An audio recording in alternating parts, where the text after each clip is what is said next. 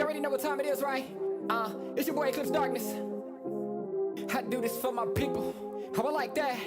I'm a black, strong man, they can't tell me nothing. What I represent, they try to keep it from me. I done turned a lot of nothing into something. And I'm still out here pushing all they buttons. They can't hold me down, yeah, for nothing. So I'ma stand up. They can't hold me down, yeah, for nothing. I'ma stand up, yeah, for something. Cause they can't hold me down. I done seen it all. Came up from the gutter, baby, now I'm here to ball. I've been talking, yeah, my ish, so now they wanna call. They got my line tap, oh yeah, they tryna take it off. Oh no, here we go again. Pull me over, let me guess, it's cause my melanin.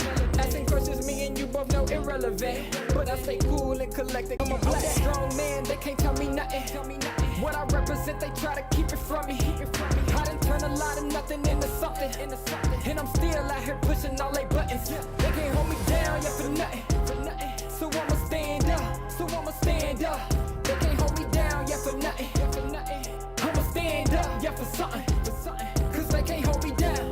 Yeah, they know I be about it. I don't do a lot of talking, come and see about it. They gon' try to keep it from you so you don't know about it. I'm a young pharaoh, pick it up and read about it. Here's your opportunity. Telling stories, yeah, to make sure they remember me. Can't hold me down, cause I leave behind a legacy. And don't believe them when they say they who they claim to be. They can't hold me down, yeah, for nothing. Stand tall. They can't hold me down, yeah, for nothing. Stand tall. I'm a black, strong man, they can't tell me nothing. What I represent, they try to keep it from me. I done turned a lot of nothing into something. And I'm still out here pushing all they buttons. They can't hold me down, yeah, for nothing. So I'ma stand up. They can't hold me down, yeah, for nothing. I'ma stand up, yeah, for something. Cause they can't hold me down.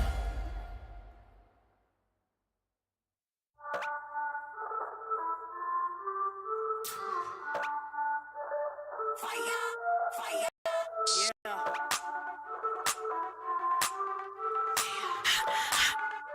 Yeah.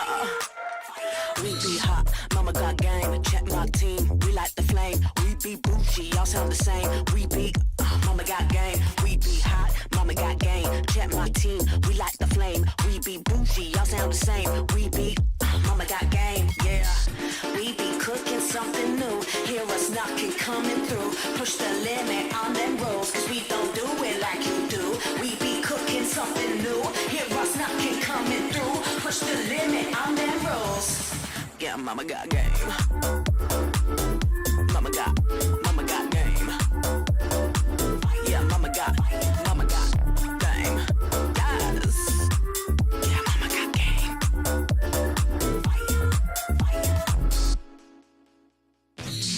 Rockin' the game. Hear them screaming, they screaming my name. We be up on the fame. We be all of the power, we reign. Rockin' the game. Hear them screaming, they screaming my name. We be up on the fame. We be all of the power, we reign. We be cooking something new. Hear us knocking. Yeah, mama got game.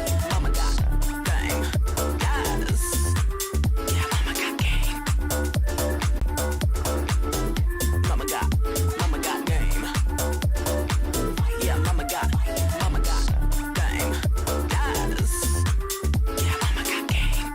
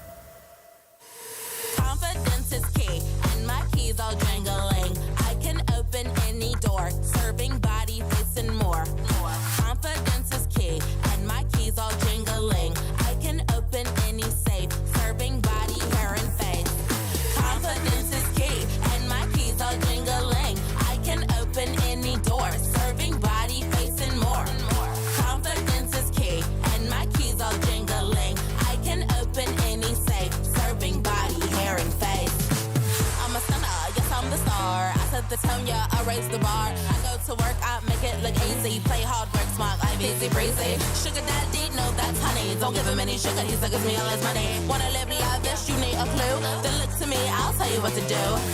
Do. Repeat after me. Confidence is key, and my keys all jingling. I can open any door, serving body, face, and more. Confidence is key, and my keys all jingling. I can open any safe, serving body, hair, and face. Now bring it out, it's your time to glow. You all the baddest, put on a show. Don't be afraid, let everyone know. Don't be shy, just lose all control and work it. Go hit a full split, tear up the floor. Go ahead, snatch those wits. Repeat after me. I am the vixen, I am the stallion. I don't need fixin', but I do need all your attention. All these diamonds on me, they glisten. When I talk, yeah, everyone listens. Cause I'm somewhat of an addiction. Now work those hips and thighs. You're out here changing lives. It's time, so let's get wild, and put in work.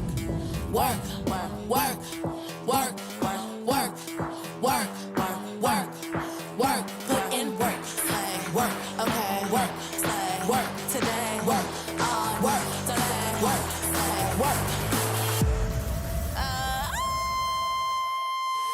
Confidence is key, and my keys all jingling. I can open any door, serving body, face, and more.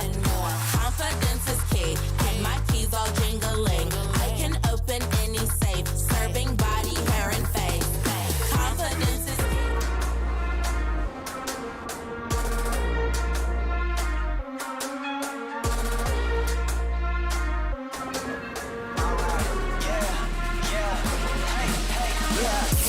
Won't stop going till a player on top know it. Rooftop penthouse suite. If you really want it, gotta own it. Fight through it, we was at the lowest. Blood, sweat, tears, the components. Riding all year, now's the moment. We are not friends, we are opponents. Yeah, I'm coming for mine. Yeah, I'm making a play, the game on the line. Yeah, I've been on the grind. Yeah, I jump in the spot, I made it my time. Yeah, look in the sky. Yeah, the stars align, no shade to shine. Can't stop it already. Emotional work and devotion. We put in this time. Look.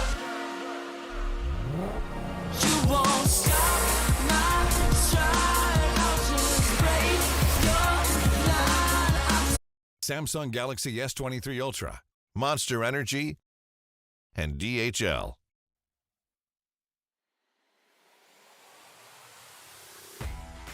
Good afternoon, everybody, and welcome to the Snapdragon Pro Series, brought to you by ESL and powered by Samsung Galaxy. My name is Getting Cute. This is Husky, here for another season, and this time with even more teams. Yep, bigger and better than ever. We had a decent 1 month plus break, but now we're back in the Roman Gladiator Arena. And oh boy, this Open Finals is going to get so much spicier than the last one. Oh, but of course, we're getting a lot of big names, a lot of big teams, and more importantly, some new challengers to take them on. This season, I think, is going to have one of the biggest payouts we've seen so far. 100%. Last season, we looked at a lot of the community, Tier 2, Tier 3 grassroots teams, but now we bring in the big dogs. We're bringing the official MPL teams into the fray, and they don't get a bypass, right? Most of them have to play through qualifiers. Most of them only get invited to the Open Finals, where they have to, just like everyone else, duke it out.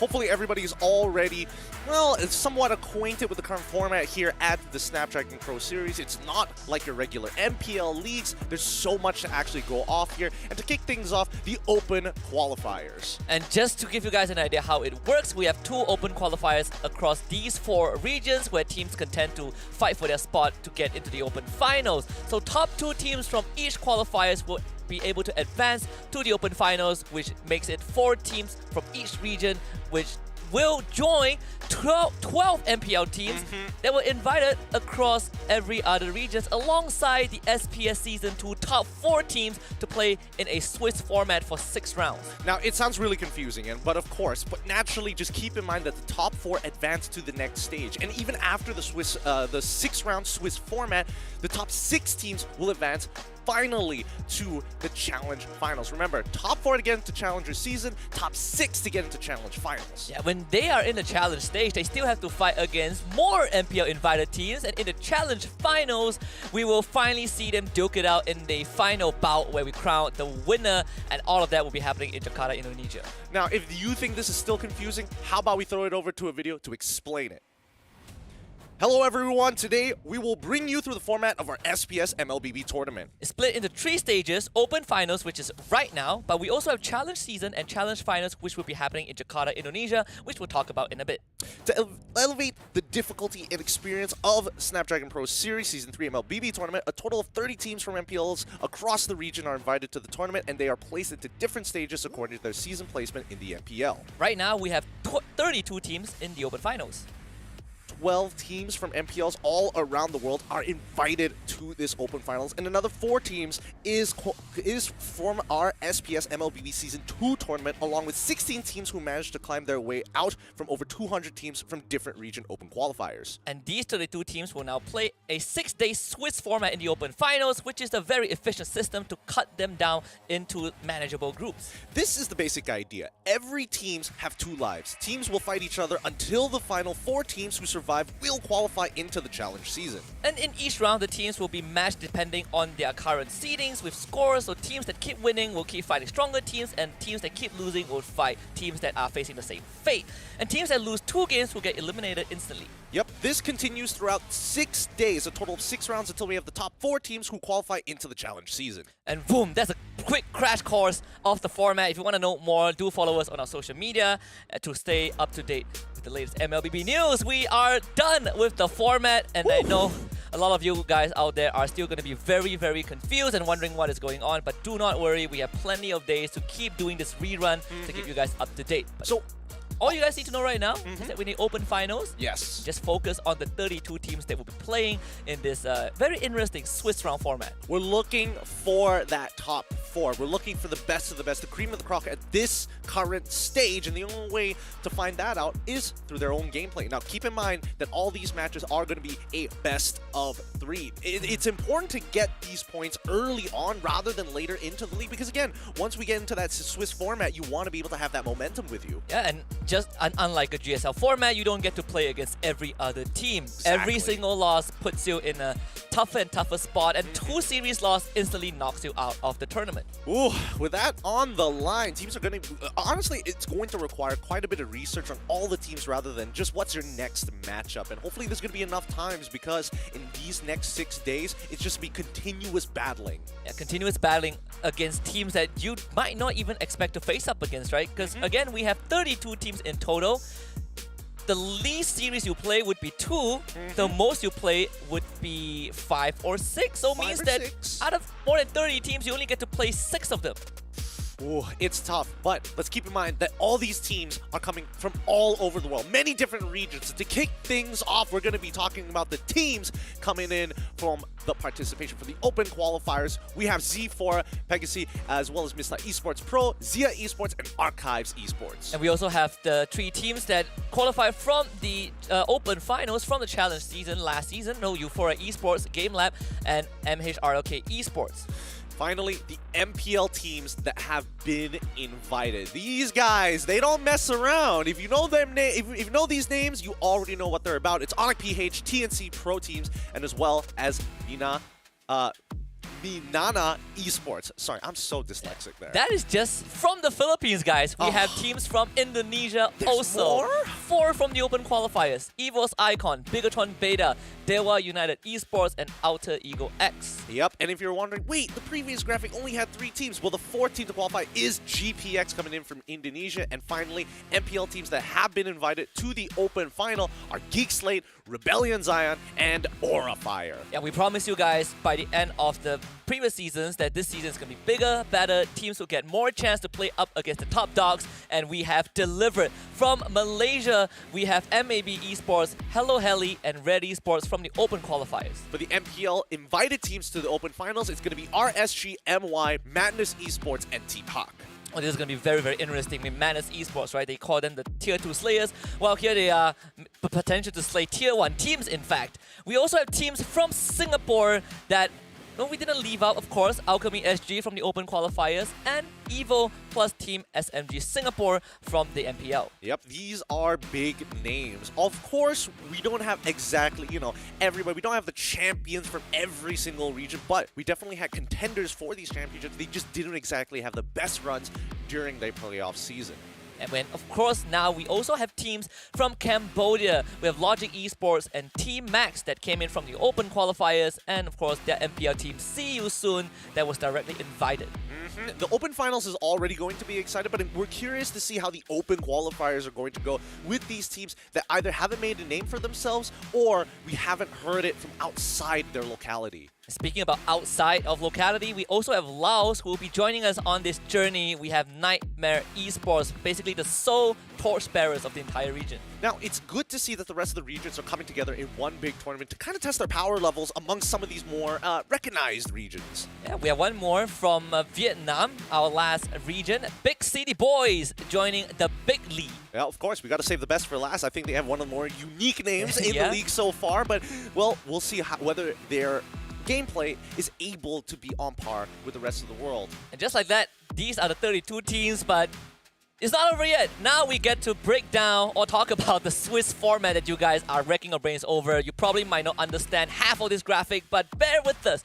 The teams will be seeded against each other for day number 1, and depending on whether they win or lose their series, they will be seeded based on that for the coming days. So for example, if EVO's Icon loses, they will face off against Red eSports, who also lost their series tomorrow. Exactly. The main idea is that you have 2 lives in this Swiss stage. Every single time you take a loss, you will play with the team who have taken a loss. If you win a series, you're going to be playing against teams who have won a series too, all the way up to the very end when we limit it down to the qualified teams.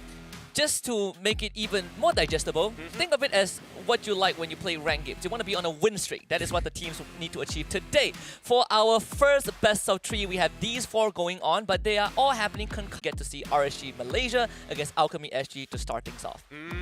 Yup, and that's going to be an exciting matchup to keep your eyes out for. I mean, I'm looking at some of the other matchups too, and it'll be nice to see it, but we'll see how long this match will take, and maybe we might get a sneak peek, maybe a little glimpse of the results. Yeah, one thing is for certain, some of these teams will definitely play more matches down the road. For match number 2, Team Hawk takes on Hello Heli, both local Malaysian teams, in another exciting best of 3. Now, Hello Heli, there's not a lot of information going around, but Team Hawk has had a really rough journey so far this year. The organization has definitely taken a couple of blows, whether it be the meta or the overall lineup.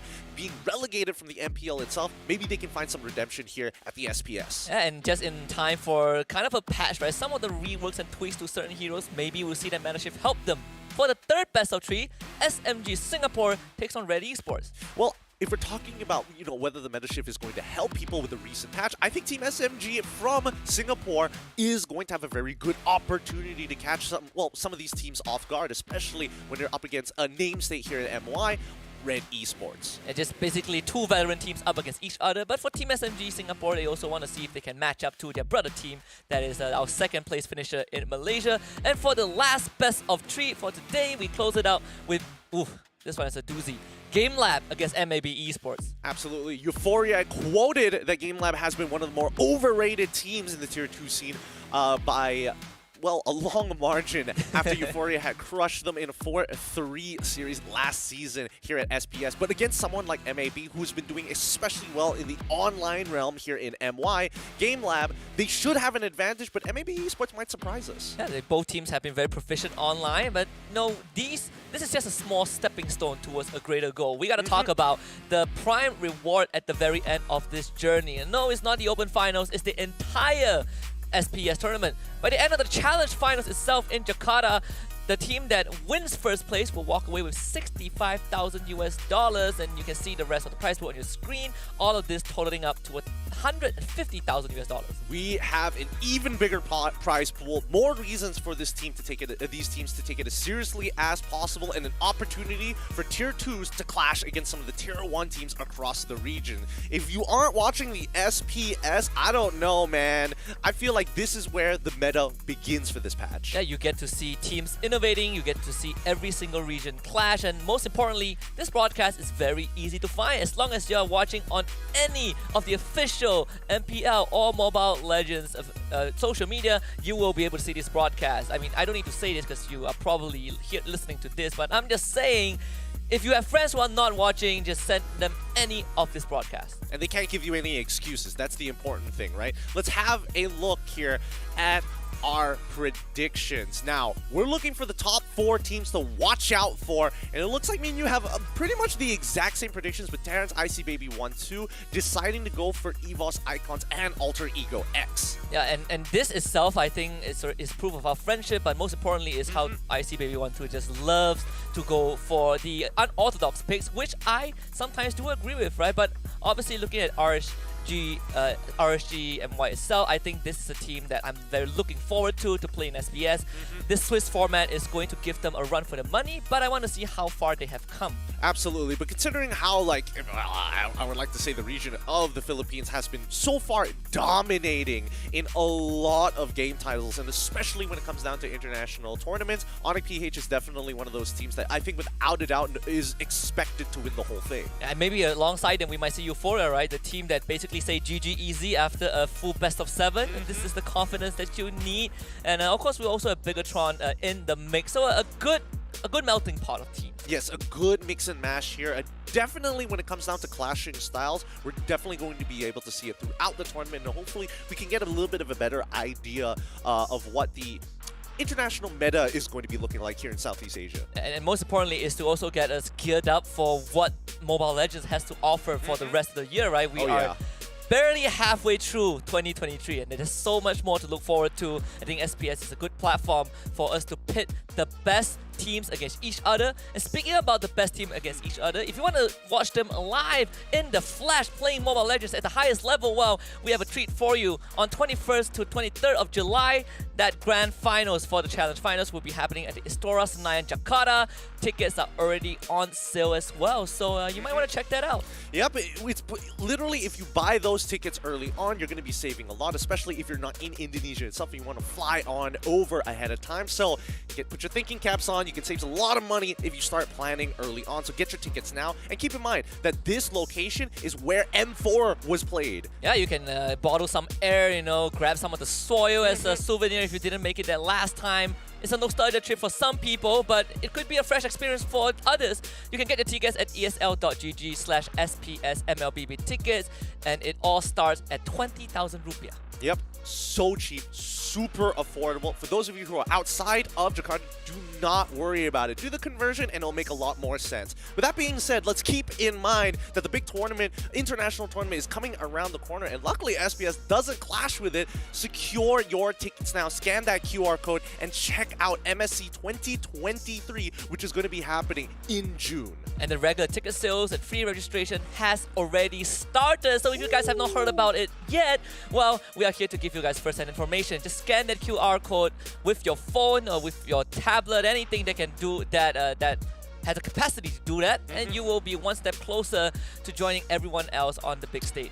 Yeah, at least this is a good prelude towards MSC, right? Yes. We're going to have a good idea of what teams, especially in Southeast Asia, are thinking about at the very least, the direction that they want to take. And honestly, I don't think that the meta is going to evolve too much, maybe slight adjustments here, but I could be entirely wrong, especially since Tier 2 teams tend to think outside of the box. And for a lot of game titles, not just Mobile Legends, right? Sometimes you look at the format, there's a lot of downtime, and it's previous tournaments they don't become a good gauge of what the team performance will be 2 months down the road, but with this little buffer, it could be a very good prelude to what MSC can bring, what the teams can show. That's true. Hopefully we get a better idea as this tournament goes on, but let's have a look at our first matchup of today. The lineup is going to be RSG MY with Rippo, Zayed, Izanami, Loliels, and as well as their new roamer, Nay, with 2 international representatives here for the Southeast Asia Games. I would say even better, silver medalists. And I think the most interesting thing, well, at least for me, right, is in our predictions that we predicted them to be top 4 out of 32 teams. No, I think our eyes, at least my eye, is going to be on Ney and how he's going to be fitting into RGMY. Is he going to bring a newer dynamic to this team? Hopefully he does, because it seems like RSGMY blows through roamers pretty quickly. Even during the regular season of the MPL MY, they were changing out their roamer quite often, to the point where even Lexia himself had to take on the role as their 6th man. So for RSGMY, hopefully Ney is going to be that perfect fit.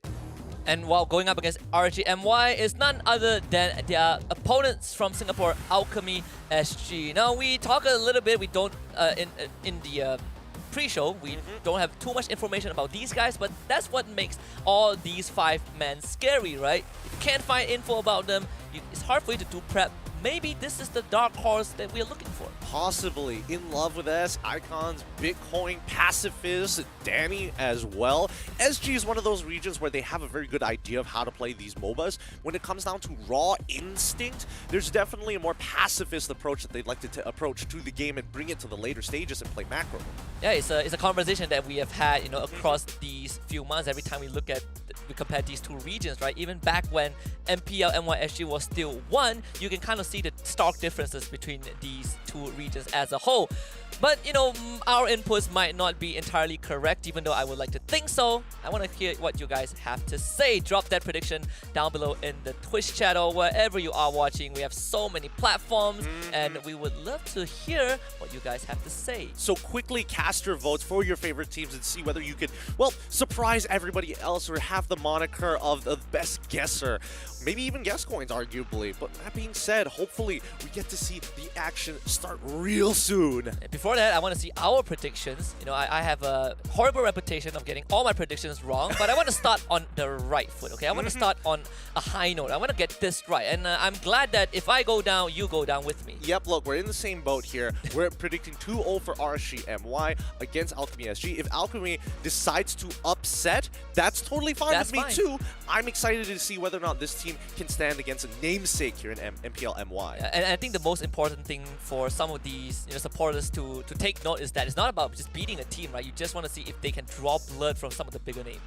Absolutely, and that's the idea. That's the beauty of this tournament. Now, we have to give a big shout out for all of the sponsors that made this event happen. First of all, the Snapdragon Elite Gaming, when winning matters. If you're looking for a phone that could possibly give you an edge in competitive gameplay, consider getting a Snapdragon Pro Series. Not landing your skill shots properly, not landing your flicker while charged with the grok. Well, that processor is going to bring you to the very next level. You're not missing any skills after that. You're definitely not missing a skill after that. Wow, man. If it wasn't for Snapdragon Series, we wouldn't have Tier 2s actually go against Tier 1s or even have that opportunity. So thank you once again. Not to mention Samsung Galaxy, they have been providing so much for the tournament itself. Not to mention Poco as one of the other powerful phones that actually has the inbuilt Snapdragon Pro Series, Oppo, and of course ROG. Yeah, and Asus ROG is also a part of this endeavor, right? We have so many partners joining us on this journey. We call the Challenge Finals as a mega event, and I would say without these guys, nothing is mega. Yep, it's a slow process, right? It is. It's a slow process. We start eliminating teams one by one until we get to the bigger, badder teams towards the very end that are invited. But let's not also forget about Monster Energy Drink for also making sure that we are tip-top in shape, full of energy for the rest of the tournament. Now, we have to start talking about some of the namesakes here, right? Number one, Izanami, the Prince of Mages, a moniker given to him after his incredible gameplay, not only throughout the SEA Games, but when he first debuted. And I think this is a guy that not only has shown good experience and good instincts, right? But just the raw mechanical prowess that he shows in that mid lane itself has been a big threat. You're looking at people who can not only control a lane but influence the rest of the map. It's very hard to come by. Yeah, he's very sacrificial as well. The fact that he's a prince, he's one of those princes that is very giving, right? It's not like, oh, all the gold must come to me. I keep the gold I invested, it doubles in price and I profit. No, he's the kind that decides, you know what, I'm going to take dire hit, I'm going to go into the side lanes, and I'm not even going to touch your EXP as well as your gold. You can have it. If you want to give me level 4, that's up to you. Yeah, it's one thing is for sure, we know at least he's not any prince from the Chinese dynasty, because those princes take everything. This guy is a fair prince. What princes are fair? I'm trying to think of one from the history. The Roman princess? Look, I don't want to get too deep into it, right? I'm not the biggest history buff in the world, but I will say there is a lot of bad princes. I'll just preface it with that. With 45 seconds left on the clock, hopefully you guys at home have casted your predictions. But what about Alchemy SG, right? And especially with the new patch that just recently dropped not too long ago, new heroes are going to be available, and as well as potentially new strategies. Yeah, speaking about the new hero, if you guys are wondering, well, can the teams use it? Not yet. Very soon, but not today. Looks like we are going to be following the correct legal process. 2 weeks, right? 2 weeks, yeah. Until it can hit into competitive tournament servers. And until then, hopefully there isn't some game-breaking bug with Novaria.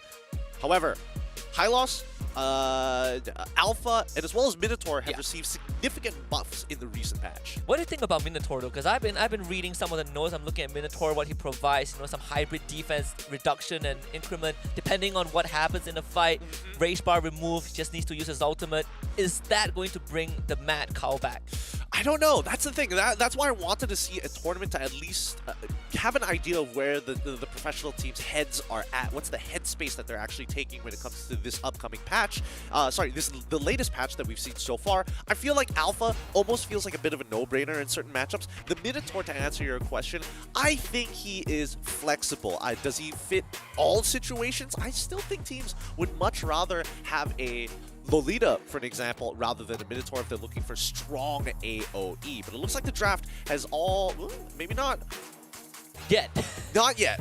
Almost there. I got scared. I saw Mia on I believe, RSG sign. I was like, okay, I know it's a new patch, but I don't remember reading that in the patch notes. Yeah, me neither. I definitely had a lot of big question marks there for a moment. But yes, hopefully we get to see a little bit more evolution when it comes down to the EXP and as well as the jungle roles, since the new changes to Alpha are so well needed. It's been so long. It's been so long until Alpha might actually be relevant. I think it's validation, it's vindication for a lot of solo queue buffs. Yep. I have every single one of the skills just to make sure. Some of our friends will be really happy with that. I know Ikuto will be very happy with that. He's on the BN broadcast. The guy's a big Alpha guy. I think Abstract from MPL Singapore, I think he's going to be happy with the Alpha buff as well. Yes, very much so. Will we see Alpha though? I feel like Alpha is more likely to be shown than Minotaur right now. That's my general feeling about it. I could be entirely wrong. It is a brand new patch, but even seeing how the public has been reacting to the new Alpha, we got a little mixed reactions. We have some people who say that yes, he should be built full damage. He basically one-shots everybody with the help of his true damage. Other people are like, you know what, for a professional scene, maybe we go Molten Essence and then first item, either Hunter Strike into War Axe, depending on your economy. Well, I think it's also, well, with all these changes, right, to Alpha, that there's a possibility that we see old heroes kind of come back into the competitive scene. I want to kind of bring us back to a hero that we've been having discussion for the past month or two, the Mincetar. Where does this guy stand right now? I think Mincetar is a great EXP, a great roamer, and I definitely think that his ultimate is especially powerful when your opponent has a lot of dashes, right? But that's the problem. You have to have that right condition of multiple dashes. You need to set a front line. You need to draw that line in the sand and say, no, nobody gets past me. So far, the bans still indicate that we are somewhat in the meta prior to this patch, right? I think a lot of teams maybe are still comfortable with what has been working so far. So no Kaja, Arlott, Valentina for Alchemy SG, no Joy 1-1 Fanny banned by RGFY, and we get the Farmers first pick. Yep, totally fine here, and I think, you know, especially with Singaporean teams, they do quite like this Farmers, but this does tell RGMY that glue is probably not going to be an option. Rippo, he's fine with it. I would assume that there's still many different other options left. There's still Lapu Lapu if he wants to go into bring it into the EXP lane. I would make an argument for Alpha as well, but it's more of a counter pick than a first blind pick. And it's also more of like, what have the teams been practicing, right? Have they done enough? Have they prepped enough for this open finals? And some of these teams, they don't even need to play to the qualifiers. RGMI is a very good example, so you have a lesser sample size to work with, and we see the common names. We see the Yves and the Fredrin. Yeah, not really going to change too much there. Alchemy SG, let's see what they want to do here. They see the Artillery Mage already. If they want to play hyper defensively, they can go for Diggy for an instant counter pick, especially since there's also Fredrin as well. I would make an argument that Lancelot isn't too bad here too if they want to mirror match up the jungle. Is this Fire Mist guaranteed to be slammed down in the mid lane? No, we do see the Fire Mist come out. We do see the Lancelot come out, and they also pick the Claude with it. Yeah, Claude is always great when you're against artillery-type mages, right? They stand still, they can't really do anything about it. Claude, extremely flexible, hyper-mobile, with the Battle Mirror image, able to blink in and out of the battlefield whenever he feels like it. And I think that's something that RSGMY have to keep in mind. Do they want a strong marksman to try and bully him in lane, or are they going to take a different approach and start thinking about, hey, maybe I want to go straight away for my support system. Maybe I'm looking for a Lolita to block the shots.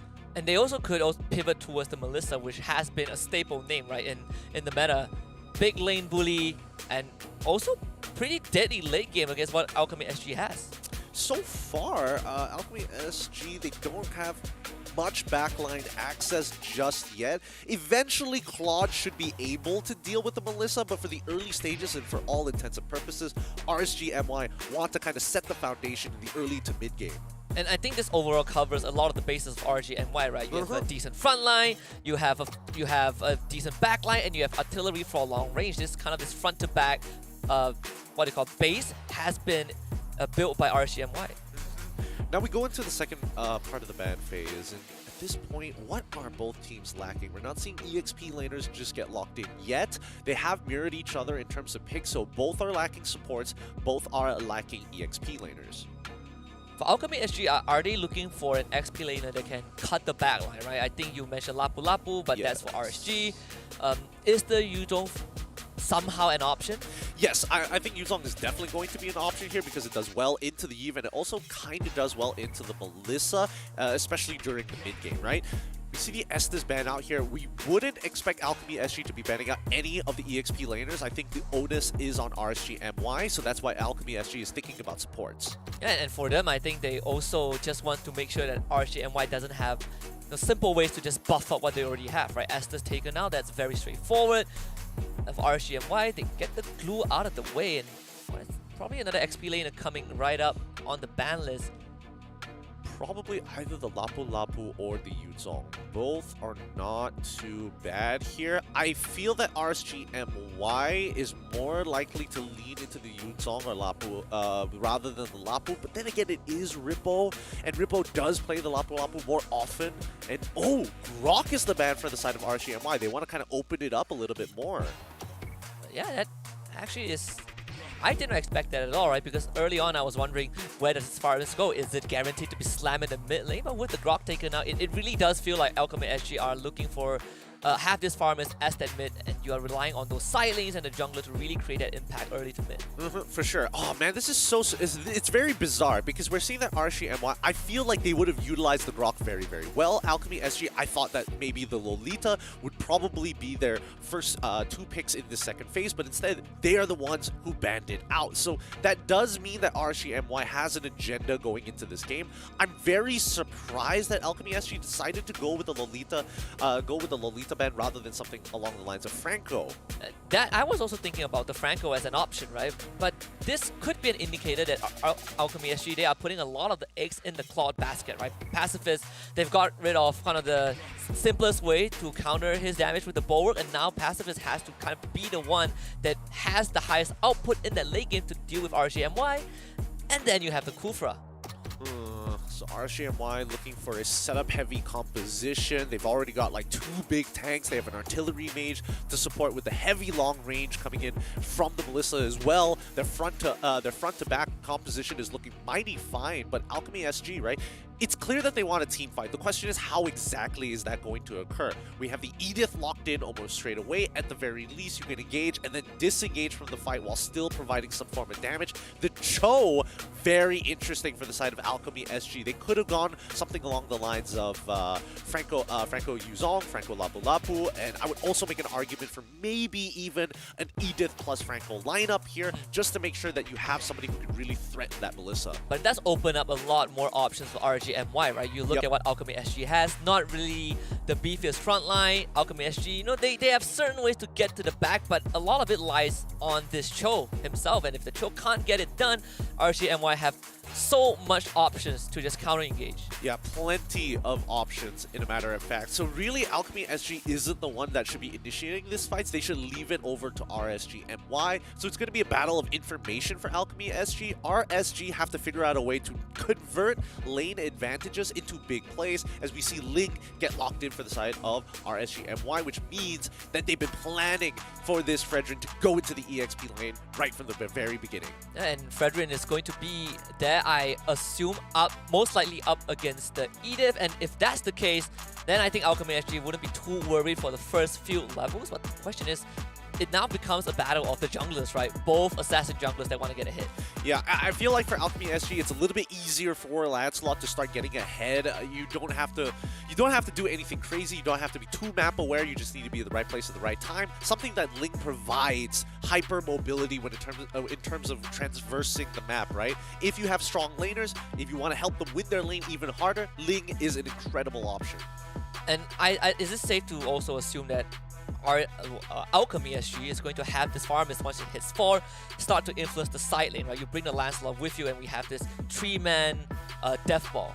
I would say that they don't want to go for the 3-man death ball. I think they want to go 5v5 against the neutral objectives, Turtle and Lord side, as much as possible, right? So until then, they just back off, slow down the aggression as much as they can, and let Danny kind of open up the map for them before they make that decision. It's all about information. And here we are, game number 1 of this new season of the Snapdragon Pro Series Open Finals.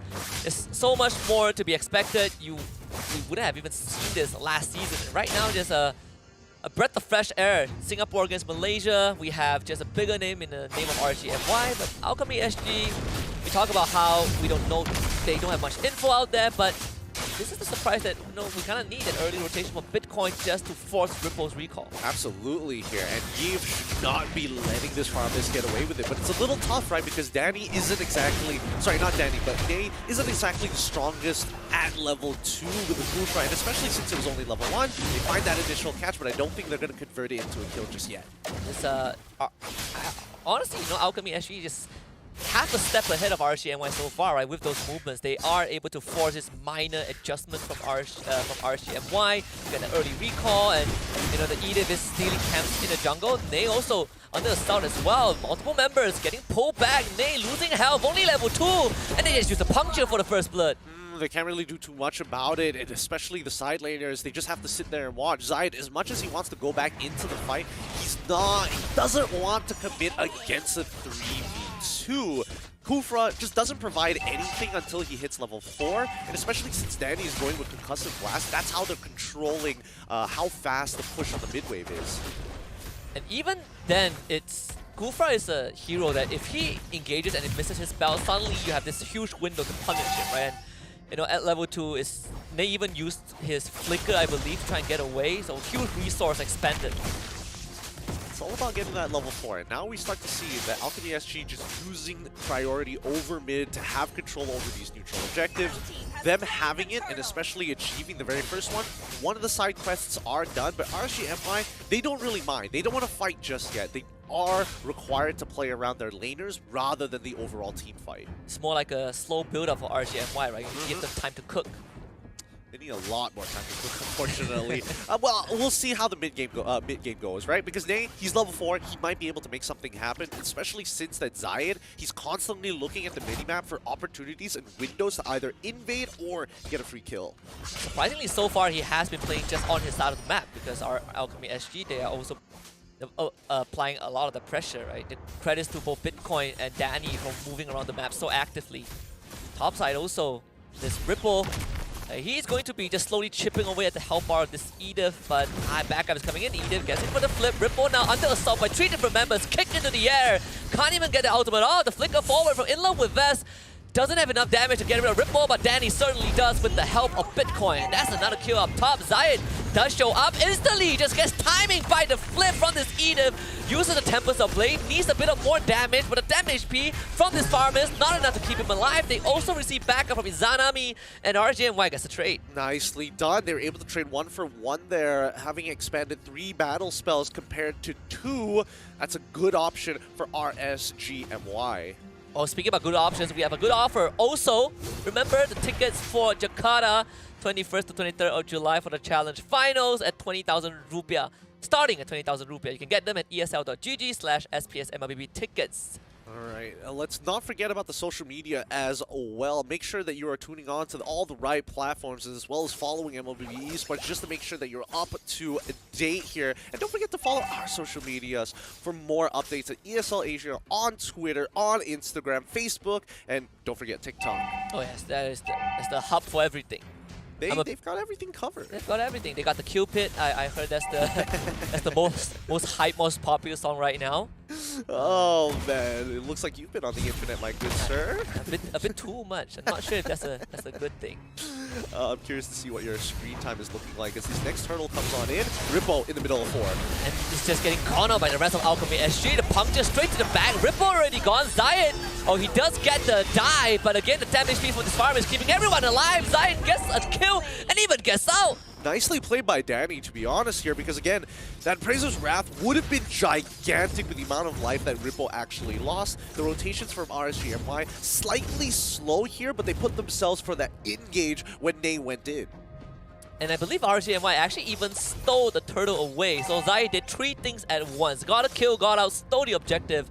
So we are still at a pretty even network between these two teams. In fact, you know, the Melissa got pretty much the entire turret shield on bot. Yep, plenty of gold going over to her. I think at this point she has a slight lead here in terms of gold. Let me double check that right now. Oh, nope, that's not the right stats, but it's safe to assume so, right? In terms of EXP, slight advantage there. In terms of gold, probably even now. It's an ambush setup. Bitcoin and Danny looking for an opening, but RGMY, they are also prepared for this. And they're just going to completely back off, so not taking an extra step forward. In the end, you just need this Melissa to come online. Yeah, that's going to be the majority of the damage here. Izanami is going to try his best to kind of compensate for the lack of damage, but until then, let's have a look at the gold leaderboards. It looks like, yes, Loliels is ahead by only 300 gold against Pacifist in lane. A very small margin here, and 2 siege minions as bot lane getting attacked as Ney tries to open up the map. Does get knocked out by the Jeet Kune Do. Zai is going to be there, spotted out by Icon already. Both junglers having a go at each other. Not much, just minor love taps. And RGMY again back to business, just farming up a storm. Yep, Icon and Zion both are pretty even when it comes down to just raw EXP. But the play! Oh, the kick from Danny! Taking out Izanami almost straight away. Ney's going to show up. They will lose the mid-tier 1, but once more, that Cult Altar from Bitcoin keeping his team alive just as the turtle spawns. Oh, perfect timing. Very perfect timing here. And more importantly so, this means that RGMY, it's going to be difficult for them to contest unless Zayed tries to go for a 50-50.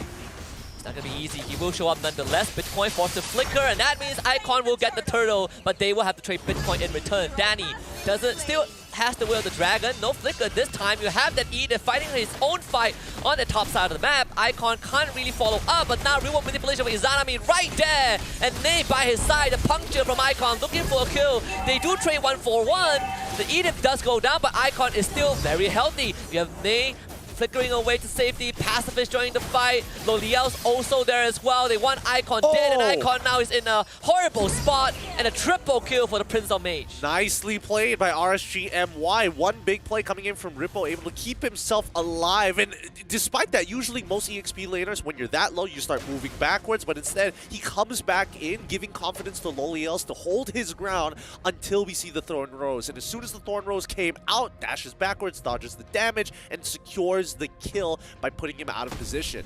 Definitely a slightly weird interaction because Pacifist showed up with the Blazing Duet, but most of that was hitting thin air. Even used the sprint as well, so Alchemy SG losing a lot on that damage output.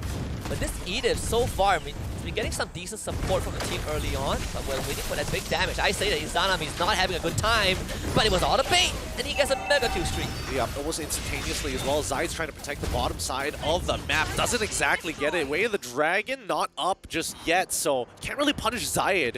But instead, they still get at least one turret as the top side is getting covered by the Farmis. And you look at the net worth, right? Even though it's dead even, but it does feel like RGMY, all these clean team fights is giving them that edge that they need.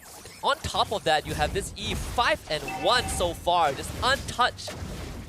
No one could effectively reach him, right? I think Icon has been doing his best, but he himself is not enough. Obviously, he himself is not going to be enough, and he needs the help of Pacifist to do this, right? In terms of his raw damage, Icon has it, but he's going... It's conditional, right? He needs a bunch of dashes to get the damage on his basic attacks, and then eventually to multiply the amount of damage he has on his skills. But for now, Icon, he can play it slow as long as he maintains the same level as Zayed and doesn't fall behind in terms of EXP. He should be okay, right?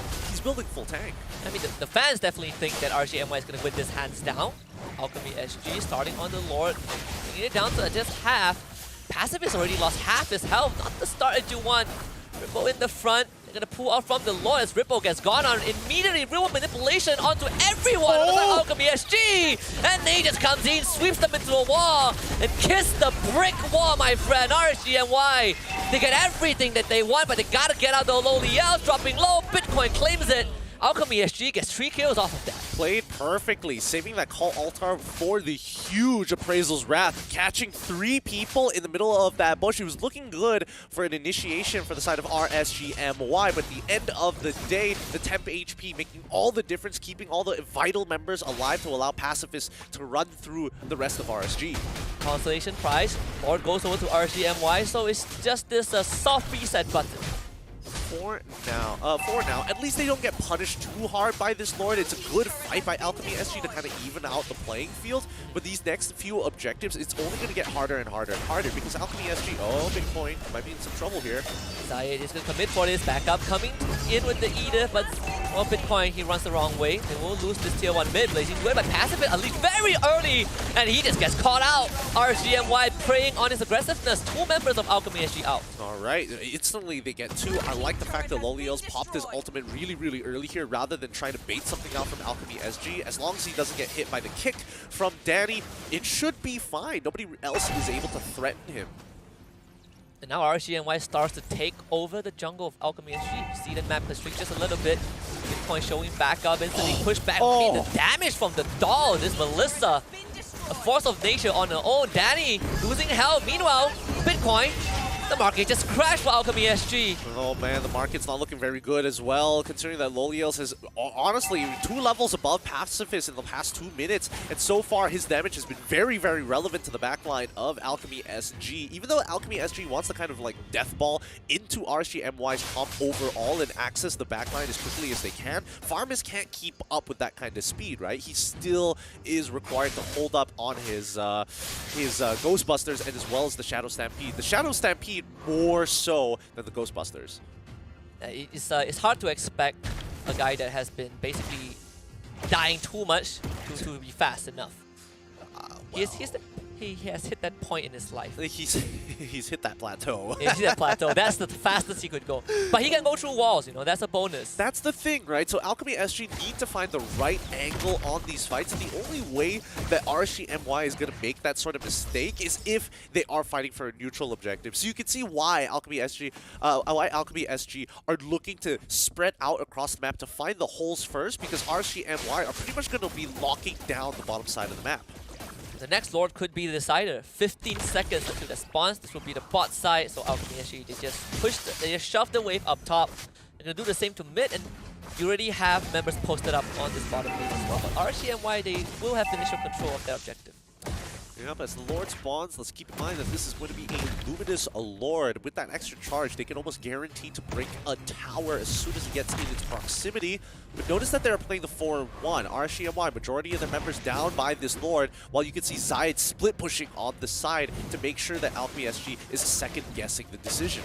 That's what Link does best. You give him the freedom, he gets the purple buff, and suddenly it's all over the map. And now, RGMY, they will see this claw show up on the map, right?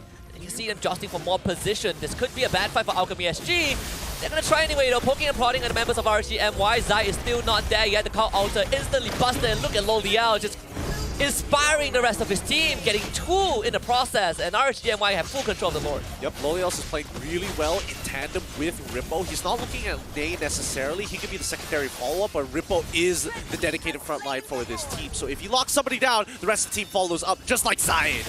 He's gonna go in first and even comes back for seconds. This meal is a bit too tasty. Pacifist forced to show some sort of violence. Actually doubles back with a better mirror image. Doesn't really matter though. Zai still claims him. A double for this Ling, and RGMY now firmly in the driver's seat. But now they don't have that frontliner, right? We see that Alchemy SG, yes, their death timers are a little staggered, but Bitcoin and In Love is going to be spawning back just in time for this upcoming inhibitor fight, as RG only have 4 members. It's going to be that 4v4. This is why you see Icon just creating as much space as possible. He's trying to buy some time, but he is getting absolutely sliced and diced. Julian by Zayed, who just uses Tempest of Blade to clear out that bot wave a little bit. RGMY sinking all the waves. Yeah, I'm pretty sure. I don't know if he missed a dash there. I'm pretty sure he should have been able to get off from Zaya, but the cooldowns might not have been there. You can see that Muddles is dealing so much damage to Bitcoin, he cannot stay in that radius. That is Eden. Oh! Well, they're definitely not in love with him. Crystal under assault, Nate straight to the back with the die. One last fight from Pacifist, but it's not enough. RGMY strikes first blood in this best of 3. Yep, closing out the game pretty handedly with the Luminous Lord. They played well, making sure that Loliel got his items, and Rimpo literally being the sandbag for the team. Yeah, he was unkillable after 2 deaths. He was basically the metal wall. I'm not sure if it's a good analogy, but he's the immovable object. He is the immovable object. And honestly, I thought he would get punished even harder considering the early deaths that he had in the game, but RSG MY recovered very, very well, especially since Zayed was making his deaths worthwhile. Every single time you saw that Ripple was able to lock down a target, bring him down to 50% HP, that person is guaranteed to die within that fight. And I think a lot of those initial early trades, right, we see these 1-for-1s, but a lot of the ones for RGMY went over to the Ling, so you're having this minor build-up of the jungler who eventually just snowball out of control. Yeah, that's the thing, right? Especially with assassin-style junglers, I think a lot of people nowadays realize that, yes, assassins used to be good. You could basically get in and get out of the fights and still secure a kill despite having 5 people on the enemy team. Nowadays, you have to play a little bit more cold and calculated, wait to the right threshold before jumping into a fight. Basically, assassins now are actual assassins. Are actual you assassins. Have to think. Yeah, you actually have to use a little bit of brain power to get back in. You can't just go in, get a kill, get back out, and have the numbers to make that work. But, well, considering how the meta is right now, it still feels like nobody has really innovated just yet. Yeah, we're still seeing the same bans, the focus into the Claude itself. They're relying on Pacifists, or they were hoping that Pacifists could carry them over the finishing line, but him alone wasn't enough. I think a lot of it came down to whether or not it was necessary to get an artillery mage of their own, right? In terms of like scaling damage, the Farmist, it does okay at the very least, right? You know that the comp wants to be Deathball, but then you start seeing the options, right? You see that the glue gets banned out from your opponent's side. You don't know what the EXP later is going to be, and then the Fredrin starts to pop up, right? Going in blind to that matchup was okay, and you could see that the early game was going well for Alchemy SG. It's how they start converting it, right? And they needed to convert it through the jungle. And I think Edith did have a pretty quiet lane despite the help that she got, right? I was expecting maybe they would take the top tier 1 very early on, but Ripple just stayed there for the entire time. Yep, he just planted his feet down and was like, I'm not moving. You're not going to get this tower. It's not going to happen. I believe a first phase pick for RGMY. Is there any point that, you know, this could be... I wonder if this has been a flex pick the entire time, or, you know, was there a point where, okay, this is a Fredrin jungle and maybe that threw Alchemy SG off? I think Alchemy SG had the same opinions as we did, right? We expected that this Fredrin was going to be in the jungle role rather than the EXP, because again, it's all about counter matchups in the EXP lane. If you don't have the right matchup, you're basically out of the game for a long period of time. So you need to have that relevant curve to be able to apply pressure gradually. And I think Fredrin is just one of the characters that we put you in the jungle, but if you really need someone that just gets punched for the first 5 minutes, then you can also do that job, right? Because Edith came out in what, 4th pick, and RSG was like, well, you know what, Fredrin, you go to the XP lane. This is your job now. We need a faster jungler after seeing the Lancelot. You look at Zayed, 8-1 on the Ling. You have Loliel's 4-1 on the Melissa, 6-2 for the Eve. Yep, and Zayed also opting to go for the Corrosive Scythe as well. I wouldn't say it's the most common item in the world for Lings nowadays. It's definitely some preference because half the time, the main damage dealers for the side of Alchemy SG is going to be Pacifist, right? If you can take him out early or have enough damage to chase him down, Ling does that exactly and perfectly, assuming that he doesn't die, right? So their general game plan, we're going to leave Rippo alone. If we can get a couple of kills, that would be ideal, but main gameplay, Loliels. And I wonder what was the turning point of this game, because it has been even through and throughout, right? You know, Alchemy SG, they lose a lore, but they win the fight. And what was the point where RCMY just took over? RCMY took over when they unlocked Loliels from his lane. That was the main goal, right? Get him out of his lane and start providing a lot of pressure, side lane pressure for the rest of the team. Bottom tier 1 already destroyed, instantly goes to top tier 1 and starts chunking it down. And you talk about sandbag, but the Edith is the bigger sandbag. I see! 8,000, well, I'll round it out, 8,000 damage taken per minute in this entire game. And no, we said that we wanted to see what Naze could bring in terms of dynamic. Him on the Kufra only dying that one time, which was the first blood, and afterwards did not die a single time. 11 assists on the Kufra. I think Nate still needs a little bit of time to start readjusting with the team, considering how fast of a pace that RSG want to go at. It feels like a couple of the members have a slight desync issue, but other than that, I feel like Nate, he's been hitting the right abilities, he's been timing it especially well, his mechanics seem to be on par, but Zayed, once again, has been the overperformer in this match. 912 GPM, this guy is farming heroes on the game. And that also answers our questions. How did he just whip the Lancelot all the way back to the base? And you know, the item build is right there on your screen. But overall, this Ling, slower start, you know, he wasn't too bothered about all these skirmish happening, but every time he joins the fight, he's getting the kills, he's getting Bitcoin out of the way, he's getting these gold injections.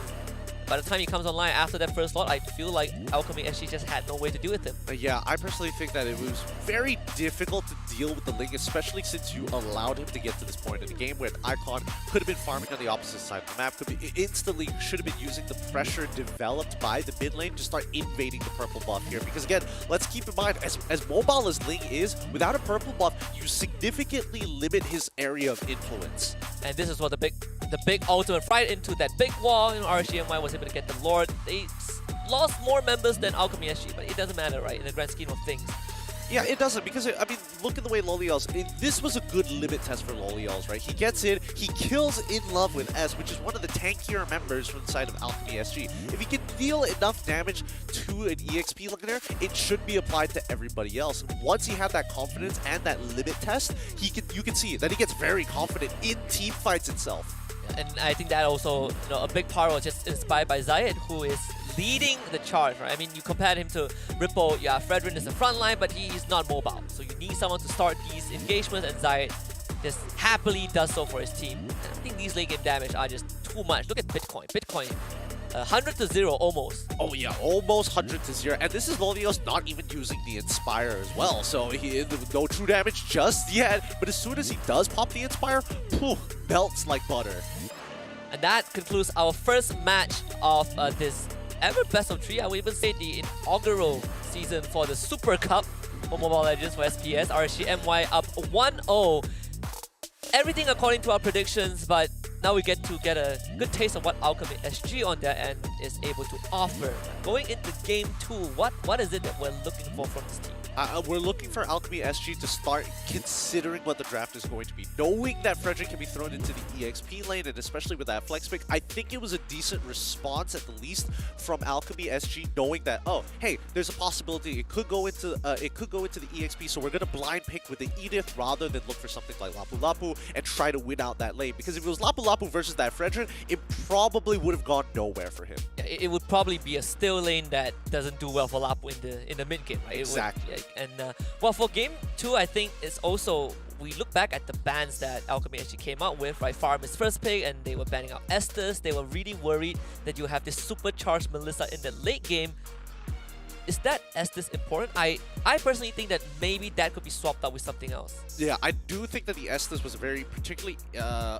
it's an interesting ban because it feels like they're making a hard read on the playstyle that they don't want to deal with, personally. Yeah. More than it is like, oh, we know that RCMY is going to be like the Estes. Maybe they know something that we don't about Ney specifically, but it's tough to make the call just yet. Yeah. But if you find it hard to decide what device you want, I'll make it easy for you, right? This is the easiest call of your dang life. It is the Samsung Galaxy S20 Ultra, so we have to thank Samsung Galaxy for being a part of this journey. It has been such a long and fruitful one, and they are one of the reasons why you have the best device to not only play games but also take photos, make memories, and enjoy this broadcast on as well. Exactly. You better be sure to share that epic as well as that love and level up your own gameplay, just like how everybody here at the SPS is trying to do. And it's good to see, you know, tier 2 teams really start stepping up and see how they actually perform and end the age-old argument of like, this is my favorite team. They're in the tier 2s, but they deserve to be in the MPL.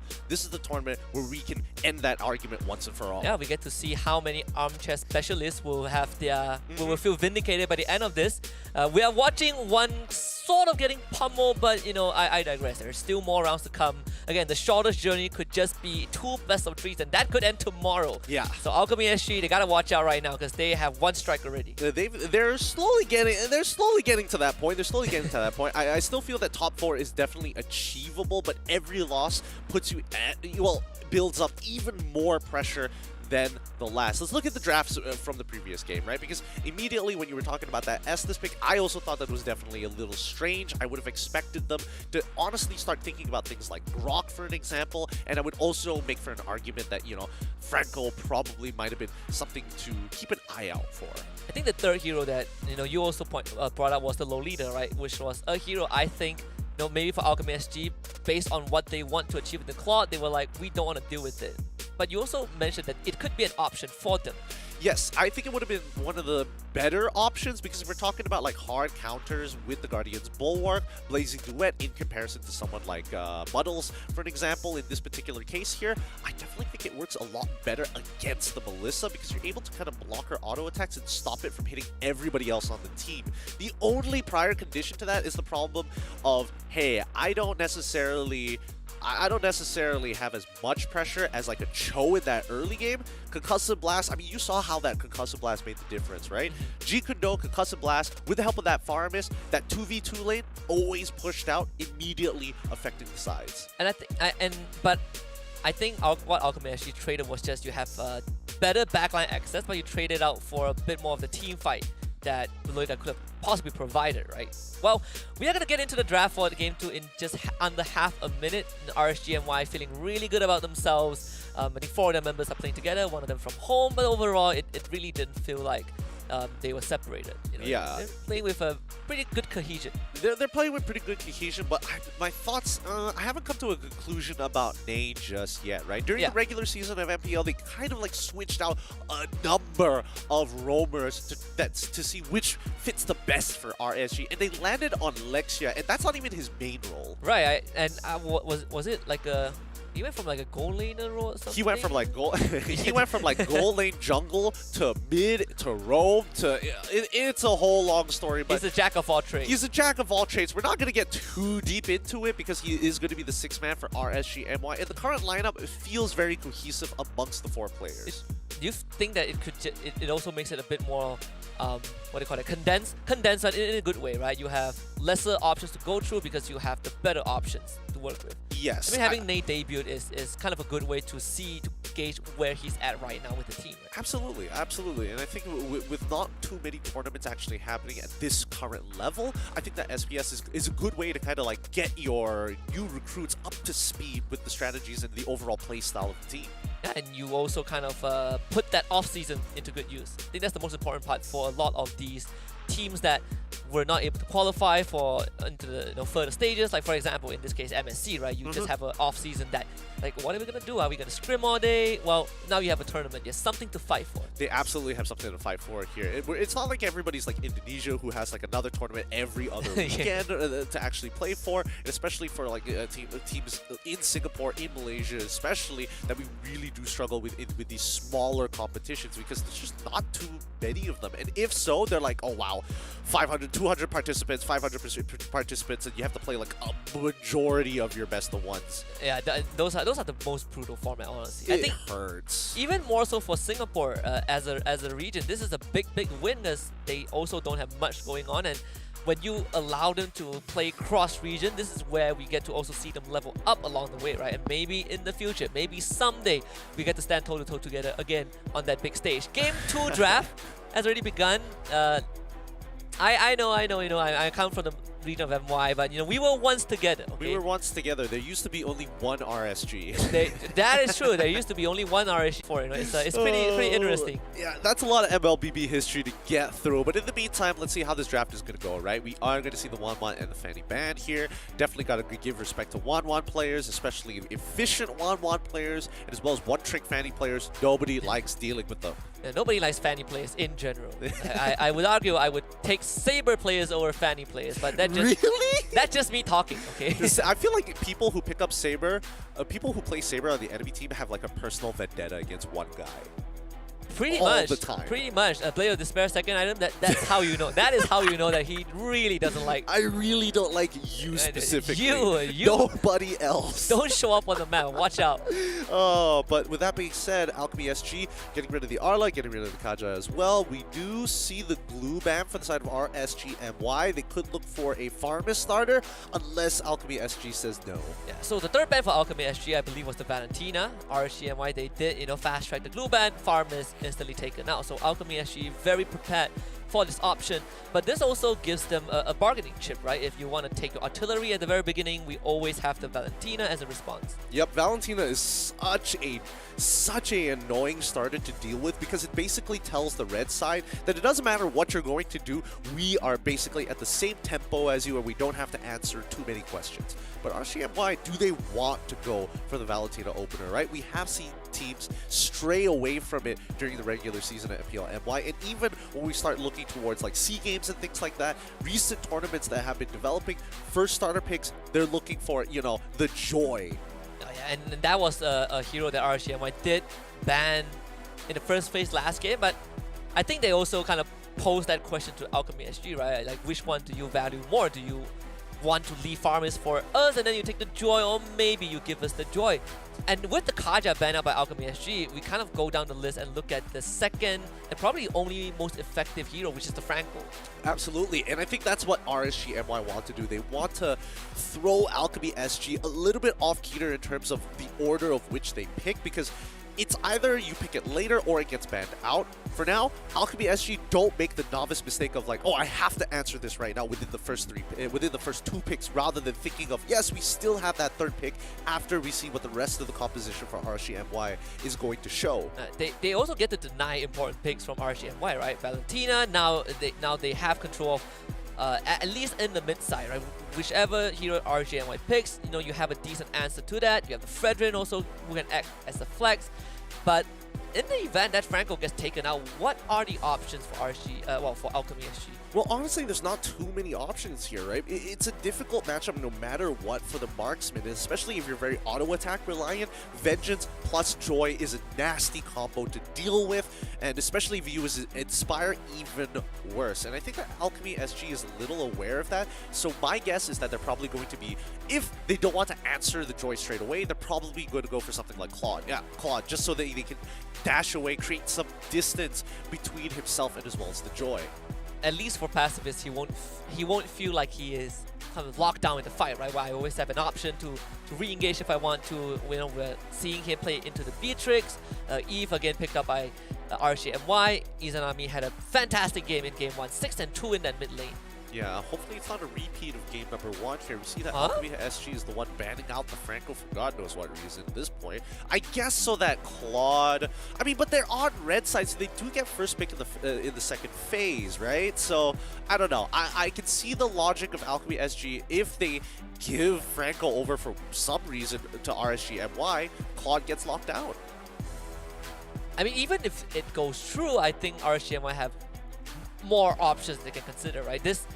Does this feel like another case of just Alchemy SG overcompensating, just like the Estes ban where they're reading too deep into the line? I feel maybe to a certain degree, or it could be just lack of foresight from the side of Alchemy SG, right? Because at this point, for RSGMY, I think it's pretty straightforward in terms of what they need to start doing. Like RSGMY, when they look at Alchemy SG, it's clear they have nobody who can truly engage, right? And you want to say that yes, Fredrin is going to be the big engager for the team. It could go, if it goes into the EXP, it makes sense. If it goes into the jungle, when there's neutral objectives, generally you don't want your jungler to be the first person making contact. Yeah, we see the Kufra ban by RSGMY, Lancelot by Alchemy SG.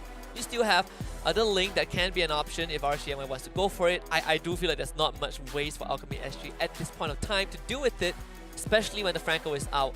Maybe they go back for the Cho, but then again, we are looking at the same layer of problems, right? You just don't have those big team fights. I think, what else could they go for here that could really change the game? I think definitely a Lolita pick is in demand right now, since the Beatrix has already been shown. Oh, RCMY got rid of it straight away. Yikes. The Grok? The I'm Grok, kind of moving down the list. yeah, Grok isn't too bad here. It's not the worst, but it doesn't really change the problem that their backline, they basically need to have a self-sustaining backline, and then when you have someone like Grok, you're trying to open up the map, and more importantly, you're looking for specifically only Beatrix, but that's a very niche situation, right? And I feel like Alchemy SG is a little bit more flexible with the Cho. Yeah, I think they're also more comfortable with the Cho, right? Danny did make some amazing plays, that early to mid game, so give him his hero. But they also, pull out the same scenario as RCMY in game 1. Leave this Fredrin as kind of the unknown factor. There's still an option to flex this Fredrin because they have that last pick. Yeah, but even if they do put Fredrin, for example, in towards the EXP lane, I think they're trying to bait something out of RSGMY, right? At this stage, it's tough. It's really, really tough because there's not a lot of good options here with the EXP already locked in, unless they say, you know what, Zion, you take Joy, I'm going to go for something along the lines of Mincetar, because I think Mincetar goes pretty well. There's 4 dashes on the side of Alchemy SG, but instead RSGMY are going to be the ones who pick up the Grok and as well as the Bardis this time, just to have some form of CC, some form to push back Alchemy SG and break them apart if they attack the backline. It's going to be a stressful game for Danny on the show. We see the Khalid show up. That is new. That is very new here. Oh, what does the matchup look like against Joy? You don't get to see this very often, and I know for a fact that for some reason Singapore, when it comes down to the EXP meta, because of Diablo from RSG SG, there's been a lot of like Badang, Paquito getting thrown into the side lanes. Khalid as well. Man. I just want to see the jaw hit. That's the jaw that's head? the pinnacle, of XP laners. You have no idea how Myanmar changed everything. That's true. That is true. It is a Khalid into Grok. I think Zion might be on the Joy in the jungle. But how does this Joy jungle function? So Joy jungle functions like any other assassin, right? She generally, her level 1 clear speed isn't very impressive. With a little bit of a leash from your side laners, you can kind of like compensate for it. But as soon as you start hitting the higher levels, anywhere above level 6, and getting closer towards that very first item, you clear the jungle surprisingly fast. And let's keep in mind that the ultimate for Joy is on a shorter cooldown than most heroes in the game. And you just have the actual mobility, right? Something that, I guess, it cannot rival Link, but it is something. He's gonna get that lead. That's gonna put him slightly ahead. Well, on the same page as Icon. Right? This Fredrin jungle, we're looking at 2 very different archetypal jungler. One is considerably slower, of course, on Alchemy's side. But at least they finished their buffs around the same time. Like, it's slight. I mean, it's very slight here, but it looks like Ripple is going to be playing the Bardis this time around, and to actually go toe-to-toe against someone like the Khalid. Now, it's interesting to see because both are early game-centric matchups, right? And you want to be able to kind of proc the passive from Bardis to get multiple auto attacks, but in response, InLove could just go, oh, Sandstorm Guard. What are you going to do about it? I'm going to heal back all the HP. Yeah. Thanks for the massage. Thanks for the massage. I mean, both heroes do have ways to, how do we say it? Mitigate crowd control, right? They don't really care too much. But I think the one part that interests me is as the game progresses, what are we looking for from this Khalid?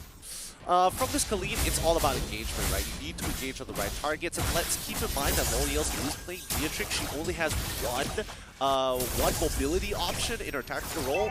Even then, I would make an argument that it's pretty easy to catch her out. So covering for the backline might be a little difficult. And Icon instant caught out, but it's a Fredrin, so pretty beefy. You have Bitcoin around the corner also. Alchemy SG receiving decent backup. This could be an unfair fight pretty soon, and Love actually just goes right in. Now Icon feels isolated. Both of them getting chip damage. Hurdle just spawned.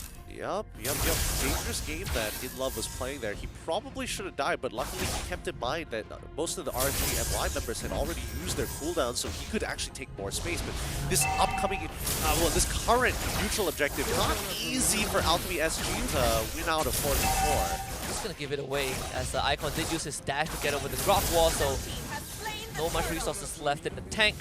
Easy turtle for RSGMY. Yep, good decision for Alchemy not to actually contest it. They don't want to go into a full engagement, especially take out the tankier members from RSGMY. I don't know. Ripple, as of right now, is a big X factor, right? Not because of the player, but the fact that he's playing the Martis. You never know when Martis is going to just completely wipe the floor with you when he has that execution, his execute with his ult. Especially when you're in the threshold damage. And you know, Nehi is mirroring Danny, so it does make the life of this show infinitely harder. Can't just try to go for some cheeky engage with that kick. The RSGNY, they do have members on this top side. Again, the mirroring is a phenomenal from Alchemy SG, well, from RSG. Yeah, I don't know. I do feel that Alchemy SG is not utilizing their mid priority very, very well here. They're playing, like, you can tell that Ney is mirroring no matter what, right? Izanabe's gonna sit in lane. Danny, oh my god, Danny ends up dying there. He tried to go for some flicker play, but it looks like it didn't connect. Yeah, hit by a wild charge by Ney, right? So just massive burst damage coming through RSG. And while also catching Bitcoin in the mid side, Zai doesn't have the damage to take him out, but you start to see the pressure from RSG. Yeah, it's starting to build up here. Zaid is going to head down towards that bottom side, the south side of the map. And if we're speaking about the south side of the map, keep in mind that tickets for the Jakarta matchup here is going to be happening quickly. 20,000 rupiah. Just head on over to ESL.gg and get your tickets early while you still can, especially if you're from outside the region. Yeah, we are going to pressure you like how RSGNY pressures Alchemy SG. Yep. But stakes aren't as high, okay? You just need to get that flight ticket, which I've checked. It's pretty affordable. Pretty affordable? Yeah. As someone who has been there 6 months ago, I can confirm it. It's pretty affordable. We'll see. Hopefully that doesn't change. I have receipts. You have receipts. But now with the neutral objective available. Looking for a kick. Can't find it yet in the red zone. Basically just blown to smithereens. Icon now isolated. RSGNY biding their time, just a game of patience, and Icon just waddles out of there. Second turtle now under control by RSGNY. It's a bit of a feels bad here for Alchemy SG, right? Losing out on that show at that point of time, not exactly ideal. They do lose the turtle at the same time too. Icon still did away, but can you get up with your life though? They say that no mercy for thieves. And RSGNY, they're gonna power onto it. The Martins from Ripple barely surviving and just flickers to safety. InLove holding the fort. Oh, that's super sad. It's super sad that Ripple was not able to get the initial decimate on Icon earlier, but now he might actually die off if it wasn't for Ney to save his life with a wild charge. Unless, oh, come on.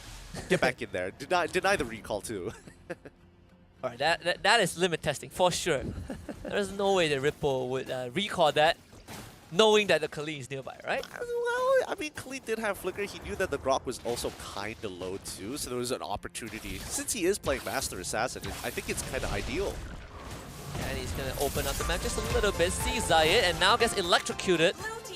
Tries to run away, forced to use the kick. That means Alchemy SG have lost their only means of engaging in this fight. Pacifist dealing as much damage as he can. Blazing Duet, Unleash as well. Izanami just tanks it up, all of it. Yep, Izanami waiting until the very last second to drop his ultimate is always ideal. You get that shield that keeps you alive, and they know that Pacifist doesn't have 2 items just yet. Bitcoin ends up falling as well. A great catch coming in from Ney. Why? Why would you walk in like that? The better question, why not? You got it. There's only one way to know whether you're going to die, and that's the face check rushes. That is true. Guys, they are in the brush, guys. Wait, let me check. Let me check one more time here.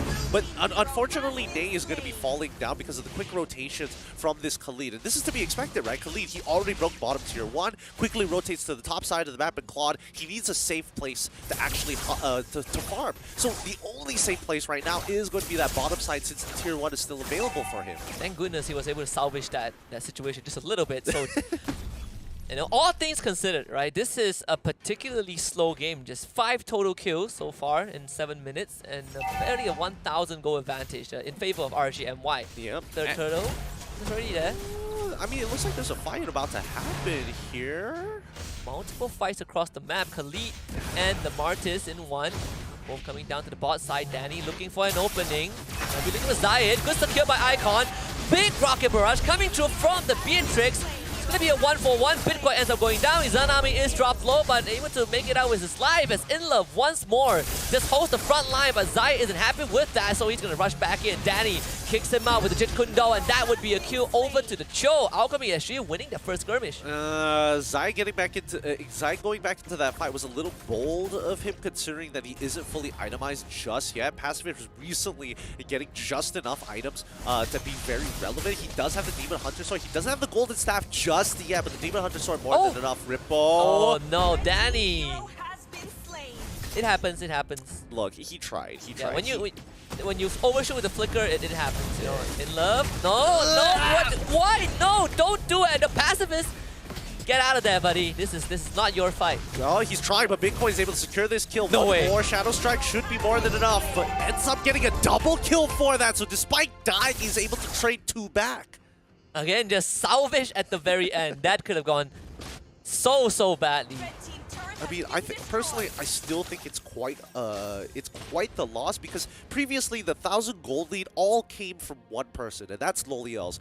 Loliels has been pretty passive this entire game. The team has been kind of moving along the tempo of the game for him, and he doesn't really need to do anything crazy other than play the early game, focus out on chunking out turrets, and now we have a 2k lead. I mean, they even got him out of the fight just now, right? So effectively, that has been neutralized. Saw that Sky Garden helmet for Icon already. I mean, Alchemy actually keeping up even better. They still keep this mid-tier 1 alive, and that itself is very crucial. This snipe lands on the Bitcoin. That's going to be massive damage. They're going to use it. Blocked by Icon, thankfully. That mid-turret will stand just a bit longer. Alchemy SG, what is the plan? InLove once more puts his body in front. Yep, and he's going to keep on doing that as much as he can. He knows that he can't get any more side lane pressure without putting himself at risk. And with the Lord already spawning, he needs to be ready for this fight. Ideally, Alchemy SG don't lose a majority of their members or get picked off at this stage, right? They saw Zayed on the bottom side. They're going to rush it. Massive pressure onto Ripple. Zayed, he's beelining right towards the Lord Pit. It's going to be RCNY setting for a pincer. Zayed straight in the back. Bitcoin taking massive damage, and Icon is already gone. Pacifist the next on the menu. Blazing Duet is used. Pacifist barely gets out with his life, and Bitcoin, well, will not be able to make it out with his. Both teams actually trading 2 for 2. Yep, Loliels has been free hitting the entire fight. Nobody has been able to get on top of him, and InLove a little bit late on the engagement, but they already lost the majority of their damage, so there's no point for him to get back into this fight. Oh, good news is Alchemy SG, they keep the Lord in a neutral state. The Golden Goose is definitely going to be Loliels, but InLove can't do it on his own. It's a very slow game here, and it's understandable that RSG MY. Big Darut Sandstorm. They actually just drowned the Beatrix in dry sand.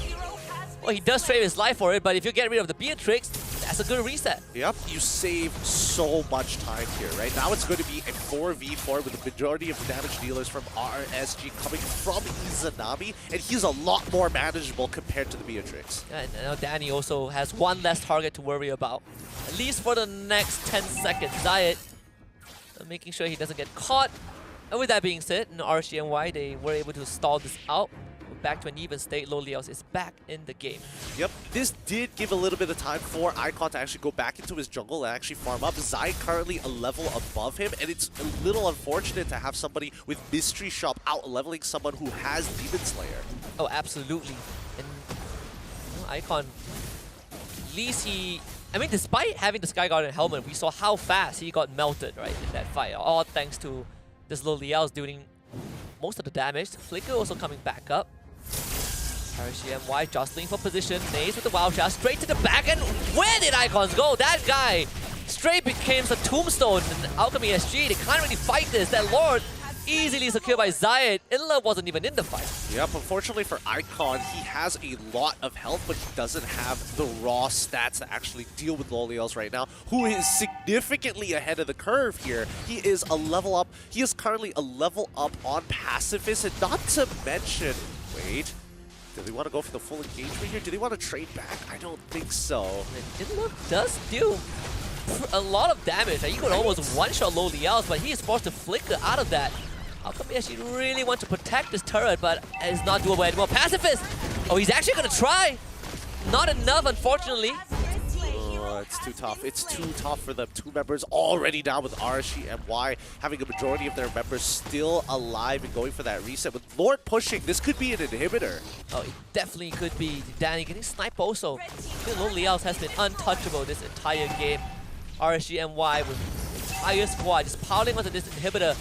Alchemy SG still doing considerably well to hold on, but Zai is going to put on some extra pressure onto Danny, and Icon once more getting absolutely eviscerated, and this time InLove goes in his stead. But Icon also gets picked up, Danny finds the kick, but there's no follow-up. Lone Liaos drops, actually.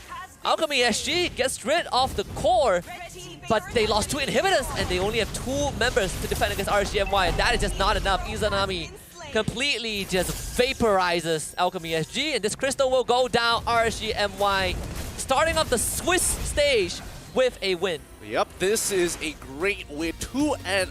Rippo, the man who likes the taunt, still has it. He's got it.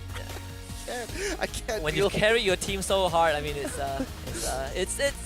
acceptable. You know? No, he's just like old man things, you know? It's like, please, have faster fingers at some point. I beat you with my old man reaction. Yeah, I beat you with my old man reactions here. But this is Rippo. He likes the taunt. This is something that he's going to do, so get used to it. He does this very often, and I'm pretty sure chat's gonna love it or hate it. There's nobody in between. Hey, my man came back a silver medalist from SEA Games, okay? So That's this a good guy, point. you know, he's brimming with confidence. You know, he had a pretty decent game, and I think if you are playing against a Khalid and you see InLove do all that stun, you probably want to throw in some fighting words at the end. But nonetheless, RSGMY starting off with on a good note, and means they keep both their lives. But for Alchemy SG, they're down to just 1. Yeah, it's a little unlucky, and remember that the seeding is randomized, so it's not like they had the option of choosing who they wanted to go for here. If not, they would probably want to get some early momentum in the league. Yeah, they have 1 out of 15 teams to choose. 1 out of 15. For tomorrow. Yeah, for tomorrow, because 15 teams will lose. 16 teams will lose, including them. So there are 15 teams that will be randomized, and they don't know who they're going to be going up against.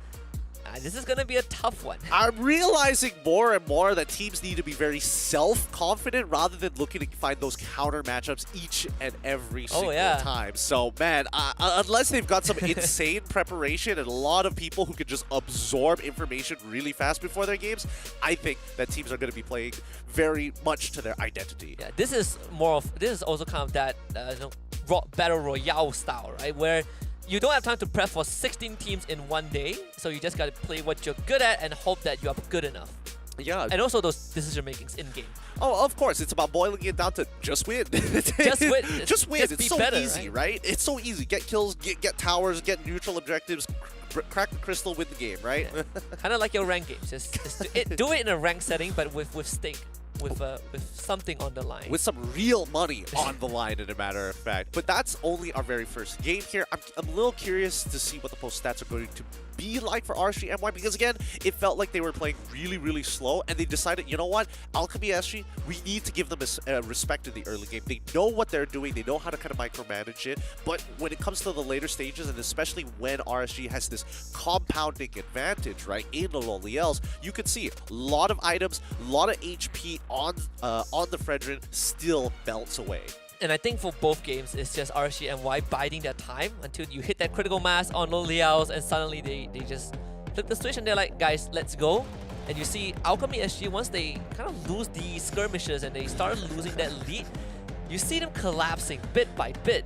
Yeah, and it makes sense why Icon was dying so fast here, right? With Berserker's Fury, Malefic Roar, and an endless battle. This man was looking to try and one-shot Beatrix in the backline, but never got to close the distance. I would have believed it if it was on the Khalid, right? That would have made so much more sense.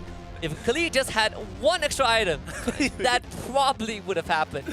It probably would have here, but I think Icon was receiving a majority of the punishment, right? Like, even Day, he wasn't even looking for pacifists at that point in time. He's like, you know what? Icon is really far away from the rest of his team. Let's kill him, Lone Liaos. And Lone Liaos said yes. Yeah, let's, Bet Ripple was watching it and was like, wow, this guy's definitely not me, definitely not as tanky.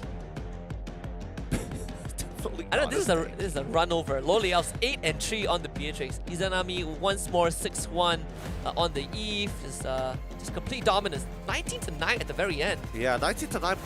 Interestingly enough, Izanami was playing pretty selfishly in this game, right? When I'm looking at the roll moves, I don't see Dire hit. I'm like, okay, man.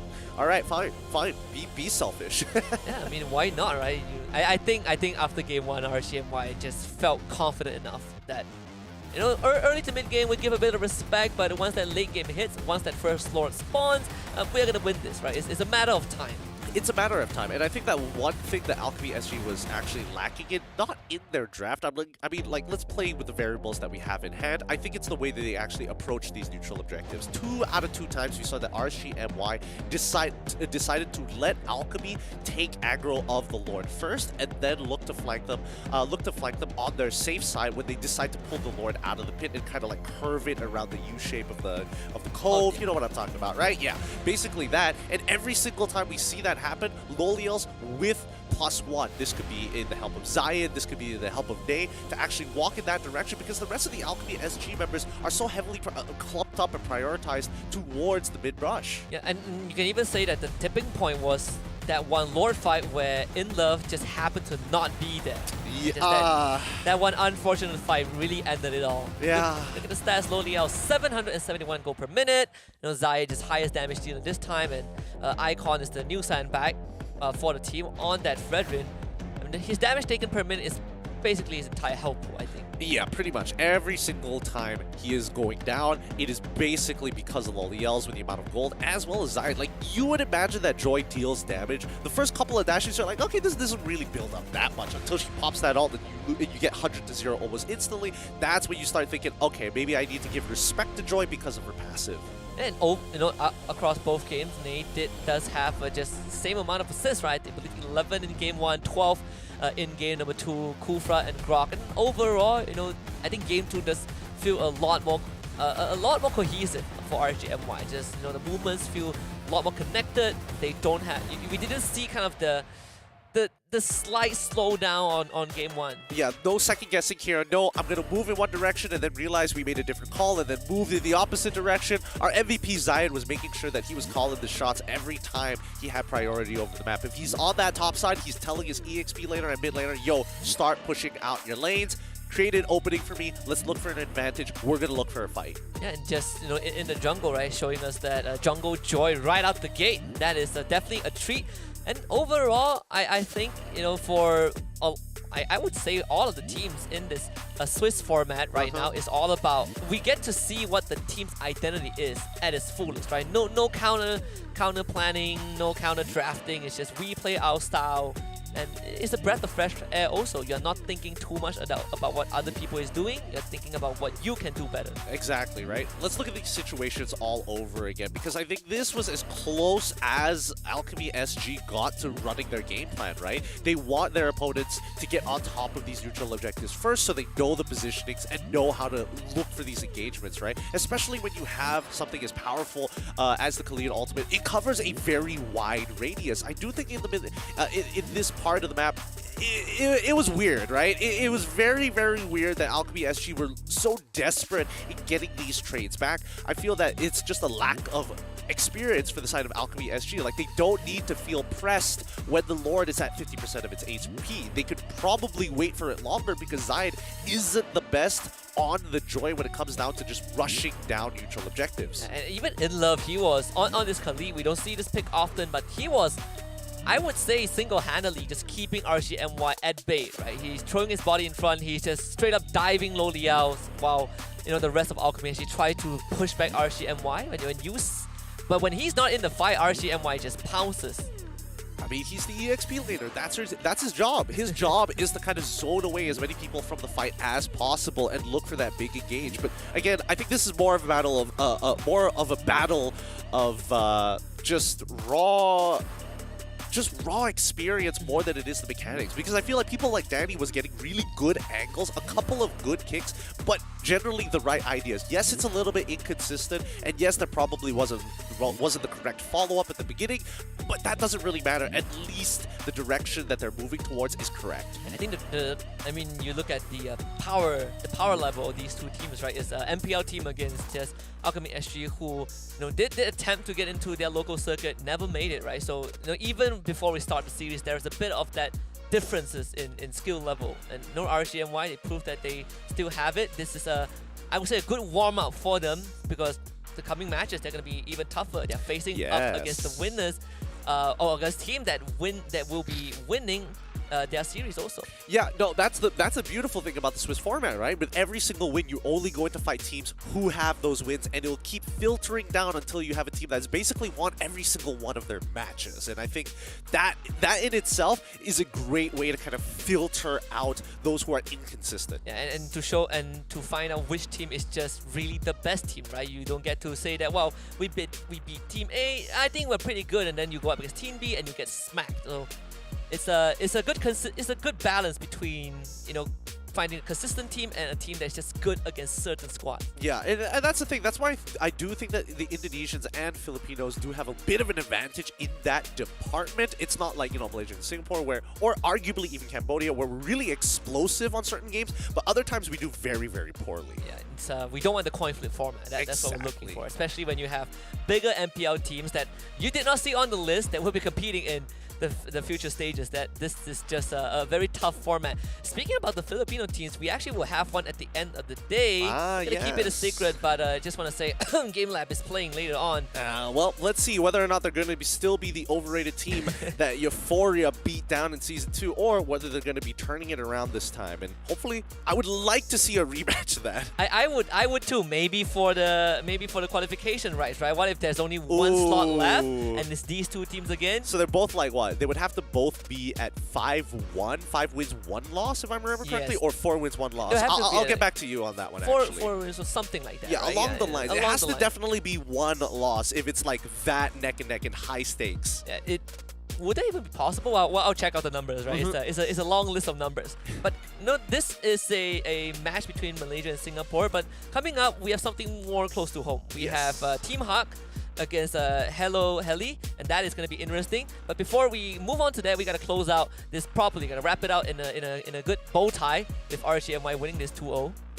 Yeah, winning with this 2-0, and looking at the game recap here, I think, the drafting was a very good idea for the side of RSG. I think it was very straightforward for them in terms of what answers that they want to deny from Alchemy SG. The only thing from Alchemy SG is going to be that Franco ban in the second phase. I'm still trying to wrap my head around that. Again, there's no real reason for it other than the fact that you could make an argument that the jungler just doesn't like their buffs getting interrupted, but then you have the Cho, who, if you're already going to play Cho, then it doesn't really matter anyways because you can tank the hook. So there's a bunch of things that I really wouldn't want to get into because it's hard to get a good solid judgment from the side of Alchemy SG. But what we can talk about are the numbers, right? When it comes down to gold specifically, holy cow, Lolios just dominating the matchup both times, making sure that he is constantly in the lead. The highest net worth in both games, and also when we see Alchemy SG make those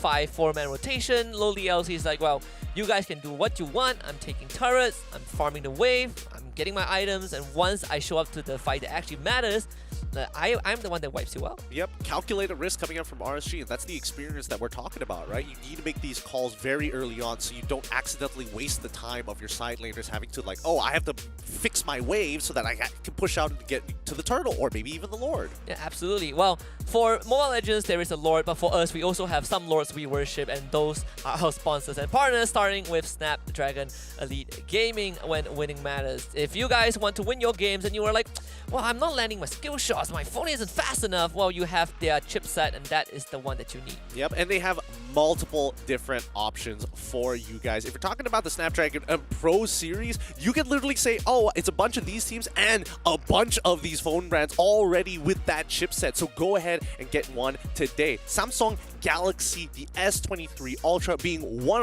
of those phones.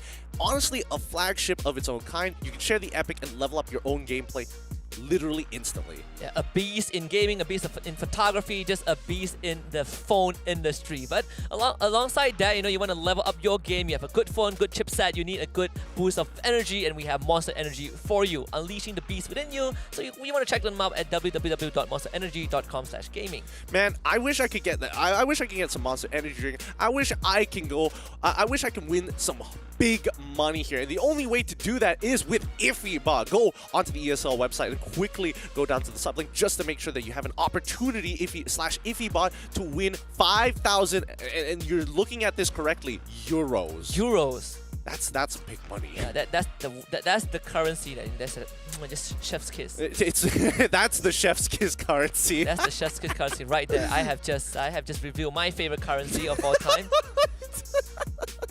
We'll talk more about that after we thank DHL for coming here with one of the fastest courier services to make sure that your boxes aren't going to be coming in crumpled, destroyed, or never.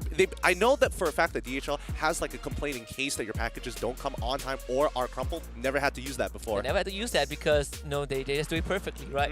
Each and every time. Don't be worried about any complaints if you're doing it right. Coming up, this is where we get to talk about Team Hawk against Hello Heli. Again, Team Hawk, a staple name, but they did have a rough run in the most recent season. I say rough run, but we'll get into the gruesome details in just a little bit. But for all the fans out there, it's a Malaysia against Malaysia rivalry. It's something to behold. They're going up against Hello Heli, a team nobody has known about. We're not even sure about the players just yet until we see that lineup. Hopefully, there's some recognizable faces from the Tier 2 scene, arguably maybe even from the Tier 1 scene. Who knows? We don't know. Only one way to find out is when you guys come back right after this break. But keep in mind, tickets are being sold right now for the Snapdragon Mobile Challenge Finals, where we're going to be inviting some of the biggest teams between the 21st to the 23rd of July. It's going to be happening at the Istora Senayan in Jakarta, Indonesia. If you want to breathe in the oxygen that Echo Philippines, our current world champions, have breathed in for an entire week, well, this is your chance. Go in there, get a deep breath, and maybe that would be what you need to hit mythical glory. Deep inhales, and next thing you know, you're just having memories from Benny QT. That's it all over again. It's like, oh, it's as if I'm Carl TZ all over again. Yes, so quickly grab your tickets. It's only 20,000 rupiah. For those outside of the region, it sounds like a lot. Trust me, it isn't. It's very, very affordable, and it allows you to give you some time to start planning out what you're going to do in July. Yeah, go for vacation, watch some great Mobile Legends game. You can get them at esl.gg/SPSMLBB tickets. Don't go to any other links. That is the only one that you need. That's the only one that you need. Nothing else. Please don't be buying tickets from anywhere else. With that being said, our next matchup is going to be Malaysia versus Malaysia here at the Snapdragon Pro Series MLBB Season 3. We're going to catch you back and start that game right after this break. The Snapdragon Pro Series powered by Samsung Galaxy is brought to you by Snapdragon Elite Gaming, Samsung Galaxy S23 Ultra, Monster Energy, and DHL. From the dark horse, if you want the Turkish delight, they're here making another statement. They deserve this celebration. EG, well played, North America has come.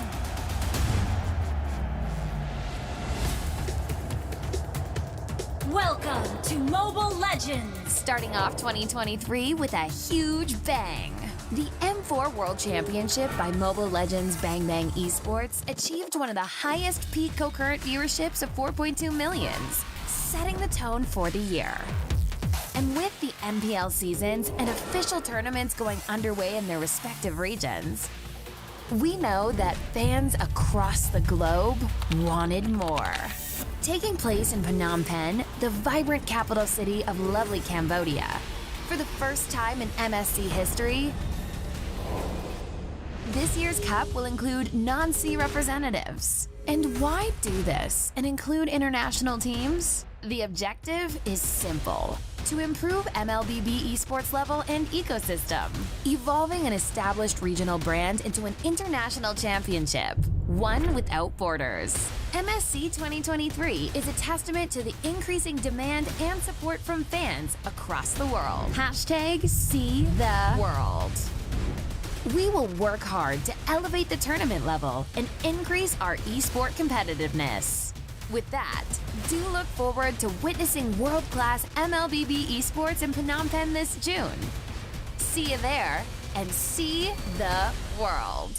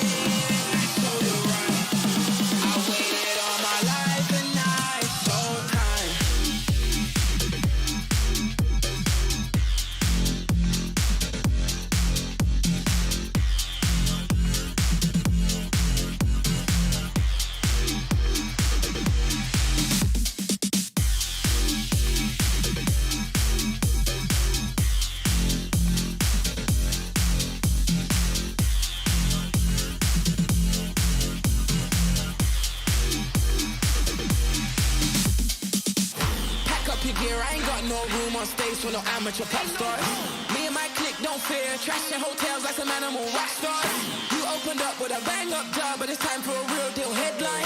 Line so big that I can't find the end. I'm gonna kill this airtime. Don't get too comfy. You make the scene now, they gon' love me. I got the keys now, get your own seat. You must be senile if you think you tag along. I'm sorry, my friend, you pegged me wrong. You must be lost now, your time is gone. If you think I give you the blueprint, you better be stupid or else you're deadly wrong. So long I've waited to take the night. Got no more patience. I think it's time. The man of the year, so you're right. I waited all my life and now it's showtime.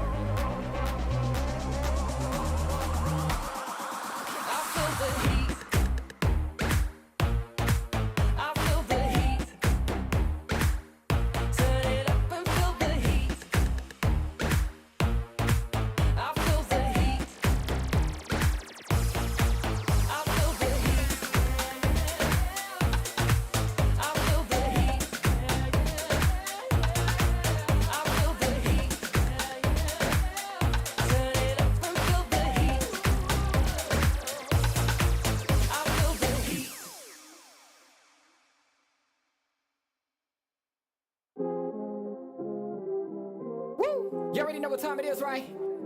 It's your boy Eclipse Darkness. I do this for my people. How I like that. I'm a black, strong man, they can't tell me nothing. What I represent, they try to keep it from me. I done turned a lot of nothing into something. And I'm still out here pushing all they buttons. They can't hold me down, yeah, for nothing. So I'ma stand up. They can't hold me down, yeah, for nothing. I'ma stand up, yeah, for something. Cause they can't hold me down. I done seen it all. Came up from the gutter, baby, now I'm here to ball. I've been talking in my ear, so now they wanna call. They got my line tapped, oh yeah, they tryna take it off. Oh no, here we go again. Pull me over, let me guess, it's cause my melanin. Asking questions, me and you both know irrelevant. But I stay cool and collected cause I'm heaven sent. They hate it, I love it, they know that there's no one above it except for God. Instead of becoming with negative energy, I gotta move and die. Give me that back, can't touch my crown, I'm a king and yeah, you know that. Talk about giving it back, I'ma come and take that, yeah, I'm a black, strong man, they can't tell me nothing. What I represent, they try to keep it from me. I done turned a lot of nothing into something. And I'm still out here pushing all they buttons. They can't hold me down, yeah, for nothing. So I'ma stand up. They can't hold me down, yeah, for nothing. I'ma stand up, yeah, for something. Cause they can't hold me down. Yeah, they know I be about it. I don't do a lot of talking, come and see about it. They gon' try to keep it from you so you don't know about it. I'm a young pharaoh, pick it up and read about it. Hold up. Here's your opportunity. Telling stories, yeah, to make sure they remember me. Can't hold me down, cause I leave behind a legacy. And don't believe them when they say they who they claim to be. They can't hold me down, yeah, for nothing. Stand tall. They can't hold me down, yeah, for nothing. Stand tall. I'm a black, strong man, they can't tell me nothing. What I represent, they try to keep it from me. I done turned a lot of nothing into something. And I'm still out here pushing all they buttons. They can't hold me down, yeah, for nothing. So I'ma stand up. They can't hold me down, yeah, for nothing. I'ma stand up, yeah, for something. Cause they can't hold me down.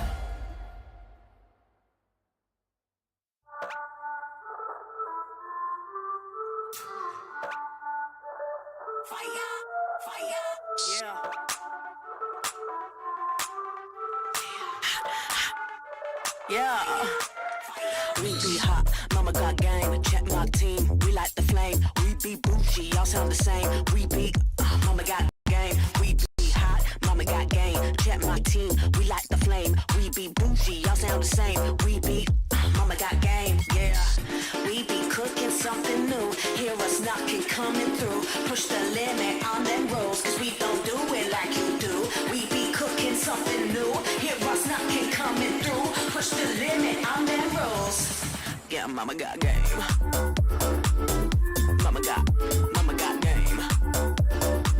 Yeah, mama got game. Yes. Yeah, mama got game.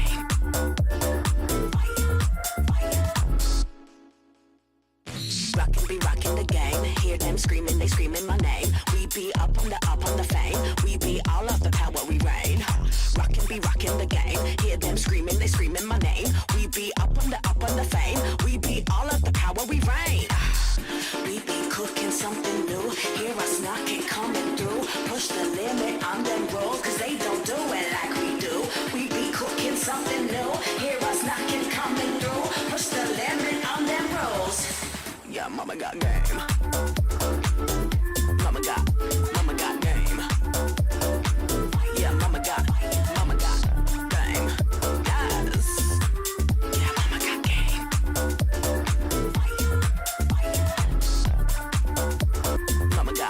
Mama got game.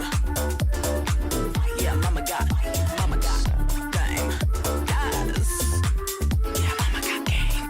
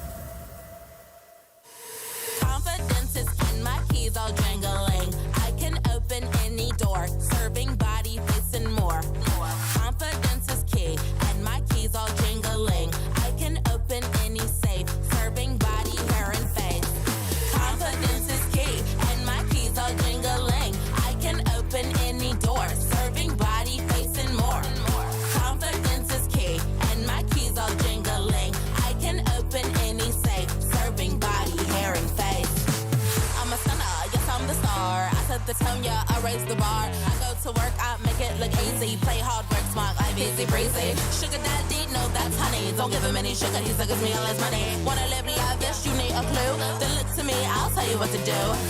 Do. Repeat after me. Confidence is key, and my keys all jingling. I can open any door, serving body, face, and more. Confidence is key, and my keys all jingling. I can open any safe, serving body, hair, and face.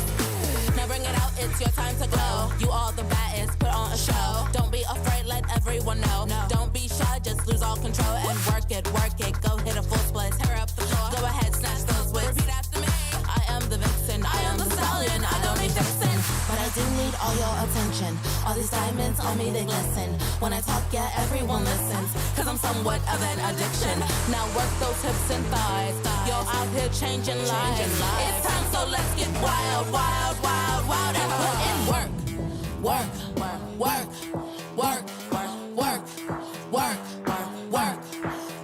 Put in work. Work, okay. Work today. Work today. Work. Confidence is key, and my keys all jingling. I can open any door, serving body, face, and more. I can open any safe, serving body, hair, and face. Confidence is key, and my keys all jingling. I can open any door, serving body, face, and more. Confidence is key, and my keys all jingling. I can open any safe, serving body, hair, and face.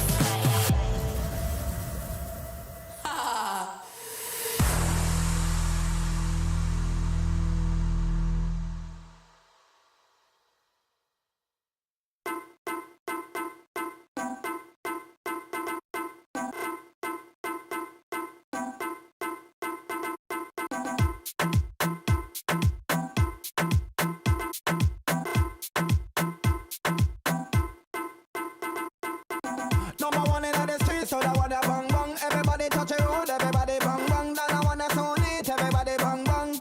Bang bang, bang bang. This I wanna so good, this I wanna bang bang. This I wanna so wicked, everybody bang bang. Sun a shining, everybody bang bang. This a bang, bang, bang. Bang, bang. Bang, bang. Bang, bang. Bang, bang. Bang, bang. Bang,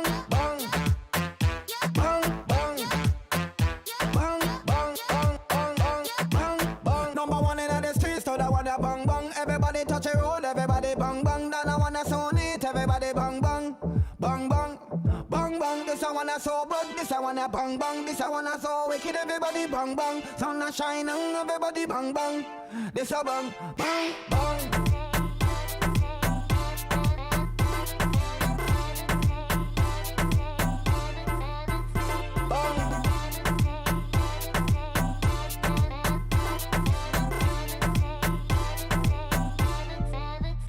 Bang, bang. Bang, bang. Bang, bang. Bang, bang. Bang, bang. Bang, bang. Bang, bang. Bang, bang. Bang, bang. Bang, bang. Bang, bang. Bang.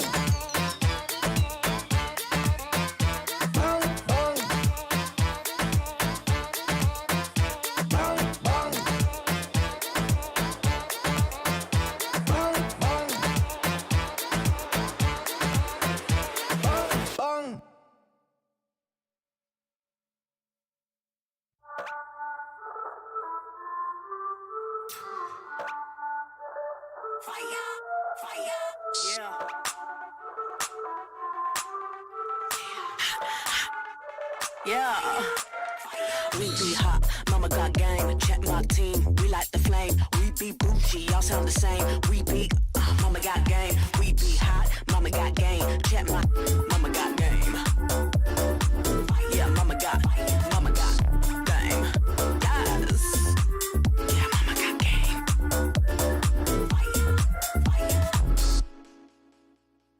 Rockin' be rockin' the game. Hear them screaming, they screaming my name. We be up on the fame. We be all of the power, we reign. Rockin' be rockin' the game. Hear them screaming, they screaming my name. We be up fame. We be all of the power, we reign. We be cooking something new. Hear us knocking, coming through. Push the limit on them rules, cause they don't do it like we do. We be cooking something new. Hear us knocking, coming through. Push the limit on them rules. Yeah, mama got game. Mama got game. Yeah, mama got game. Yes. Yeah, mama got game.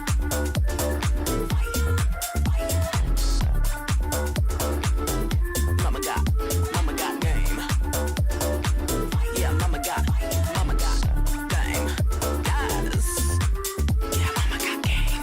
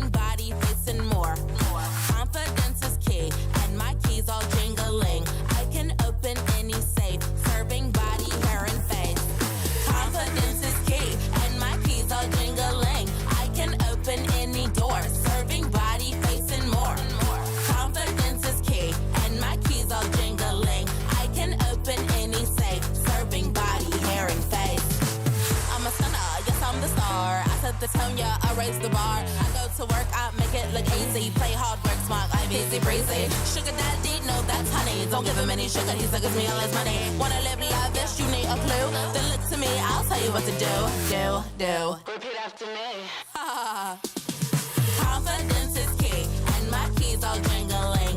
I can open any door, serving body, face, and more. Confidence is key, and my keys all jingling. I can open any safe, serving body, hair, and face. Now bring it out, it's your time to glow. You all the baddest, put on a show. Don't be afraid, let everyone know. Don't be shy, just lose all control and work it. Go hit a full split, tear up the floor. Go ahead, snatch those whips. Repeat after me. I am the vixen, I am the stallion. I don't need fixin', but I do need all your attention. All these diamonds on me, they glisten. When I talk, yeah, everyone listens. Cause I'm somewhat of an addiction. Now work those hips and thighs. Yo, out here changing lives. It's time, so let's get wild, wild, wild, wild. And put in work. Work, work, work, work, work, work, work. Put in work. Work, okay. Work, work today. Work, work today. Work, work. Confidence is key, and my keys all jingling. I can open any door, serving body, face, and more. Confidence is key, and my keys all jingling. I can open any safe, serving body, hair, and face. Confidence is key, and my keys all jingling. I can open any door, serving body, face, and more. Confidence is key, and my keys all jingling. I can open any safe, serving body, hair, and face.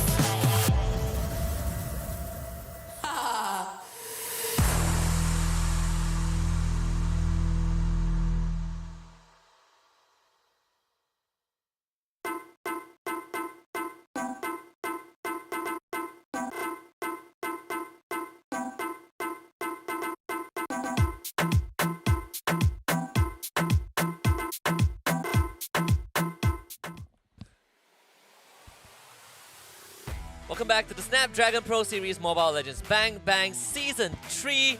We're just in the Open Finals and you're here with us. My name is Husky, alongside me is Gideon Q, and we just got done with the first, best of 3 series in the Swiss round. We have one more coming up, and this one is between two Malaysian teams, Hello Heli and Team Hawk. Now, Team Hawk has definitely had a rough start to the beginning of the year, with the majority of their players not doing that well, honestly. And even Gary not having that much playtime during the SEA Games itself. Yeah, we're looking at a team that was our champion 2 seasons ago, rivaling the best we had, which is Todak at that point.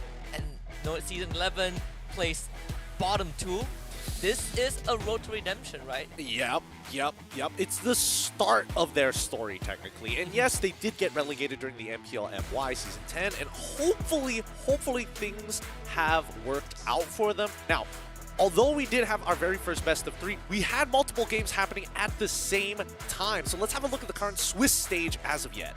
And you can see on the right side, those are first 4 teams that have won their first best of 3, and on the left side, the one that went 0-1 means that these 4 teams have lost their very first series. So Maharlika, EVO, Alter Ego X, and Alchemy SG both lost their series. EVO's Icon, on the other hand, alongside RSGNY, Onyx Philippines, they won their first series.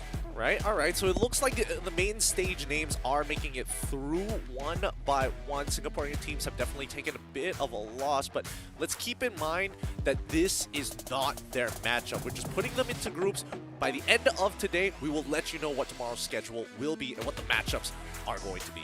That's crazy though, because EVO's Icon actually beat Maharlika, right? Because this is also a team that played in our challenge stage last season, and it had a pretty decent performance. So we're seeing that improvement from other teams really show up, right? We didn't get to see teams like EVO's Icon. At that time, GPX was the best shot from Indonesia itself.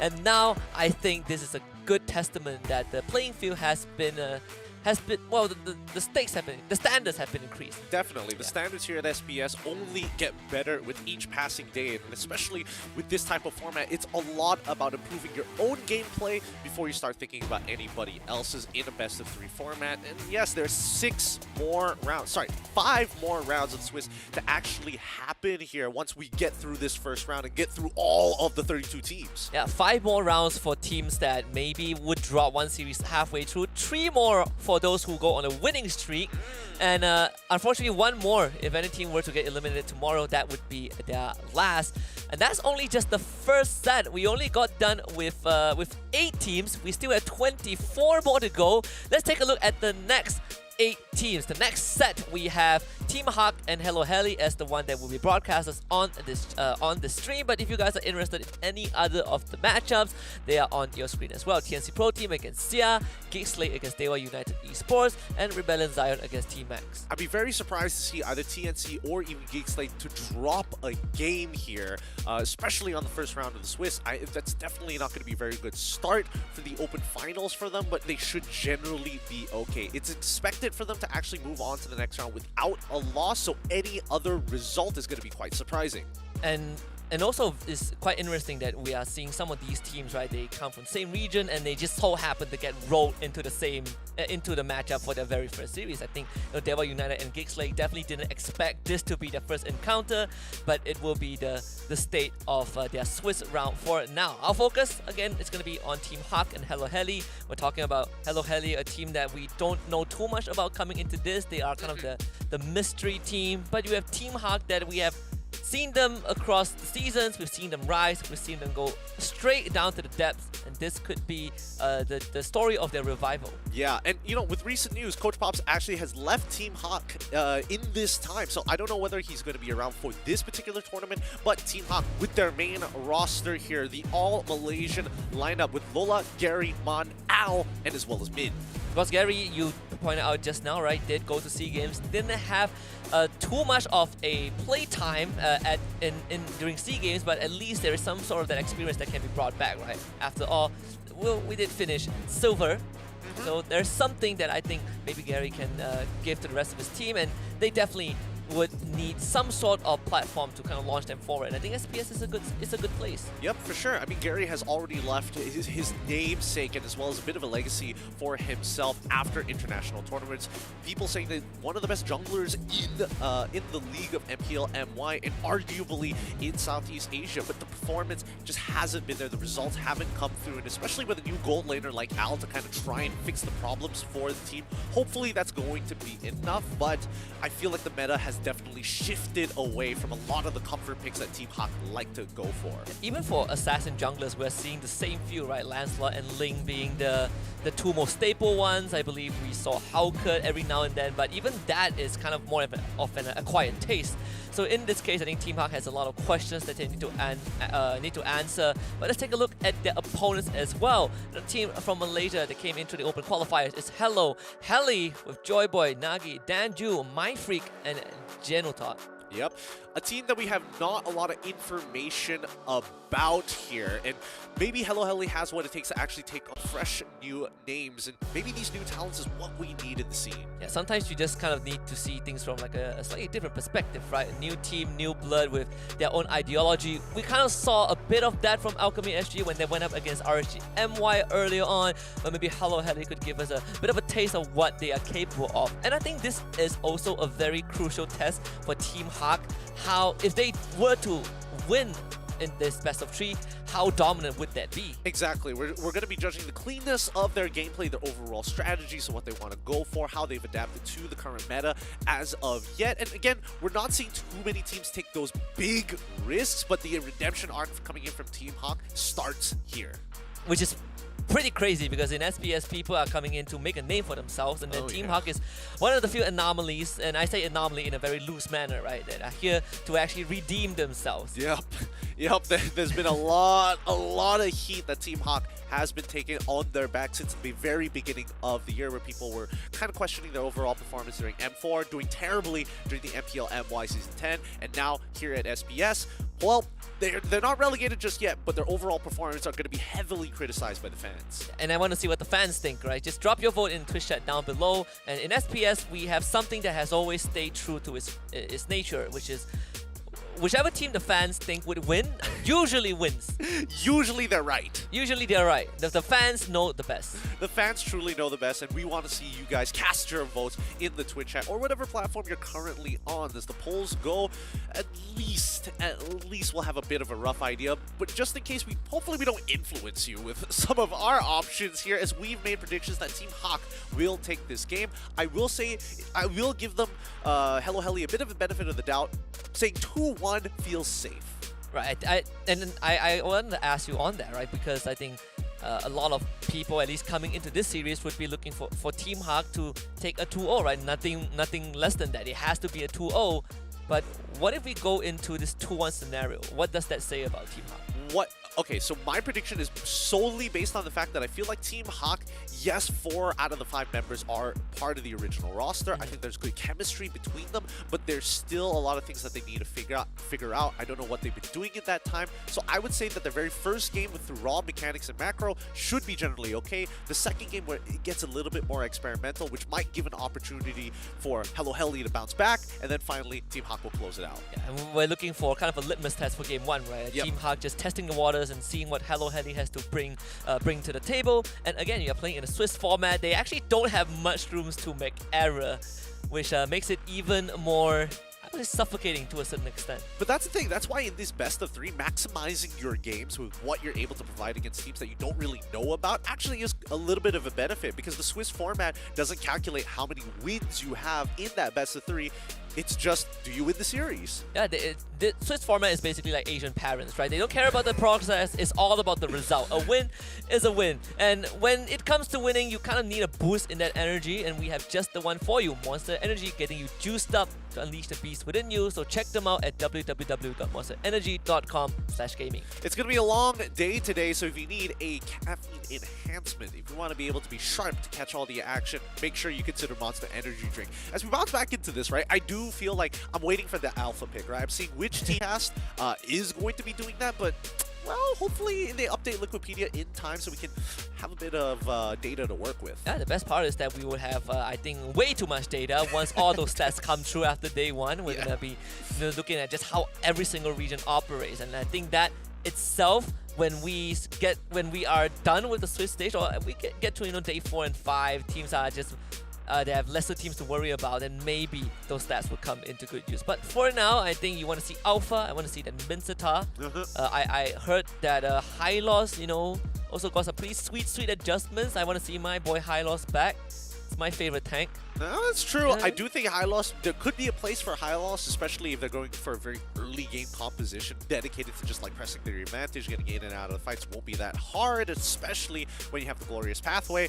I don't know whether the numbers justify getting picked up so early on in the draft, but since that we have a minute to talk about it, right? I feel like Team Hawk at this point of time, especially for mid and mod, I'm the least worried about them because the meta hasn't really affected them too much. The people that I'm looking towards to are people like Lola, and specifically their new gold laner, how consistent he's going to be, and especially how he kind of works together with the rest of the team.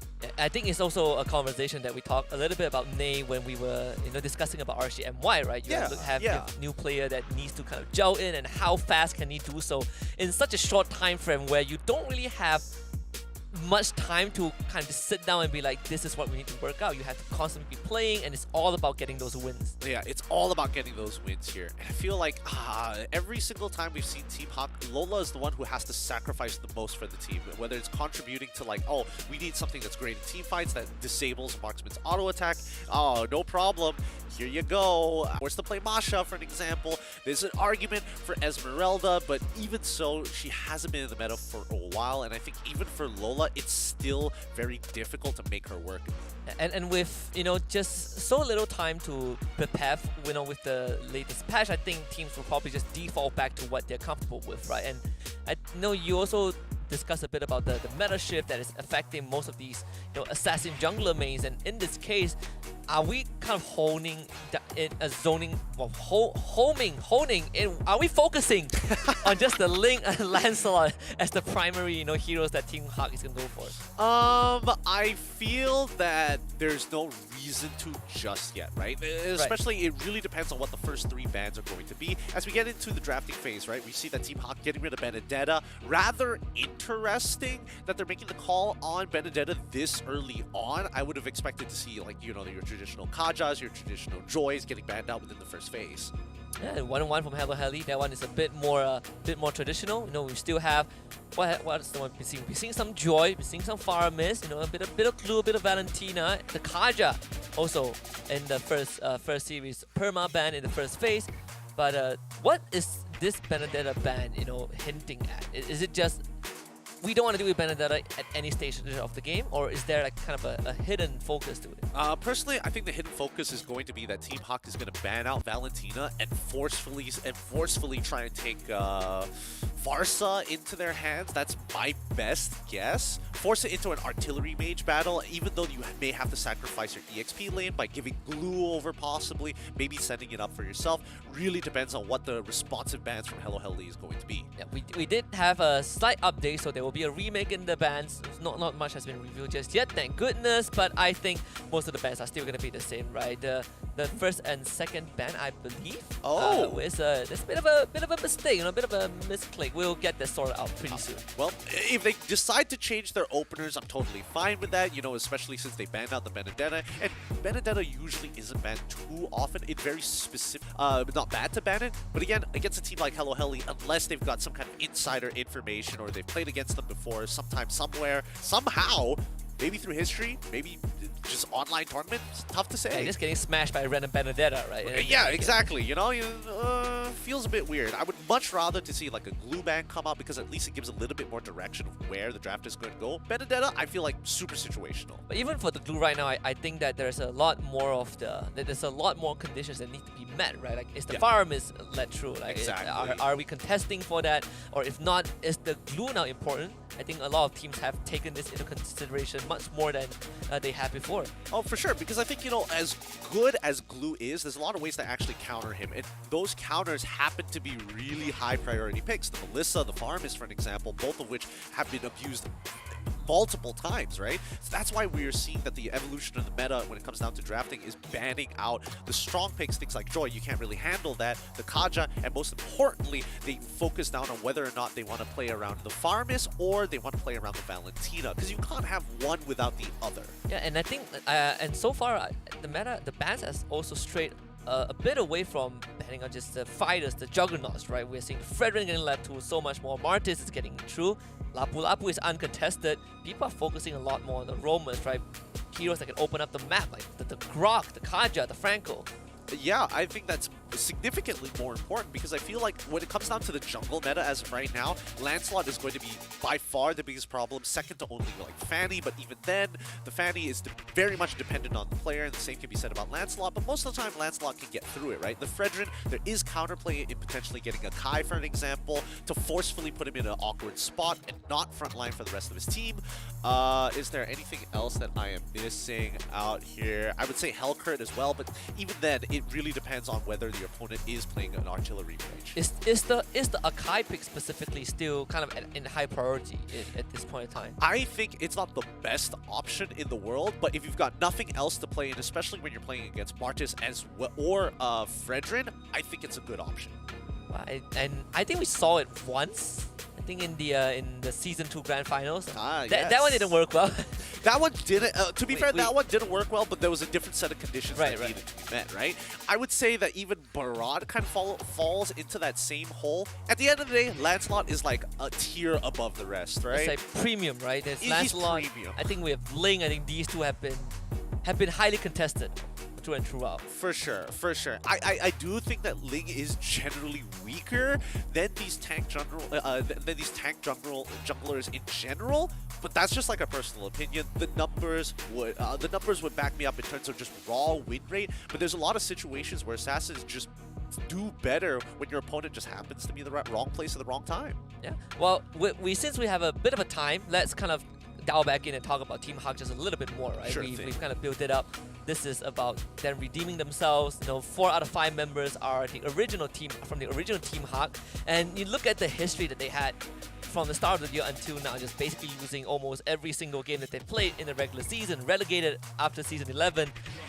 What is the biggest contributing factor to that, and how do you think they can turn it around in such a short time? Well, I think a lot of it has to do with what the meta is asking for right now, right? And I think it's a little tough because there's a lot of experimentation that was done in the earlier stages of the MPL, especially with Team Hawk. We know them to start playing interesting things. Like I was expecting to see Kadita more often, but instead I'm pretty sure that Mid and Mount has both played in the mid lane at some point of time. Usually not on that Kadena, usually either on Artillery Mage. Sometimes we arguably see the Eudora pop up more often than it should. So that's the weird thing about Team Hawk. They have definite preferences to achieve a certain goal. Whether or not it's meta, big question mark. Yeah, it's more of like, I think they are looking for alternatives, right? Alternatives to reach the twins on the team. You're not too worried about them. You're more worried about, you know, other than the newer face in the team. And how has he been performing on Team Hawk? As far as we've seen. Well, as far as we've seen, not a lot of information, because previously it was Panda, and before Panda, it was Hito, and then before Hito was Panda, right? And those two players were rather consistent in their gold lane. They usually like to win out the gold lane. Eventually, when they have enough gold, they can do things, but their positioning is always a lot more aggressive than other marksmen in the league. So I would say I don't know too much about him just yet. I would like to get to know more about him, especially with the way that he lanes, because I think that has been a very big pain point for the side of Team Hawk. When everything else fails, at least you can rely on your gold laner. Now, that might not necessarily be the case. Does it feel like they have kind of taken away that one solid factor that could be their winning condition? Possibly. But at the end of the day, you still need 5 people to play this game. Right. You cannot solely dedicate into like a hard carry in the gold lane, especially at the level that we're at here in MY. There's only very select few marksman players that can actually get that impact. Chiku being number 1, of course. Yeah, I mean that is a special case, right? This guy Very has special this guy case. has been to the moon and back for sure. And it's 4 World Series, M Series appearance. Not much praise needed. Not much extra praise is needed for him. I mean, he literally has a moon revolving around him. That is really true. Well, we just got the draft fixed down. Now the teams will be ready to jump back in just a little bit. Again, I think the bans overall should be the same. The Benedetta first ban, that one was that anomaly. We're gonna get rid of that very, very quickly. Team Hawk, once more, just kind of under a microscope. I think a lot of people will be watching SPS and just seeing where Team Hawk is going to go, right? Are they going to make it out of the Swiss group stage and qualify for top 4? And if they don't, I think the internet will have a lot to say about it. For sure. I think Team Hawk has been, the recipients of very, very harsh criticisms, especially since their explosive start in the MPL MY and transitioning into a World Series almost immediately after, right? It's a significant drop-off since then. They've got a lot of things to start fixing on their side, but I trust that Team Hawk in time will eventually find the formula. Yeah, especially when you have a meta shift, right? I think that's kind of the toughest hurdle to get through, and with all these losses and with not too much changes, I think, in the overall meta, maybe this is where they kind of find that groove for themselves. Yeah, it's less of a meta shift than an addition to the meta, right? They're just adding more options into the meta than the entire shape, the entire competitive landscape adjusting to this patch, luckily. And, well, hopefully they're going to bring us something else. I mean, Hello Heli on the other end, I think they probably have lesser pressure. For sure. I mean, there's there's zero expectation for them to do well, but if they do, at least it kind of like builds up their repertoire. So we're going up as Team Hawk, but then, judging by their recent result, maybe not much needs to be worried. 1-1 is still a constant. Fanny is still there, but no more Benedetta ban. That one is still left open. We have the R-Lot banned out by Team Hawk instead. Yep, let's have a look. It feels to me that, yeah, looks like, Hawk should have been on the blue side there, but that's fine. It's fine. They'll have it sorted out here. I'm very distracted by the RGB lights that they've got hooked up to to charge their phones. Oh, there it is. Okay, so Team Hawk is on red side. Yeah. So Farm is banned out. That does put the option of glue back into the picture. Yep. And I think that'll be pretty good for Lola. It's one of his comfort picks. Hello Healthy, they get rid of the R-Lot. They also get rid of the Fanny as well. They could look to first pick Valentina, but a lot of teams have kind of strayed away from that. They recognize that the glue is open and banned it out. I respect that from Hello Healthy. Team Hawk with the final ban now. And a pretty good response so far. Team Hawk, you have multiple options, right? The Joy is still open. The Valentina is still there. Some teams, they opt to go for kind of the Eve ban if they do want to do so. I think the Kaja is also up on the table. Team Hawk could initiate a trade, right? We're gonna leave Kaja and Joy open. Which one do you want to take? But I think in this case, you probably just want to ban out the. Well, actually, they leave both of them open. Exactly. They ban the Mincetar, so the trade would be initiated. Here's the thing: if Team Hawk was on the blue side, I think it's their prerogative to get rid of to predetermine what the draft is going to look like. Is it going to be more Valentina centric, or is it going to be a little bit more Joy centric, right? And as soon as you ban out that Mincetar, you know, no matter what Hello Heli picks, you're definitely going to get Kaja. You're definitely going to get one of these 3 picks: Kaja, Valentina, or Joy. And unfortunately for Hello Heli, they decide to go for the Valentina, hoping that even if Team Hawk decides to get Joy, they would also pick Kaja alongside it. If they take Kaja, then you get a free Kaja out, right? So that there is still some sort of compensation for Hello Heli. Team Hawk, they're taking the time with this first 2 pick. I mean, Fredrin could also be an option. Right? There are multiple choices for Team Hawk to go to. I mean, Fredrin is an option, but it's just not as good. But Team Hawk, instead of even thinking about Joy for Lola, they decide to go for the Yevon as well as the Lancelot. Lancelot, I can understand. The Yevon, I feel like it's a little early here. They could have gone for the 3rd pick Yevon because Hello Heli is going to show Joy. They will be able to get the Claude at the same time, which forces Team Hawk to get the Kaja. And if they get the Kaja, I mean, it feels like there is no more gain for Team Hawk, right? Like, you don't have the leverage that you used to just because of the first 2 pick. Or is it still fine? Like, still a fine trade? I think even if they decide to be like, you know what, we're going to ban out Kaja and pick Franco for ourselves right now, I do think that Franco is going to provide a lot more in terms of what you can do with the Iron Hook in comparison to Hello Heli, where it's like, yes, you're afraid of getting locked down by the Kaja, but the Iron Hook is going to affect you from minute 1 all the way to the end of the game. Team Hawk decide, we don't need any suppressors whatsoever. Give me Lapu Lapu. We're just going to fight you head on, right? Like, I mean, even if the Franco goes through, for Team Hawk, I mean, you can't steal the Iron Hook. I guess that's something that Hello Heli will have no answer to. We can go to the 2nd ban phase. Team Hawk has planned out. We're still looking for a potential jungler if Hello Heli is somehow also thinking of flexing this Joy. I mean, after seeing what RGMY pulled off, my mind is a bit more open. My mind has expanded here, but I think Team Hawk is on the right track here. It's all about like how is Hello Heli going to team fight? Because Team Hawk, it's clear when you have an artillery mage, you want to team fight. They have 2 strong backline divers. It makes sense for them to try to get into Claude, but they still need a front line of their own. If Hello Heli has a strong engage mechanic, Team Hawk will be in trouble. So banning things out like the Akai, even though it can be it's annoying because it can be flexed into the EXP lane as well as the support as well as the jungle. So I think Team Hawk get it out of their hair straight away within the 2nd phase. Hello Heli responds with a Franco because again, that Iron Hook is going to be more relevant than the actual suppress throughout the game. And Team Hawk once more, just one last ban and multiple options, right? Because they have the first pick next. Again, they still are looking for that Roamer. They will first start it off by banning out the Link, so you do eliminate more capacity for Hello Heli to just dive your artillery mage in those team fights, right? Kaja gets banned out by Hello Heli.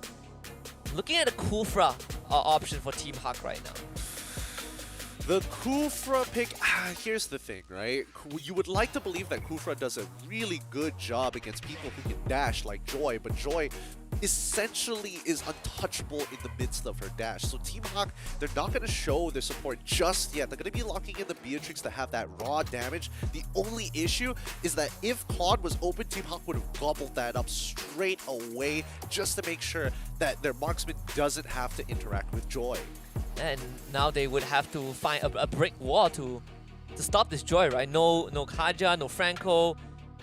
No reliable way to just insta chomp down on this hero. Yeah, no way. Kufra gets locked in. Oh, as well as Martis as well. Okay, so that means that the Joy is gonna go into the EXP lane because again you're up against Lapu Lapu, who's generally weak pre-level 4. The Martis is able to push the envelope as well. Team Hawk, it's a rather weak draft on their side. It does feel like a no-brainer to just take the Kufra away, right? Like you're denying what Team Hawk might want to go for, and now you look at the option of Roman's left. The Lolita is probably one of the options that they can still consider. And what, Lolita, Grok, I wouldn't think they would even consider a Cho at this point.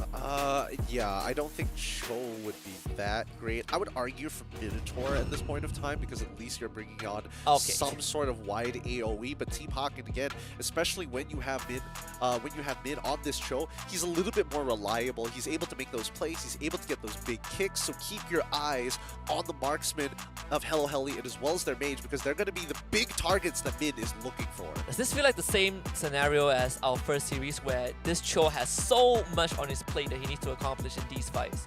And it's just him and him alone. Agreed. I think it's going to be a very difficult job for Min to actually find the opportunities, especially if Hello Heli strong laning phase. It's going to be an interesting one. A good opener to this second series. Team Hawk against Hello Heli. Basically a known name that has fallen from grace. Maybe against a new challenger that no one has heard about in Team Hawk. They're about to find out whether they stand a chance in the SPS Swiss round.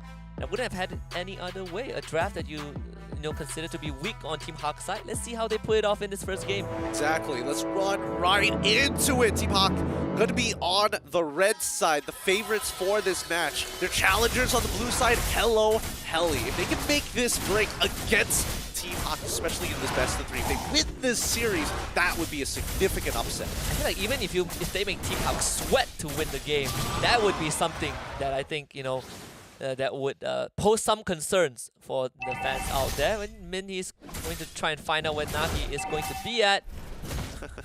That's the most annoying interaction from a support, messing along with the farm path, and especially making Nagi a little bit inefficient. Min should have died here. He's got Flicker. He's still holding on to it, waiting for Shanku to come back up. It's like pretty greedy, but knows his limit, gets right out. And while the teams are farming out gold, I just want to remind you guys that you can buy your tickets for Jakarta 21st and 23rd of July for the Challenge Finals at esl.gg/SPS MLBB tickets starting at 20,000 rupiah. I heard that the SPS tickets are edible. Oh yeah, I think so too. They are what do you call manufactured in the land of Dawn. Yes, exactly that. Joy Boy getting put down 10% HP. Easy for Gary to finish him off with a wave crashing at the same time. Very good timing for the side of Team Hawk on that engagement. It's a great setup from Lola early on, just pushing out that wave, which Joy does struggle to deal with, right? This wave clear early on, doesn't really have the tools to do so. And that's going to give Lola some extra gold, just chipping away at the turret shield, almost taking everything away. That's like, what? 80%? Yeah, at least 80% of the gold shield is immediately gone here, and that's great. At least Team Hawk, they're playing their early game relatively well, pretty well here. They're also going to get another kill on the J-Tog. I mean, Min is level 4 already. This guy is really... I mean, he siphoned a bit of that experience early on in the blue side jungle. You get the Jit Kundo knock up, and that is the Martyrs. Nagi, the jungler down. 3 kills for Team Hawk already, and they get a turtle. What is happening here? How in the world? Why are they making... The movements are a little weird from Hello Heli here. It feels like they knew they couldn't beat Gary in the Retribution fight since he was already like a level up on them, so they decided to double down on maybe somebody in the mid lane, but again, a lot of abilities still being up for the side of Team Hawk. Hello Heli has to approach the situation a little different. Yeah, I mean, Min is getting so much XP. He is a full level ahead of General Todd. Oh, he's going to hit level 5 very soon. Look at that. XP bar right there. He has a kick as well. Waiting for Danju, and that is the target. Right into the firing range. An easy kill for him, and they get a freebie to go with it. Beautifully done by Min. Has that early first rotation. Unfortunately for Hello Heli, they don't check the brush before they walk in towards the lane, and by the time they do, a critical target has already lost his life. And they are going to lose full control of this bot side as well. Hello Heli delegating members to defend this, using the Blazing Duet as a resource. Team Hawk, they are very happy to take that trade. Absolutely. If not, Team Hawk, I mean... They can stick around, right? They can stick around, and I think it's going to be ideal for them because their main strategy is to get Al ahead. And, I mean, Gary's just going to go in and challenge Nagi. Now he doesn't have his, have his cooldowns. He's going to try and go in, re-engage General Todd, getting Gary into the wall, on rolls, and a puncture out of the way. Hello Heli investing a lot by getting nothing. Yep, they invest a lot, but at the very least, no battle spells were being broken here. And I think that's the important thing, especially since there's 21 more seconds until the first turtle is back up here. I will say that Team Hawk might actually have a significant advantage in this upcoming neutral fight, considering that, you know, Lola, he was able to get that gold, and you can see that he's halfway through. Technically, if he sold his daggers, and didn't greed out for the next component, he would already have a Hunter Strike. Oh yeah. Turtle has just spawned, and Team Hawk, I mean, at this juncture, almost 3,000 net worth advantage already. So that is a pretty sizable lead at this point of time. Joyboy joins his team. They don't have the claw with them though, so the marksman isn't in this fight. Real manipulation used, stolen away by Danju, and Hello Heli actually gets the turtle for themselves. But can they get out of this fight though? General Todd in danger, using the bouncing ball, but Gary follows up forward, and that is another kill for the Lancelot. The backline though getting infiltrated by Joyboy as he gets a trade. Unfortunate for Mon, he knew that his battle spell was coming back up, but Joyboy was already on top of him, so he can't do too much. Lola decides to go for first item into Bloodlust Axe to sustain the damage a little bit longer. He doesn't need the raw damage just yet. His base damage is high enough to chunk out a majority of the members from the side of Hello Heli. Probably not Nagi in a little bit, but until then, Lola takes the tier 1. And Joyboy just doing some chip damage. I mean, Lapu Lapu did receive a bit of a number reduction, right? Damage reduction is reduced, and how much does that affect him in the long run? Significantly, especially towards the later stages. Dashing with the puncture again. This time, Gary, he's going to be ready for that. Well, actually not ready. He's going to be ready to die. General Todd also traded out by the Eve. Nagi is barely walking out. Lola just flickers forward, missing it just by a little bit. Super unfortunate. That is super unfortunate. Didn't have the bravest fighter. Available, but now Mind Freak getting attacked underneath his turret mid, looking for an opportunity again to go for a play. Team Hawk just secures that tier 1, and there's nothing that Hello Heli can do about it, right? Backup isn't there. General Todd, no, he did go down earlier, so there's no roamer to help with him. He might try mid-side though, but Lola just uses that up and gets out. Yeah, boy, Nagi is at least keeping up with Gary so far. They're level 9 to level 9, but in terms of just raw gold, we are seeing that Team Hawk has developed at least a 2.8k gold lead against Hello Heli 6 minutes into the game, and it's only going to develop even longer, right? Ideally, Hello Heli, even if they are behind, they don't want Team Hawk to be anywhere higher than the 3k mark. Anywhere towards like 4k or 5k would be that Team Hawk would have too much of an advantage, and arguably, Hello Heli doesn't have the right tools to deal with it, considering that Joyboy still is a little behind.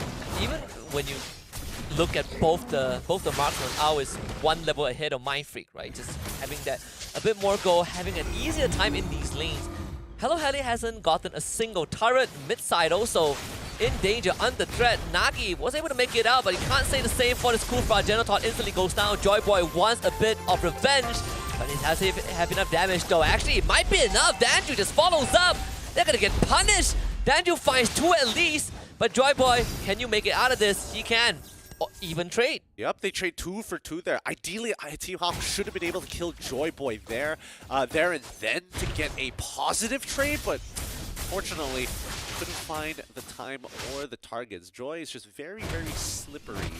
In the meantime, Mind Freak got that bot tier 1, so you do get a little bit of goal back, right? The goal gap not as massive as it was. They cut it down by 500, but that majority of that goal going over to Danju and Mind Freak, I think that's what you want. Yeah, Mind Freak is catching up with the rest of the members of Team Hawk, especially in that top 3 of gold earners. Like Lola is significantly ahead of his matchup, right? We're looking for at least 1.2 thousand K in his pocket right now, and a dominance ice already built. So he's set up for the mid game. Yeah, more than half an item ahead of Joyboy. Might try to go into Lola again. This time they have 3 members, but Lola knows better than to stay there. He can't say the same for Mind Freak, who just got punished by Min. Oof. He's getting caught out more times than he should. Doesn't have a safe place to farm, and now the jungle is getting affected by it. He's just going to harass Nagi. You know, the orange buff still gets taken away, but not that it matters too much. In fact, punish for sure, right? Just have a bit of that a lifesteal from the Spell Vamp and actually survived through all of that.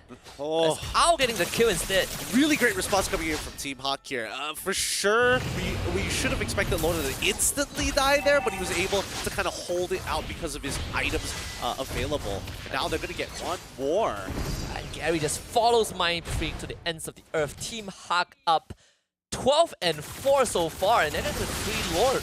Yep. 4,000. Unideal for Hello Helly. With this first Lord, it means that Team Hawk is looking to develop at least the 6k gold plays on the defense.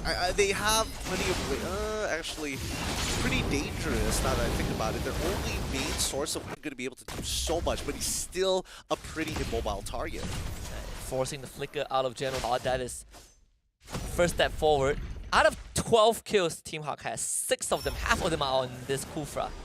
You can really see them just baiting this Kufra out, making him waste his cooldowns and just punishing him.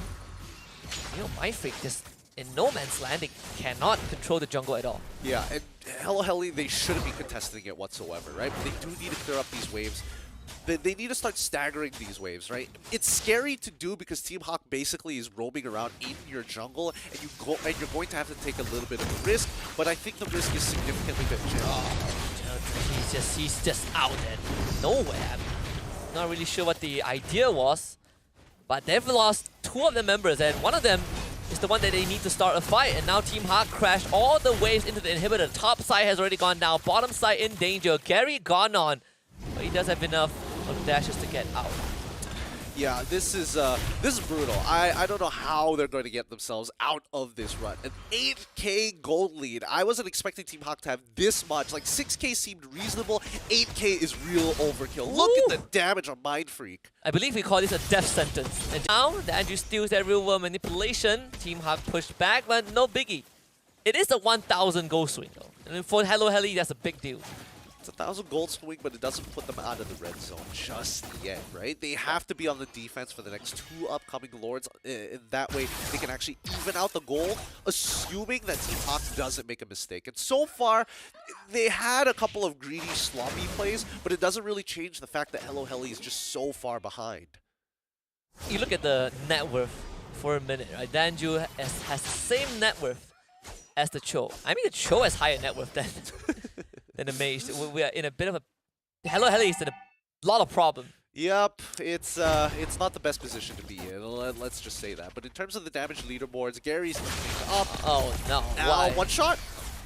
Why are you out there, my friend? I mean, I guess he's the only one that can reliably open up the map.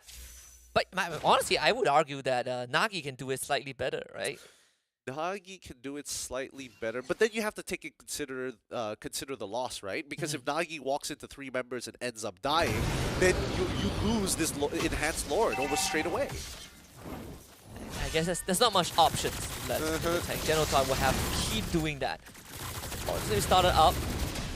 Kufra hiding in that bottom bush. See if Team Hawk is rushing it down. I mean, Hello Helly, we're thinking about it just for a while. Flicker kick backwards. That's death number 8 for this Kufra. Oh boy. Oh boy. So far, Mincho, he's still got it. He's definitely still got the skills right now, but Hello Helly, this is, how do they get out of this, right? They have no real way to lock anybody down. Like Nagi, unfortunately, the early game wasn't as big of a snowball as he wanted, despite only being able to get 1 kill throughout that process. But here we go. This might happen all over again. Vince has it all, but no flicker, so he's going to hold back on that. Team Hawk once more just syncing up the waves. Middle wave is pushing in naturally, but you know, they do have the Lancelot up top. Gary doing the job. General Todd don't want to be out there. The Beatrix damage is really starting to hurt. I mean, should technically be max build by now. It's 46k, as the last couple of inhibitors will start to fall. And now Lord already showing up. Bottom inhibitor falls. The mid one would follow pretty soon.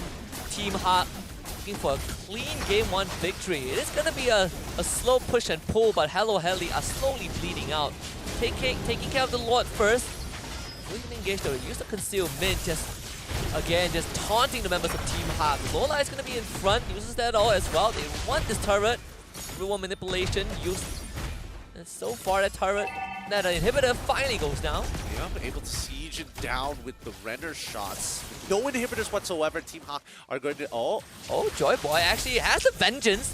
The kick's not going to do too much. Almost kills himself in the process. That's the immortality. Two of them, in fact, on the side of Team Hawk. Hello, Helly, Joy Boy. Hello. Need someone to make those aggressive moves. Joy Boy actually pushing them back. yeah, I mean, Joy Boy, it feels like the only person capable of doing just that, right? Nagi has his own responsibilities to worry about, and Mind Freak just needs a window to get into the middle of these fights. When we're looking at items, right, at least with Mind Freak, he's got the Trinity plus the Winds of Nature. So he has a very good chance of winning out this 1v1, especially since Al, especially against Al, actually. What does Al have? Oh, he already has the Haas Claw. Okay, so he has sustain on top of the Winds of Nature, on top of just the raw damage. It's going to be a tough one for Hello Helly. Next lord up in 30 seconds. Longest game we had so far today. At least for the sets that we've been graced with. But Team Hawk, they have already set up shop around that Lord Pit. I don't know how Hello Helly can contest this. They have to find a window against Team Hawk. I don't think that slamming your face into the wall is going to make much of a difference, considering that it's 42 compared to 51k. That's going to be a 9k differential in the favor of Team Hawk. And yes, they're probably buying situational items and immortalities, but Hello Helly doesn't have that same kind of luxury. And they're struggling to even get rid of the first life. Now you have General Todd again in the mist. Mind Freak showing up with the sprint that Blazing Do actually not doing much, putting him in such a dangerous position. Lola chases him away as Danju is already gone down. Joy Boy doesn't have any health left. General Todd will be whittled down. Nagi trying to help out, maybe at least go for the Beatrix. A split fight, they do lose the front line. Nagi doesn't even get the kill onto Al. This game pretty much done. Yep, they wiped the majority of them left. They're going to get the Claw. No, they don't get the Claw. Next person reviving is going to be in 14 seconds. The waves, they're coming, and they're coming Mind Freak. Yeah. Oh, it's just, he doesn't have enough life to survive for 14 seconds. And Team Hawk, they want a clean victory, and they have done it. The first step in this best of 3. And a clean game it is. Team Hawk take game number 1, 1-0 against Hello Helly. That's weird draft, very interesting game.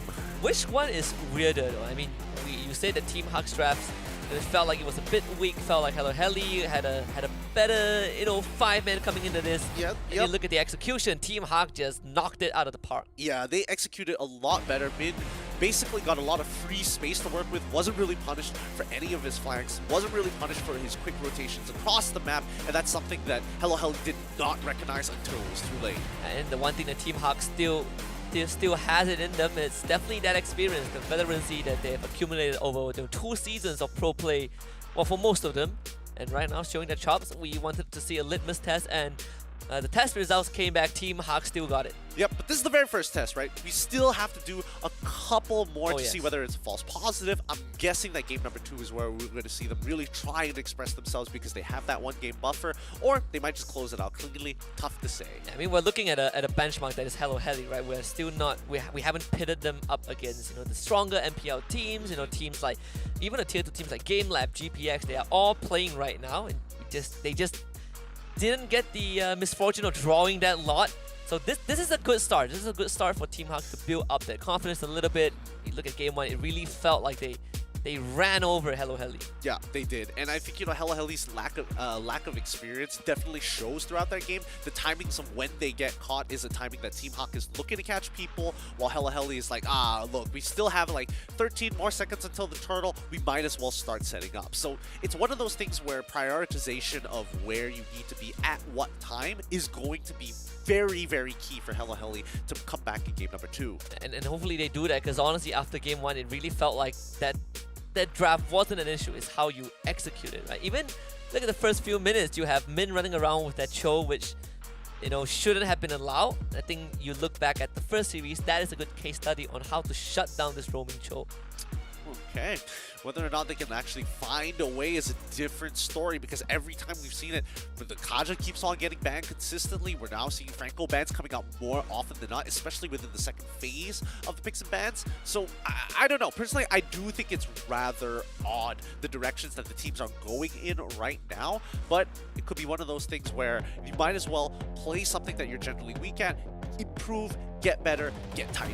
And the fact that Team Hawk is willing to give away the Kaja, give away the joy, right? They were not even concerned one bit and still has such a dominant game really shows that they came in with the plan. 20-5 in 16.5 minutes, 11k goal advantage. It is generally most of the objectives in this game taken by them. Yep, and not only taken by them, dominated by them. Their setups prior to them made it so much easier for neutral objectives and even tower takes, right? When Team Hawk has made a decision, they commit to it 100%. We did see them kind of like start to falter towards the later stages of the game where they get very, very comfortable. And when you have an AK goal, then you feel pretty invincible until the chain CCs happen. I think the role that we need to really look at is definitely the roamer role, right? Genotot and Min, stark difference. 093 on the Kufra, 1116 on the Cho. Okay. What is difference in the stats here? Genotot being the sandbag of the game, and Gary being not only the Rish guy, but the carry with 3,780 damage a minute. Just the Lancelot unstoppable in this game. And Ao also pretty close behind. Min with 16 assists on the Cho, basically keeping everyone on Hello Heli on their toes since the very beginning. And I guess in this game when you are so far ahead that Kufra ends up becoming a liability, right? Every time Genotot tries to do something, he just gets melted.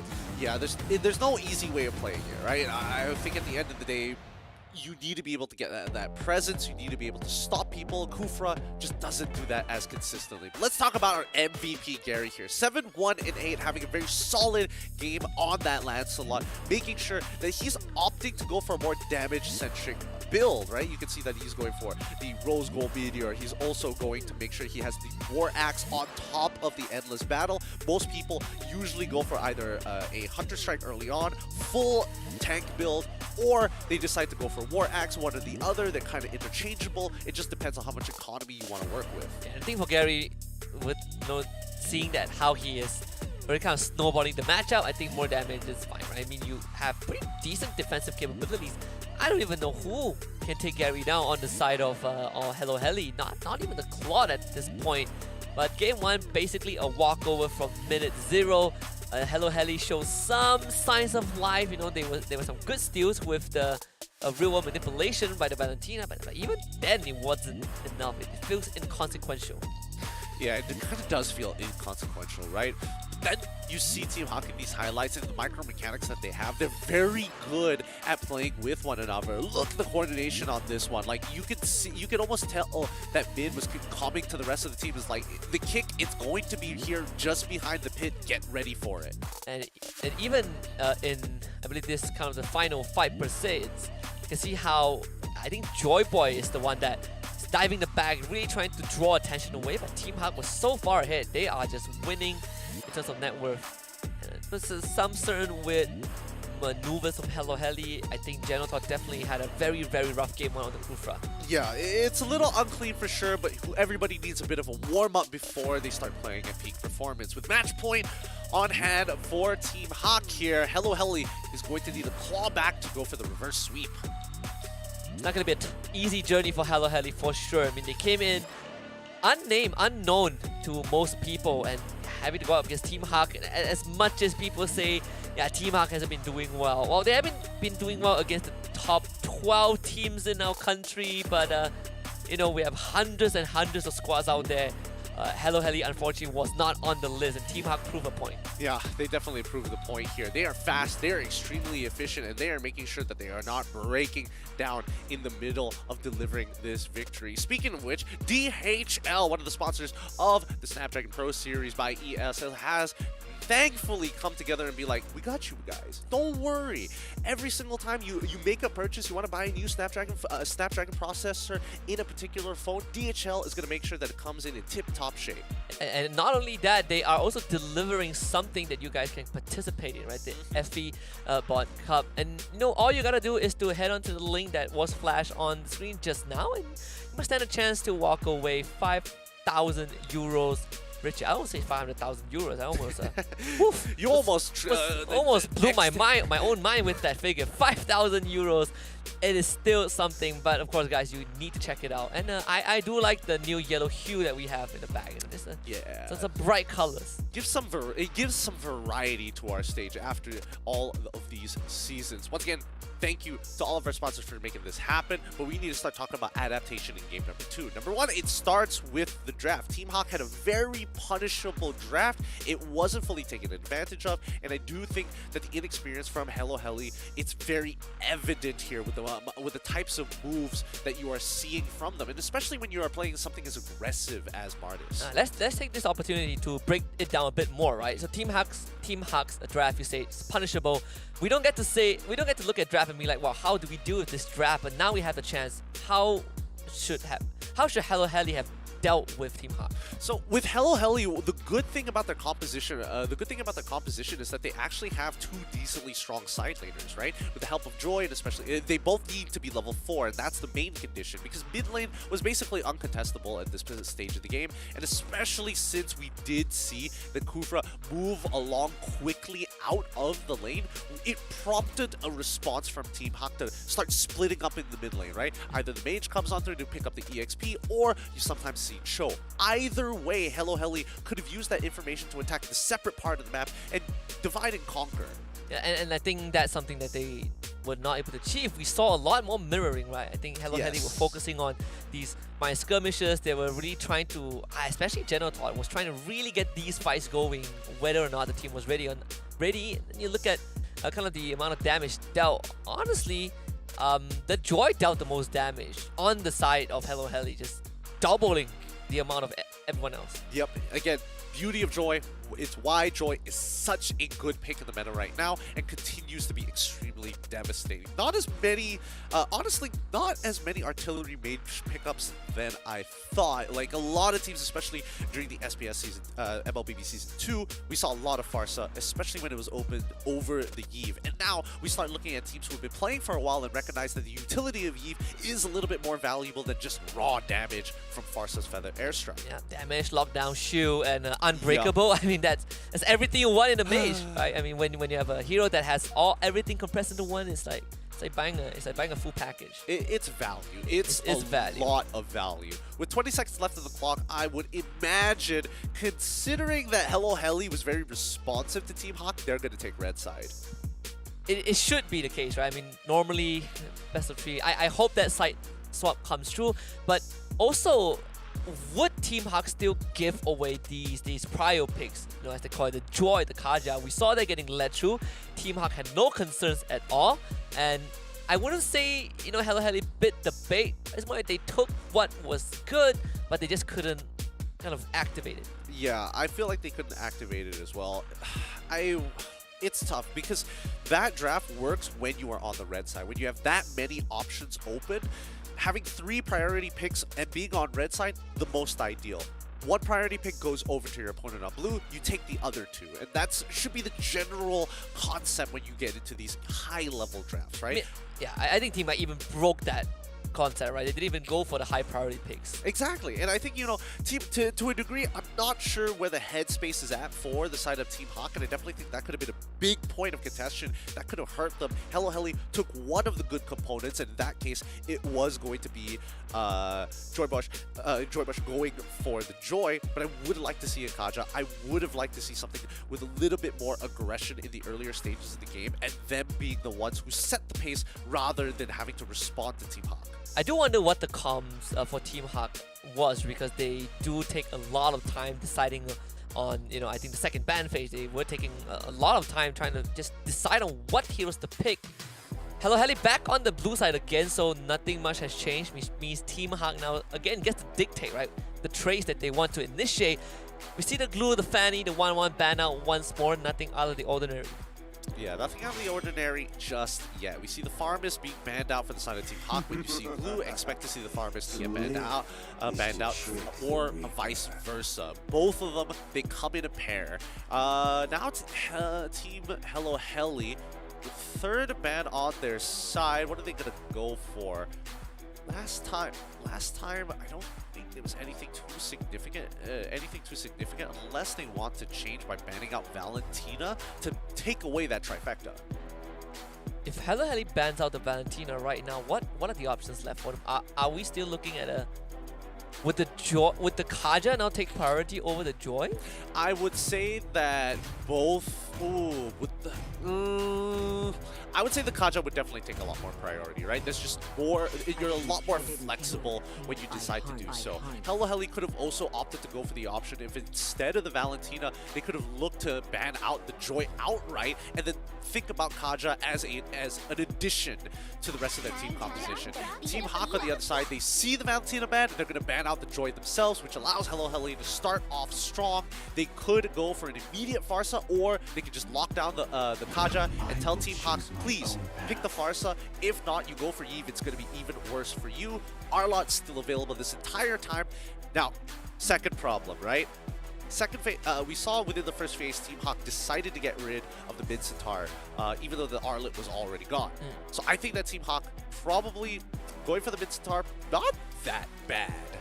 It's not the worst, I guess. But I think there's also this interesting interaction for Arlot that the dash just kind of goes through the mid Centaur. You don't really care too much about what mid Centaur does, which is in on its own a unique mechanic. Kaja goes through, that is an easy way to deal with whatever hero they want to dash around. Team Hawk still having that Eve picked up as well. Now you kind of have two ways to deal with any backline divers. Yep, you have significantly escalated team fights, and Hello Heli, very good response. They go with the Lancelot first. The iframes is going to be extremely relevant here, but the marksman player is going to take quite a bit of punishment, right? No matter what you pick, you're either going to get locked down and you're going to get hit by the real world manipulation, whether you like it or not. So it looks like it's going to be the Swiss Army knife of the gold lane. It's going to be clawed once again.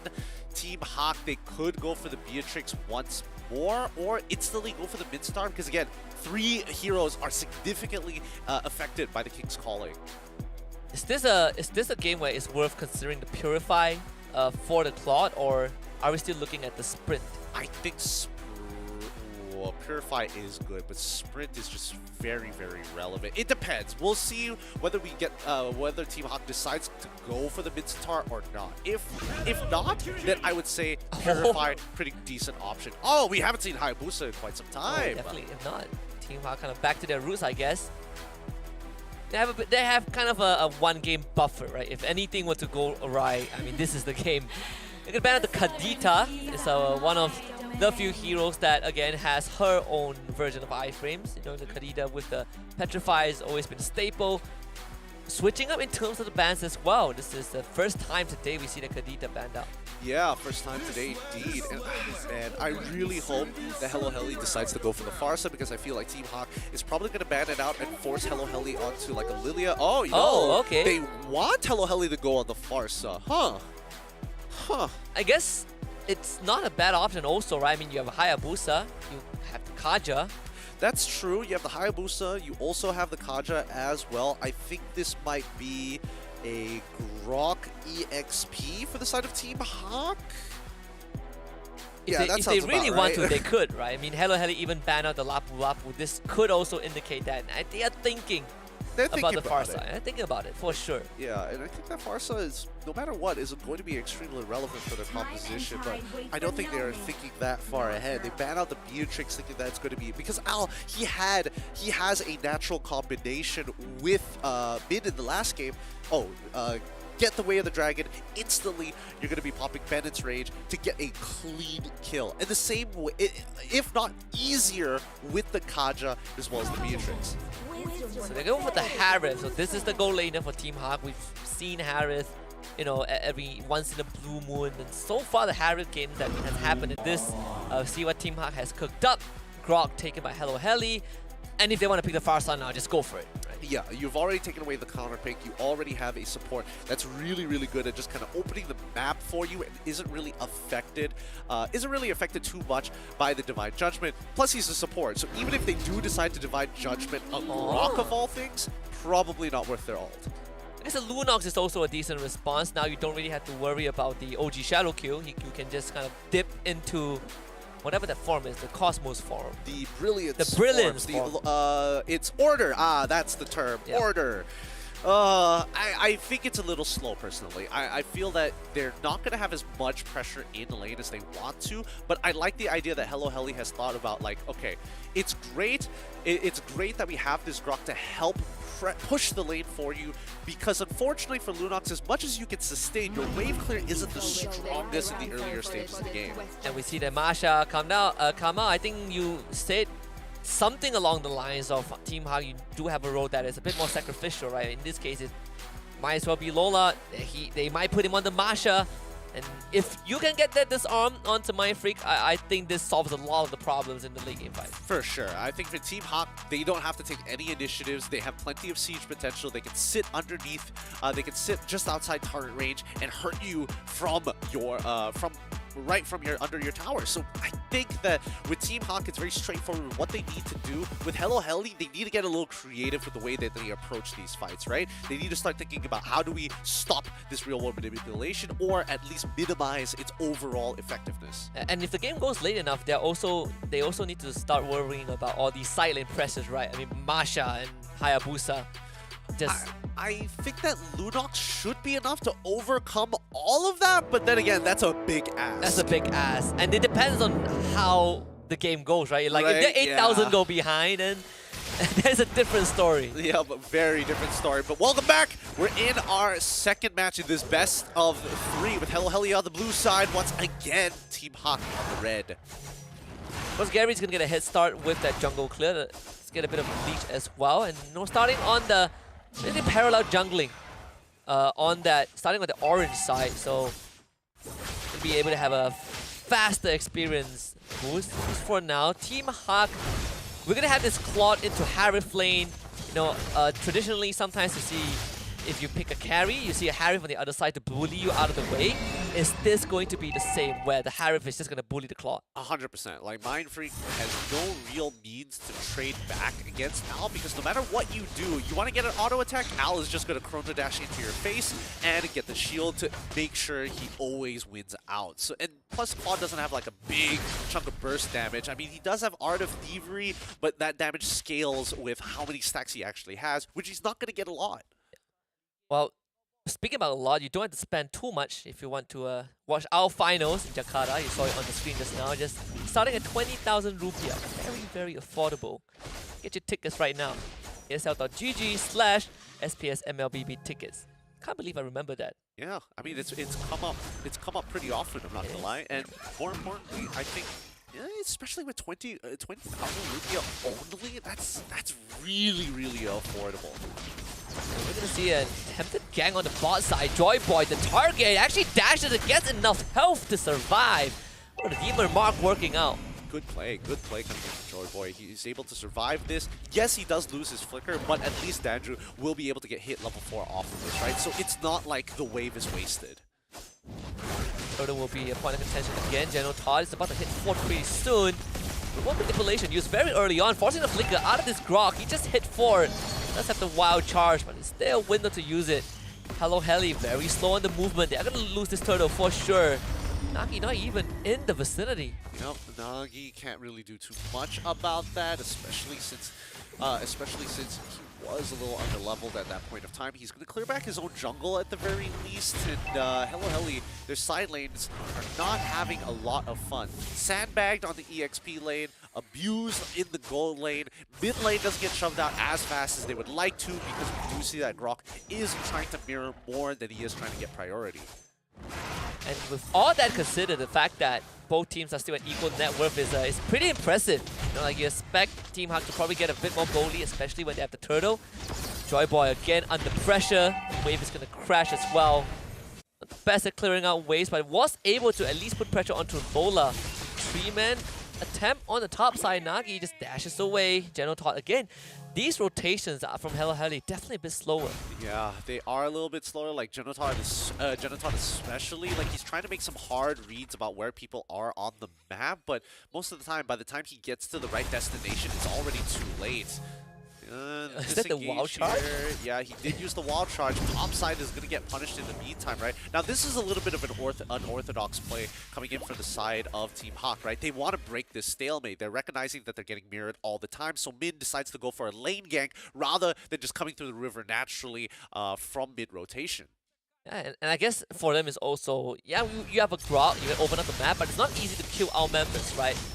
Every single one of the members on the side of Team Hawk have some ways of surviving all these bursts. Definitely, I mean, the Masha definitely has a way. Gary is not worried at all.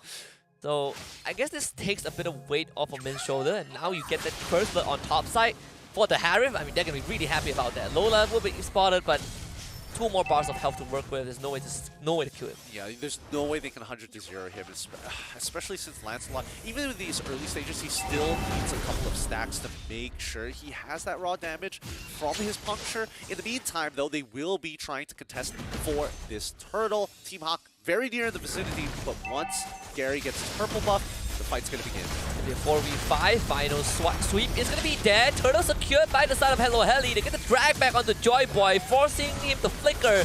But now he's just straight down in the mid of things. They do get a double kill for his Hayabusa and end up trading Min in return. Worth it for Team Hawk. Mindfreak wants a bit more. Blazing Duet onto Al, who doesn't have the hell to do with this. Gets the steal at the very end. Mindfreak gets the kill.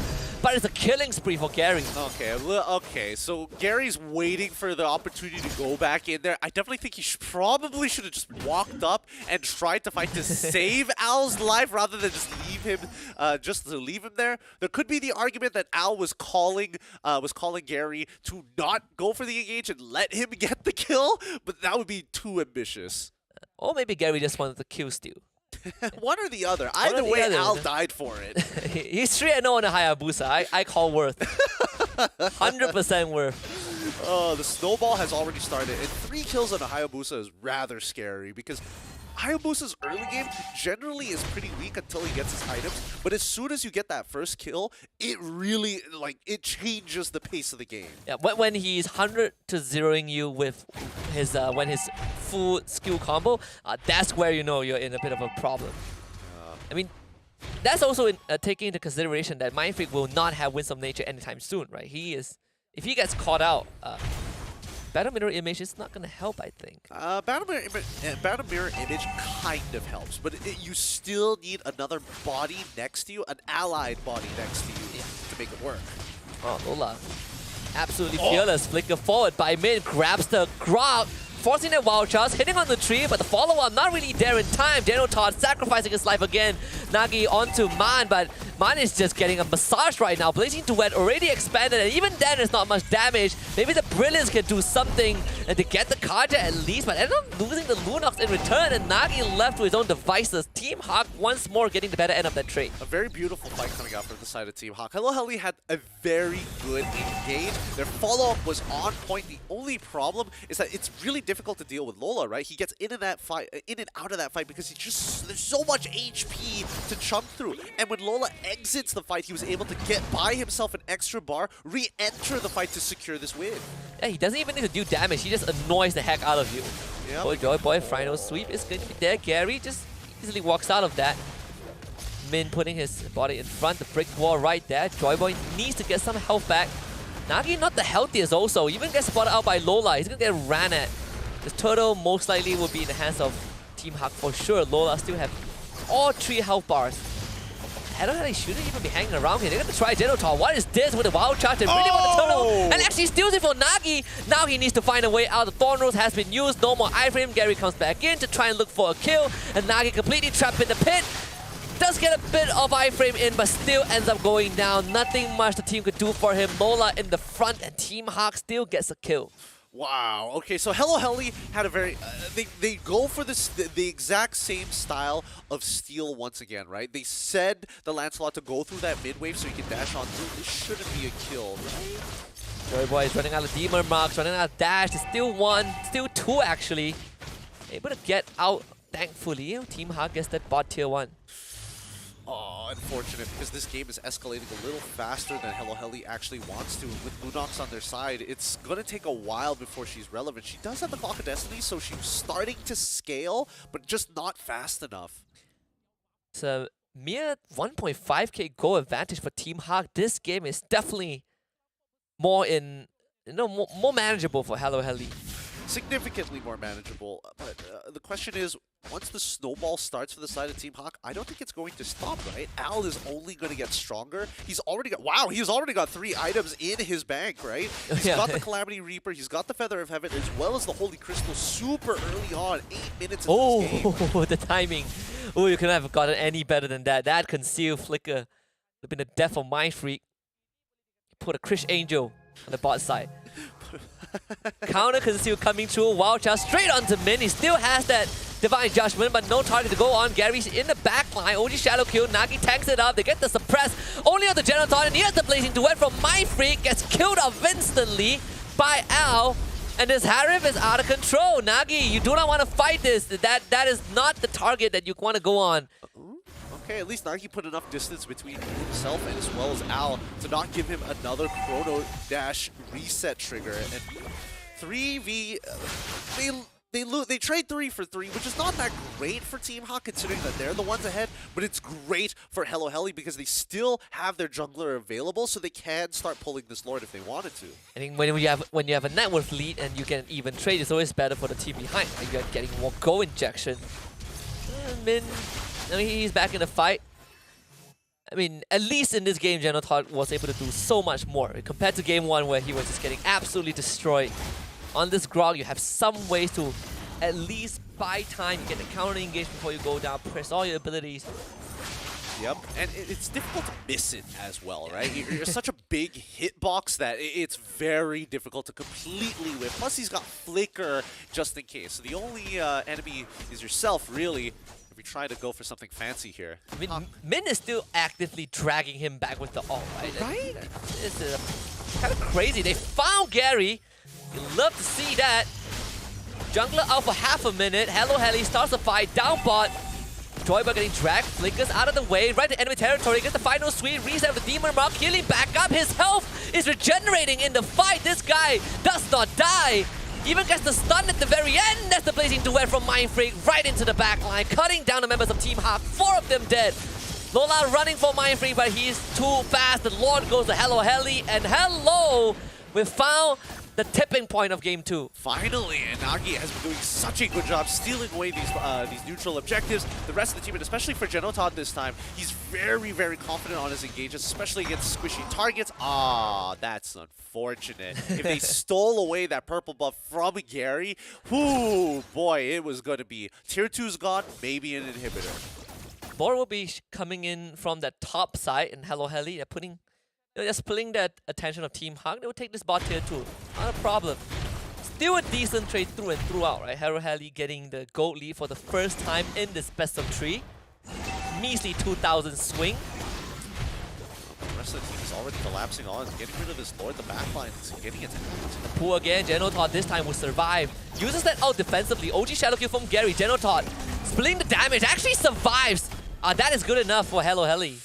Walks away with just a sliver of HP there. Probably got very, very lucky on the Oki Shadow kill RNG randomizer there, but Team Hawk gonna have to play this slow for a little bit. They didn't have the advantage like they did before now, so they really have to start thinking about priority targets. They can't just keep pulling Genotot away from the rest of the team. And yes, he may look like a juicy target because he's so big and it's hard to miss him, but I do think that they should start considering options like, well, arguably Joy Boy. Nagi would be an ideal pick. Danju, number 1. I mean, you also reach a point where you can't one-shot him, right, with the pull. Right? When you reach that point, he has built up enough resistance. Then the Radiant Armor, the Dominus Ice, going for Dreadnought is already there as well. Just a good mix. And the Team Hawk, is there going to be a point where they run out of gas in this game? Team Hawk, well, let's find out. Huge fight straight to the back. Oh, when his Eve Gold Man is dead. Genotot will be sacrificed. They need to win again. Mind Freak, no Winds of Nature. Punished by this Harem. Not that it mattered anyways. So Team Hawk finds 3 quick kills. Yep, and Gary is going to go even deeper forward. He doesn't have the OP shadow kill, but he should be able to win out this 1-for-1. Nagi, though, is able to distance himself once again.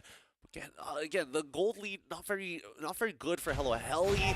It's not really going too far. Al is just so strong right now. Yeah, he's deleting the members of Hello Heli. Al getting gone on again. Nagi is gonna be dead right with Joy Boy.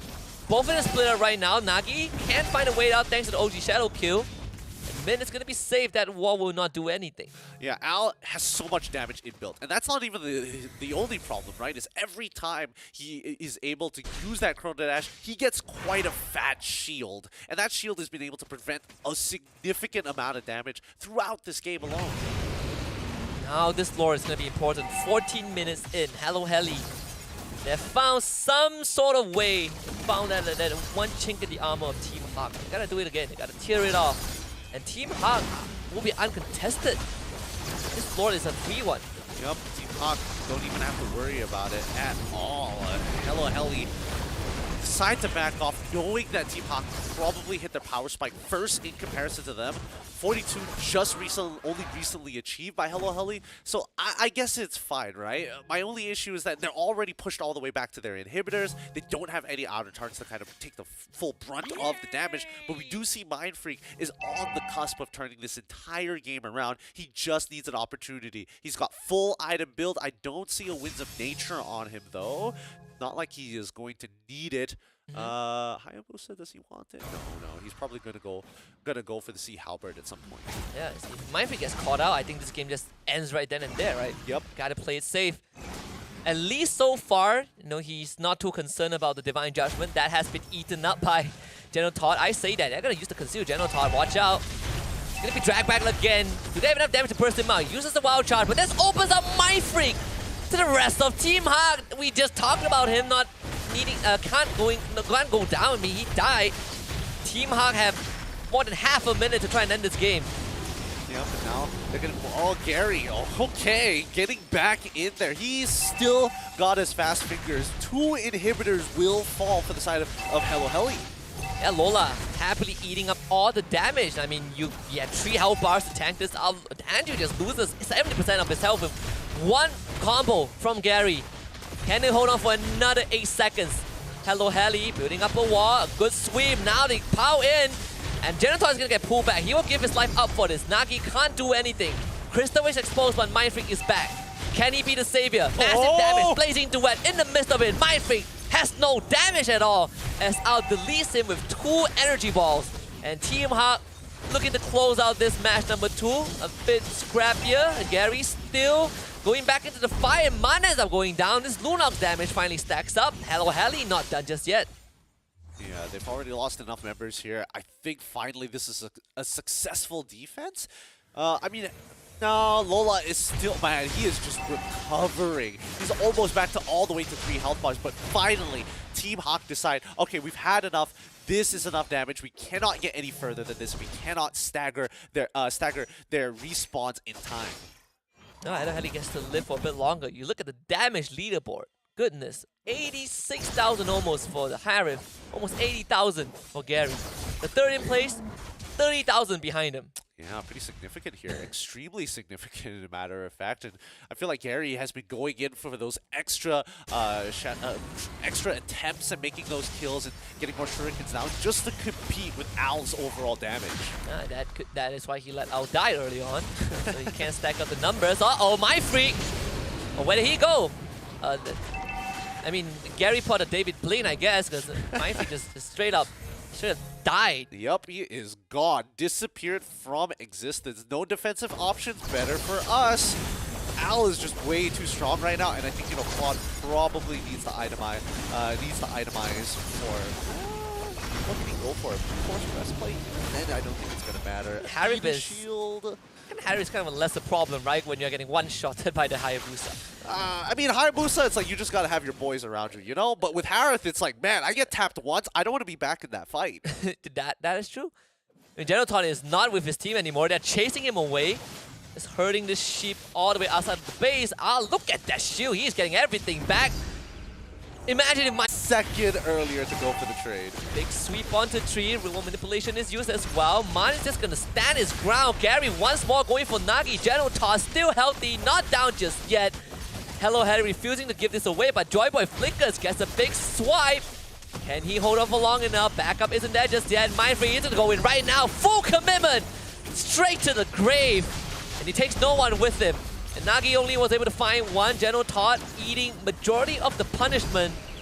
And it is finally time for Team Hawk to close this out. Nagi has nothing left in the tank. A triple for Gary.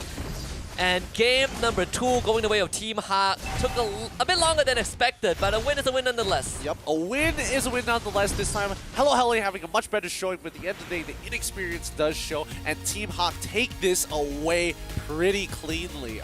There was a couple of moments where they did deserve to get punished, but Team Hawk recovered from the initial mistakes very, very quickly, and it helped that Al was just so far ahead in his lane matchup.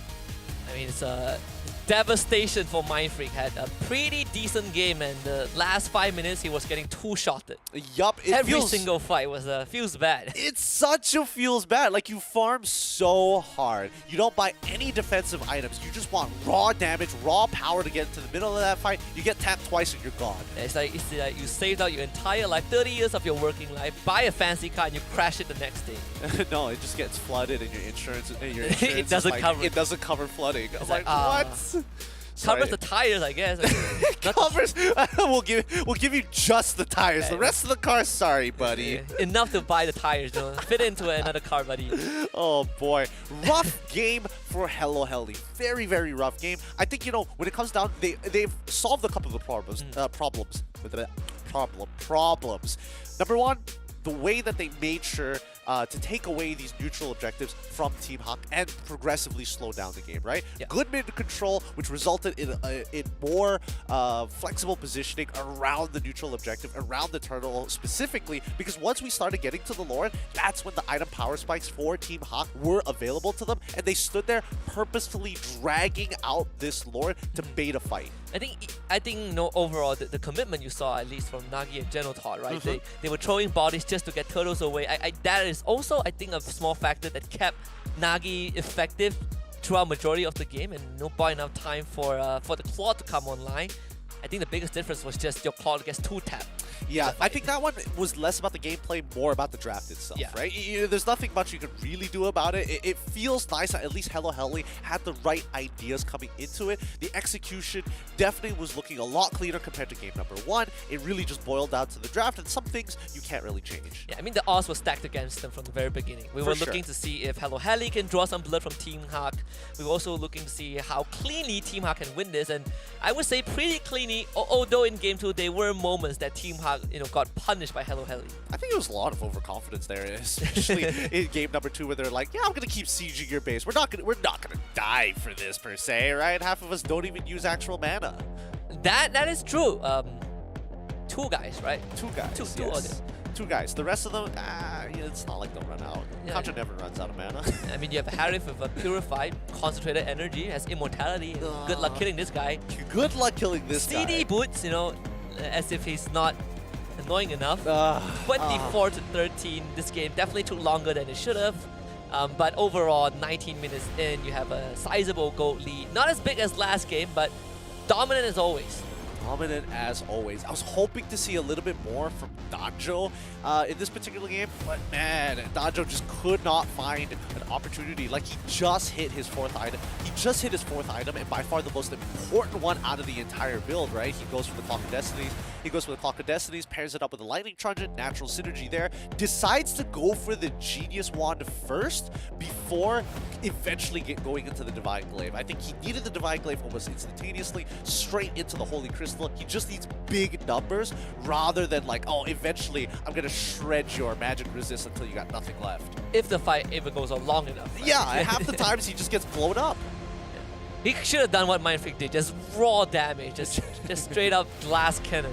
Straight up glass cannon for good reasons here. And of course, Al going to be both the carry and as well as the richest guy on the field. Joy Boy taking the majority of the damage. And I will admit that his Arlon, not that bad. Yeah, his Arlon was actually buying so much time, right? gets to use like what, 2 ultimates at least in every single fight. He is surviving longer than the Grog in majority of these fights. But to his credit, Grog was the one getting kidnapped most of the time. But you look at Team Hawk side, Min, 18 assists this time on the Kaja, just relentless with all these ganks. Absolutely relentless here, and I think, you know, Hello Heli played as good as they could go for. I'm trying to think if there was any significant moments that could have been played a little bit better, but we'll come back to that in a bit because Team Hawk definitely crushed it this game. Let's have a look at their MVP of the match. It's going to go over to Al. Uncontested almost the entire game, right? He died twice, but sure, most of the game he was bullying his counterpart in lane. There was no one that could effectively stop him, no one to lock him down. He even had to purify. It was just a very straightforward game for this Harris. Extremely straightforward. It's all about survivability because he has the raw damage. He won his lane super hard as well, and then started to bleed his lead into basically every other member from the side of Hello Heli. I mean, 6,000 damage per minute. That is an obscene number.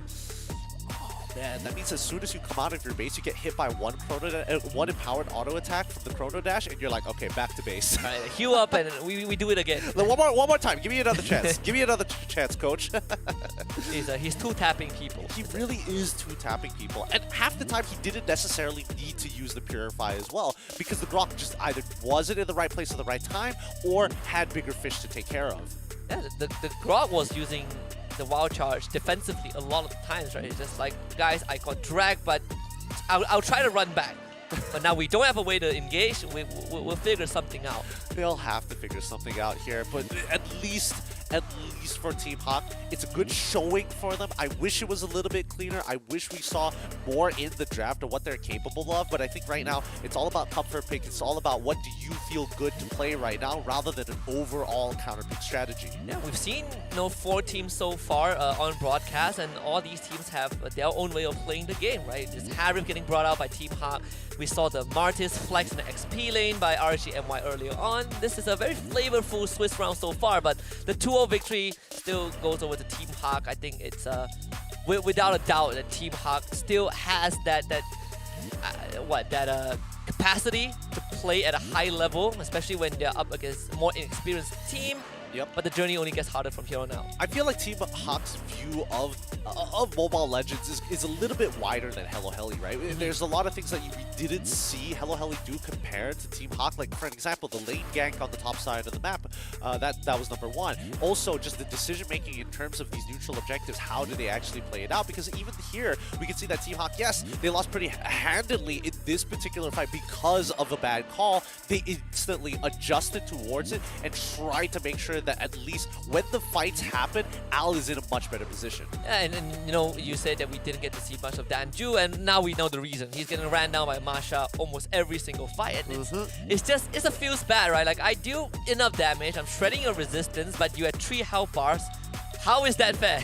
Yep, the numbers are just too big. Way too big to actually maintain realistically. And considering how Lola likes to build the Masha, he likes to go multiple Guardian helmets every single time. Yeah, and ironically, he has the smallest number, just 3, 2, and 1, but it's the biggest number in most of these games. I don't think they've even killed the Masha one, maybe once, but that's not enough to matter as much. We can even kind of look back at the damage dealt, right? I mean, Harris dealt 112,000 damage. Yep. Hayabusa dealt 102,000 damage. Third place is 68,000. Just farming damage there. Team Hawk take it away 2-0 against Hello Heli. Looks like Hello Heli still has a little bit to learn before they can take on some of the big dogs here. But I do think that the showing from Team Hawk, as much as people are going to be like, wow, yes, this could be their moment to come back against some of the bigger teams and here in the tournament, I do think they're not at that 100% just yet. Oh, definitely not. And when you look at the recap from the first 4 sets, right? Some teams that have lost their best of 3s are teams that I think on a good day would give Team Hawk a run for the money, right? For example, Mahalika, that team we thought we was going to roll over EVO's Icon, but they end up losing that series, and that not only spells spells out how competitive the Swiss round is. It also means that teams that loses their first series are not going to get are not going to have any easier series coming up. Nope, absolutely not. It's about overall consistency. That being said, it could just be that EVOS Icon is just absolute monsters, you know? Who knows? Who knows? We didn't get to see them much. Yeah, again, now, it's not like we don't know what we're don't know at all who these teams are. I've definitely seen them play a couple of times in their own respective MDLs. I just think that it's interesting to see them kind of collide with the other teams around the region, right? It kind of gives you quite a bit of variety in the overall playstyle. Speaking about variety, we gotta check in with our friends over at the Barca broadcast because they're gonna be talking to the winners of that series, gonna be Team Hawk. Ya. Sebab sepatutnya kena je buat last slot tank, tapi saya lebih suka bantai backline sampai mati. Kalau buat last slot tank je, dia boleh zoning je tak mati. So saya buat damage lah. Jadi dia bergantung pada situasi lah sebab dah ada lead yang sangat-sangat besar, jadi diubah. Baiklah, jadi pandangan Gary mengenai Al boleh dikatakan marksman baru untuk pasukan Hawk. Adakah Gary berpuas hati dengan prestasi Al buat masa sekarang ataupun Gary rasa ini baru permulaan, ada banyak lagi yang beliau perlu lakukan di masa depan? Ya, untuk saya rasa dia banyak lagi perlu belajar sebab ini dia first tournament yang dia main dengan kita orang juga. So sebab ini kita orang bagi peluang kat dia, so dia buktikanlah hari ni. Saya puas hatilah hari ni, saya puas hati. Hari ni puas hati. Berjaya mendapatkan kemenangan 2-0 dan ini satu soalan kepada Gary daripada saya. Gary baru sahaja pulang daripada SEA Games. Tahniah berjaya untuk membawa pulang pingat perak untuk negara kita.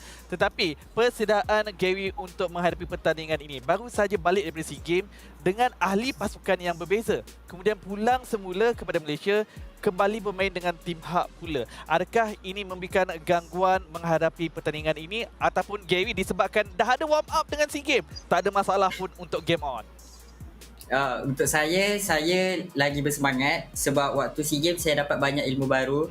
So dengan dekat SEA Games kan saya main 2 game je kan. So dia macam tak puas lah. So kat sini main lagi je. Baik. Jadi soalan saya yang seterusnya kepada Gary, pastinya Gary tahu yang Snapdragon Pro Series ini sukar kerana bukan sahaja ada Malaysia, ada Filipina, ada Indonesia. Untuk 32 pasukan yang awal ini, pasukan yang mana Gary rasakan sukar untuk bertarung? Tak kisah daripada Malaysia ataupun Indonesia ataupun Filipina sendiri. Yang mana ataupun mungkin Gary boleh pilih 4 pasukan yang akan pergi ke peringkat seterusnya?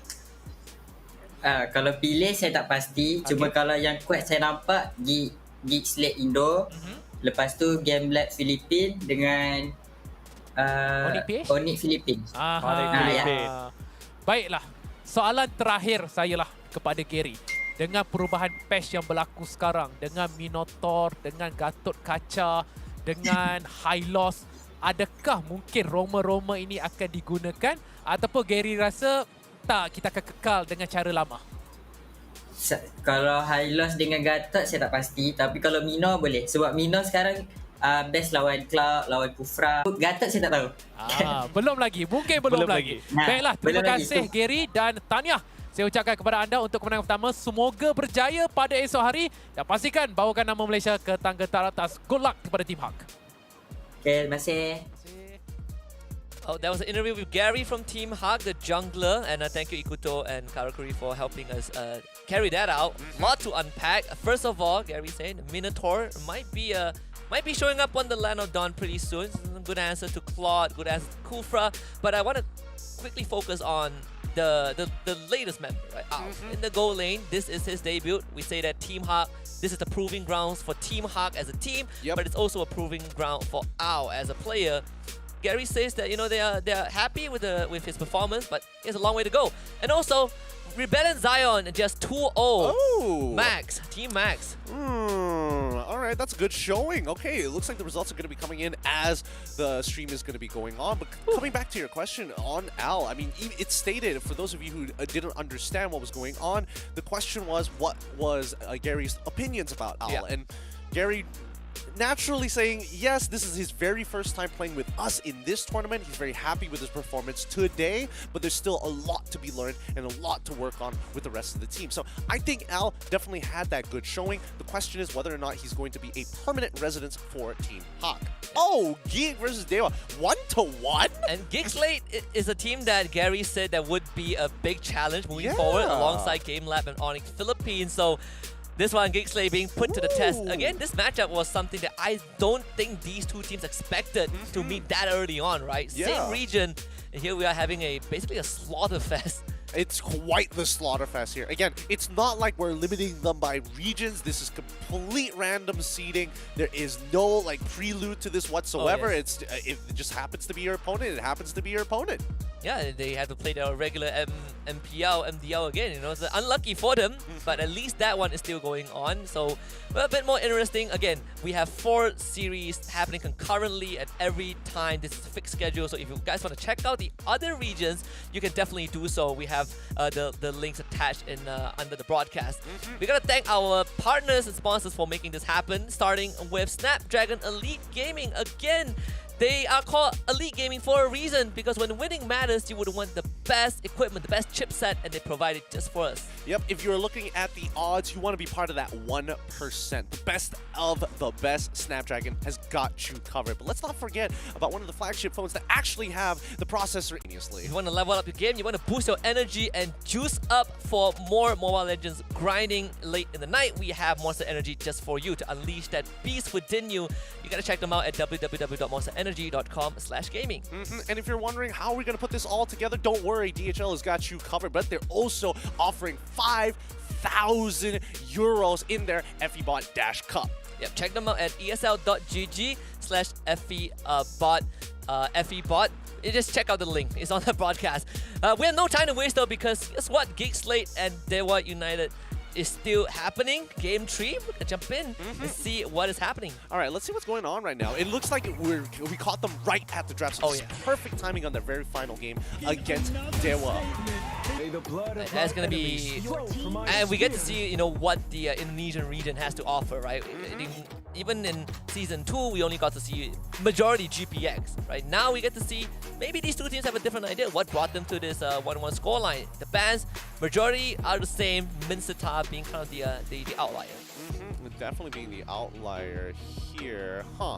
Okay. Minstar, Joy, 1-1, followed up by Arla, Valentina, and as well as Fanny. The opener for Dewa United is it's rather interesting, right? Because they can go for the farmers here almost straight away and not get too punished by it. They could opt to go for a safer route, which is usually the glue in these cases. But then you're giving that power pick over to Geekslate. Kaja. Oh yes, Kaja still wide open. Yeah, Dewa United instantly snatched that. So what else do we have left? We still have the Eve, we still have the Farmist. An option also, Geekslate getting the glue and the Lancelot. They want Dewa United to actually go for this Farmist for some reason. I think Geek is either extremely confident they can actually force out the call Altar before it actually comes into use, or before Glue actually gets into the middle of that fight. But Dewa United, I think they might be able to sniff this one out, right? It is Beloyski on the opposite side. It's something to always be aware of.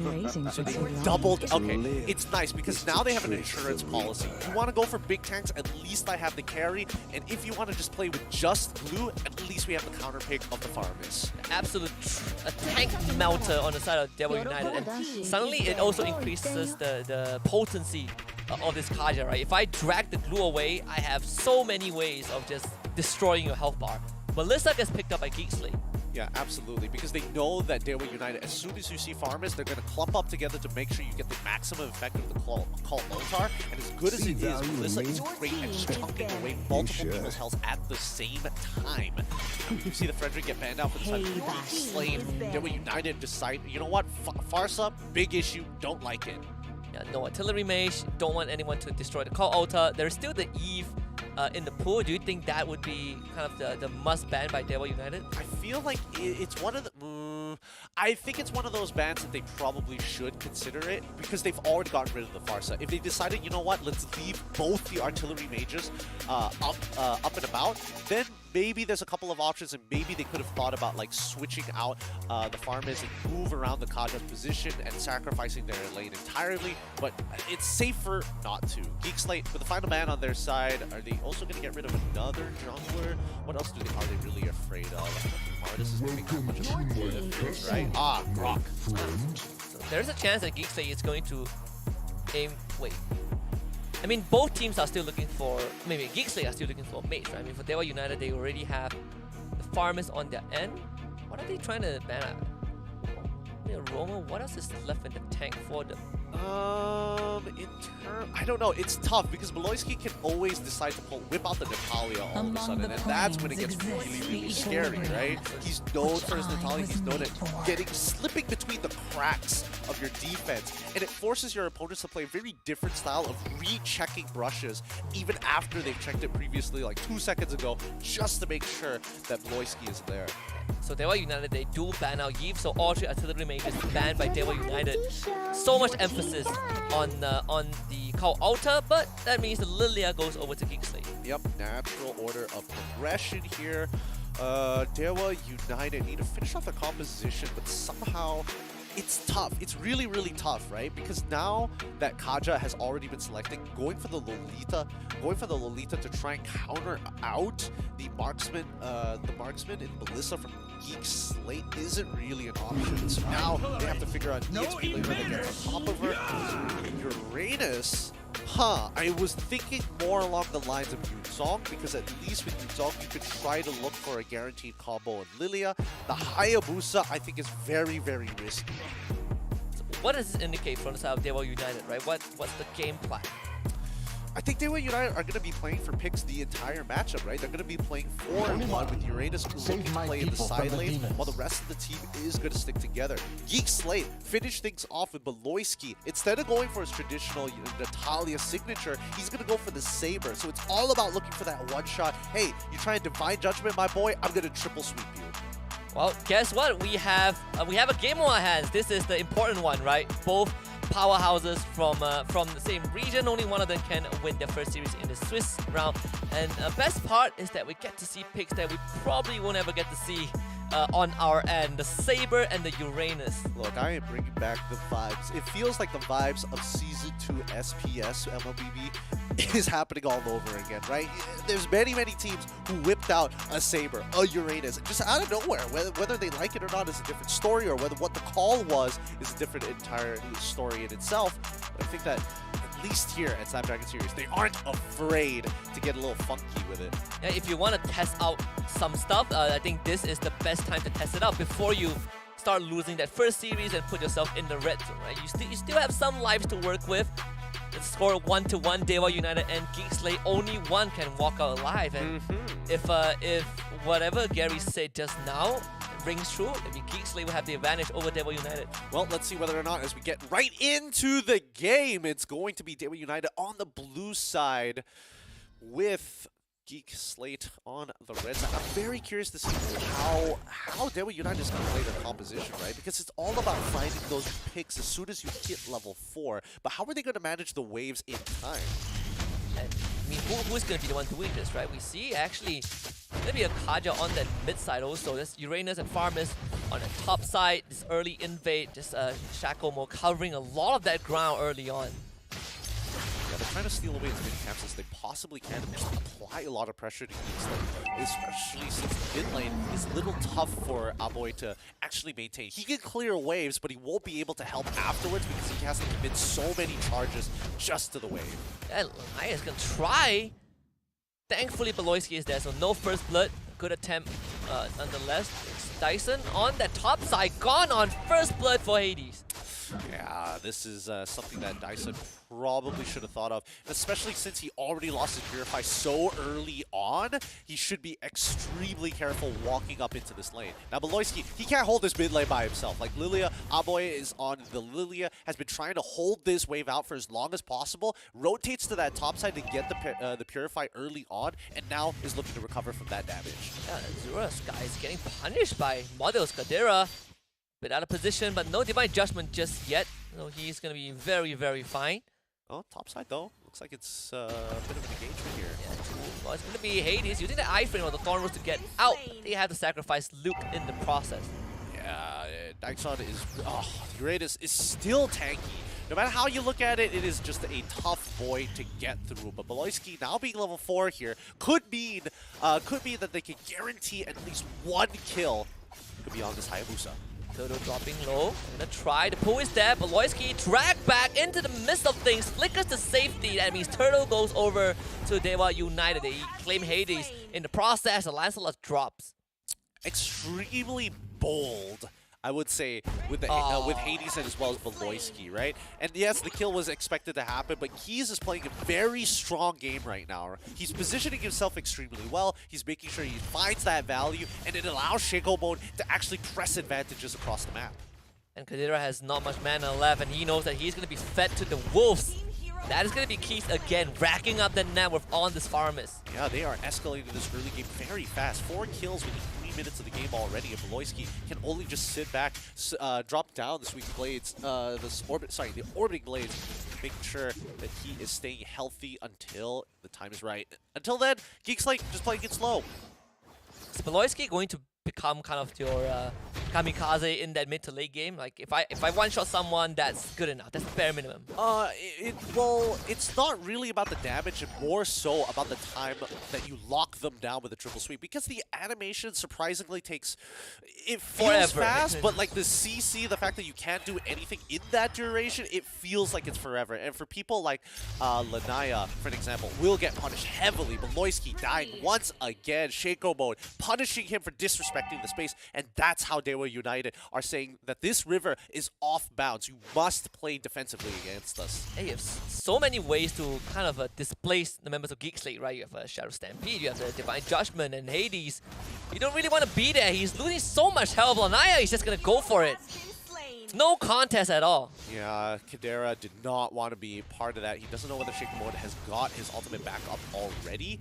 Now he's going to get dove. He's going to be forced to be a part of this fight. I mean, get away from me, or go home. They're at 0-2. I mean, this is starting to get out of control very quickly. Yeah, extremely. And I think that's because Beloyski just cannot provide the same level of pressure that Shaco Mode is doing right now. Because every single time he walks out, he's like, I want to find another target that isn't this Kaja. Yeah, and you have the triple sweep. That is great. But if you get dragged back, then there's so much more value, right? And even then, they still have to find an answer for the Cult Altar. And realistically, they don't have a proper way to deal with it right now. Well, speaking of which, I think that Geekslate is going to completely give up on this turtle right now. We do see that Beloyski wants to push the agenda with a lane gang down on the bottom side, and I think Dewa United read into this. Do steal the turtle away. Hades was able to secure it with the red tree. So at least they get something out of it, but Geekslate are still struggling to get much done. Maybe Beloyski down the bot side, a 2v2. Kadera needs this kill. Azura Skies, who's going to get this? Kadera actually traces life back, a 1-for-1. Not the most ideal, but Geekslate have more problems right now because Keys is going to show up. Shadow Stampede doesn't connect. Lanaya will be there. And Beloyski instantly taken down. Okay, I'm trying to figure out some of these movements for the side of Geekslate, right? Is Beloyski calling for people to not show presence and stay alive to actually manage the wave afterwards? Or is it the fact that they don't want to be part of the collateral, right? Because they know that Shaco Mode already used his ultimate there. They already knew that Lanaya also was pretty committed hard, and Aboy still has the black shoes, so why didn't he walk up there to try and save Beloyski's life? And Beloyski's going to try again. Triple sweep right there. Our boy using the black shoes. Beloyski's going to drop. Kadera has the chance to go Q's right now, but runs out of gas. And our boy also on the run. Azura Skies can't follow up. Well, Dyson is going to be preoccupied mid. Lanaya with the OE shadow kill. They try to share the damage, but still ends up losing Hades. Luke with the split, walks on forward, sticks on the Lanaya, drags him back. There might be enough damage to finally get a trade in. Dyson will be nearby. Our boy also walking forward. Lanaya doesn't drop. Oh, he doesn't die there? Okay. Finally goes down. Took longer than expected. Oh my goodness, I really thought Luke was not going to get the kill there for a second there. Oh boy. All right. Things are working according to plan. Now, even though they are, well, I would say 3K at this point down against Geekslate. Geekslate isn't dead in the waters just yet, right? They still have, this is where they can start escalating the situation. This is where they start looking for defensive holes from Dewa United, because Beloyski, he's looking for an opportunity to find isolated targets. And right now, Dewa United are sticking as close as they possibly can. Yeah, as long as they're within range of the Cult Altar, I think they would be very happy with that. Geekslate still have not been able to find much pressure on the structures. mean, it took them so long to take down Lanaya. They were United, even got the bot tier 1. Kadera, oh, it's the one we wanted against Azura Skies. Both of them walking away with a 0 of health. But guess what? Azura Skies has friends, and Kadera has no friends. So he will end up going down. Hades looking for Dyson, at least this Uranus healing back up and just runs out of there. Yeah, they got the neutral objectives that they were looking for. They ended up having to sacrifice Kadera for it. It's not too bad because unless they were United get a tier 2 here, then it would be worth their time. If not, Geek Slate should be able to find some divine retribution. Yeah, Kadera is 1-4 right now, absolutely suffering in this game. Azura's guys won't be able to finish off the turret. As a Shaco mode once more, just covering all the bases. 1.5 minutes until the next major objective, and at least for Geek Slate, they still have this mid turret. Yeah, at least they still have it. It's tough. These team fights are definitely not in their favor. It's tough for Geek Slate to find the right opportunity to get on someone, like. Because if Kadera is part of these fights, he's doing a lot, right? But Keys needs to go, but Loisky needs to be in the right position to find Keys. And if he's isolated against someone like Lanaya right now, he just guaranteed is to die. Guarantee one shot. They do pull the Uranus under the turret. Kadera under pressure again. Can they at least get Dyson this time? Finally getting something done. The rest of Devil United in that top side jungle. Not where Geek Slate can just easily walk in, but Hades will look to get something done. Luke is going to get suppressed. Dragged back by Divine Judgment. Forced to flicker. Drags himself over the finishing line, mixed it out with his life and the split as our boy supports his escape. Oh, nicely done. They committed quite a bit to that as well. They also committed the Divine Judgment, which gives Geek Slate a very big opening for a potential fight, right? So where is Beloyski on the map right now? He's on bottom side. He's going to be all alone. Almost gets a solo kill. That is a heartbreaker. Oh no, it hurts. It hurts. He even committed the flicker. Well, at least you know that's the limit, right? 1-6, almost solo kills a carry who is 4-1. It's not the worst. It may not be the worst, but you're definitely still hoping to get that kill, right? Yeah. It means from this stage onwards, unless Beloyski finds 3 kills in less than a minute, I don't think it's happening, right? Winds of Nature is still a very good item. That is very true as well. I mean, it's good having friends if you're Devil United. Gonna start on the Lord right now. Geek Slate doesn't have the numbers. Beloyski running all the way back, but Kadera isn't even going to be there with them. So Beloyski jumping right on top of the Kaja, gets them out of the way. Co-alter is used. Lord is going to be pulled off from Devil United. They want the kills first. Hades now goes in, aggroes the Lord, goes for the puncture. Lord brought down low. Can Hades steal this though? Dawn is dead. Retribution coming right through, and Hades has done it. Lord of the Underworld stealing the Lord away from Devil United, and Hades is still going. The iframe from the Dawn is dead, trying to dash to safety, finds the kill onto the Farmist, ends up finally going down, but damage has been dealt. They found the carry. Dyson against Luke is going to be wet noodle slaps, and Luke even gets out with his life, barely. The Geek Slate, they want a big fight. Yep, huge fight. Huge fight, but they still are losing members regardless, right? They're not, as much as we would like to believe that these fights could have been better, yes, but look at that gold, right? Geek Slate has evened it out. Oh, they definitely have. First time in this game, Beloyski is gonna die again. 8th death, but at this point of time, you know, it's a death worth giving up. They get the mid-tier 1 finally. Flag shoes used, Shaco mod in danger. Kadera and Muddles.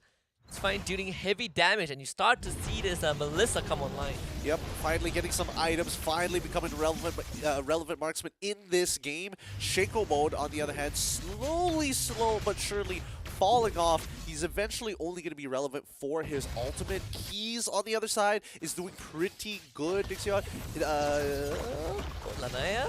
Yeah. Not going to commit to that. It's still a lot of damage, though, I will say, against the Lilia, who still needs a little bit more time. Let's have a look at that one more time in this fight, right? Lanaya is trying to push away the Lancelot to the very far right as possible to get as many dispels as possible. Beloyski responds by attacking Shaco with a triple sweep to deny the Divine Judgment. And despite all of that happening, just the raw damage coming in from Azure Sky is enough, right? To take it to 2-for-1 victory in this matchup, however, not being able to secure the Lord. That being said, both teams going at it again. Triple sweep onto Dyson. This Uranus absolutely invincible. 4 members of Geek Slate gone down just like that. That's why Geekslate lost that fight in the first place, right? Kadera just needs to make sure that he's careful with his spacing here, but they will lose an inhibitor in the process. Kadera's going to try his best. He's even popping the ultimate as well as the sprint to get all 3 of them. Manages to save the turret. Use the Inspire, stayed alive. I mean, Kadera doing the best he can. All things considered, he had the hell against kind of an imminent dive. Saved the inhibitor turret, pushed back Devil United. Now his team is back up. Get this reset for Geekslate. Yeah, they don't, and luckily they don't lose an inhibitor for it. And I think that's the most important part. I was ready for Kadera to die there, but a lot of the resources that Devil United used in the previous fight didn't translate over to a potential dive. Yeah, heroic plays from Melissa, honestly. Buff stolen away by Keys. Very unfortunate. Now the Lord has spawned again on the bot side. But Geekslate will need to start dealing with these waves first. If Beloyski is down at the bottom, he is taking care of business very quickly. Yeah, he is. He's just waiting for somebody to show their face. He's hiding in the bush, ready for the opportunity to pounce on his opponent. But look at the general spread coming in from Geekslate, right? It's very much the right side of the map heavy. Not really taking too much control over the mid side. Tribrush. They want this play by Beloyski to actually work out. Now he's guaranteed got the flank as they check Tribrush, and Luke is forced to back away. Top side is constantly going to get attacked, and it's expected from Dewa United, especially when they're playing 4-1. I mean, Luke breaking that conceal is the best case scenario, right? So now Geekslate have ample info.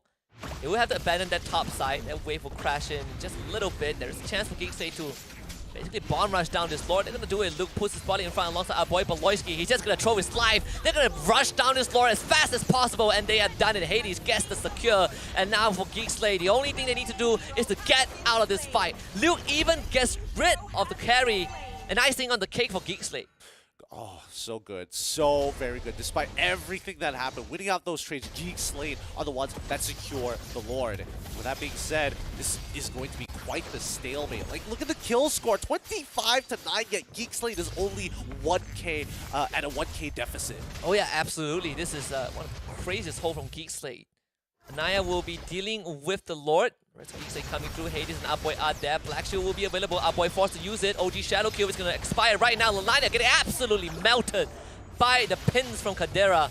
And Geekslate striking back. Now this Lord is going to start crashing into the base. Yep, it's crashing real fast here with Kadera as well as Muddles at the helm, making sure that they can zone away key targets from actually getting the damage into this Lord. Now, Loyski, he's revealed everybody. He will end up dying, but he's basically worth no gold. There's a special term called license to feed. He's 2-11, but his team is winning the game, and he is a big reason for that. You know? Yep, he has earned his license to feed at this point, right? Yeah, He's committed so much to it. 11 deaths. He did get a bit of a reset earlier, but now that reset has turned his gold. I think they're only earning like I would say 80, is so 40 gold every time they kill him. Like it's not a lot. Yeah, like he's so poor, you can just give him away. Like sure, take my guy for Loyski. Take my boy. Take my poor boy. Die for noble cause. Oh boy. Now, with 15 minutes into this game, Geekslate waiting for the right opportunity to get Kadera in and go for this big 5v5. But the constant pressure coming in from Uranus is only as effective as their housekeeping. And in this case, you know, Geekslate's housekeeping is pretty good. They're literally willing to die for the wave. Yeah, and you have this Glue who is also a big problem, right? He is single-handedly diving past the front line of Dewa United, getting onto Azura Skies and just bleeding him out with the split. And the rest of the team going, they realize that the only person who could really take on that wave is Hades, who actually has enough wave clear to keep up with the rest of the speeds. I mean, Beloyski is... Woo! There we go. That's the one shot. That's what you want. It just took him 16 minutes and all the items in the world. I mean, it took him 11 deaths, but what the hell, right? One shot in Lanaya is huge there because he's not going to be available for this upcoming fight. No, a boy trying to save Beloyski. Can they get Dyson out? Dyson needs to get out of this. Immortality pop. Shack almost shows up. Where's the pull? Can't find it out, boy. Black Shield timed perfectly. Co-Ultra expanded. Hades looking for the back line. Azura Skies right there with his team. Kadera.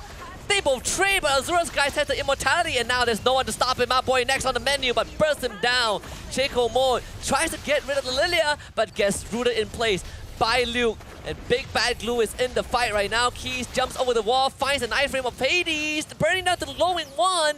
Has the Winter Trunket, but it's not enough to keep him alive. United go even with Geekslate. Our boy also burning. He's gonna survive that, but Luke is single-handedly dealing with the entire team of Daewoo United. Does he have split play? He's gonna try. Ah, he ends up still dying. Baloyski, what are you doing? Baloyski flickers over the wall. Not this time, buddy. Not this time. He needed one more auto attack to actually get the kill on Lanaya, and it would have been an empowered auto attack as well. Oh, that's a little unfortunate. After one-shotting him previously to not one-shotting him at all. And with now, the Lord alive. Yeah, with the Lord alive as well. It would have been so nice if this was during, if that one shot happened and they go to the Lord, right? But I mean, good response from Daewoo United to go in for the trade. You know, immortalities, the Cult Altar, keeping them alive long enough. This 4-1 comp is working out perfectly for Daewoo United, right? It's just pulling apart Geekslate, and they can't seem to like get enough resources to kind of come together for one big fight. It looks like they will have to play high ground if they want Daewoo United all in one place. Yeah, Dyson now has the Winter Trunket also. And good luck killing him. As if it's not hard enough already. Look, he is a thick boy. He is a really, really thick boy. Not a lot of people can really get through him. They're gonna try Baloyski right into the thick of things, and Dyson gets all his health back. Yep, but they do get the concentrate. They do get the concentrate very, very early from Dyson, and they also get the petrify. The purify from him. Oh yeah. At least with the triple sweep, it will come back. It will come back faster than concentration. Consecration. The rest of the team, can they survive this push? Lanaya forcing the black shoe while Hades taking damage. What is that? It's pressed to Baloyski instead. He died as a collateral in that fight. That was really unlucky. 40 seconds before he comes back up, and Daewoo United, and they're going in for the finisher. Is right there in front of the crystal, but they're gonna work on the mid inhibitor first. Kadera's still alive. That is the savior that they need. Lord goes down, and now the full fight ensues. Kadera getting suppressed by Shaco Mode. Still has Models of it, now uses the ultimate, pushes everyone aside. Even with the Inspire, he's not doing enough damage to the members of Daewoo United who are tearing his team apart, but Luke trying his best to stay alive and still has some remnants of health to work with. Geekslate actually holding on. Daewoo United, that's on the retreat. Lanaya getting chased down, loses the immortality, but can he be finished off? Uses the Winter Trunket and does have a shield, but insufficient. Geekslate, hold on. What a defense there. Boy was able to clear the waves off just in time, and honestly, he was able to get a lot of the Dark Matter down before, the Shadow Balls down before he actually got his ult off into the Black Shoes, and then gets the reset with the number of Shadow Balls he has access to and detonates it all at once. So Geekslate played that really, really well, somehow withstanding the power that Daewoo United had brought upon them. They're gonna push on forward. Mid inhibitor is gonna be targeted. Dyson with his body in front. Forced to use the Consecrate again, just to make sure they don't get through. So Geekslate don't get the inhib. 30 seconds until the next Lord spawns. They've been able to push out all the side waves. Daewoo United, with Lanaya back up in just a bit, we might see that final fight end with this Lord. Exactly. And Daewoo United, they actually have quite the advantage with no inhibitor targets whatsoever for the side of Geekslate. A backdoor is very, very possible for them. And since they're playing 4-1 Uranus, he's going to start split pushing almost immediately. And just draw as much attention as possible, right? Who is going to deal with him? Maybe Baloyski? I mean, they definitely need Luke in this fight. This guy has been resilient. He's going to start on the Lord immediately. Shaco Mode is going to see this happening. The Uranus, Dyson pushing that lane in the top side. Geekslate got to make a choice right now. They've already started the Pandora box. Looking for the Lord. Are they going to secure it? Hades got to do it right now, and he has done it. Lord secured. They lose Baloyski in the process. Luke might also go down, and he will 3 versus 5 if they can even make it out of this. Kadera doesn't do enough damage to get rid of Dyson. He running forward with that Shadow Stampede doesn't find kills, but Geekslate need to hold on for 40 seconds. Can they hold on though? with Lord on their side, at least for the side of Geek Slate, they buy themselves that extra bit of time, pushing this into the ultra late game stages. Any macro mistake is going to get heavily punished here. If somebody gets a little sloppy or a little lazy to check all the brushes or to efficiently clear the wave, they will get hurt for it. Still another 20 seconds to go. Kadera needs to go huge again. No ultimate just came back up. Naya is just going to go in with the Trunken, protecting one. I mean, Upboy protects himself, but Kadera ends up going down, and that's it. Dewa United have found the killing blow. Geek Slate fought valiantly, but it was not enough. Dewa United with the 2-1 win. Yup, huge win coming in from Dewa United, taking down at least an FPL contender team who did pretty decent that we haven't seen in a very long time. I haven't seen a team try to play 4-1 in forever, really. And a Uranus, right? Yeah. I've never seen a team pick that one. That was stuff of nightmares. It really is stuff of nightmares, and I think, you know, their neutral game objective control did take a little bit of a hit as Lancelot was able to steal a good number of them, but at the end of the day, it was like when it came down to just the fight itself, as soon as Carry is able to get those free hits, it swings into the favor of Dewa United. Yeah, we were treated to 2 back-to-back Hayabusa games, right? And at the very end, it was just unfortunate case. Kadera wanted to help, and suddenly he got sold out by his team. You know, someone has to go down. Somebody has to take the triple sweep, and in this case, it was him. I don't know. The idea of Saber still irks me, and unfortunately, I feel like a lot of the targets that Beloyski was opting to go for could have been done a little bit better. I would have expected him to rotate across the map at some point rather than like try to funnel himself to level 4 in the early game. It's more like you are just throwing your bodies, right? It's like, I will die regardless, but please get this trade back. Exactly. Please get the trade back. I feel like they could have gone for like a level 2 proxy at the very least, and then go for the boots and the roll blessing, and then try to make stuff happen across the map. Because at the end of the day, right, I do think that Beloyski was trying extremely hard to get as many items as he possibly could, enough to go for that one shot, and then start getting the roll blessings and slow down the game significantly. Oh yeah, we saw that potential for sure. He was one-shotting a Hayabusa. Yeah. He almost one-shotted a carry, right? Yep. But again, I think it's also how... I don't want to even say that Dewa United had a huge lead, because they never really did have a huge lead. In terms of gold, it was quite even. I know they had like a bit of a lead in the earlier stages of the game. It's like but then 2,000, right? 3,000. But then immediately after that, the gold just like equalized so very fast. So where did the advantage come from though? Is it just because they had more map control, more inhibitor turrets? I think it's. I think once we did see Geek Slate decide, you know what, I don't want the neutral objective at all. Like, we can try to steal it, but that's not going to be our primary focus, right? We have 3 members sit by that neutral objective to give the illusion that maybe Beloyski could be lurking around, right? Go for the triple sweep, stop them from using the retribution, all the good stuff, but instead he shows up on the bottom side, and you can see that Dewa United, they've done their homework at the very least. They know some of these movements, sending down the Kaja to make sure that he batches. Very good ideas, very good adaptations from both sides. Yeah, I think as long as they see the Saber, they basically know how to kind of move around the map, right? But I would say, you know, this game definitely longer than expected, and huge props to Geek Slate for such a defense. Yes, that was quite the defense as well. But our upcoming match that we are going to be checking out is Team SMG versus Red eSports. So if you're wondering, Team SMG, it is not from Malaysia, but instead this is Team SMG from Singapore. Yeah, a fairer fight, you know, realistically. Team SMG MY would curb stomp most of the teams here. So we'll have their sister team from Singapore, and this is, again, another proving grounds, right? Because Team SMG in Singapore, they had a good regular season run, but, you know, you look at the playoffs, not the best. Another redemption arc, maybe in the making, but they're up against a household name in the name of Red. Absolutely. I don't know. It feels like the SPS is just, you know, for the name's sake, is there just to allow teams to kind of rise back up after the regular seasons. And that is what we are here for. So it's an honor to be a part of this. But for now, we're going to take a short break. We'll be back for Team SMG Singapore to take on Red eSports.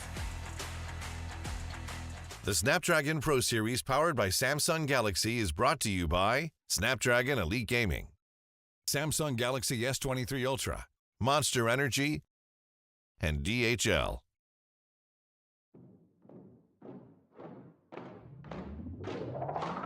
Lace up my shoes, time to get it. Put in the work, I'm with it. Paying my dues with sweat and tears.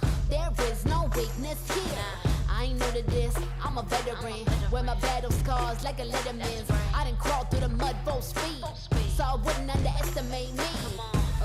That's a rookie move. Homeboy, I got nothing to prove. Team player, but I'm still self-made. I'm in it for the passion, not the parade. I don't need the lights or the cameras, just me and my opponent. All the work that I put in has led up to this moment. Let's go. You go hard, I go harder. You beat, I beat farther. You cannot match my speed, 'cause I'm out of your league. I'm out of your league. I'm out of your league. Everybody wanna get like me, better reach for the stars, 'cause I'm out of your league. Game time, let's go. I hit that mark weeks ago. I'm about to laugh you up. Tell me, have you had enough? You would think I had a PhD in psychology. The way I get in your head, there is no escape. Like I said, I'm out of your league. I play fair, but show no mercy. Only give my time if it's worthy, 'cause I keep my mind on a mission. And you don't fit the vision. I ain't cocky, okay, a little bit. I call it confident, but they can handle it. Don't blame me, it's just my time. So move, 'cause you're blocking my shine. I'm out of your league. You better go with plan B. You taking a crown, that's a fantasy. You can't step to me. I'm out of your league. Better beef up that defense. I give you an A for effort. Now hit the bench. You go hard, I go harder. You beat, I beat farther. You cannot match my speed, 'cause I'm out of your league. I'm out of your league. I'm out of your league. Everybody wanna get like me, better reach for the stars, 'cause I'm out of your league. You go hard, I go harder. You beat, I beat farther. You cannot match my speed, 'cause I'm out of your league. I'm out of your league. I'm out of your league. Everybody wanna get like me, better reach for the stars, 'cause I'm out of your league.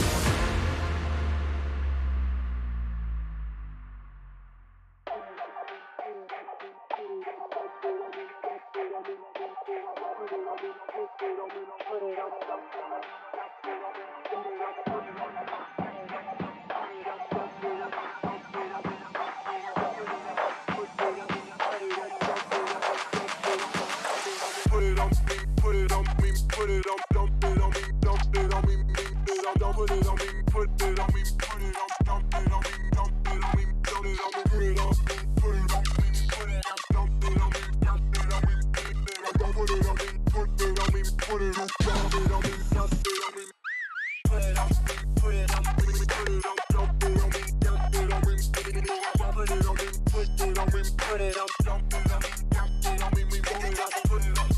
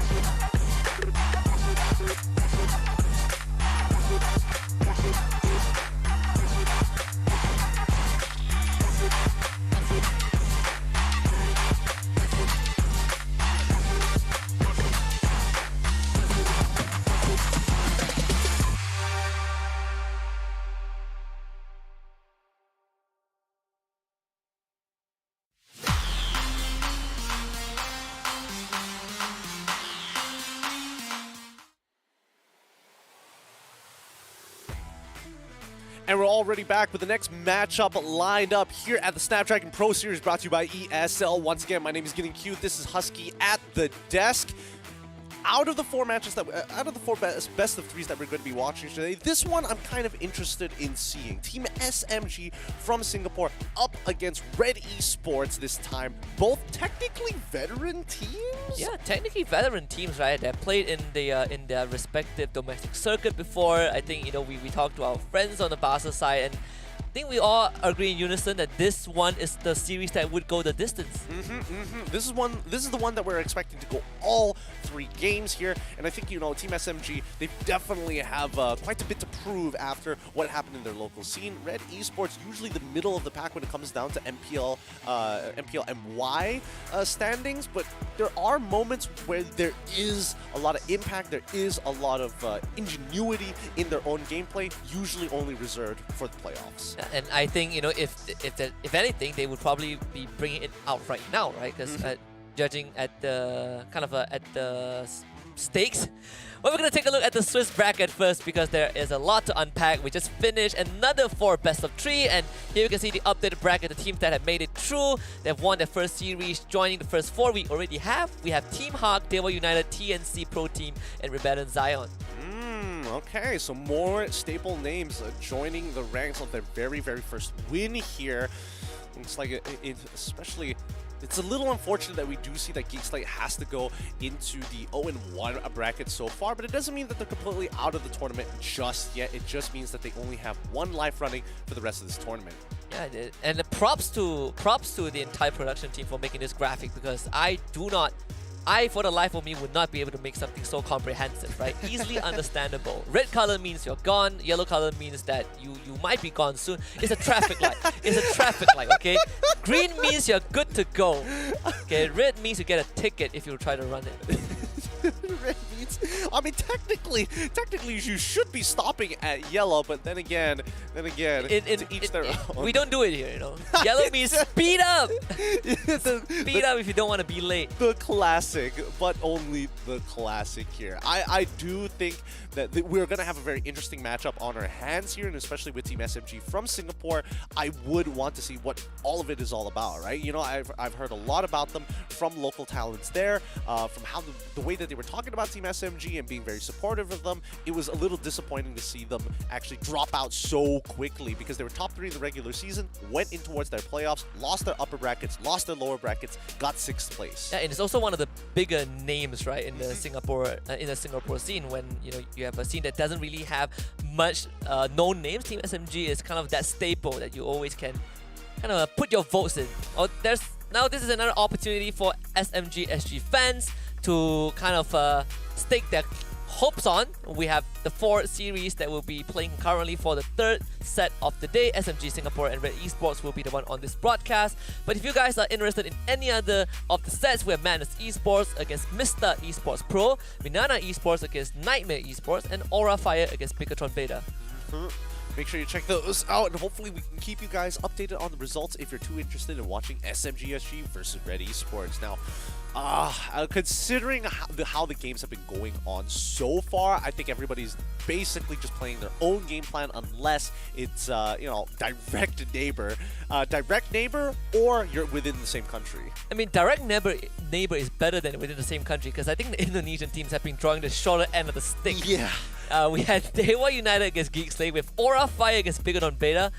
Oh boy, these guys are not gonna be having an easy day for sure. Look, maths is not on their side. The RNG for it was just, well, it's a little unfortunate, I will say, at the very least. But they do have the most number. I think they have the most number of teams. The Philippines have the most, right? Second most, yeah. They have the second most, and the Philippines has the most amount of representatives coming into the tournament so far. So it's good to see what the distribution is going to be by the end of the day. I would like to see what that demographic looks like. Hope they're not wiping each other out, right? That's all I'm asking for, because it's not looking too good for Indonesia as a region. Oh, they have a second chance regardless. Well, we talked a little bit about Team SMG. Now we got to talk about Red eSports, right? Yes. Same roster coming into this tournament. Same roster. With the help of Soropayo, I think, you know, from Coach Soropayo, I think the team has definitely grown in the right direction. However, they are coming into this big plateau, and I think that's the one thing that they've been struggling to get over this entire time. We will introduce to you guys Team SMG SG first, and these are the 5 gentlemen: Yuki, Karltienzi, Miku, Mikumi, Mitsuri, and D.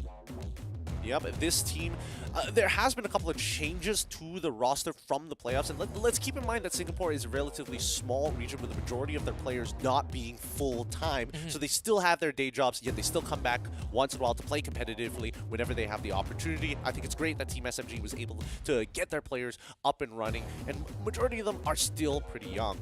Yeah, and then just the juggling, right? It's very, very admirable. I remember back then was when MYSG was still a region. You know, the story of RSG itself. That one is a lot to be admired because these guys work overtime to win a tournament. But of course, we have the SMG Singapore's opponents, Red eSports, on the other end of the aisle. And this time, we're gonna have a Ren QT, Amao, KYYM, Mel QT, and Mao. Yep. Ren QT at the helm to kind of lead the team with his experience, with some superstars being picked up, Amal and as well as Mel QT, both. Amal being one of the breakout players previously on the side of Lunatics that joining the team. Kim was a very recent pickup for the side of Red eSports, swapping out Ash in the process.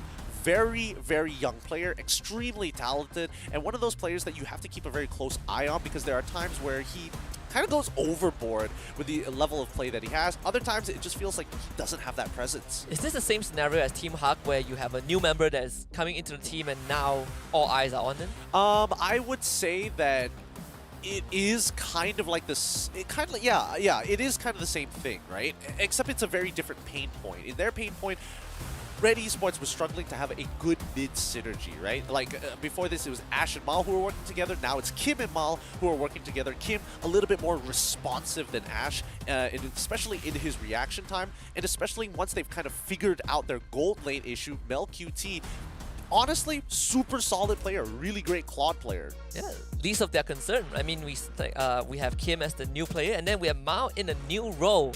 Gold lane to roam, and how is that going to affect the dynamic? I mean, he has played with Ash before. Obviously, he has played roam for a considerable amount of time. But do you think with a new mid laner that is going to affect it in any way? Well, I mean, they did get to try out the new mid laner during the MPL, and then bringing it into playoffs, they were looking very promising until it didn't. And I think, you know, a lot of it has to do with that big transition from the gold lane in towards the support. Because you can tell that when Mal first switched over, oh, he was terrible. But now he's gotten a bit of a hang of all the heroes, where he needs to be, and really just learning the role.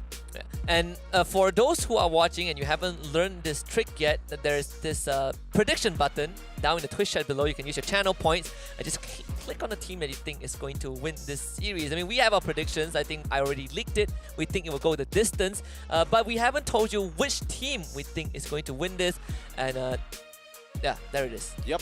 We think that Red eSports definitely has more of an advantage over the Team SMG. Red eSports is a full-time organization with players who are also full-time players in comparison to Team SMG, where yes, it is a very stable org. However, the players, majority of them, are not going to be in that same. I wanted to say tax bracket, routine, but right? Yeah, that doesn't. Very different idea there. Just not playing as much. I think you compare it to their sister team is such a big difference, right? The huge Malaysian squad 100% full time, but I think in Singapore due to just the constraints, right? Just the living costs, whatever. Just very complicated topic. It's a very it's a social economic thing that I don't really want to get into. I just want to see some MLBB. Keeping it simple. I can't wait to jump into the game. I mean, we're halfway through the first day, and again, this one, the only 2-1 prediction that we have. I personally want to see what kind of team SG has to bring. Right, this could be a redemption arc for them to kind of redeem what has happened in their playoffs. Yeah, and I think, you know, it's a lot of it is going to come down to, first we got to test the chemistry to see whether the chemistry is going to be any good between the players. Next thing is going to be the draft. Yeah. We're going to thank our partners, though, for making this happen. As always, Snapdragon Elite Gaming, when winning matters. Without them, we won't be able to witness all these amazing teams and MLBB games. We've witnessed countless of them. My heart cannot take it, but I'm willing to go on live support to see more of this. So thank you very much, Snapdragon. Yep, thank you for making it happen. Let's not forget of some of the other sponsors as well, like the new Samsung Galaxy. Oh, it's still looking mighty fine here. Not to mention Monster Energy Drink, DHL, and basically any phone that has the Snapdragon microprocessor in it. And trust me, there are a lot. If you're not convinced, roll back to the grand finals of Season 2. You get to see, I think, one of the Game Lab players, I think it's Havas or someone, holding up his own Samsung Galaxy phone. That's how you know. That's the reason why he's in top 2. He's top 2 and overrated, but he has the Samsung phone. Okay? Yep.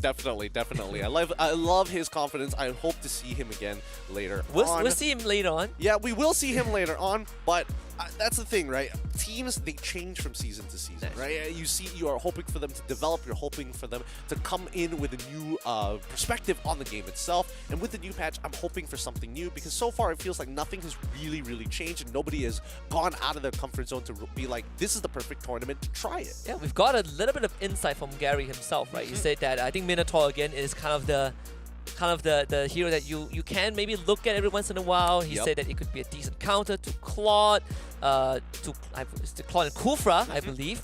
But will the teams go for it? I think that is going to be a big question, right? Because so far Minotaur has not been shown for so long that going for it in this high-stakes Swiss group stage might not be the best idea. Yeah, I mean, it's risky. It's risky, especially if you don't have a lot of practice on it, and especially since that the patch literally just dropped like a couple, literally within the week itself. It's not enough time to really adjust to it. So hopefully, in the next coming weeks or so, we get a bit of a better idea. Honestly, I think, for SPS, it is also pretty interesting because last season we also had a patch drop in the middle of the tournament. Yeah. And that is like throughout the top 6 playoffs as well. That was when Minster got reworked, and now we have a new one. But thankfully, it's at the start of the tournament, right? So there's more time for the team to adjust. We are, we might be, graced with the new hero in a couple of days because the embargo is going to be lifted. Hopefully that's going to be the case. And it also comes at a time where we narrow down the teams, right? Because we'll be halfway through the Swiss stage, the Swiss stage. Yeah. You know what? You bring up a really good point here. By the time they're actually able to get their hands on Novaria, it'll be very interesting to see what people on the internet have really done with her, right? Like, where does she really go? Can you put her in the support position, technically? Because a lot of her abilities, quote-unquote, long range, and they reveal people. So, something to abuse, possibly. I mean, go on social media, go on your TikTok. You can see a lot of those clips. And those editings are unique. are very interesting. Not for those with epilepsy, but aside from that, it's very enjoyable. I love it. I love the music. I love everything. Oh, it's great. It's great here.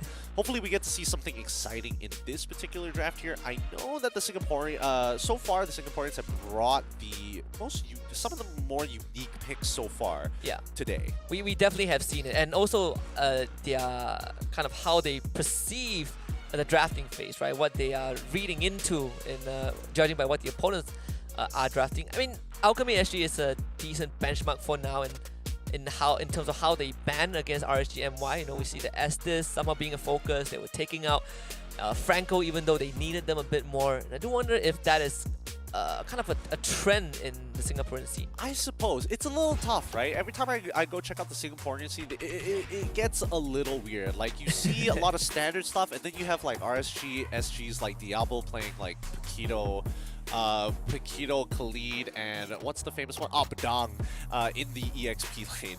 Does it work? It works for him, I guess. If there's one thing I learned in recent weeks is that if you have faith, things can work out. Faith and family. Yeah, but faith first. Some orc magic going on here from 40k. Now, looking into the draft, it looks like it's pretty standard so far. It's going to be the Pharmacist as well as the Kaja. We see the Join as well as the Arlet being banned out from the side of Team SMG. I like that a lot because at least it shows understanding of the draft. Yeah, and this Pharmacist ban, I wonder if it would prompt SMG Singapore to consider the glue ban, right? Because Valentina is going to be taken up by Red eSports, one of the classic artillery mages. So now you open up both the Eve and Farsa. which we have not seen yet, especially the Farsa. Yeah, the Farsa has not been getting any showings because usually either Farmis or Valentina is going to be up, and it's always worth stealing a Yive's ultimate over the Farsa ultimate because of the utility that it provides. Team SMG, though, running out of time, 26 more seconds until they get their lock in for their final ban in the first phase. Wonder what the decision is going to be. I mean, for me, I'm looking at the glue, right? It feels very straightforward for Team SMG to take it out. But we have seen solutions to the glue. Also, they're going to let it through. Lancelot takes priority. Okay, alright. Lancelot's going to take priority here. So that means Red eSports with their first pick. I mean, Fanny is still wide open, but I'm not sure if any of the players here. I know Amal can play Fanny technically, and I think that's what Red eSports is debating right now, but it might be a little too early to show. Yeah, Wanwan, there we go. But even then, if Team SMG wants to prep for potential Fanny, I suppose you can still kind of set it up in the first phase, right? I mean, there's the Franco, again, it's an option, but that's more of a second phase pick. They have decent openings. The Eve is out there. They also have, I guess, if they want the Fredrin, they can pick it up also. Arlot is already banned out. 1-1. Oh, the glue, right? Yeah, glue is probably going to be at least one of the pickups for the side of Team SMG, but I think they might want to consider getting a Melissa early on just to make sure that glue can actually access the backline rather than just get zoned out. You split and then you're standing outside of the get away from me. It feels pretty bad. It does. SMG biding a time also. The glue gets picked up and the Beatrix. So Melissa ends up going through. Not that it matters too much, right? I mean, 1-1 has already been picked by Red eSports. So with the Beatrix on their side, they want to play for more of an early game composition, right? So they need a strong mid lane to make this work. Red eSports, they could go for the Benedetta to just be uninteractable. With the glue, generally, you'll be able to clear the waves a lot faster. You're going to be a lot more effective, especially for the upcoming team fights ahead around neutrals, because you just move faster than literally everybody else in the game. Instant Franco pickup for Red eSports. A deny pick as well, right? You don't see much of the... Oh, wow. You don't see Franco getting picked so early often. Yeah. I don't know what prompted that, to be fair. Are they just worried that SMG would take Franco or something? Unless they lock in Yve here almost straight away. Okay, no. Instead, they're going to go for the Farsa. They just want the raw damage to zone out as many of the members from the side of Team SMG. Whoever gets hooked dies instantly, right? Yes, yes. Well, that should be the case. We never really know with these matchups, though. That's true. With the Lancelot ban now, I mean, there's one less option, right? One of the better heroes that to dive backline has decent iframes to work with. That's not something that SMG could go for anymore. This could be a Hellcurt angle. Yeah, I mean, it locks out a lot of the junglers, right? I mean, Ling also feels bad when you have a Franco lurking around. Yeah, I mean, it's all about, you don't want a jungler that is dependent on one particular buff because you're going to get slowed down by a lot here. So I think that Team SMG opting to go for the Grok, not that bad, a little bit more flexible here with... They can basically interchange the same roles as glue. I'm very curious to see what the jungler is going to be for the side of Team SMG, though. Is glue still a decent roamer? He's like okay in certain situations. Right. I would say that Grok overall is just better in terms of just raw impact, but glue definitely has his moments. Fanny banned out by SMG finally. That was not gonna be, I mean, they don't really have a way to deal with Fanny at this point, right? Since the Franco has already been snatched away. Red eSports probably looking to take out what? The mage and the jungler. We're gonna go down the list at this point. Fredrin completely ignored up to this point. Yeah, I don't think the junglers matter too much here, right? Because it's all about like sitting on top of the objective and how long can you actually tank it for it. Considering Team SMG's current lineup, you've already got 2 tanks. A 3rd tank isn't going to really make a difference. I would think that they want to play for Marnus more than anything else. And Red eSports, they're just making sure that they kind of cover all their angles, right? We start off with the Candida, a natural counter to the Farsa. As soon as the Petrify connects, Farsa basically is going to get 100-0. Team SMG, on the other hand, ban out the Hayabusa to make sure they can keep this Beatrix alive. Yeah, we've seen some nasty Hayabusa plays so far. I mean, I bet Team SMG is also has also been watching the broadcast to a certain extent. You know, they've seen what the Hayabusa could do. We go back to the Hellcurt, like you did mention that earlier on. I think the Hellcurt it's an interesting spot to be in, right? Because you want to be able to silence your opponents and still have your passive up for when you get hit by CC to silence people again. But the big thing is that you can just turn off the lights, right? All artillery mages are going to lose line of sight of what exactly is happening. Like when you drop the feathered airstrike or even the real world manipulation, you're basically doing it blind. Even the Eve is still up there. I'm not sure if Red eSports have released one last ban. That could be the final ban that's going to come true. And yeah, Eve is taken out. So we're going down the list. What, Lilia, Lunox. I mean, there's a Xavier, but it's a hero that we just don't see anymore. Yeah, Xavier is a little bit slow. It actually isn't too bad in this particular matchup because at least when Xavier finally scales, he basically spams his ultimate, which puts Wanwan down rather low, or at least chunks out 40% of her HP every time it connects. Yeah, it's also not that hard to land on Farsight if she's in the out form, right? Like, that's also true, yes. Some ways to go with it. I mean, for SMG, they don't have to worry about that. It depends on what they want to prioritize. Do we want to review our Mage now, when there's 2 more picks left for Red eSports? I feel like the Hellcurt could be a pick, a better pick, if they decide to go for it. Yeah, but I feel like revealing it this early on might hurt them. So instead, okay, Kai, beefing up the front line. All right, beefing up the front line even more. Kai can knock people out of position. It kind of deters Red eSports to actually pick up an assassin. Is there anything better right now? I mean, Mardis probably, because you already have like a strong early game with the help of Franco, and both of you could probably get some picks across the map. Mardis does feel like the go-to one, right? So, I mean, I don't think Ling is an option at this point in time anymore. Yeah, I don't think Ling is probably well.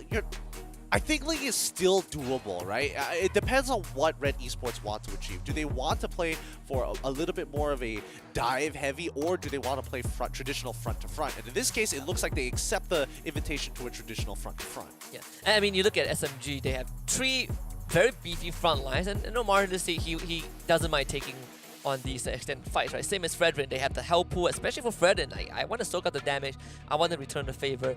And as long as they can get this 1-1 going, I think SMG SG, regardless of how many tanks they have, they're going to be still going to suffer. The fact that no Lolita was picked up, right? This 1-1 pick was revealed like right at the start. Yeah, I mean, for the side of Red eSports, I mean, locking in that Franco blind, I think definitely might have hurt them a little bit, but we'll see how they recover. Team SMG, on the other hand, who is there? Oh, there it is. Ah, there we go, Xavier. Feels like you have to, but it's either that or Lilia, I guess. But in terms of scaling, if you want those late game, and honestly, there's only one guy that can catch it, which is the Franco. But even then, Franco have to go through all these big boys in front.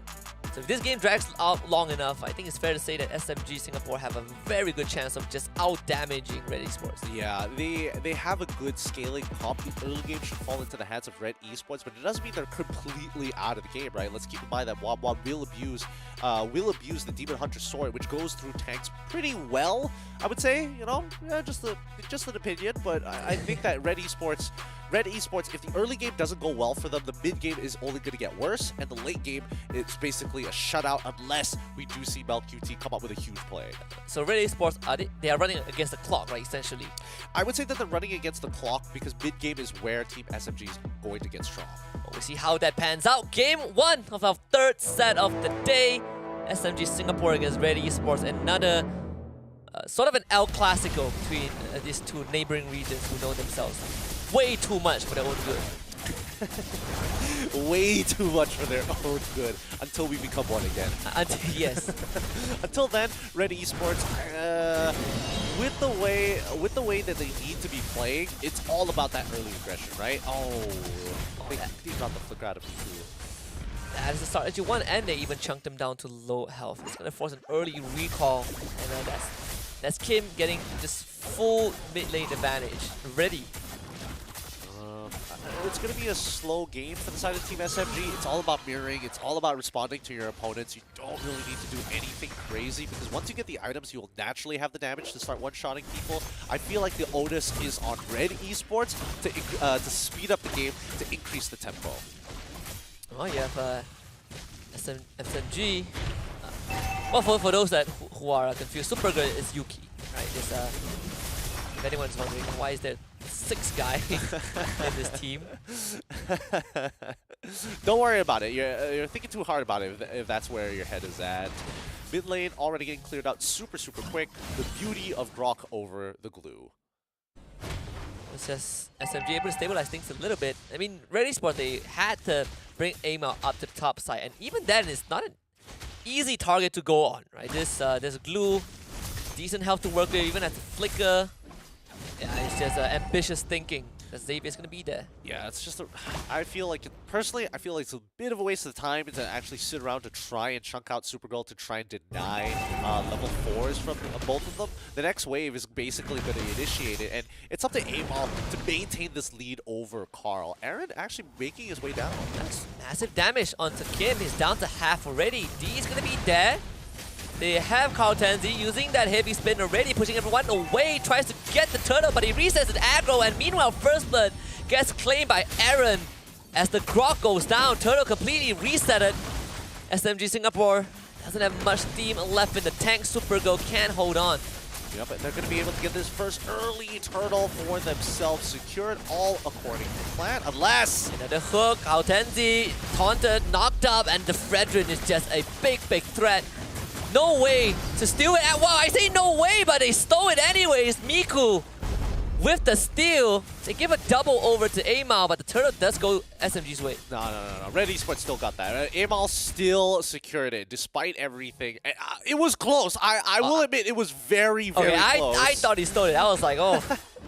He almost got it there, but this is a great start for Red eSports, right? They're able to farm 3 kills on top of get the neutral objective, and now this is where Red eSports really need to speed up the games. Expect to see dives within the next 2 minutes. He's just babysitting Mitsuri. So far, the only member on SMG side that has not, joined any of these skirmishes. Not that he needs to. Iron Hook does go wide, so Red eSports relinquishing control of this bottom river. I mean, Carl Tianzi, despite the early death, still keeping up with Aimao in terms of levels. Yeah, but he's got to make sure that he continues doing so. As soon as he falls behind 1 level, all these neutral objectives are basically uncontestable to him without some kind of outside help. And this time, Aimao just checking the brush. Not an easy fight to take. Both teams, again, at Red eSports, just mirroring SMG. You have the entire squad now on this bottom quadrant of the map. Supergirl should be able to get out of this no problem with the help of the speed boost from the gates. Now, I think that Team SMG are playing this relatively well, right? They're not giving any space to Red eSports in their own jungle. They're stopping them from going for invades. They're denying them information, and more importantly so, they're preventing Red eSports to set up these dives, right? The 2-minute mark has already passed, and now the next neutral objective is already available to be contested for, and Team SMG, they're taking their sweet time with this on purpose. Now was able to get some harassment onto Mitsuri, forcing the flicker very early on. And that is a good window for Mao. If he can catch this Iron Hook, oh, that's going to be an easy kill. Turtle spawning topside also. And with D not being around, this is going to be a 3 versus 3 affair. Aaron walking out with Feather Airstrike already coming out super early. Yeah, losing majority of his health, but does have the split. Now latches onto Aimao. Meanwhile, Carl Tenzi losing a lot of that health. Aaron just putting his body in front. This Akai can't do much. Supergirl finds himself isolated, is going to detach himself. Carl Tenzi down low already, thanks to just this one Fredrin. D comes in to help, but the fight is already done, and Red eSports should get this turtle. Yeah, and they want Team SMG to come and contest them again. They want them to try to fight because they know that they have this early game advantage, right? I do think that Kim's Feather Airstrike was a little suboptimal, targeting the glue instead of just focusing purely on Carl Tianzi. Man, it is funny. That is a very funny IGN. It is. And then when you start pronouncing Xavier's IGN fully... Look. Dude, some IGNs are very memorable. I have my favorites. Oh boy. This wave is going to get cleared out, but ooh, that Iron Hook was getting dangerously close. Tactical roll, baby. That's that little bit of distance. Good enough. Oh, Mao still has his flicker, and there's always the threat. I mean, compared to having a Divine Judgment, definitely it's a bit harder if you're a Franco. But overall, now we see the level gap. Carl Tenzi half a level behind Aimao.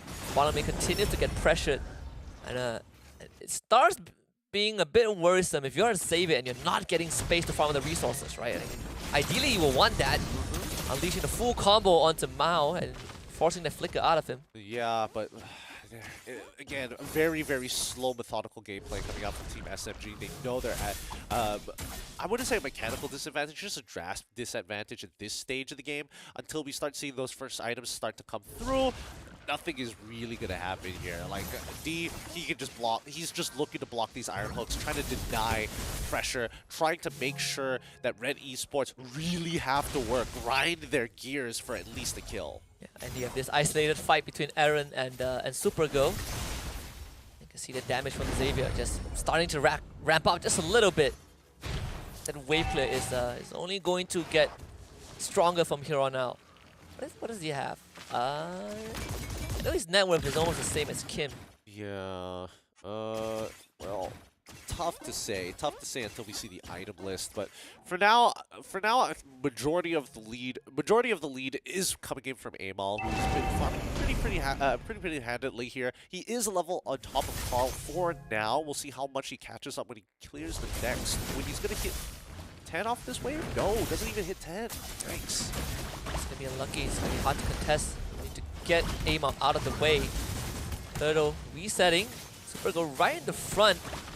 Aaron will do the same, cutting through the back line of SMG Singapore. I mean, this Frederick is so hard to whittle down. Look at this man. Oh no, he's on top of Miku. Yeah, he's gaining health, and meanwhile a solo kill, oh well, not really a solo kill, but a gang onto Missouri takes him out, and now for the airstrike use as well. Turtle secured by Carl Tianzi. They should be able to get out of this. No more overcommitment. This 1-1 though is going to be a big problem. Iron Hook connecting onto D, not the target that they're looking for. Oh, they back away. Red eSports giving away at one turtle, but still securing a single kill.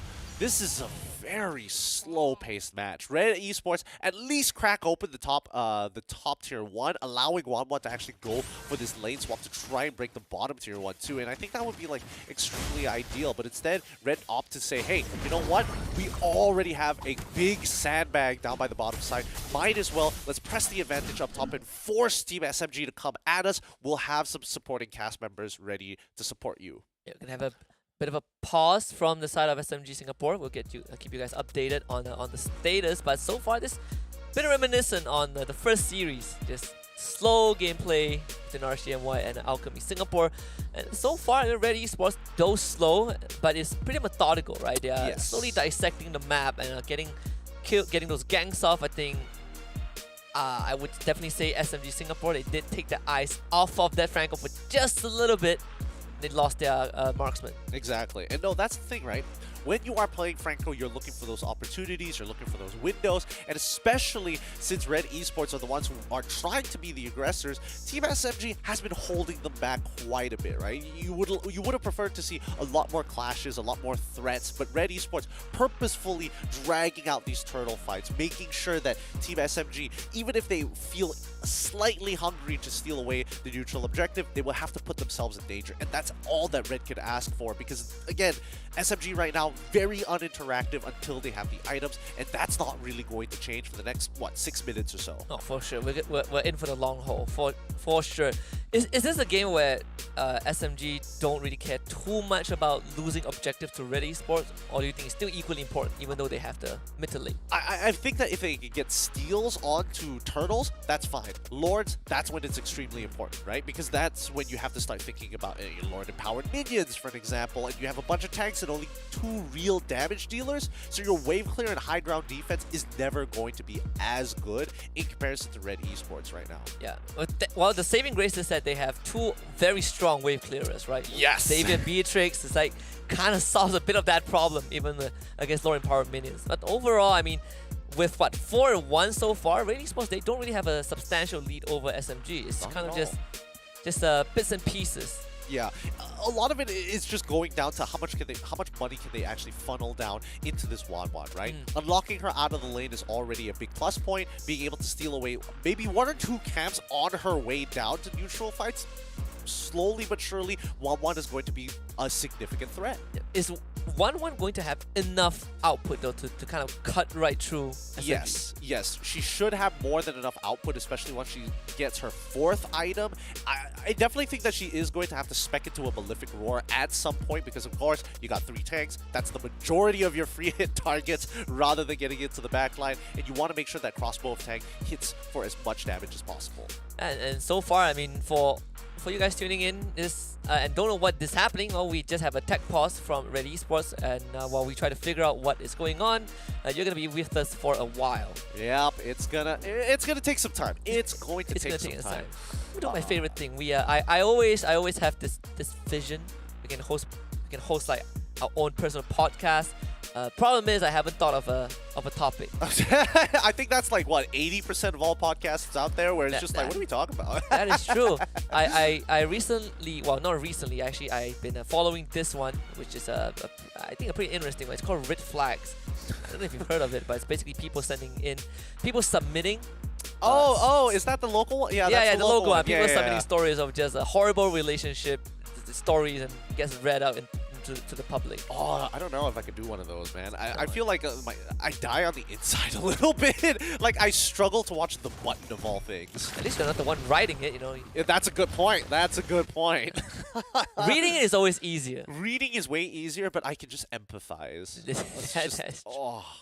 Some of the stories. Yikes. All right, getting back into this game so far. We're 9 minutes in. 2 more minutes until we're expected to see Team SMG hit their item power spike. If they get delayed, that will put them at 12 minutes to hit the item power spike, because we are seeing that 3 members from the side of Red eSports are significant. Well, actually, 1 is significantly ahead of the curve. I'm going to try and kill Aaron, but this is not an easy target. They're using everything on him and still has that ult.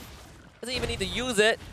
Big problem. Back out coming in. Mao. Whoa, there's no one is sidestep everything. Oh boy, that was a good backstep with the conceal there from D. But now Mao is coming in, and this is going to escalate. They're going to dive him anyways. They have the members. Kautenzi can even arrive in time. They've already lost D. Heavy spin is going to be available. Miku goes for the flicker. Missouri not so lucky. Clip by the Farsa. Kim gets a free kill. And Red eSports, they're still going, but the Xavier ultimate is going to start hurting. Dawning Light is there. Empowered abilities coming right through. Aaron flickers away right into Supergirl and just burns to death thanks to the damage over time. Supergirl still going. Ends up losing his life to Kim, who survived with little of health. But all things considered, nothing much was lost. Kautenzi, can you survive? The crossbow tank pops at the last second. Double for Mel, blocked in by the wall, but he just hops over it. Yup, wow. Okay, finally, things are escalating for Red eSports. They were about to trade 2 for 2 like it was nothing, right? Like nothing ever happened. But luckily, Mel coming up huge there, able to secure another 2 kills for himself, pushing Red eSports in a very comfortable lead right now. And if they can take this Lord without it getting stolen, they should be able to develop this with the number of towers. How many outer towers do they still have left? They have 5 outer towers for the side of Team SMG. They can pretty much clear the first wave, the first layer of it, and arguably a tier 2. They can't contest at all. The Akai was down during that period, so Red eSports finally finds the first major lead of this match. Now it's really starting to hurt. 3-0 and 2 on the 1-1. It's looking real good. It's looking fine here. And for a fact that Team SMG needs to kind of protect this mid-tier 1, right? That's where you're seeing the majority of their members starting to move down and bottom, clear up that wave first, stagger it, and then go back into the mid. Hopefully clear it in time, because it looks like Red eSports are forcing on all different frontiers. Yeah, you saw how Supergirl lost majority of his health just to Mel alone.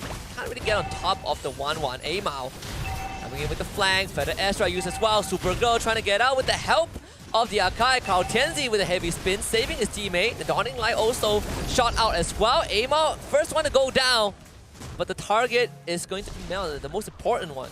Yeah, this fight has already distracted Red eSports and staggered their waves perfectly, right? Now it allows Mitsuri to actually sit on top of this Lord, free hit it. They sacrifice the tier 2. Oh no. Oh, they get the Iron Hook on the Kautenzi. Doesn't have his ultimate. Ends up going down to Mel. And the crossbow tank again goes off. He's basically steamrolling over the front lines of Team SMG. Aaron is going to buy time. Supergirl wants Mao. I don't think he has enough damage. No. but they do snipe Kim with the Xavier. Super Go forced to flicker away, and Missouri can't find a way in. Yeah, nothing much they can do at this point, but now this is where the game actually gets interesting for both of the teams, right? Team SMG can't just sit back and let this happen. Oh, the flicker wild charge actually misses. So Mark gets the back off. The Iron Hook does get negated. And Aaron still has decent health to work with. Mel comes in again. Missouri losing massive HP. They do drag Aaron back. Finally gets rid of him. And Mao, perfect hook onto Miko of all people. How did it slip right through the SMG? I don't know how that happened, but Carl Tenzi needs to back out right now. Amao back in the fight. They get the Bloody Hunt on top of Super Go. He's gonna go down. Oh, okay. The snipe does not connect. I was wondering whether Mitsuru was actually going to connect with it, but it's fine. It's fine. Escalating situation here. Red eSports unable to break into that 5K mark. Oh, now they do, finally, after being able to secure a couple of objectives on their side, and more importantly, able to clear out those waves.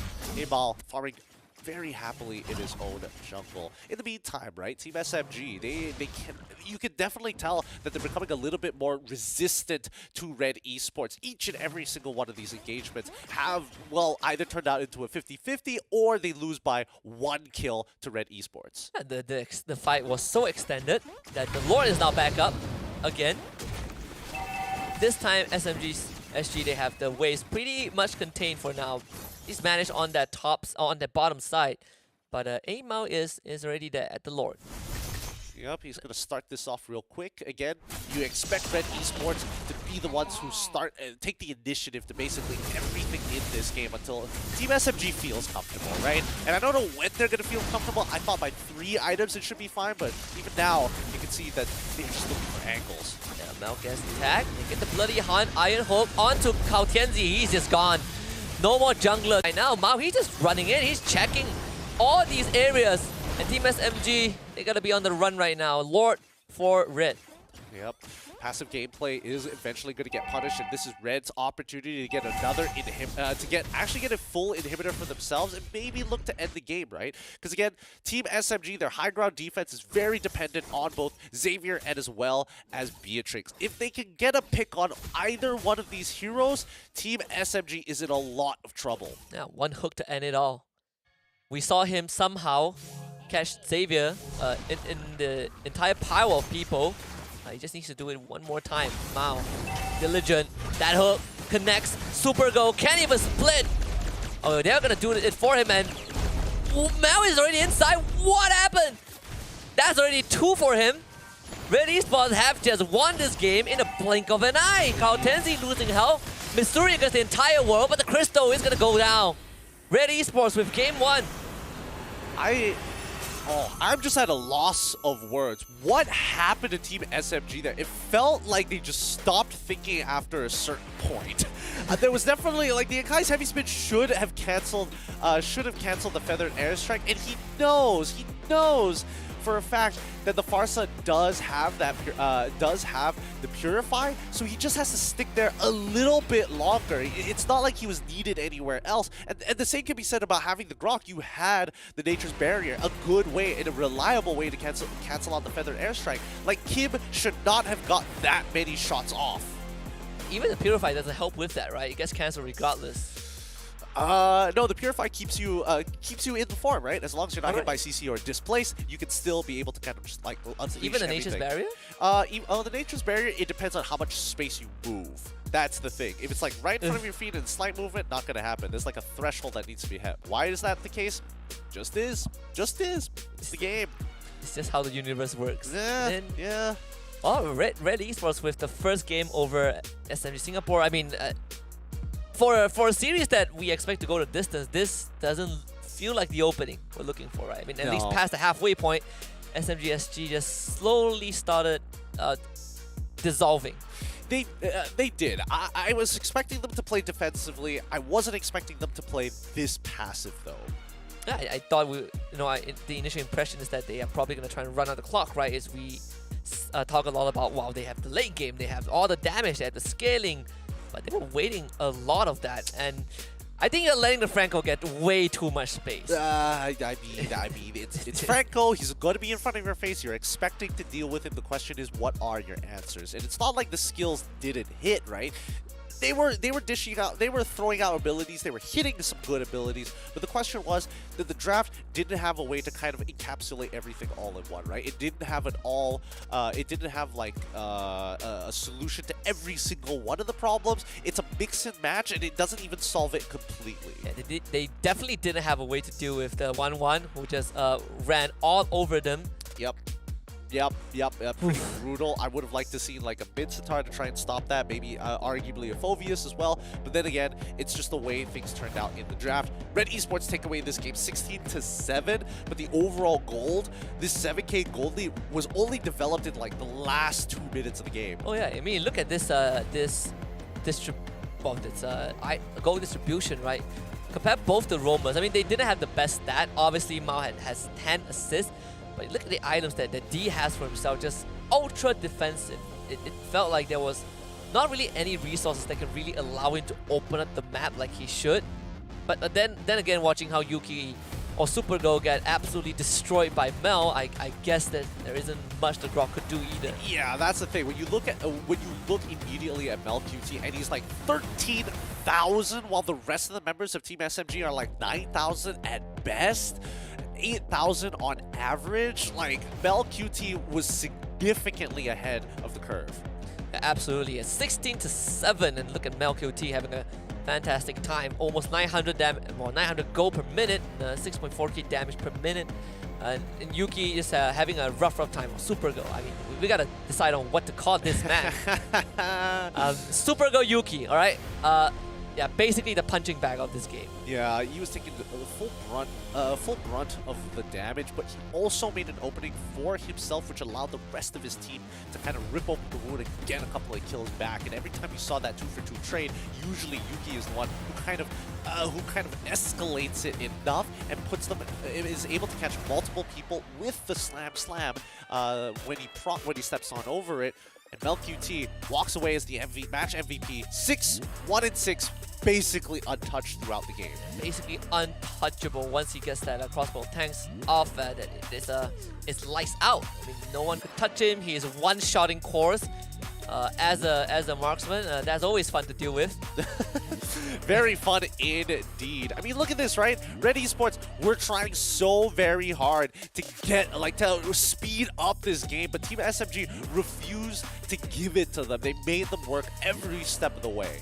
Yeah, and even in some of these, like the first 10 minutes, SMG were actually holding on pretty well, right? We have trades going back and forth. One of the biggest turning point was definitely when Mel just did this. When he truly popped off. Yep, just dodge D, dodge D, made sure that he had the crossbow of tank already activated. He's just waiting for somebody to trigger it. Give me a reason to use this. Yeah, I mean, after that, the rest of it was that, I believe this hook, I just want to, oh, never mind, it's already over. He died so fast. But that hook, I still cannot wrap my head around how it landed. Right? It makes no sense. It doesn't look very clean, but once you have like all 5 people kind of lined up, I guess you just got unlucky. this one also, right? This one was even sadder. They got it on the glue, and in the midst of that chaos, Mel somehow activated his ult. Yeah, and Kim didn't even use his Purify. He didn't even need to use it. That's the worst part. He was able to get so many free shots, instantly winning the fight with or without the Wanwan because of the amount of splash damage he has, getting a nice victory. It did take a while to get it, but Red eSports winning out this match 1-0 in this best of 3 for our very first, for round 1, match number 3. At this pace that Red eSports is playing at, and following this trajectory, we might not even get a game 3 because Red eSports, they are steamrolling through the competition. Yeah, they're looking really good right now, and I think that Team SMG, they need to match aggression with aggression because playing passive like that really doesn't net you a lot of results, and you're just asking to be punching bags. Yeah, even when you look at the draft, right, the first 4 picks, 3 of them are frontline heroes. You have a Glue, and a Kai, and the Grok. And I think the Grok, I initially thought, okay, maybe we see kind of the Grok Farsa, right? You're kind of denying it away, but I'm like, okay, they had the Grok, Farsa goes over to Red eSports, and even then the Grok wasn't able to really stop the farsa. Right, that's the thing. You would have expected it to happen a little bit sooner, but it looks like, you know, there's a bit of adjustments that need to be made for the side of SMG before they get back onto their feet. In the meantime, Red's going to celebrate this very first win, but they need to close out the series. How they're going to do it, I'm not so sure, because SMG really stalled out the early to mid game. Like, barely anything was happening. Yeah, it kind of was, wow, Red had to make some heroics, right? Have some heroics move to actually crack the game open. So, you know, SMG, they're definitely not done and out yet. You know, there are some strength that they show, but there are also clear weaknesses that Red eSports were exploiting towards the end. Exactly. Something that they need to be, you know, you keep in mind, right? It's good to see a team like SMG force other teams to play aggressive and really escalate situations like the dive that we saw, where it was a little uncalled for, but they really pressed the agenda to farm those kills, and I think it's important to do that. Yeah, and I think, you know, for Red eSports benefit, you also want to open up the map a little bit more, because no, as much as they're punishing, you know, they're punishing SMG, Missouri was farming up a storm. Well, we have other ongoing series, just like we mentioned earlier on. So you can see this one, MNN, Nana, I believe from the Philippines, they're up 1-0 against their enemies. Yep, against NMS so far 1-0. Hopefully that goes well for them and they can continue on in the... I want to call it winner's bracket so badly, but technically it's not. Yeah, there's no winner's bracket, right? Well, I mean, it kind of feels like that at this point. This feels more like a double elimination. It does. It's a double elimination, but with 32 teams in a group stage, and everyone gets shuffled around after you win. Yeah, it's basically an auto battler. Basically that, yeah.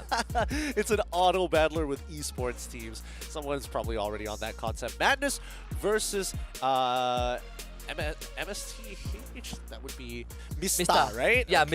Mista. 1-0 so far, so at least another Malaysian representative taking a win, but that could easily change. Again, half of these matches, right, all really boils down to, are you prepared for a best of 3 with a good draft? And that's something that a lot of teams either have or don't. Yeah, this is literally the best way to look at a team and kind of ask the question of, how good is this team, right? You're not considering their opponents, you're just considering the individual skills of the players and the team dynamics in general.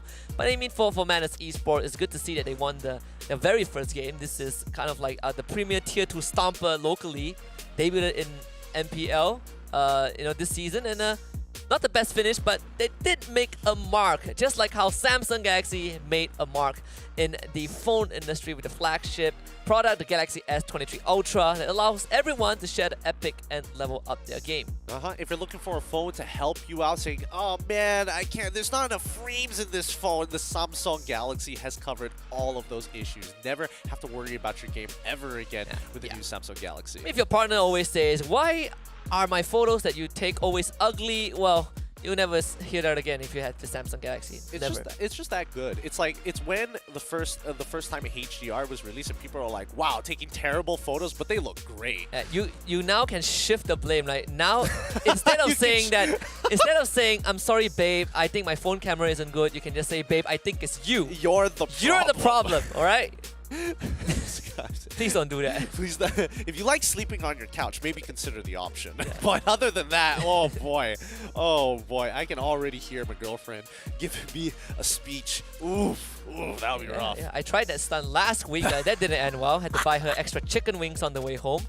I said that she would not save food for me in case we are broke. She did not take that lightly. Oh wow, she really didn't take that lightly. No, I had to buy extra food just for her to prove a point. Oh my goodness.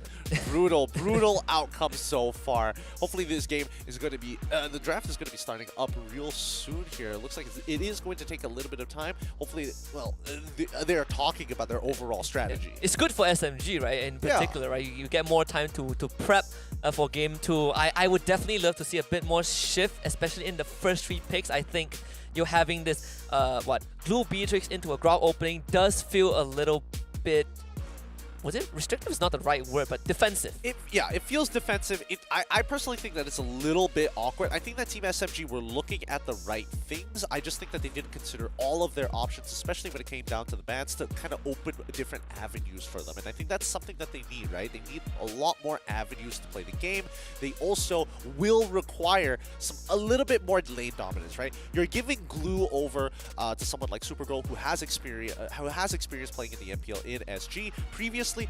But even so, right, Glue only has a certain level of influence across the map, right? He's not always going to be at every point of interest at every single event. Yeah, and for Glue, like his main job is to survive and just annoy the heck out of everyone. But even then, you have to be in those fights first. And a lot of the instances, Red eSports were just quicker on the trigger. They were just rotating faster. They were reaching objectives first. And I think for the first few minutes, maybe SMG wouldn't be bothered too much because they have time on their side. But as time passes, you see that 1-1 come online. Suddenly you realize that, well, now we have to do something. That's the thing. I think, they really need to start refining the strategy. How much farm does Akai have to sacrifice over to Beatrix to kind of speed her up in her lane? When do you want to go for the double waves where you go down to the gold lane, your marksman clears that up, instantly rotate over into the mid lane while you're fighting for neutral objectives, clear that wave, and then head back down to get that extra bit of gold to speed you up. There's a lot of different nuances that can be taken into account here, most of which I don't see Team SMG doing. Or they can just ban the 1-1. Or they can just ban the 1-1. That's probably their best bet. Yeah, that was a hero that they let through. I think they were just trying it out and see how far they can go with it. Didn't end well. We're going to be into the draft in less than a minute, and hopefully we would see that 1-1 ban. Yeah, the 1-1 definitely is going to get banned out here. I feel like Team SMG, do they still want to be on red side though? I feel like they're going to be on red side again. If you're banning 1-1, I think on red side it's totally fine, right? Yeah, it's understandable. It's definitely recommended for red side teams to do so. Yeah, honestly, I think in the current meta, I think on red side is generally better, right? I digress. I would say that it's still a little 50-50. I think right now, with the odd number of picks, that it is a little bit more red-sided. It feels that way, but as soon as you get into that second phase, right, I think that's the most punishing. Right, when blue side has the last 2 picks. Yeah, I think that is by far one of the more punishing factors here. Something that, even though red side does get that first pick, it seems all fun and dandy until those last 2 come in, and most of the time that already predetermines whether you win or lose the game. Right. Right, because you get to see 4 picks before you make a decision. Yeah, exactly. And usually that's that 5th pick is like, you better have something like to pull. You better this have out. like an X factor, right? Like a Paquito jungle. Exactly. Something really crazy. We see Red eSports on our cameras right now, and of course we have Team SMG Singapore. And again, right, this is when you compare the environment that the teams are playing in also, right? Generally, most teams in MY, they're going to be playing in a gaming house together or at someone's house. But on SG side, normally they are playing separated in their own place. Yes, probably in their own hostel. They don't necessarily have to be together, and usually they go onto an online platform to keep the comps nice and sharp. But the draft has begun, and it looks like Team SMG has decided to go on the blue side instead, and Red eSports, following their colors, go to the red side. Well, 1-1 instantly banned now. Definitely learned their lesson. Even though it could... This also indicates that Team SMG just don't have a 1-1 play, right? They're not comfortable with having that 1-1 on their side. I feel like they're prioritizing other things. I mean, when you are playing Mobile Legends at this level, it's kind of strange to say, oh, I don't play the meta picks. It's like, why are you playing with a handicap at that point, right? You need to be able to play the meta picks to be a threat. If not, teams will take full advantage of you. And I think that Team SMG, they probably want to play around the glue for Yuki Supergirl once more. He did pretty decent in the previous game. No reason not to give it to him again. No Joy getting banned out by Red. Fanny for SMG. I think nothing much has changed except for the 1-1. I think Red eSports would go for the Fire Mist ban again, because that was what opened up the clue for SMG in game number 1. I'm not sure. Arla, yeah, there we go. Arla gets banned out almost straight away. Team SMG, they could open up the Fire Mist if they want to. Joy is already gone. Is there anything else? Oh yeah, Kaja still available for either side, but I don't think they want to get rid of the Kaja just yet, right? I feel like generally amongst the region of Singapore, they do quite like it. There's even the Valentina, right? So a couple of prior picks that teams need to consider. Again, SMG, they will have to be the one that kind of dictates what Red eSports is going to ban. Like, what are you willing to trade off? Valentina was banned out by, I believe, Red in game 1. Yep. So I think Team SMG, if anything, they ban out the Valentina here and then pose the question to Red Esports. Oh, they decide to ban out the glue instead? What do they want? Valentina or Farmis? Valentina or Farmis. Okay, I think that's still fine. I think the openers still don't really change too much. Red Esports, they could really mess some people up here. Yep, Kaja ban as expected. Should be either Valentina or Farmis. Like if you're, Valentina is a better pick, right? Higher priority on overall. You can steal the call alter, so I think for Red Esports, I would even say if Red Esports, is there a chance that they just forego the Farmis completely? What would you replace instead of the Farmis? Martis +1, Martis and a marksman. Oh, Martis plus a blind marksman here? Are there any other like super relevant marksmen that will go crazy here? Not really. Unless you want to make some like hard guesses, like, I expect Team SMG to play a bunch of tanks, I get the carry early, and then I go for the Martis. That is a good blind. I mean, one of the, not a good blind per se, but one of the more common blind ones. Yeah, definitely a more common blind pick here. And overall, MelQT, he's a beast on Claude. He is quite a phenomenal Claude user here. Team SMG, on the other hand, the fact that they didn't get Farmis from Red Esports, it's inevitable. Eventually, whatever mage they have is essentially theirs. Team SMG can start building around this Valentino. And well, instead of the Martis, you get the Fredrin, right? Still kind of the jungle +1 for Red Esports, but that does allow them to keep that mage hidden for a bit longer. It also opens up the option, right, whether they want the Farmis or not, depending on what SMG has for this next two pick. I think it's carry plus... What else are they afraid of here? I think they don't mind... Oh, Franco? no. And they take the Martis, okay. So they want to go for the Martis. They want to play a little bit more early game centric, and it helps that you have the Franco to kind of escalate situations or maybe carry the momentum over if he lands an insane hook out of nowhere. Oh, it's good to see both teams playing, this is what? Hook Valley. Red Esports had that turn. It's just they're passing it over to each other. Yeah. It's very rare to see teams just first phase, first phase the Franco, right? I mean, Red Esports did it, Team SMG second pick, nonetheless. Eve goes over to Red Esports, again, completely foregoing the Farmis. Not a concern for SMG for sure. Red Esports still has a room in that Roma role, but I don't think they will bother about it. Yeah, I don't think they're going to bother about it just yet. I do feel that the Farmis ban, if anything, it would be Team SMG looking to do it. I don't think Red Esports will ever consider banning out the Farmis from this point on. Might as well start focusing on the big lane bullies, starting off with Beatrix. Yeah, Beatrix taken out. We still have, Melissa. That's one of the options also. We saw the Harith being one of the options, I believe, for, what was it? RCMY? Yes. That they picked up, against Alchemy SG into Claude. That is also one of the more brutal lane bullies. In this case, I mean, up against someone like a Fredrin who can't really catch you, that could be an option that SMG considers if Melissa gets banned out. But even then, I think there's still a carry in the pool that they can pick up. Yeah, the fact is that Team SMG, all of the different options that they want are a little bit, are all ranged and require auto attacks to some degree. So getting rid of the Lolita is always going to be cash money. Red Esports revealing that they want to actually go for more tanks this time around, banning out specifically to carry. What other tanks can they go for? I guess there's a Grok you can consider.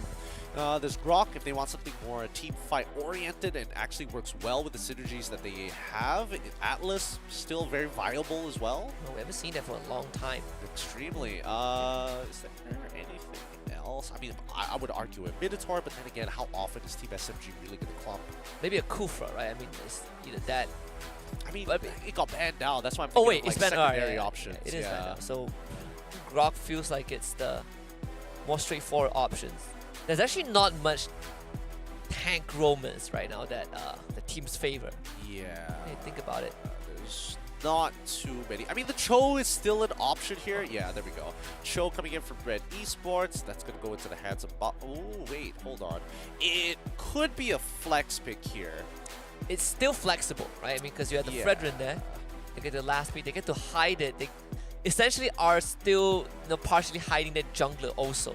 Yeah, that's the thing, because I know for a fact that Red QT can play both the Frederick as well as the Cho, and I'm not sure whether Mal plays Cho that efficiently, so it felt a bit weird to see it pop up here. Unless that's the case, Team SMG going to be locking in the Brody, so they still get a lane bully regardless, but what are they going to pair it up with in the EXP lane? Not the most mobile hero overall, right? I mean, the Cho can still catch up to him, and you say that SMG wants to play fast. I think this Brody is a good indicator of that, right? Lapu Lapu also. It's all about go, go, go. All right. I like this comp coming up from Team SMG. It's very aggressive. You can definitely tell that there is a clear direction with the composition, and yeah, they're not looking to scale super hard. They're just going to scale enough to close out this game. Red eSports, on the other hand, they've got the scaling. They've got their 2 tanks. Do they want to pair it up with a 3rd tank? 23 seconds left. They're still missing out on that potential roamer. But that is if this Cho goes into the XP lane. You think it's a good matchup into the Lapu Lapu? Into the Lapu Lapu, well, I think it's kind of... it's a skill matchup at the end of the day, right?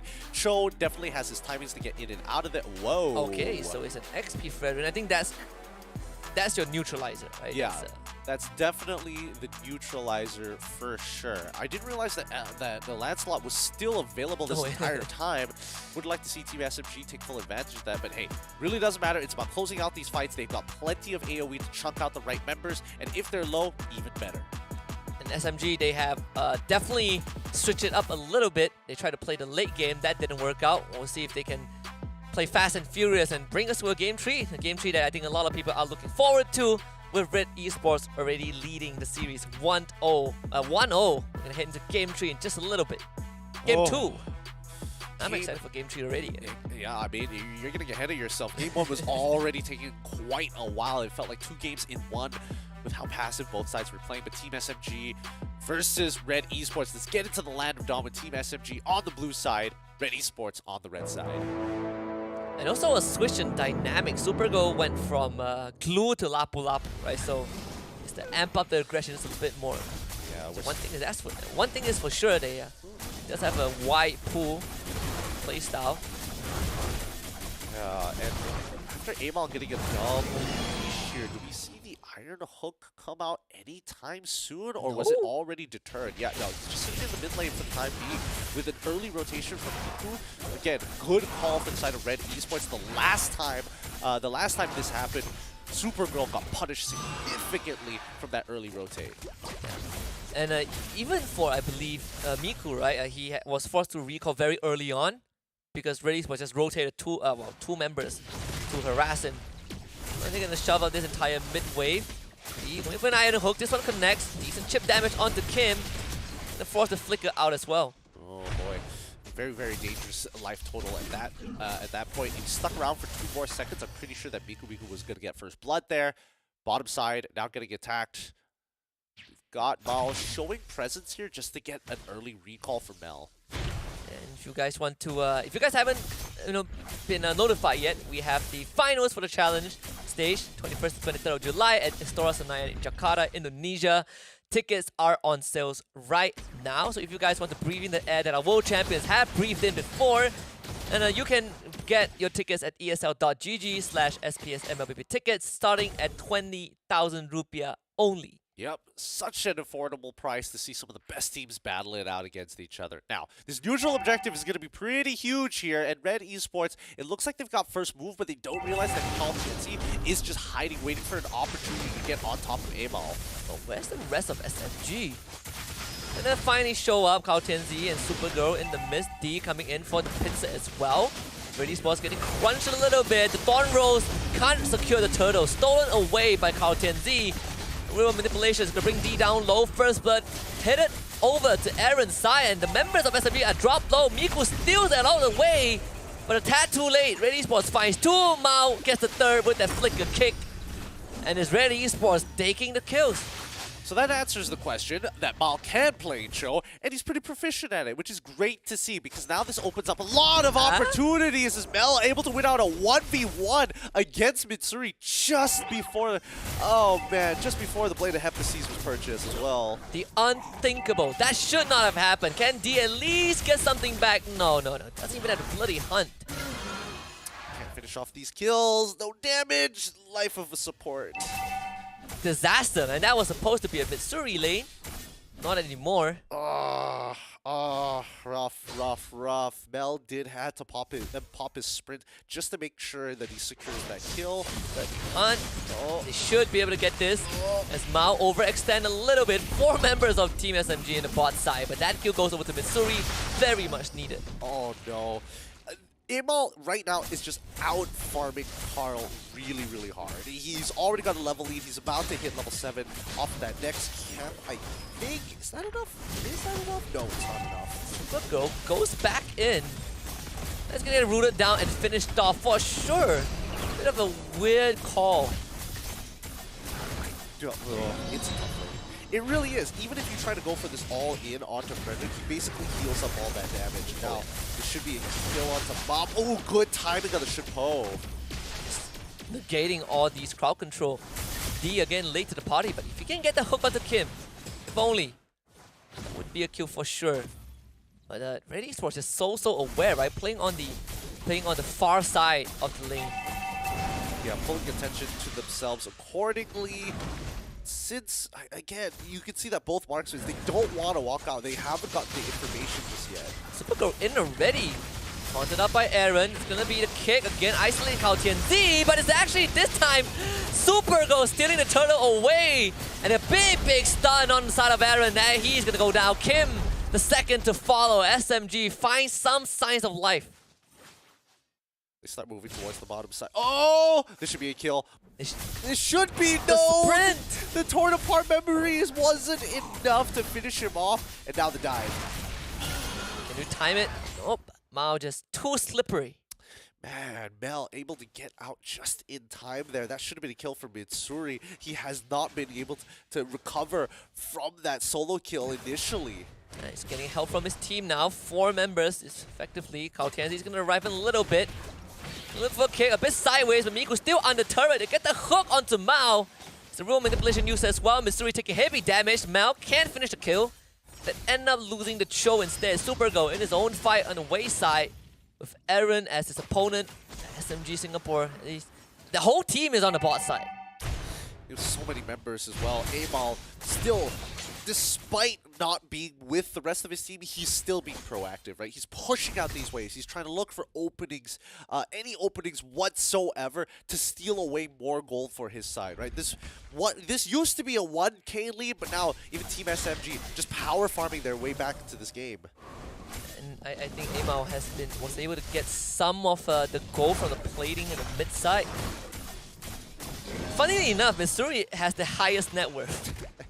He got 2 kills again. I mean, he's been farming well. He's been farming really well. And the fact that he has that Sea Halberd does mean that Claude is going to struggle just a little bit because the trades are going to hurt significantly.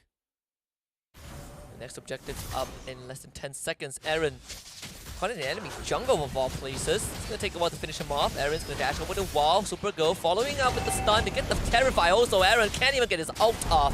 And that's the pickup that they need. Bottom side, Red eSports looking for a response. Mitsuri in danger. Flickers sideways. Avoids that real world manipulation.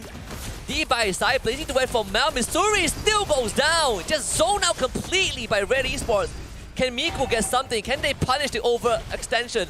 Mao will be in the front. Mel able to use that battle mirror image to get out, but can't get far enough. Supergirl has a double, looking for the third. Mao cannot survive. A triple for this Lapu Lapu. Oh boy, 2 for 3, and Team SMG finally crack it open, and now they're going to get this tier 1 down on bot side. Top side is getting shoved in at the exact same time. Mid is wide open, potentially could be a kill, other than the fact that it is a Fredrin, but man, things are now starting to look up for Team SMG. Oh, and Supergirl will be very happy. Skyrocketing up, and that would be 4-2-2 on the Lapu Lapu, and the third turtle goes over to SMG. This time uncontested, and Kao Tianzi just got the Sky Guardian helmet. should be able to clear the waves, no problem here. I don't think Red eSports wants to give him any trouble for now. As the rest of the team are, again, we're seeing that Red eSports just playing even tighter than they were before, right? They sacrificed the tier 1 on the top side for God knows what reason, but they aren't seeing any invades or any movements from the side of Team SMG, so they have to start exploring. This is a role reversal. SMG is essentially doing what Red eSports did in game 1, right? Just pushing the envelope, running into Red eSports. And they're punishing Red eSports for being a bit, shall I say, a bit too cocky, especially that bottom fight just now. Giving the triple over to Supergo. Now you see this goalie slowly rearing his ugly head. And a flicker forward right into Amao of all people. It's going to take a while to take him out. Can Mao save his teammate? And he can. Of all people, he finds Missouri the best possible target, and Red eSports strikes back. Again, we're seeing the response from Red eSports being just superbly better, just quick, fast lightning decision. Oh, they stopped the recall from Valentina as well, but still relatively early into the game. So nothing to really worry about here, just the fact that Red eSports will be able to bounce back in terms of gold. But man, Team SMG making that very first move instantly punished. And just the torn apart memory would have done the job, but the kick from Mao just saving his teammate, get 2 in return as well. Obviously, Team SMG getting ahead of themselves, with Missouri not even in the fight at the start. So they've used that extra bit of damage. Stolen out. Him able to make it out with his life, just barely. Oh man, just a slow process here for the side of Team SMG, right? It's just they're unleashing their abilities. They're playing extremely tactically here against Red eSports. Supergo now spotted out by Mel. Gonna try and siege this mid-tier 1. Not an easy job. Iron Hook already expanded, flicker, kick, and that is going to be the Franco gone. Ruin manipulation again, alongside the Blazing Duet. Massive damage, but insufficient. They end up losing Aaron. Kautenzi has a Decimate reset if they wants to. Looking for an opening. Mao in a dangerous spot. Both teams trade just 1. Yeah, Red eSports, however, taking the worst of the trade because majority of their members are a little squishy, and not to mention that they are chunked below 50% of that HP, and they don't want to walk out into a Martis with that kind of odds. So Red's going to fully reset before coming back into the fight. Good news is that Team SMG will do the same, dealing with the sideways already. Yeah, Red eSports, they see members of SMG on the map. They're going to instantly make the call to go on to this Lord. Kautenzi is going to be there alongside Supergo and Miku. Mao looking for the catch, gets the kick onto Miku, followed up with the Blazing Duet, instant deletion on him. And they also pull off the Lord, but there's going to be a reset for Kautenzi on a killing spree. Kim in danger, Supergo still holding the fort. Big ultimate from the appraisal's wrath from Aaron, and this could be the turnaround that Red eSports has been looking for. Missouri falls. Supergo no longer superior in that fight, and Red eSports finds the turning point. Oh, and this is why Tank Slot is so good. Aaron absorbing some damage. You have Mal as well to start the initiation, but it's Amal who cleans shop here with the bodies of Team SMG. Kautenzi late to the party, no Lord for him, and Red eSports with a massive goal swing. Huge gold swing, in matter of fact. Now, what used to be Team SMG's 1.5 now goes over to Red eSports. But in this replay, right, just look at where the fights are going. A majority of the SMG members are expanding big spells for one guy. Notice here, especially since Aaron is getting to walk up, it gives Amal free hits every single time. And meanwhile, we have another fight happening mid. Miku does go down, trading Mao in return. Aaron in danger. This time, no appraisal's wrap ends up falling. Mao in the front, they use the rule of manipulation from this Eve. A killing spree for him as Amal continues to dash onto Missouri. Good Winds of Nature. Doesn't avoid a puncture though. It expires at the last second. Amal still gets the kill, and Mal gets to do whatever he wants. Super go. 1v3. Gets the slam. Can he make it out of this? He can't. Mal collects the last kill as an ace for it. Oh my goodness. Oh, I thought for sure Amal was gonna, at some point, gonna go down, but Miku, oh, he chases him all across. Good placement. Saw the BMI, got the Shadow Strike too. And even stole, I believe, the Blazing Duet just to give him a taste of that medicine. Well, they were able to protect the majority of their base, right? Mid lane's gonna get shelved up. They lose the top inhibitor, but in the grand scheme of things, with Mel not being in the fight, they have a huge chance to do damage. D, can he survive this puncture use as well? D flickers to the side, Amao still picks him up. Kautenzi in the midst of things, the rest of his team trying to deal with the bottom wave. Kautenzi in no man's land. Miku helping him out, Super Go by his side. Red eSports now get to reset. Yep, they are at a loss of an inhibitor. There's not too much they can do about that, but with the 4.3k, this is the most gold we've seen Red eSports this entire match as we hit the 13th minute, right? Luminous Lords are going to start coming into play, but first the Enhanced Lord. In the meantime here, ooh, real world manipulation. Get the taunt onto Miku, and there's a dead Eve, and now Mao gets the kick off. Big appraisals Rav on the face of Missouri. Both the cores are down. They get the bloody hunt. Can they at least get Aaron? They need something. Supergirl will be the one to do so, but they end up losing their jungler. The Martyrs goes down. Supergirl once more tagging it up. They actually get rid of the Claude. Supergirl and D doing massive work. The Iron Hook also buying time. But can he buy 13 more seconds? Red eSports, 3 members still kicking. A minor wave looking for the crystal. And D, you can still try. Miku is coming back in 3 seconds. The crystal dropping down low. Red eSports putting in the finishing touches.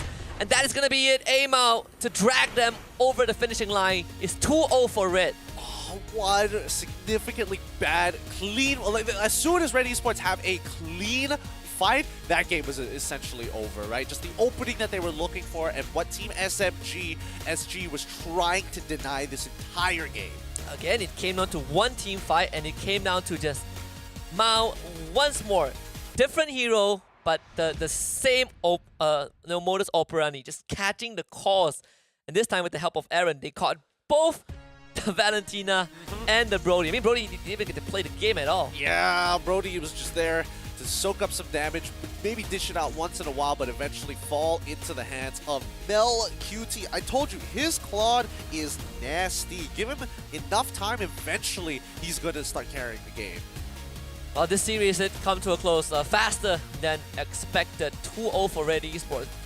This one did, I think it took around the same time as game number 1, but it definitely was a bit scrappier. And, you know, credits to Team SMG SG. They had a better showing overall in game 2. Yeah, definitely more breath of life for them. You know, they actually were trying to be proactive on the map and looking for those opportunities to turn things around. We didn't see any chain decimates, unfortunately, because everybody was just so big, so beefy. There's no way you're going to cut through that piece of meat. Everyone was huddled together. You know, squadron, shoulder to shoulder. It's tough to watch, of course, but naturally, you know, with these professional players, they got to think of more ways to be able to deal with compositions. You know, the traditional 3 compositions, 3 tanks, 2 DPSs, and you're hoping for the best. And for other teams who are watching, or whether they are playing next or they are waiting for tomorrow's matches, at least for the teams that are expecting a potential Red eSports encounter, now you get to kind of see what they're made of, right? Red eSports, not the cleanest series overall. You know, it really came down to just one heroic catch, but overall, it's a very, very slow team. Yes, it is a little bit of a slow team. They do like to kind of take their time with certain things because, again, they've got more. Usually they have a hero that allows them to do that, slow down the game, or at the very least scale. We have we got both games with a Franco on both sides, and both Francos have made heroic plays. I mean, if Supergirl survived for a few more seconds longer, I think we would have had an extra 3 minutes in that game. Probably. Let's take a look at the post game of game 2. This is definitely a closer one. Oh, I thought it took longer. It took the same amount of duration as game 1, but it's actually faster. It is under faster. 14 minutes. Yep. When Team SMG isn't trying to just play passively, no, they are looking for these proactive trades. They're hoping to get as much through it. The sad thing is that the one side of the map that they were struggling with was going to be the gold lane. Like, Mitsuri definitely had opportunities to get that solo kill onto Mel QT, but he got put so far behind after he died once, and you can tell by the items, like Mel QT, he's currently at 4 items compared to Mitsuri, and arguably, yes, his items are technically more expensive since he's going for a Blade of Despair, but it doesn't change the fact that still he should not be losing his lane to Mel QT. Yeah, and ideally, right, especially when the solo kill happened, that was where disaster did kind of strike a little bit. Mitsuri, you know, at one point we saw him having a slight gold lead because he was power farming, but in the grand scheme of things, in these fights, he was not able to contribute as much as the Claude. Remember the top lane 3-man gank, Mitsuri ends up getting sacrificed. middle lane, ends up getting caught multiple times. It's a rough game for this man. It really is a rough game. Maybe a bit of an off day for the side of Team SMG, but I definitely think that they need to start learning how to play aggressively and also kind of foreshadow some certain movements. Because I feel like with Red eSports, they're very used to see, they're very extremely used to seeing unorthodox moves. As soon as somebody walks a little differently in lane, they just know that somebody's in the bush or something like that. You know, that sort of level of game sense that I feel that is lacking for the side of Team SMG. They can't just smell the blood, you know? I feel like Supergirl definitely has a much better sense for it compared to the rest of his teammates. Yeah, honestly, you know, if you play enough Mobile Legends at a high level, you learn things that you probably only learn from a therapist, right? Just the instinct. You know, someone acts a bit differently, you know, you start second guessing what's going on the map. In this case, aim out MVP, well, mostly MVP, but 950 gold per minute and almost 4,500 DPS. Yep, just so much damage on this Lancelot. Absolutely just cutting through in towards that backlines and finding the right targets each and every time. Mao, you know, surprisingly, I'm not gonna lie, I was really doubting his Cho until he was able to get a couple of good kicks in. He wasn't able to make the crazy flashy plays, of course, but he is consistent with the kicks. Some of them may not be angled the best, but it gets the job done. Game-winning kick for sure. Game-winning kick. Supergirl once more, the punching back, but this time this punching back punches back.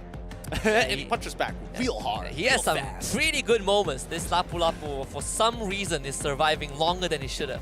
And that is after the nerf. Exactly, right? The damage reduction has been dropped down quite a few pegs here.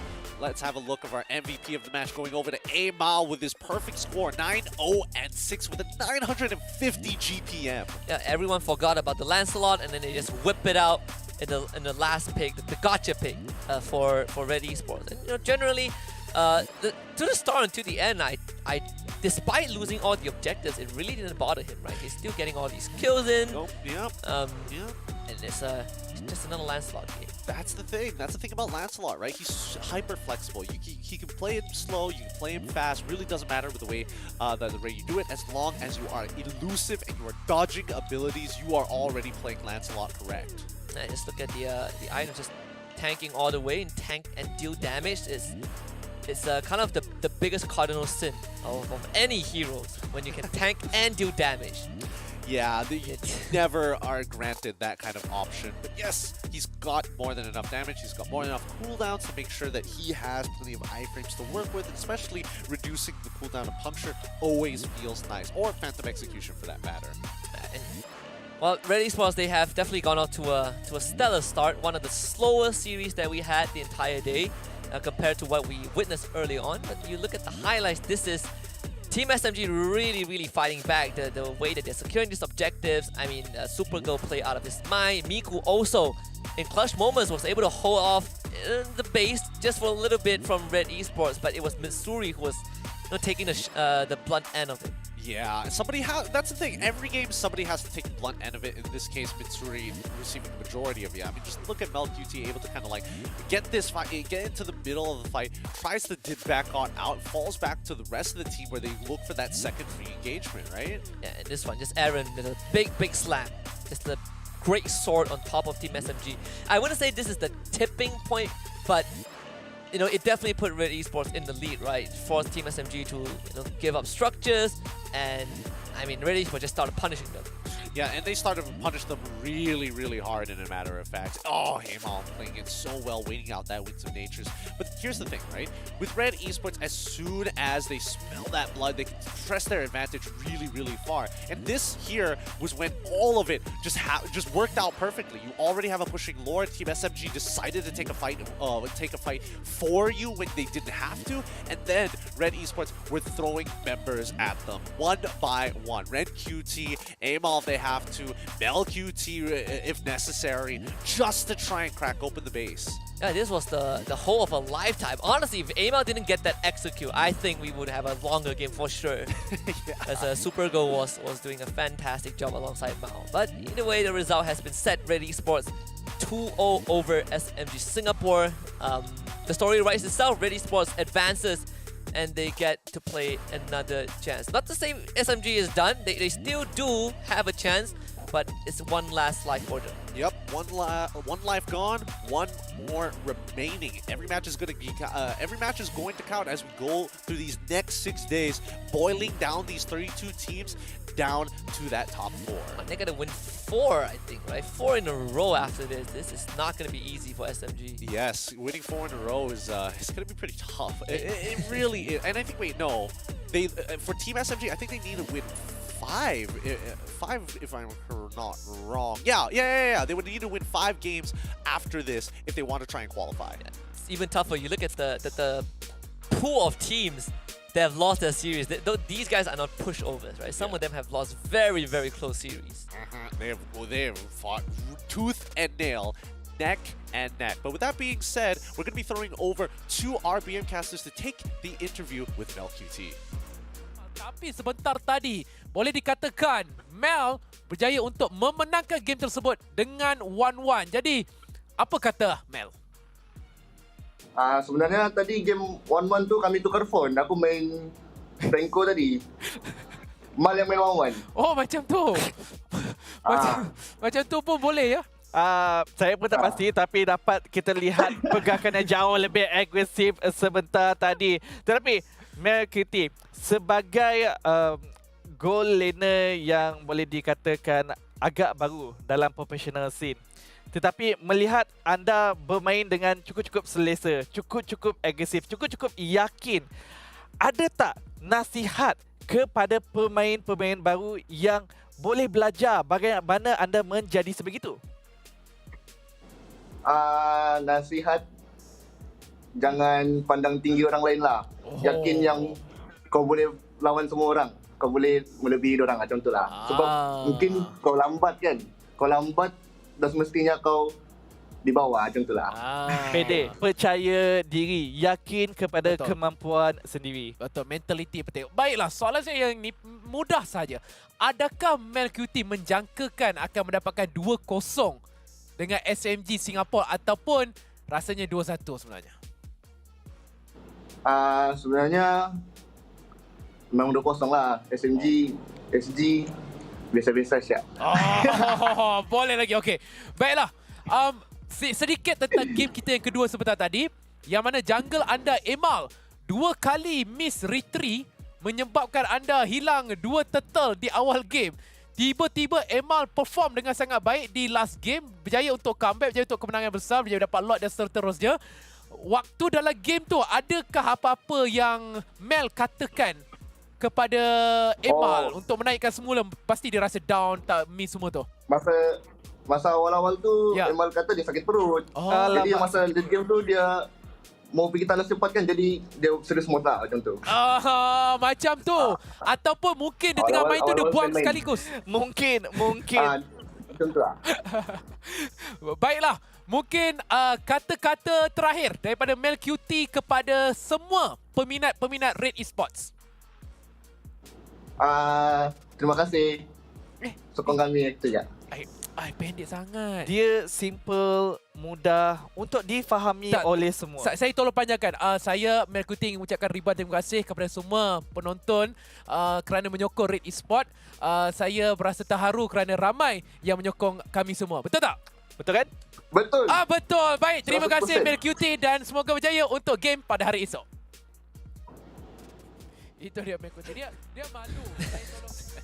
So, Mel QT with the GG easy to start it off, but apparently they were playing with a handicap for the whole series. Well, man, very simple. Man just want to play game, be better, just good. Yeah, Aima also very simple. Stomach ache, can't retreat, want to use the toilet fast, end game fast, go toilet. Man like it simple. Man like it simple. Man, just think about all the simple things. Yeah, 2-0. Just 2-0, yeah, no problem. Fast game, quick game, good. Let's go. It's good to see. It's good to, yeah, I agree with you that it's good to see Red being in this kind of mentality, right? Yeah. Not looking down on anybody, thinking that you're already the best. You have to have that certain level of confidence to be able to play in these professional tournaments because, again, big names are already here in the SBS. Yeah, some of them are on the same playing field as them. They have to play through a gruesome Swiss format. Some of them are waiting in Jakarta already in July. So it's a long journey. This is just the beginning. Meanwhile, Minana eSports, they just won 2-0 in the series, closing it out. And that means that they will be in the winner's pool for tomorrow. Ah, the winner's pool. That sounds a lot better. That sounds a lot winner's better pool. than winner's queue. Winner's queue is a myth. Look, I'm just... You know what? I'm not going to get too deep into it. It's a very, very long conspiracy. But other than that, hopefully the other teams are, but currently still battling out, get the results accordingly as they start finishing up and the information is given to us. Yeah, last we checked in, Madness just won their first game. I wonder how that team is doing, but again, we will update as it goes. Some games they end a bit later. Ours ends pretty early, which only means that Minana won pretty fast. Also, yes, that is true. I don't know how their games are actually going or the overall playstyle, but we'll check the stats later just to see. I'm curious to see what other drafts are going on. And I think, I've been waiting for something exciting, but all I've been getting are the boring, 3 tanks, 2 DPSs, and it's just like the casual stuff. With the ongoing matchup of Aura Fire versus BTR, currently the score 1-1. I mean, kind of expected, right? Two of the big teams from Indonesia. It's the same as Dewa United and Geek Slate. That one also went the full distance.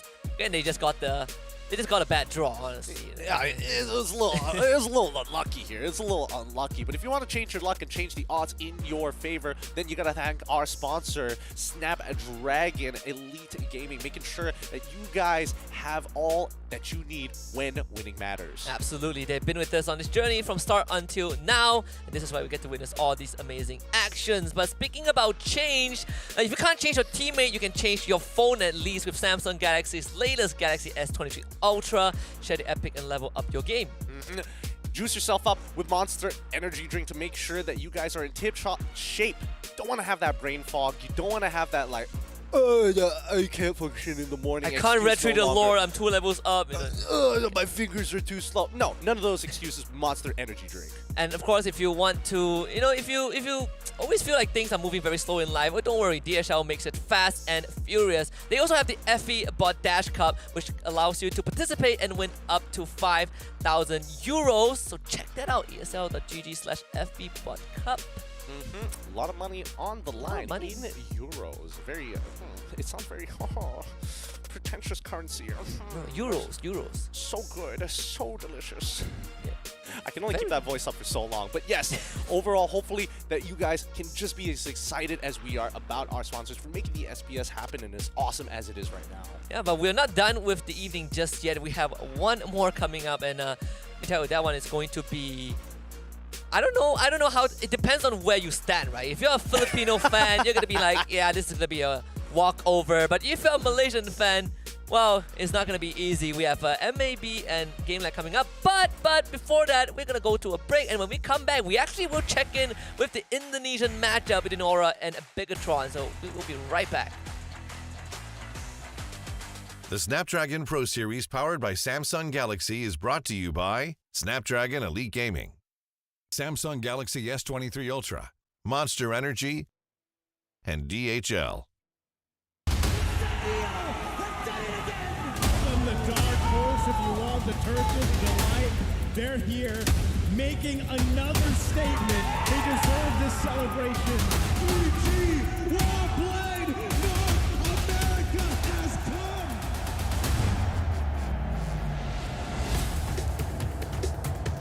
Welcome to Mobile Legends, starting off 2023 with a huge bang. The M4 World Championship by Mobile Legends Bang Bang eSports achieved one of the highest peak concurrent viewerships of 4.2 millions, setting the tone for the year.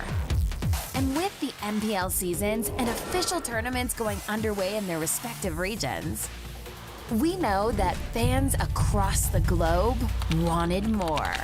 Taking place in Phnom Penh, the vibrant capital city of lovely Cambodia, for the first time in MSC history, this year's cup will include non-C representatives. And why do this and include international teams? The objective is simple: to improve MLBB eSports level and ecosystem, evolving an established regional brand into an international championship, one without borders. MSC 2023 is a testament to the increasing demand and support from fans across the world. Hashtag See the World. We will work hard to elevate the tournament level and increase our esport competitiveness.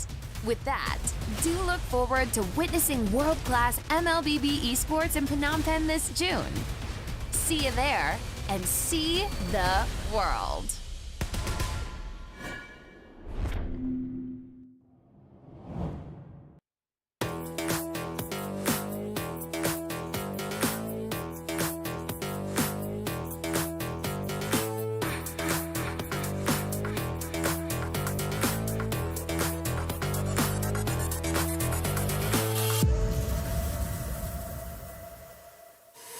Confidence is key, and my keys all jingling. I can open any door, serving body, face, and more.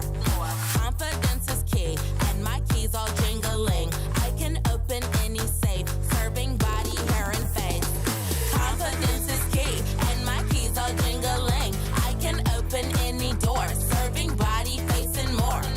Confidence is key, and my keys all jingling. I can open any safe, serving body, hair, and face. I'm a stunner, yes, I'm the star. I set the tone, yeah, I raise the bar. I go to work, I make it look easy. Play hard, work smart, I'm easy breezy. Sugar daddy, no, that's honey. Don't give him any sugar, he suckers me all his money. Wanna live lavish, you need a clue? Then look to me, I'll tell you what to do. Do. Repeat after me. Confidence is key, and my keys all jingling. I can open any door, serving body, face, and more. Confidence is key, and my keys all jingling. I can open any safe, serving body, hair, and face. Now bring it out, it's your time to glow. You all the baddest, put on a show. Don't be afraid, let everyone know. Don't be shy, just lose all control and work it. Go hit a full split, tear up the floor. Go ahead, snatch those wits. Repeat after me.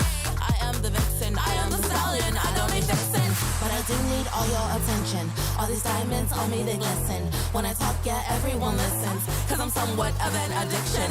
Now work those hips and thighs. You're out here changing lives. It's time, so let's get wild, wild, wild, wild. And put in work. Work.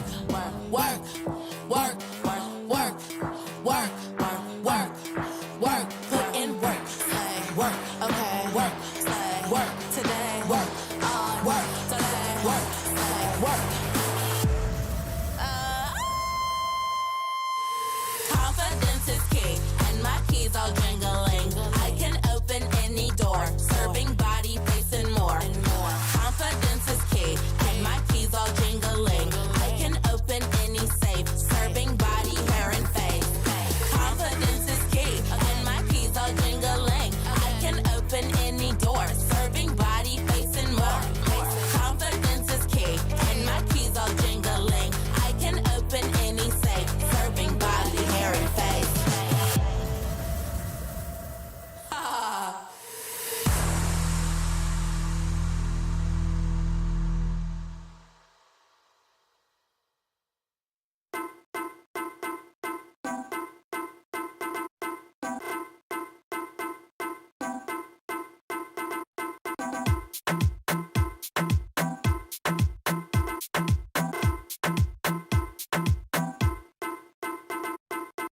Number one in the street, so that wanna bang bang. Everybody touch a road, everybody bang bang. Then I wanna so neat, everybody bang bang, bang bang, bang bang. This I wanna so good, this I wanna bang bang. This I wanna so wicked, everybody bang bang. Sun a shining, everybody bang bang.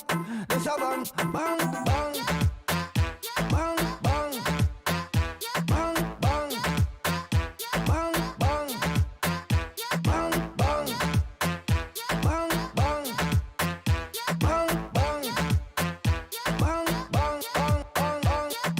bang. Number one in the streets, so that wanna bang bang. Everybody touch a road, everybody bang bang. Then I wanna so neat, everybody bang bang, bang bang, bang bang. This I wanna so good, this I wanna bang bang. This I wanna so wicked, everybody bang bang. Sun a shining, everybody bang bang. This a bang bang bang.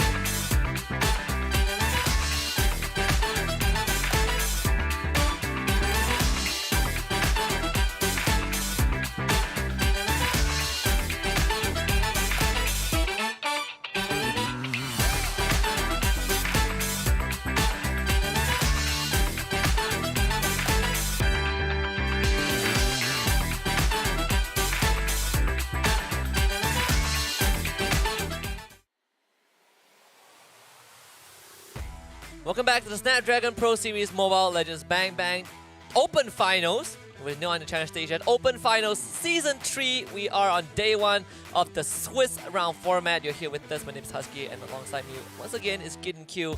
One more best of 3 to come, and so far we have witnessed phenomenal gameplays from some of these teams. We've seen very ingenuity from a lot of these squads, whether in victory or defeat, and I'm looking forward to see more of that. Yeah, I really want to see teams go out of the box. Quit being boring. Show us something that's exciting and look to try and win with it. I respect the attempt, especially since there's so much already on the line, with the Swiss format only giving you 2 lives throughout these 6 days. Yeah, and I think a lot of these teams, right, even the most veteran ones, probably have not played a Swiss format. Throughout their entire career, you know? It is, compared to the other tournaments out there, this is the first time we are actually seeing this Swiss format being implemented in a game like this. So I think that for a majority of these teams, it's very risky to be like, you know what, I haven't tried this comp before, let's do it today. No, they can treat it as a double elim. I think that's the best way to look at it. Just a double elim with way more teams, and you randomize the teams that you fight. You know, they should apply the double Swiss for like the MCLs, because technically it's not like you know the other team anyways. You might as well like have 2 lives, go into the MCL, and then try to win out in the next 6 days. Yeah, we would take an entire night to finish MCL if that's the case. Of course, we said that we were gonna have game lab against MLBB, but before that, we gotta check out what's happening on the other end of the region. It's gonna be Indonesia's side. Aura Fire taking on against Bigatron Beta. Starting with Aura Fire, this would be the 5 boys playing their last game of the series. Yep, Pallavi, Van, Reza, Kabuki, as well as Hai. They have changed out their lineup a little bit here and there, and I'm excited to see whether or not it's going to be enough to save Aura Fire for the upcoming MPL Indonesia that will be happening after all the international tournaments. And let's keep in mind, they've already been in their matchup thus far. This is going to be their 3rd game. Yeah, and this is the only series, I think, for the 3rd set of best of 3s that went the distance, right? Just like what happened between Kingsley and they were united. That one also went a full distance. So this region is already heating up at the very start of the Swiss round. Yeah, their opponents, on the other hand, oof, that's where it gets real difficult because it's going to be Bigatron Beta. This is their what they call their academy team with Narashi, Justnar, DanQT, Ridizik, as well as Odyssey. And of course, we saw Bigatron play in a show match just a month ago. And that one was against Alter Ego. So if we saw that the main team is of that caliber, you can expect a lot from the academy team also. Yeah, especially when it comes down to these big orgs, right? When you have the resources, the connections, the quality of your scrims is going to be of a different level here. So let's have a look with BTR Beta going to be on that blue side with Aura Fire on the red. See, Claude, first phase ban. You don't see that every day with the Valentina and the Eve. Aura Fire with 1-1, Joy, and Kaja. It means that a lot of picks are going through. The Farmist is going to be an option. You have the Fredrin, you have the Arlot. Arlot gets picked up by Bigatron. Lovely, lovely indeed. And this is the thing about Indonesian teams, right? They've kind of evolved from that usual starter of, oh, I always have to play, I'm always looking to play the Fredrin as well as the Marches, and now evolving that into Lancelots, the Farsas, and even the Arlots here. But there's still plenty of counterplay to be had. So far, BTR Beta start things off with the Arlot first pick, Aura Fire respond with Lancelot into Farsa. And no, Grok is still on the table, and that could be an option that Bigatron pivot to. But I'm using the the logic of what I've been seeing locally, right? You look at Indonesia, they throw that out the window. There's no playbook. Kufra and Fanny would be the picks. Absolutely, and this is a power pick, right? You already have the Kufra, who's great at denying the Lancelot for dashing around freely whenever the bouncing ball is available, but also making sure that Fanny basically can run around the map untouched. Oh, absolutely. I think that's one of the only ways to shut her down. Unless we see that Franco come out, Nora Fire, they're gonna go for the glue to wrap up the first phase. Alright. So let's see what else they want to go for. I feel like Aura Fire, they're missing a marksman. They're also missing a support with BTR Beta. Slight difference, missing a mid laner, but also missing a marksman. Farmis gets banned out in the second phase of the ban. With Beta, they are missing that mage and a marksman. For Aura Fire, they use for a marksman and a roamer. Minstata also taken out by Bigotron Beta. It feels like Minstata is more of a staple in the ID region. I would say that it's a staple amongst teams who don't want to go for the traditional start of the old meta, right? Especially when you start opening things up like Arla, Joy, for an example. You definitely need a Minstata to shut down the constant dashing that's happening in the middle of these team fights. Aura Fire with the last ban, it's gonna be the carry, so you get rid of the tank shredder. Still some decent options left for Bigotron Beta anyways. I think the Melissa probably will make it onto the list. He's gonna be banning out the Brody last, so take away the lane bully. Alright. So Aura Fire could still go. Yves has already been banned out. I need to remind myself on when some of these bans are going to be. So that means that Melissa actually not that bad of a pick for the side of Aura Fire. Yes, it's a little dangerous when you're up against someone like Fanny, but at the very least you can kind of maintain that control. But instead, Aura Fire wants to go for the Beatrix. They want to be able to win out that lane, and they want to win it out hard. And they're willing to give that Melissa away, right? And comparing these two marksmen, Beatrix definitely going to have an easier time early on. If you can just get a couple of that chip damage in, you essentially just out-trade a Melissa, I think. Yeah, you can out-trade a Melissa. It's on the assumption she doesn't have her, what's it called again? The Inspire, and you're within the range of funnels, right? And I think Aura Fire made the smarter choice here rather than listening to the Scrubcaster trying to draft for a professional team. Jeez, man. Because even if they do decide to give over the Melissa to BTR Beta, they have the Farsa on their side to just hard counter it. There's no way she can get in range. Safer, they're going to go with the Moskov instead. You can clear waves and still trade against your opponent, but the important thing is you can clear waves safely. That way Aura Fire can't just set up a dive. Alright, where does this Julian I mean, this is a Julian mid for sure, but how does the Julian fit into the rest of the draft, right? What is its function against Aura Fire? It's a quick follow-up, right? It's all about finding initiators all across the map. And it doesn't necessarily have to be the Kufra. At least with the Julian, they can kind of split their attention two different ways. They don't have to walk side by side, hand in hand, to try to get kills across the map. Aura Fire, go with the Kadita. That's very bold. Yeah. Again, I'm starting to have a special place in my heart for the ID team, right? I want to see more of that.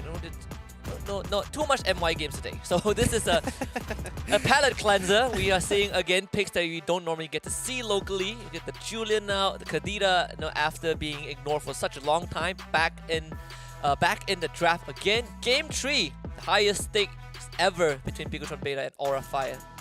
Yeah, I want to see how both of these teams are going to do, especially when it comes down to the academy. For an academy team like BTR Beta, it's great to see them actually go head-to-head against potentially a team that's going to be enlisting in the MPL in the name of Aura Fire. And they had it rough. They had like a good season and then a bad season and then an okay season back into a bad season. You look at the bad season track record, oh, it is brutal. It is... I think it could rival what we had in the last season. Right? I would... Okay, maybe not. I'm pushing my luck a little bit. I think it's pushing your luck a little bit. Not as bad, but in their context, it is still pretty underwhelming. Yeah, it is a pretty underwhelming performance, but let's get right into the game here with BTR Beta on the blue side, Aura Fire on the red. See this, both junglers will start on that purple buff, nothing out of the ordinary. But you have, for BTR, it is a jungler that really relies on the purple buff, right? An attempted steal, not gonna come right through, so Flicker gets expanded, and Just Guard, he's just gonna go in. That steel cables reset. Palevi, not much health left. First blood claim. And Bigatron Beta just dish out the punishment. And this is what happens when you just disrespect a Fanny, right? Especially when she has purple buff, she will run you down the lane if you don't have a safe place to hide, or if you don't have, at least in this case, mid priority, right? It's tough, right? Reza can only do so much, especially when he's going 2v1 in a lane. Yes, they are both melee, but it's not like you're the fastest wave player in the world. The only hero at level 2 that can just finish you off with a purple buff and then chase you to the ends of the earth. No one else can do that. Yep. No one. Nobody's gonna do that. But Vaughn, on the other hand, has been like invading pretty heavily. Yeah, he's level 4 already. He's gonna get stopped, immobilized already. The bouncing ball just stopping any dashes. Bigatron Beta just absolutely punishing Aura Fire. And Odi still staying alive. I mean, the bouncing ball damage is right there. The Kadita also drops. That's 4 kills in under 2 minutes. Dude, what is happening here? What is happening? Like, I understand that Just Gar is strong, but like, when you're looking at high, just go in like that. I understand that Vaughn wanted to invade. He got the beetle and then decided to go for the orange buff. Like, what was he hoping for? Hoping to get the orange buff. There's no way. He's committed. I think topside. They slay Palevi again.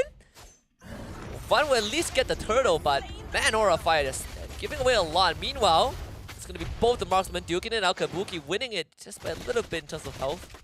Yeah, despite you know, having so many fights happen all across the board, it's surprising to see that Aura Fire were the ones who were able to secure the turtle. Ooh, does he? Oh, what? There's so many things happening. I mean, we're gonna watch out for Vaz because he might just die. Just guard, just enough energy to get out. Well, Kabuki survived that. Thankfully, we looked away because it might be too brutal. It's a kids game. This is just a children's video Look game. at all these colors, man. Look at all the colors. We have a pink glue. That says a lot. Look, that skin. Oh, look, I'm happy that Glue finally gets a skin at the very least, but Reza gets engaged upon. And knocked into the wall. Instant follow-up by Danny QT, and that's an easy kill. Petrify used by High. Massive burst onto Danny. Gets a trade back. Should be able to get out of this. Yep. At least they're able to kind of get a bounce back from it, right? Aura Fire finally on the board with a kill. However, the gold lead is not too far away. The knock-up! Aha, punish! Instantly punish, in a matter of fact. Really nice timing coming in from High, positioning it well. And also with a good prediction about that final, about that cutthroat being utilized on towards Vaughn's side. He should be able to recover from the initial jungle damage, but you can tell by the gold alone that despite the kills, so many kills in a matter of fact happening within these 3 minutes, going over to BTR Beta, basically never even happened. And if you guys are interested in what's happening in just under 2 months, you saw just now on the screen, 21st to 23rd of July is where the challenge 20,000 rupiah at esl.gg/SPS MLBB tickets. Very, very affordable. Get to be at the arena that M4 was held less than half a year ago, honestly. Oh man, it felt like it was so much longer ago, to be honest with you. But in the meantime, Kabuki just letting the wave get pushed out for him. He doesn't really want to position himself very aggressively for now, knowing that there could be a potential gank. Things secures the turtle. Feather Airstrike used on the Danny QT. He is way too far forward. He knows that he is gone. Yep, he is a definite goner, but he also doesn't want to use his flicker as well, right? If his abilities come off in time, maybe there's an opportunity for him to try to make a quick escape, but it's tough once you've already been stacked up a lot by the glue. Reza is going to be found out by Audi. No, nothing much that Bigatron can do. Just going for the reset. They need the purple buff, but the Scar is going to be on that bot side again. And gang on top of the Kufra. We're gonna watch this replay for now. What's kind of going on the live screen now? Yeah, I mean, you can definitely tell that the positionings from Aura Fire were just a lot superior, and once you've already done that kind of damage, Danny QT really made the smart choice of just running in and pulling the attention away from the Aura Fire members, so it doesn't create momentum onto BTR Beta's side, giving out more kills. But in the meantime, right, the gold lead still very, very minimal all across the board. Yeah, I believe Bigatron Beta, they got both High and Van just now. We didn't get to see that because it was too violent. They got powed on. we can't be, you know, showing murder here at the SBS. But for now, this game, as expected, should be going a little bit slower. They don't want to give too much over to their opponents, and especially with these lane ganks here, the side of Aura Fire being set up on the bottom side. We'll see whether BTR better bite on bait. Fans will steal that crab away, and Jaskar won't be able to do anything about it. Good news is that Aura Fire slowed down this Fanny, so you won't have that snowball effect, but just good awareness from Beta, just checking the brush again. Massive damage, only completely whiffing it all. That was a pretty good play coming in from Aura Fire, right? They only reveal one of their members, and instantly, as soon as the arrow is about to connect, walks out of the bush to make sure he doesn't reveal the rest of the members, looks for an engage, and baits BTR Beta into a fight, not knowing two other players were waiting in the brush to try and pounce on them. And even then, they still got a trade back, right? So overall, if you have Bigatron, you are saying a prayer to walk away with that. At least they got something out of it. Yeah. Might happen again here with Reza sitting in lane. And yeah, he is just absolutely shred this Moskov, and Danny doesn't have enough damage this time. Yeah, it's not even funny. It's not even funny how quickly he was able to just sit in there and sacrifice an entire mid-wave to make this happen. And in the meantime, Narashi is all by himself, 1v3, trying to be as slippery snake as much as he can. It's Arlot. Tank Arlot. The tenacity even. Extra resistance. Oh, just guard late to the party. The purple buff is gone. This Fanny gets slowed down even more. Now that this Fanny is actually slow, Aura Fire might be able to take control over this game and start really pressing the tempo. Oh my god, Hai just walked straight into... Oh, he's reading this so well. Oh, he said while the game sets. Oh, wow. And these guys are playing on another level. Aldi will be gone on, but Gufra bouncing ball re-engages onto Hai. Jaskar is here, and they punish Hai. What an insolent move to try and infiltrate that top lane. Yeah. Okay, so I'm very curious to know whether or not Hai was spotted out between the turns before he got into that bush, or whether it's just raw game sense from Zai to make it happen. I was wondering the same, right? Like, did the turret not see him? It's a very thin margin. Uh-oh. Very, very thin margin, but Reza playing it perfectly, using the wings by wings to hover over structures somewhere where Fanny literally can't get him. Did receive a bit of a minor nerf, right? Cooldown increase for the wings by wings. Not that it matters too much. Like what 6-7 seconds, I think. Yes, it's minimal. It's minimal. Yeah. It just means that, like, if you use your wings by wings to get into the fight, it's not going to be back. It's not really going to be back up if the fight is very, very short. You get to use it per wave. Yeah, that's per good. wave. That's a much better way of putting it. Oh, the missing. Palevi comes in for the punish. Whoa, trying to go forward to try and fight this. Under the inhibitor, that's not going to work out. Actually, two members of Bigatron end up falling.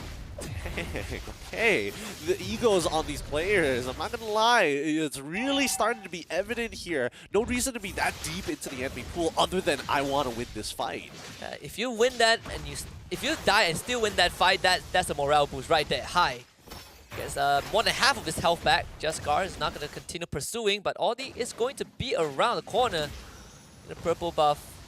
They just ran out, so Jaskar can't do too much. And Aura Fire, well, they just start working on the Lord. Less than half HP. Can this Fanny steal it? Riding with the steel cables, gets vision, but not close enough for the red tree secure. And that means Aura Fire just needs to disengage with his Reza found again, flickers to safety. Jaskar cannot catch up to him. Aura Fire with a clean disengage. Ooh, very, very clean indeed. But somebody gets caught still. Kabuki, he gets pushed against the wall, but they can't do much about it. The follow SD there. Narashi straight to the back, but Kabuki still walks away with a sliver of health. And the Feather Airstrike to slow things down. Jaskar all the way to the back and finds the kill. This guy is John Wick. Sure will. He will find you one way or another. Kabuki blowing everything there. Used his ult, made sure that he used his tactical roll, had to use his flicker, tries to go for a recall, and even then he can't have any peace. Chase him down the entire 10 mile. Aura Fire. Good news, they have the Lord, so this game is far from over. A minor goal advantage. Like Bigatron Beta, I mean, this Fanny, yeah, slow down a little bit halfway through the game, but the speed is building back up. And this purple buff is going to be secured by Jaskar, so he gets to continue going. But there is quite a difference in terms of Fanny's presence overall, right? Like, Fanny goes into a fight, gets chunked, okay, recall, come back into the fight and do it all over again. But with the purple buff, at least he's able to kind of stick around a little bit longer to maintain the presence. Bigatron Beta giving away that mid-tier 1. Just guard, taking massive damage. Able to dodge away the snipe. And top tier 1 also goes down courtesy of the Lord. Aura Fire now having control of the map. But that bottom side is pushed out by Bigatron so far in. Yeah, Danny QT just recognized that, like, yes, Lord is going to be on the opposite side of the map. Aura Fire have shown at least 4 people mid and top side, so might as well take advantage of the situation. The iframes. Van still gets out, not a problem, but they did find Kabuki. Just guard again. It's a just personal vendetta at this point. Does not like the Beatrix. He really doesn't like the Beatrix. like I know you're an assassin, you want to get rid of marksman, but this feels oddly personal. Yes, both deaths on Kabuki was because of him. Yeah, but it looks like, you know, Aura Fire are they're giving up pressure from the bottom side of the map to get that initial pick onto Jasnar, and now they can't let the inhibitor go, so they're going to show Farsa. In the meantime, the mid-tier 2s start to fall. And Danny's the only one there. They forced the recall from the Mosque of Oso. Aura Fire just drawing attention away. And I mean, all these considered, Bigatron Beta still keeping it tight. Less than 1,000 goal advantage for Aura Fire. Very minimal difference between the two teams. It's really about who can make a really good play here.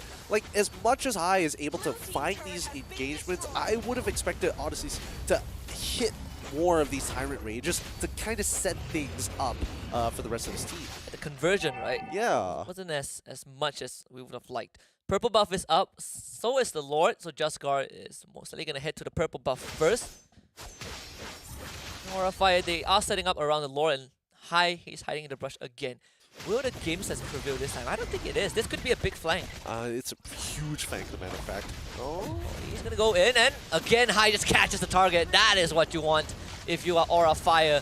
With Bigatron and Beta, they're not even in the fight just yet. Just Guard, he's going to show himself in the mid lane. I think that Miniwave will spot him out. The Lord dropping below half health. Palevi is going to check this one. Feather Ezra used as well. And the Fanny just completely vaporized, and Aura Fire will get the second Lord. Yep, the power spikes have been hit for Aura Fire, and they are doing a good job at punishing BTR's poor positioning. I mean, the ideas are definitely there, but I think BTR just a little inexperienced with the possibilities across the map, and Aura Fire taking full advantage of these blind spots. Yeah, punished by the smallest of margins, even. Well, second Lord, this one would be a bit harder to deal with, and with all these side lane turrets down, Hai is going to have a better time just hiding in these brushes. For sure. He's got so much space to work with. You'll never know when he's going to be using that Ocean Otter. You never know when he's going to hop over a wall and catch you in the middle of the fight with his Petrify. So it's scary. Now just clearing out all of the brushes. He can't even win this, right? Hai pushes him away. Now he has to recall. I mean, the glowing one stopping that recall. He might just go down. Hai is hunting for him while Aura Fire attacks the base. Guard actually wins that one somehow. He can't watch that outplay because it's a bit too brutal, but this Lord is going to charge into the inhibitor, tries to break it. Zeev is going to try and take this Lord down, but the inhibitor goes down nonetheless. Van dealing enough damage, pushing Just Guard back. The rest of Bigatron Beta defends the base. Yep, the Aura Fire decide to give it up. They've got their inhibitor off the very first Lord of the game, and I think that's more than enough of a win. You might as well utilize the time to start clearing out the jungle, resetting, getting yourself back up to full. Reza will be pushed far away as well, but you see the damage from Kabuki. Ooh, that is starting to hurt. That's what, 20% of, well, 15% of all these HP with one shot. And that is 50% of this HP with one snipe. The puncture missed, the knockback from this Moskov. My goodness, the Javelin. Well, paying off big time. Aura Fire loses their jungler. Still wants to fight this. Palevi chasing after the Kufra. Does have an immortality, so not the ideal target. Oh, nicely done. Oh, nicely done coming in from BTR Beta, making sure that they're chaining their CCs, their displacements, focus down on Vaughn to make sure that he doesn't get on top of their marksman. He's died way too many times here to just Hai alone. Died to Vaughn should have been the expectation, and that's what BTR Beta have prepared for. The most minuscule skill of frames, right? That one knockback. I didn't even know you had a frame before you use puncture to get knocked back. Yup. It's a little annoying, and a lot of people are hoping that maybe one day they can change. Oh wait, hold on. Does I get the one shot here? No, definitely not. He might get one. Oh, what a snipe from down Oriza. Just you filthy little man. Dang, that's gonna feel bad. Rashi next of all here with the killing spree already achieved by Palevi. Man, this entire map completely shut down by Aura Fire. And the Lord is gonna be back up. No one there to contest. I mean, Aura Fire just getting these crucial snipes, but holy cow. Might get high.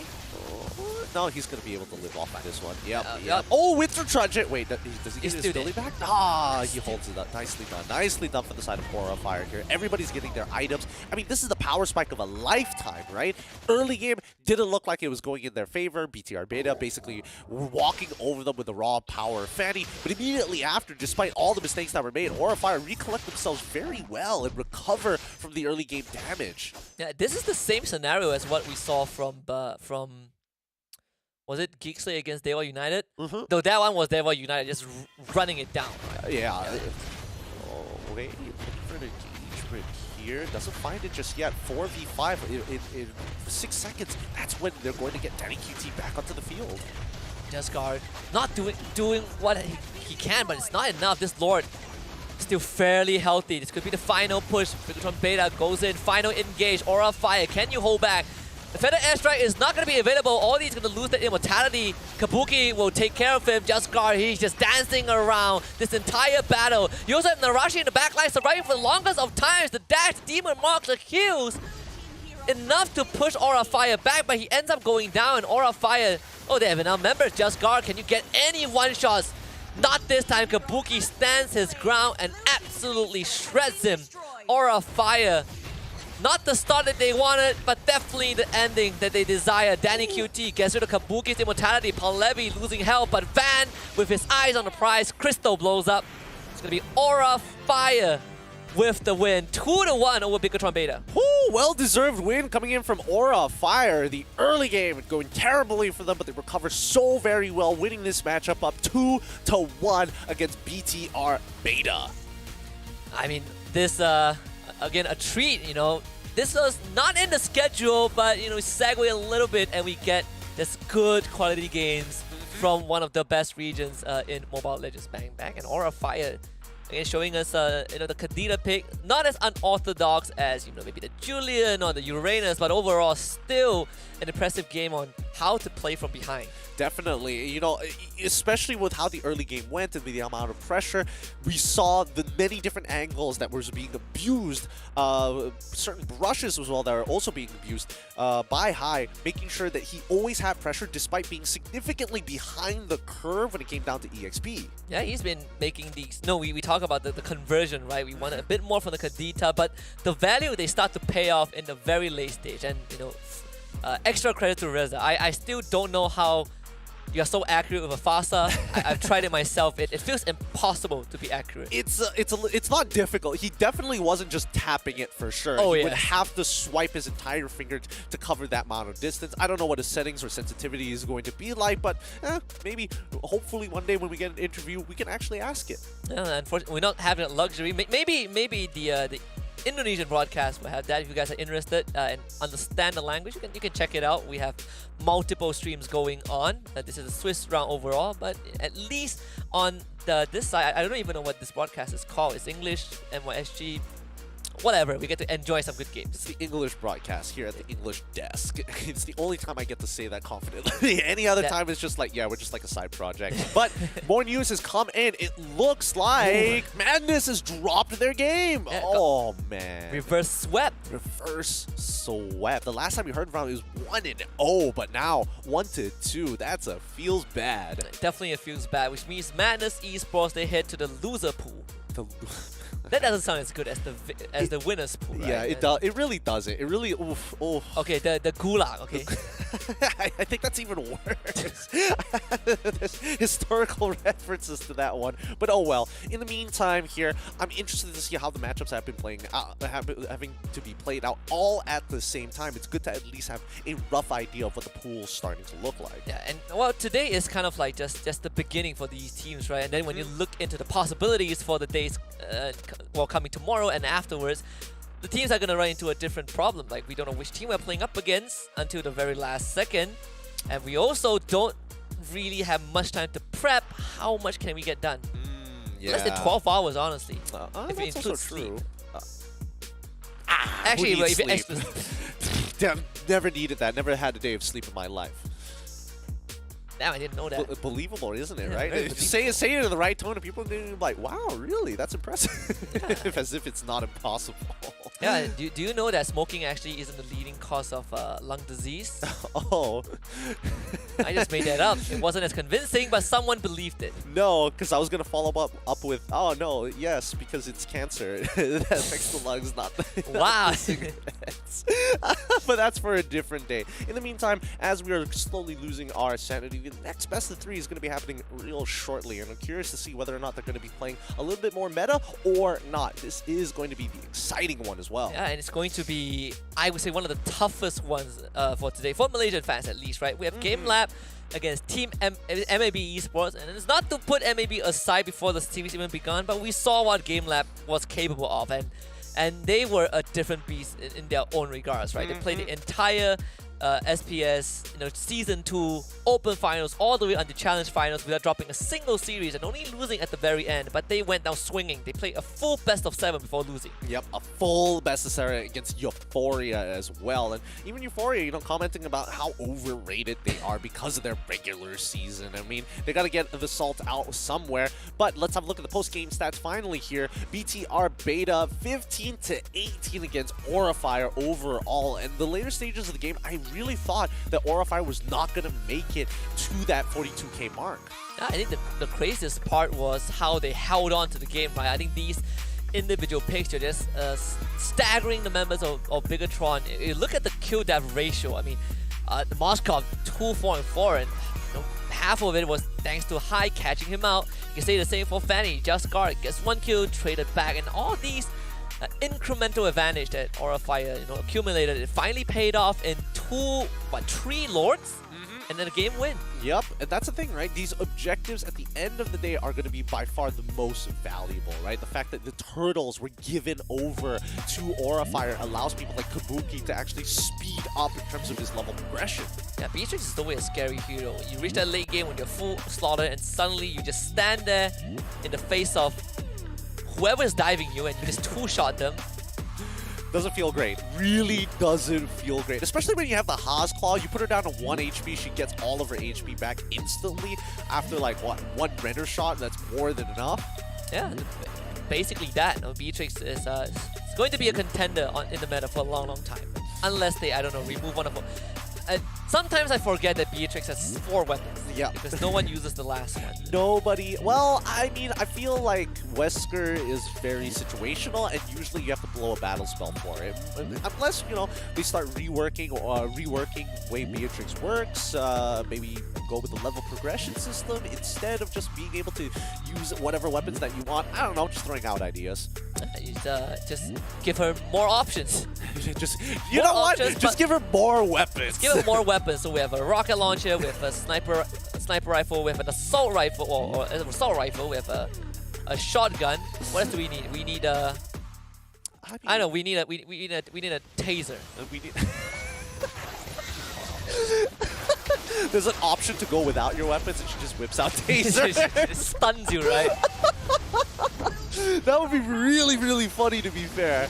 Oh, maybe you can like set up a combo, you tase somebody, and then go into the Miru's passion. That would be epic. But as this game progressed, we definitely saw the big shift in Aurafire's, I wouldn't say playstyle, but the way they kind of attack the map, right? They noticed a lot of bad habits that are being done with the way that Bigatron Beta was actually pathing across the map in a rather unsafe manner. And even when you look at how the map was for the most of the game, it was Bigatron Beta focusing a lot on that bottom side, right? It was Danny QT, he was spending a lot of his time there, and when they needed to contest objectives, they end up losing Just Guard because he got caught out in the open.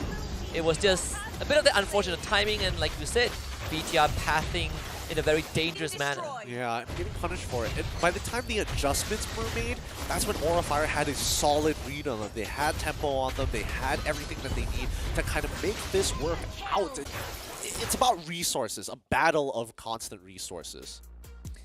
Just like that, Aura Fire, well, they get to be in the winner's pool. I need to think of something for the losers. There's got to be a better way. There's got to be a better way. There's got to be a better way around it. We'll get to it. We'll get to it. But in the meantime here, hopefully the next set of teams are going to be ready to duke it out here. It's been a while since we've seen Game Lab, and I'm excited to see how much they've either improved, they might not have improved. It's kind of tough to say. It's not too many tournaments going on. Yeah, this is a team that is shooting for the stars, right? Yes. Not even for the moon. They are shooting right for Echo Philippines. Last we talked to them. But of course, they were stopped dead in the tracks by Euphoria. Hopefully the goals have not changed. I think it's a bunch of very entertaining players to look at, right? If anything, I want to see Game Lab play kind of the game that had been showing us majority of from Season 2. Just aggressive, just raw aggression. Yeah, and I think, you know, that is usually more than enough with the level that they're playing at. The raw mechanics alone is honestly quite admirable here. But against a team like MLBB, the recent players being picked up from the Lunatics at the beginning of the year, with a bit of mixing and matching of some of the Tier 2 players that we have in the scene, MLBB kind of in an interesting spot overall. Yeah, this is a team that I believe, like our friends Ikuto just say that, you know, in an online setting they perform pretty well. You know, this is not offline just yet, so they don't have to worry about that inconsistency. But overall, as a squad, they do have their low points, and against Game Lab, a low point is the last thing you want. You definitely need to make sure that your strategy is solid and you're also extremely consistent with it, because it doesn't necessarily mean that because you have a better strategy you win. Execution is going to be key, and especially the laners here, because when we're looking at Game Lab, we're thinking about just like the solo laners alone, not even thinking about the jungler. The solo laners put a lot of pressure. Yeah, and for Game Lab, it's just if within the first 2 minutes, if they win their lane, you are in a big, you're in big trouble. Big trouble. Very Don't want to be in that position. Yeah, and it's also a team that you need to really abuse those the windows that they give you, right? They don't really give much windows. See, that's the thing. It's tough to say, but hopefully we will get to see it. In the meantime, we're going to go on a short break, and when we come back, it's going to be Game Lab versus MLBB. You're watching the Snapdragon Pro Series by ESL. We'll see you right after this. The Snapdragon Pro Series, powered by Samsung Galaxy, is brought to you by Snapdragon Elite Gaming, Samsung Galaxy S23 Ultra, Monster Energy, and DHL.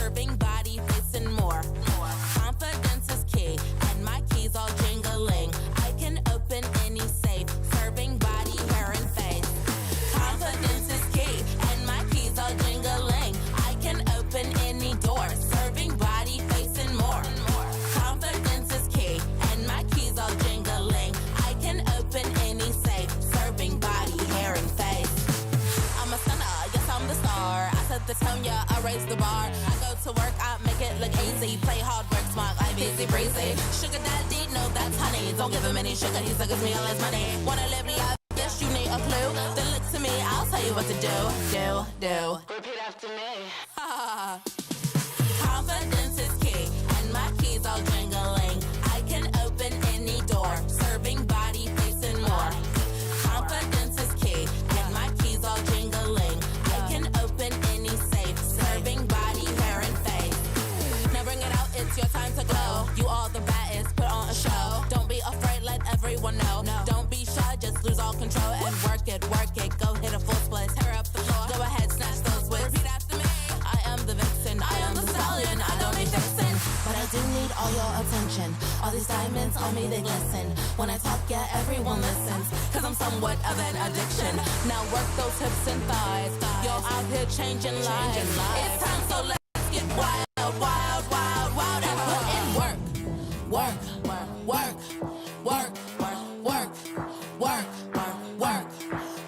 Put in work.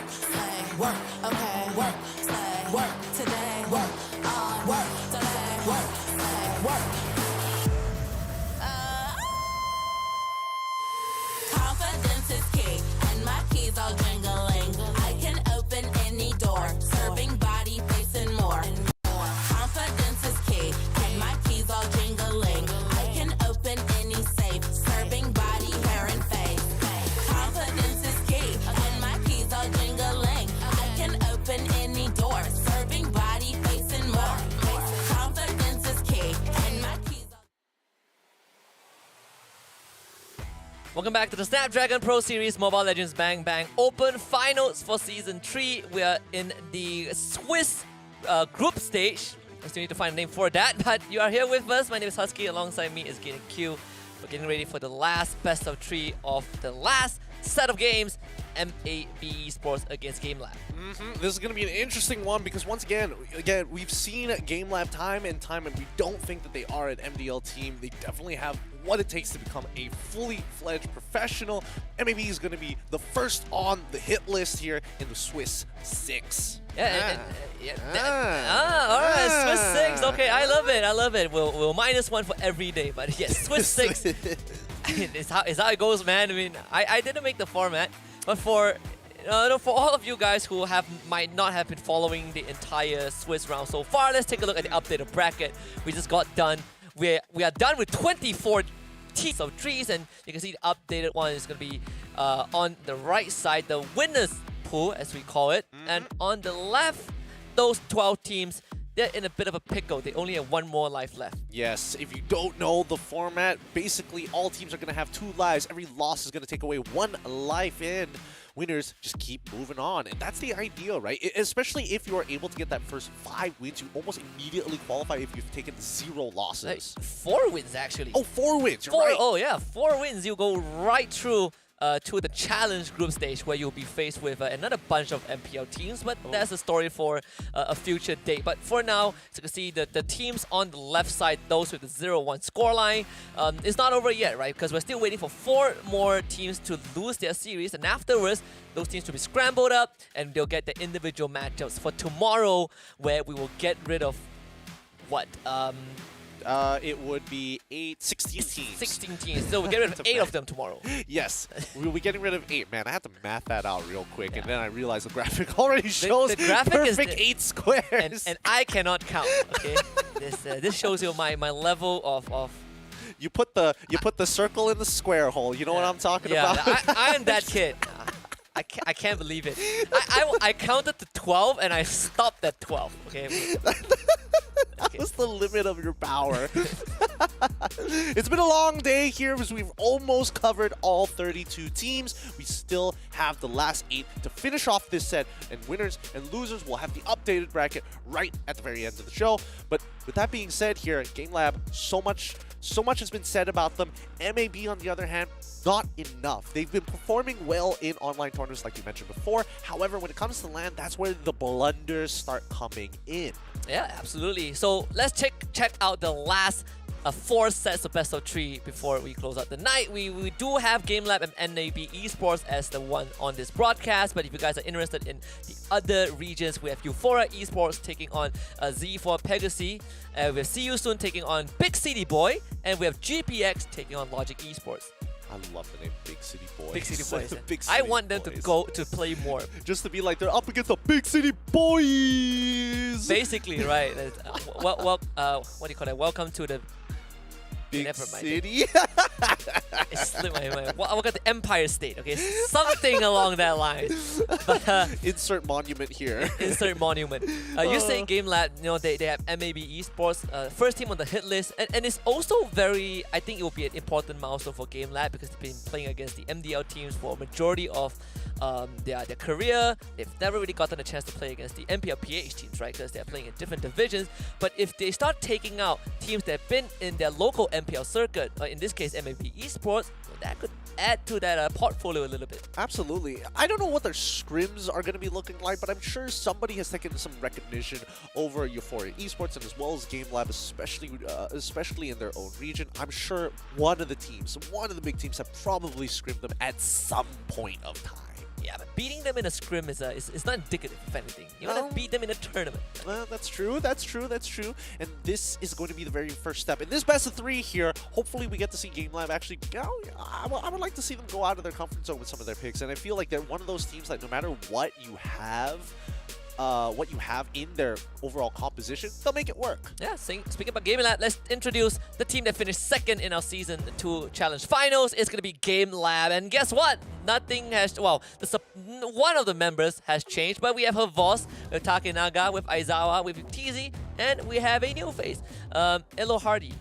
Elo Hardy. I'm excited to see what he's going to be bringing to the table, whether he fits with the rest of the team. I would assume only the best here. But of course, we can't talk about GameLab without talking about Aizawa. Man, he is a deadly mage player. And the last time we've seen teams actually beat GameLab is because they shut him down. Oh yeah, they had to make his life miserable. And even then, they still had to sweat it out against GameLab, right? Because you have his supporting teammates. You have Takenaga, this guy just ruthless in the jungler. You give him an assassin, he runs you down. You have Havos, just a very confident, multi-talented XP laner. He can play a frontline, he can play a bruiser, he can play anything you want. When all else fails, you got YukiTZ, and I think that's going to be by far the most important here as we go over to MAB's roster. Their lineup is going to be consisting of Detto, RanQT, Zizka, Mint, and as well as Zeph. Now, Detto has previously played under Team Secret. Mint used to play it for LTX during his time, and the same goes for Zeph. So those are the only two players that I can think off the top of my head who have natural chemistry. Now, and overall, this is a team that, given the history, right, we look at the most recent tournament that they've been a part of, people were expecting them to win in this Tier 2 scene. I think they finished 3rd, right? They didn't even get the championship title, and that was on a LAN event setting, right? Then there's been rumors going around. I'm not sure if it really changes your performance level if you're playing online or at LAN, but one thing is for sure, they are in their comfort zone right now. They're going to play through an online setting. Yeah. I think when it comes down to competition, LAN events, I do think they are a little daunting when you have like an entire crowd, you got the cameras, the lights, so on and so forth. Especially if you're not used to the environment, it definitely messes with your gameplay here. But just keep in mind that majority of the players from MLBB Esports are extremely, extremely young. Yeah, and they're easy to what do you call it, sway, right? In these high pressure moments. You can say the same for GameLab. These guys are also pretty young Padawan on their end. Absolutely. And this is a team that has the shortest average game time and series time last season. I mean, great for us, terrible for viewership.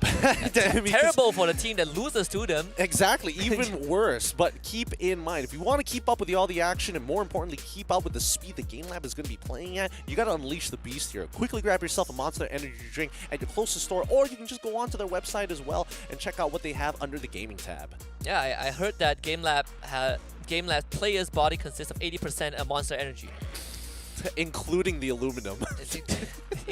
Yeah. Could be. I don't know how aluminum works. Look, the fact that they're 80% Monster Energy drink, which means that the rest of their body is 50% organs and 5% air. What more? There's not a lot to find in there. There's not a lot to work with. You could have started low. You could have been like 40%. That would have been a lot more acceptable. I could have just said that, instead of blood, it's Monster Energy, but I had to go until the very end. Well, fans out there, if you're still watching, we thank you very much for still being here. And now we want to hear what you guys have to think about the last series between MLBB eSports and Game Lab. Your prediction so far has been 100% accurate, just like ours. But I want a bit of a challenge. I want to see if you guys can overtake me, okay? Just me. I mean, you're gonna do it on the game where everybody is favored for Game Lab. He's just throwing that out there. It's like, yeah, beat me in this 199-1 odds match. 1%. Unless you decided to go for MAB, then there's very different story. Yeah, that's a bit too late. Fair enough here. Looks like both of us are going to be leaning towards Game Lab, and I think it's only understandable, especially after you witness the team, then you kind of understand that there's a different aura around them. Yeah, when you look into someone's eyes and then you get scared for the rest of your life, this is what it feels like when you first watch Game Lab play. That and the hair, especially if you're looking at Havas, man. But guy has gray hair. That guy has. Dude, I feel so bad. I make these out-of-pocket jokes about him. I hope he's okay with it. Love the guy. Yeah, great personality. He mocks everyone. Okay, this guy is very, very confident. But of course, the biggest question is, will Game Lab remain as consistent, right? You alluded to a bit of whether Game Lab would have a bit of roster change coming into this. We did see a change in player, but the core is still the same. And if you are in Game Lab, it means that you are ending your games pre-12 minutes. They know how to push an advantage here, and that's what I love about Game Lab, right? Give them just a little bit of space, and they're gonna turn it into miles and go further beyond. So I think maybe if they want to play like Team SMG SG, where they go a little bit slower in their Game 1 matchup, I don't think that's a good idea because scaling compositions really struggle against Game Lab. Yeah, playing slow against Game Lab in and of itself is really not what you want to do, right? Against Game Lab, you want to be able to challenge them at every single corner. You want to be the aggressors, ironically, to slow them down. And I think, for MLB eSports, I'm not really sure how much they know about Game Lab, but if anything, this is, I think, a very good, first test to see where MLB eSports stands at. I mean, with the supporting staff, they got Sunfrost there, and as well as Coach Rain. I think it's going to be more than enough. Rain coming back from the SEA Games after helping out the women's division, earned their medal, coming back here. Praise. Sunfrost has already... We've talked before. We've worked together and we've talked before. He has definitely mentioned Game Lab, and he's keeping an eye on them for good reason. The question is, are they going to take the same elements that Euphoria did, the same steps, or are they going to innovate a little bit further? The craziest thing is that, all that talk led to this fateful day, right? Like, it just had to happen. The first enemy that they face off against is none other than Game Lab. We're heading into the draft. Kaja and 1-1, first two to go. Yep, Kaja and 1-1, first two to go. I'm starting to suspect that maybe Joy is going to be a follow-up here from one of the teams. The 1-1 is to be expected. And then the openers, right? Do they want to go for... Are they even considering the Fire Mist? Are they even considering the Glued being an issue? Or are they just going to focus solely on Aizawa, just like Euphoria did? And so far, what Game Lab, the evolution that they go through during the challenge stage also is, in the open finals, they were prioritizing Takenaga's hero in the first phase. It was always Ling, Lancelot. And then they started evolving as the opponents get tougher, right? They were putting Takenaga's hero in the second phase. And I wonder what version of Game Lab will we see today? Because we've seen them push to the limit, but that's only if the enemy team is playing as fast as they are. Yeah, that's whether or not you can actually maintain that same kind of tempo or how tight your defense is going to be, because Game Lab generally likes to put you on the defensive as soon as they can. And even if you want to play a composition that scales and stalls, Game Lab just waits their time until they have that one moment to suddenly just rip open and cut through your objectives like butter. 16 seconds left on the clock. here for MLBB eSports to decide what their second ban is going to be. It's a bit strange. We do see the Yves get banned out for the side of Game Lab, and I'm pretty sure Zeph is more than capable of playing Yves, but I don't think that's like his signature pick. Yeah, and more confusing for me is that Aizawa loves the Yves, and they're also denying your own mid laner, right? I do wonder what is going to be the substitute. I mean, we still have Valentina, you still have the Farsa. I think Game Lab and MLBB would love to get their hands on that. But for now, you see the Arlott banned out by MLBB, which is the hero that Havos, I think was the first to debut Arlott.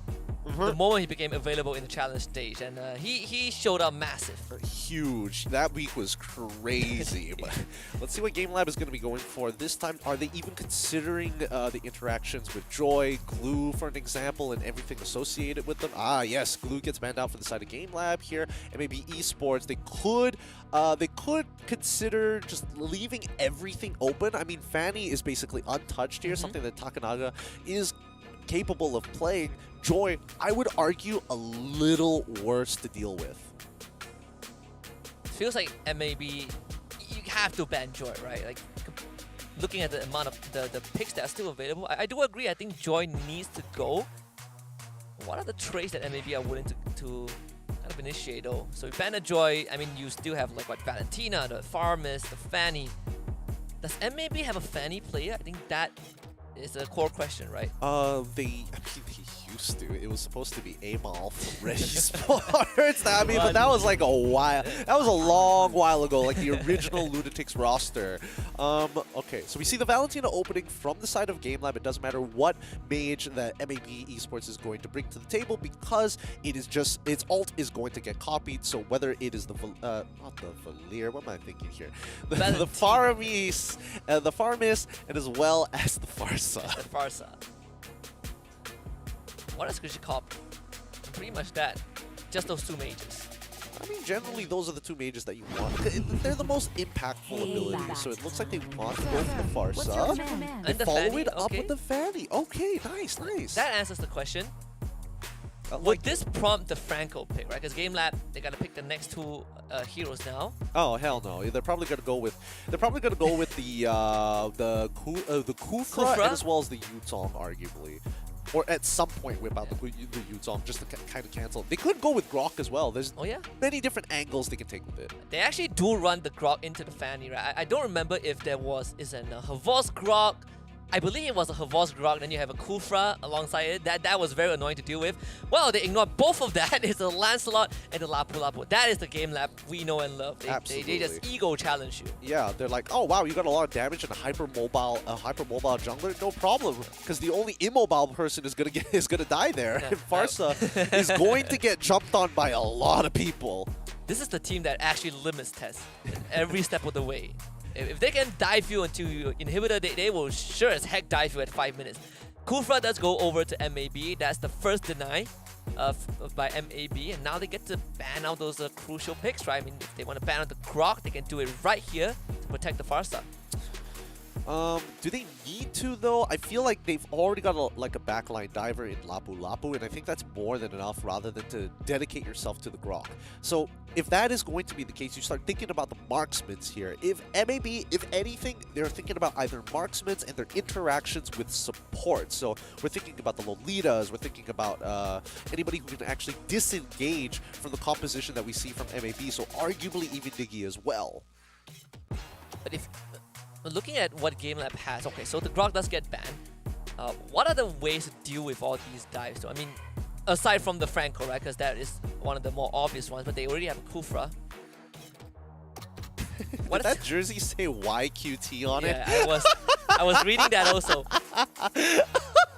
Sorry, I can't. That's so good. That's so good. Oh Amongst boy. all the IGNs we've both seen over like what 6 years. So, yeah, 6 years of different variations. There have been some pretty good ones. This is definitely a top 15 for me. That's a really good one. All right, so we see the carry get banned out for the side of Game Lab, which does tell us or indicates towards us that the last couple of picks are going to be, well, at least for the support, going to be a tank. Yeah. Maybe what's the option right now? Still no. Well, maybe then at least for them, they're not considering the marksman yet. What other tanks are left in the pool? Honestly, not much, right? Tanks in the pool. They could still go for Atlas. They could go for the Franco. It's still available. They could go for a Mid-Sitar if they want to. They could go for Edith if they're feeling a little spicy that day. Yep, MLBB, they decide to get rid of the Atlas there. Okay. Man, it's like they know. Yeah, it's like they know. Give that one more ban. Should still be the marksman. Kind of limited options for MAB. Yeah, Melissa is probably not going to get picked up by the side of Game Lab, and I don't think do they care that much if MAB has access to it? Yeah, not at all. They banned a Uranus. They decide to get rid of the Uranus. They don't want Lapu Lapu to get sandbagged in lane. MAB could still technically go for like an Esmeralda if they really wanted to, but then there's not much shields to steal away, so you do lose a little bit of value. Is Esmeralda a viable option in any scenario? Esmeralda, I mean, when you're up against Phobius, that's like your best match. But you have to have a 1-1, you know. Well... You have to have a 1-1 and the enemy picks Phobius and you're like, okay. I mean, yeah, that's usually how the cases go here. MLBB eSports will get that first pick and they will take full advantage of this Claude. Yeah, it's going... And that still leaves Melissa up on the table. What, Melissa, Beatrix is also there. If they ever get, you know, adventurers, maybe the Moskov. Though I don't think that would be the case. I feel like Beatrix is probably... even Melissa, honestly, I think Melissa would be a better pick. The thing is that Melissa can't get in range on the far side. I feel like if this is the case, Moskov is going to be the pick, but instead, it's going to be the Beatrix. Yuktizi says, you know what? I'll just wait it out. I'll just wait until the Feather Airstrike is done. Yeah, I mean, there it is. That's the team cheer. All right, they've already won like half the game. That's going into with good spirits. The Franco is going to be the last pick for Game Lab. They are locked and loaded. What is MLB's choice? So, looking for that XP laner. Still have, I mean, the Edith, the Fredrin if they want to go for that. Oh, yeah. Fredrin is a bit of a sandbag too, huh? Yeah, the neutralizer, right? If you don't want to deal with the Lapu Lapu, just put the Fredrin, just park him in the XP lane. I feel like there's got to be like a better pick out there, though. You don't? There's no reason for it. I mean, you're going into a lane. You're going into a lane that's already pretty, a little difficult to kind of manage because Lapu Lapu isn't going to interact with you for the first 4 levels of the game. So you got to kind of do something in that early game time. I'm thinking more along the lines of like maybe Thamus, arguably, so they can instantly invade the jungle, look for opportunities, and start cracking things open for them. Benedetta as well. What about the Masha? The Masha, it wouldn't be too bad. It definitely makes it difficult for Beatrix to breathe, but you don't get as much because she's technically pretty useless in these like full team fights. You just have one job, and that's just to mess with people. So in the end, MLBB decide to go for the Yuzong just to make sure that Beatrix has a hard time. At least provides that early game pressure. Yeah. But that means that we are also looking at a skill matchup in the XP lane, right? For sure. Like whoever gets help and wins that lane, if essentially just shut down, your counterpart. Now that instead of a neutralized lane, we're seeing a very volatile matchup in the XP lane. Extremely volatile matchup here. Both sides are going to be giving it their all as we start moving in towards the land of Dawn. This is going to be quite an interesting matchup. I mean, the draft has been, a lot of thought has been put into this draft between Game Lab and MLBB eSports. Well, Sunfrost has been waiting for this very moment. He's also seen Game Lab play. He's also seen how they lose in the Challenge Finals. Let's see how that gets put into practice. Game Lab and MLBB eSports. In the matchup of a century. Yep, it's going to be a good matchup here. Let's see how they play it out. Game Lab on blue side, MLBB on red. RanQT, he needs to make that instant impact, right? He's probably going to be looking for some kind of cheap kill somewhere, but Game Lab instantly with that fast rotation trying to steal away a camp to slow him down. Yeah, and you just take the resources away from RanQT, and I see Game Lab just very well thought out, shove the mid wave and instantly just cut away the resource, the XP off this Fanny.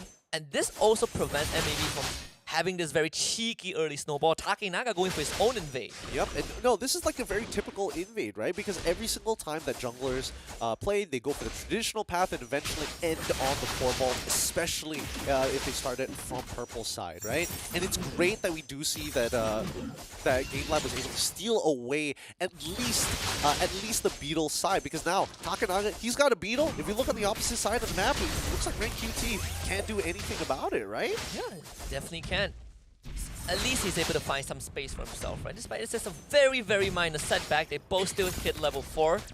20 seconds before the turtle spawns, that will be on the top side.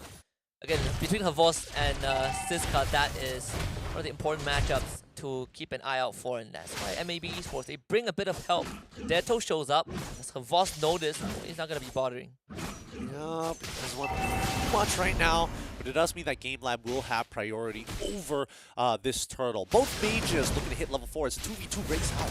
Siska able to push Aizawa back, but not doing enough. Better Astra even use, and Havos just jumps on top of Deto, cancelling that ultimate out. Siska goes into the Black Dragon form, but has no means of stopping this retreat. Elohadi just shows up with a bloody hunt, a two-man root, and then the Iron Hook to push Siska back. RankQT finally shows up with Zap getting the knockback of the Takenaga into the wall. They need a bit more damage for the first blood, and they will find it. RankQT takes care of Takenaga. Ooh, gets out just in time. Aizawa even stealing the Black Dragon form for himself and actually manages to proc the Sha residue to keep himself alive there. But that is going to be first blood going over to MLBB eSports. A good call from Deto to actually pop the Feathered Airstrike early. He literally gets an ult out of Havos, so he doesn't have it for the upcoming fight, and denies level 4 away from Aizawa. I mean, at the end of the day, they still didn't get the turtle, but hey, the idea was there. Yeah, and even, you know, Havos got really carried away, right, trying to chase Deto. Well, now he forces that recall back. Havos thankfully didn't have to use his flicker. MLBB eSports, they weren't able to get their first objective. Next one coming up in another minute, but this also opens up space for Siska to get some extra goal in. Yep, likes that goal. Voss just instantly. Oh, he could be dead here. He could be. Ran is very nearby. No help. Havos gone on. As he gets the stun, the timing a bit uncanny from the side of Havos, but Ran's like, what the hell? I'm just going to commit onto this one. Petrifies there with the knockup. Havos, so no chance. Beautifully done. Beautifully done. And the only wait, hold on. Bottom side. Gonna try Zev dropping low. Takenaga going for the chase. Knocked back, but the puncture is enough. Straight to the heart. And Saurus can't do much damage this time. And unfortunately for Deto, he also has to run away. Oh, hell no. He is out of there fast. And they're willing to sacrifice his purple buff to get more pressure on that top side. Not sure if that was the wisest decision for RankQT. It does mean it's going to be purple buffless for the next 3 minutes. And that also means you are taking away his potential to join these fights, right? If they is even going to be one at the next turtle, which GameLab, they have already procced themselves there. It should be an uncontested objective. And maybe turning their attention over to the bottom side, looking for Yuktisi. That could be a catch. GameLab are very well aware. Yeah, they are extremely aware. No contestation for the turtle means that they're probably on the opposite side of the map, especially with the information that they have. They have Elohadi here just to make sure that they can cover. They hit 2! Zev finds them, and RankQT just instantly shows up. Yuktisi flickers. Don't let him get away. He's gonna go down. Bloody hunt from Elohadi. Gets a good trade back onto Ran. MLBB eSports Zev might have overextended. What a block from Aizawa. Now Zev is probably going to go down. The Stolen Feather Airstrike used by Aizawa as well, and gets the full benefit of that. Takenaga finds the trade. Yep, MLBB unfortunately did not want to take that. They wanted to take the initial dive, but they didn't want to take up with the following reinforcements afterwards. Takenaga now with a significant level lead over RankQT, 2 levels ahead, punishing him heavily for every move that he makes. And without that purple buff, he's so limited. 10 more seconds, and now he's going to realize how small his Rechi actually is. It all started from one purple buff. You see, you give GameLab an inch, they take it. Even Havos has an XP lead over Siska despite dying 2 times. Zev pull back with the Iron Hook, suppressed, and he's gone. Takenaga killing spree, looking for the steal, and of course he's gonna get it. better retribution. Yep, the retribution is just so much bigger. You can't really do much about it as Yuktz is able to get the BOD.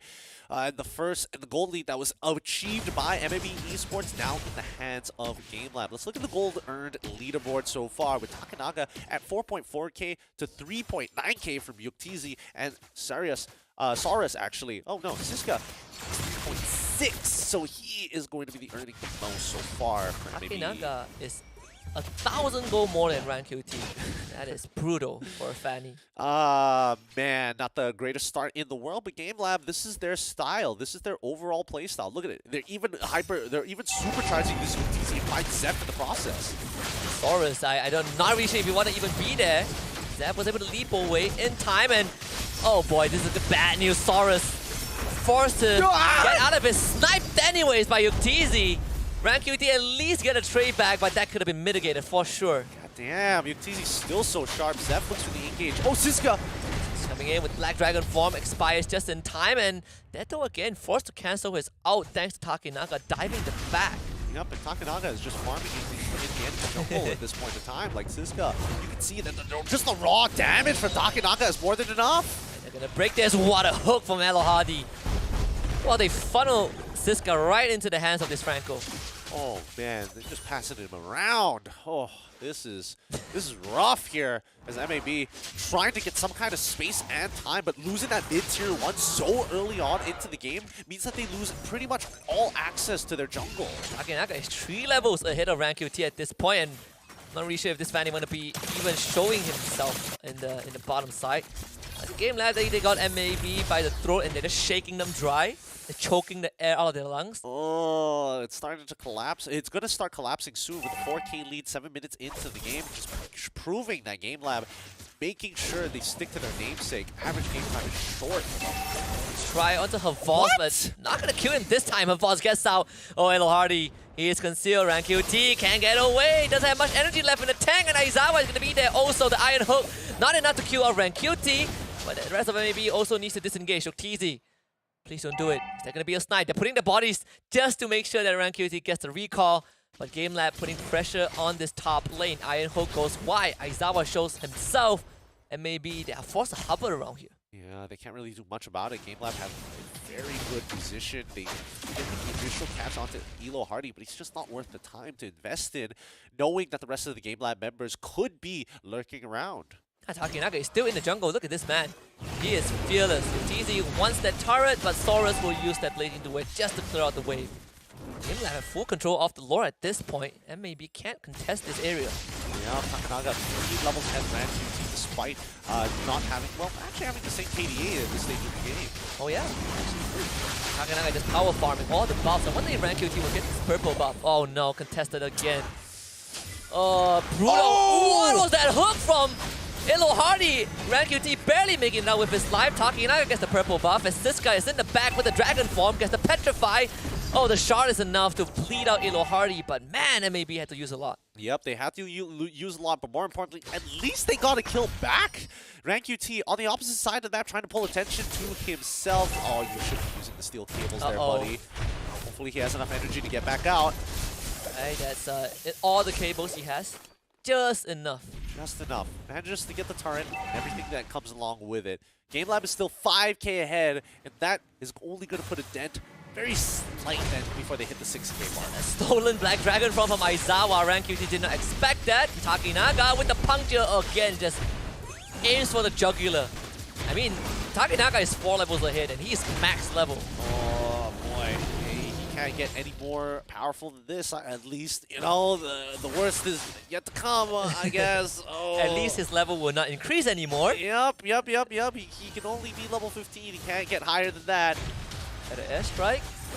That doesn't really get the channel. What was that hook again? Okay, to be fair, even I couldn't see where the Iron Hook was going. It was a very weird angle with a lot of like ads just laid across the field, whether it be minions and also just distracting structures as well. It's hard to actually see it from that angle.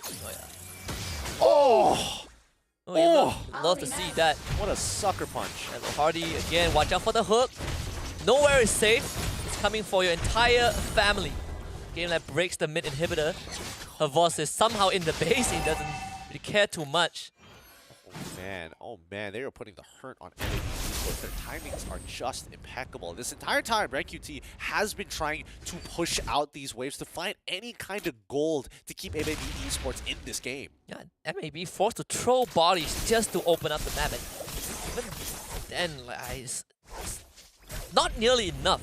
Right, you're getting the tier 1 bot. RanQT, he's not gonna have energy to continue pushing topside, so he's recalling again, and just no buffs for him.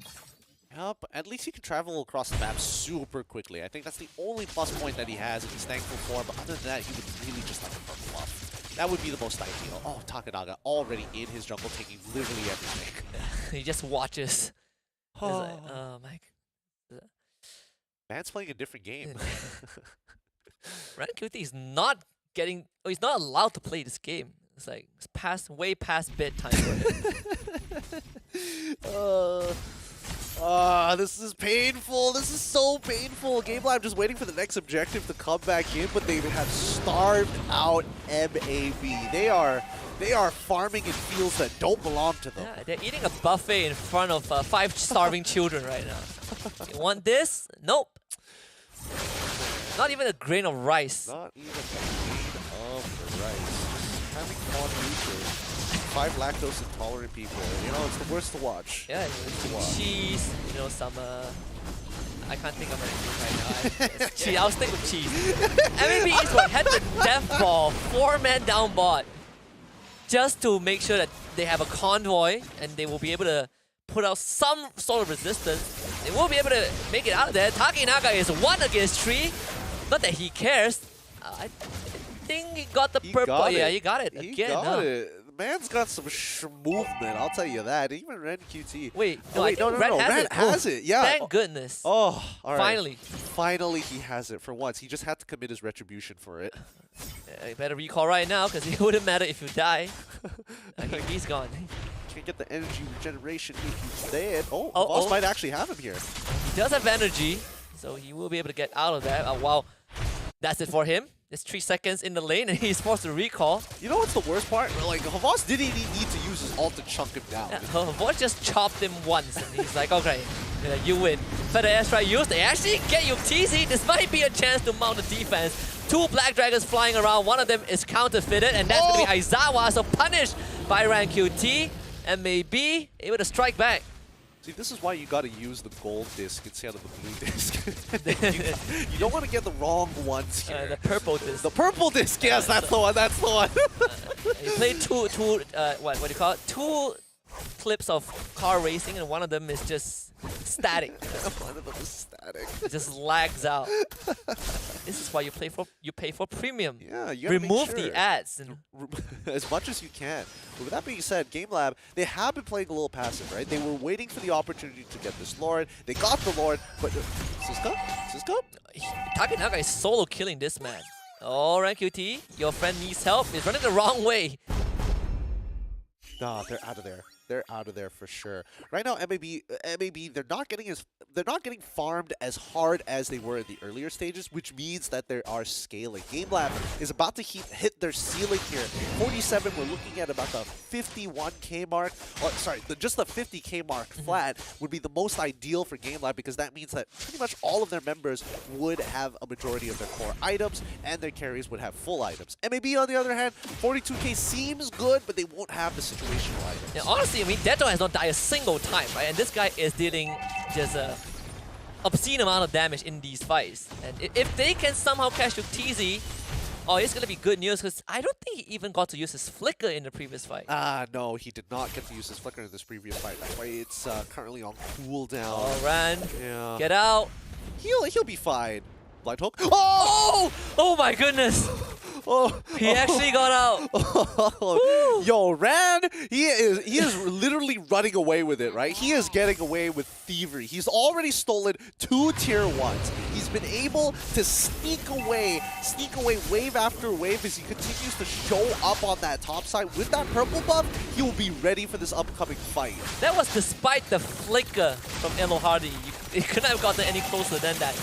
But MLBB, they will concede this Lord, unfortunately. Zap a bit too late. They even used the Black Dragon, but Turn around, buddy. This is not your fight. Gain distance, but Lohar, getting a hook. No, not this time. No flicker. But that top lane is getting pressured a lot by Rank QT. Yeah, man. He's doing his job. It forces Havas to actually come back to stop it. And now the Lord Empowering Minions, at least they've staggered one, at least a top wave for the initial push. MLBB, on the other hand, they gotta make sure that this mid push doesn't crack open the base. 4v5, MLBB, they have time. 4v4 right now, Rank QT shows up. Oh, the cool front catch! Oh boy, you love to see that. Zap making the hero play, and that's it. That push has just ended. Instantaneously, just like that, already done for. MLBB, Voss is baiting there, but MLBB eSports are coming to the point where they've recovered from the initial early to mid-game damage provided by GameLab, all thanks to Rank QT and the convoy of MLBB eSports to keep each other safe. Yeah, it's protect the president, President Fanny. Well, the mid-tier one still stands for GameLab. MLBB eSports needs to at least break the structure to have more comfortable map control. Zev instantly in, pushes the Franco back, and that should be able to take care of business. Havas in the midst of things, still have some health to work with. Absolutely bursted down. Siska, what a knockout! The shard heal and the blazing duet. Soros is in. They found Yuktizi. They found Aizawa. They found a boss. MLBB mounting a comeback. That's 4 dead for GameLab. Oh, they find the catch of a lifetime. So big, and they were able to convert it into 4 kills. Now, MLBB, they could end the game with this wave. Takenaga should be able to clear it, no problem, but we'll see. It is a Kufra. If Zep catches him one more time, this is going to be it. Unheard of in this performance. GameLab, they dropped in game 1. MLBB, what a comeback. The preparation is paying off. They have the series hands up, very happy. The boys are excited here. Nicely played. Oh boy. Now we've got a serious game on our hands. Oh yes.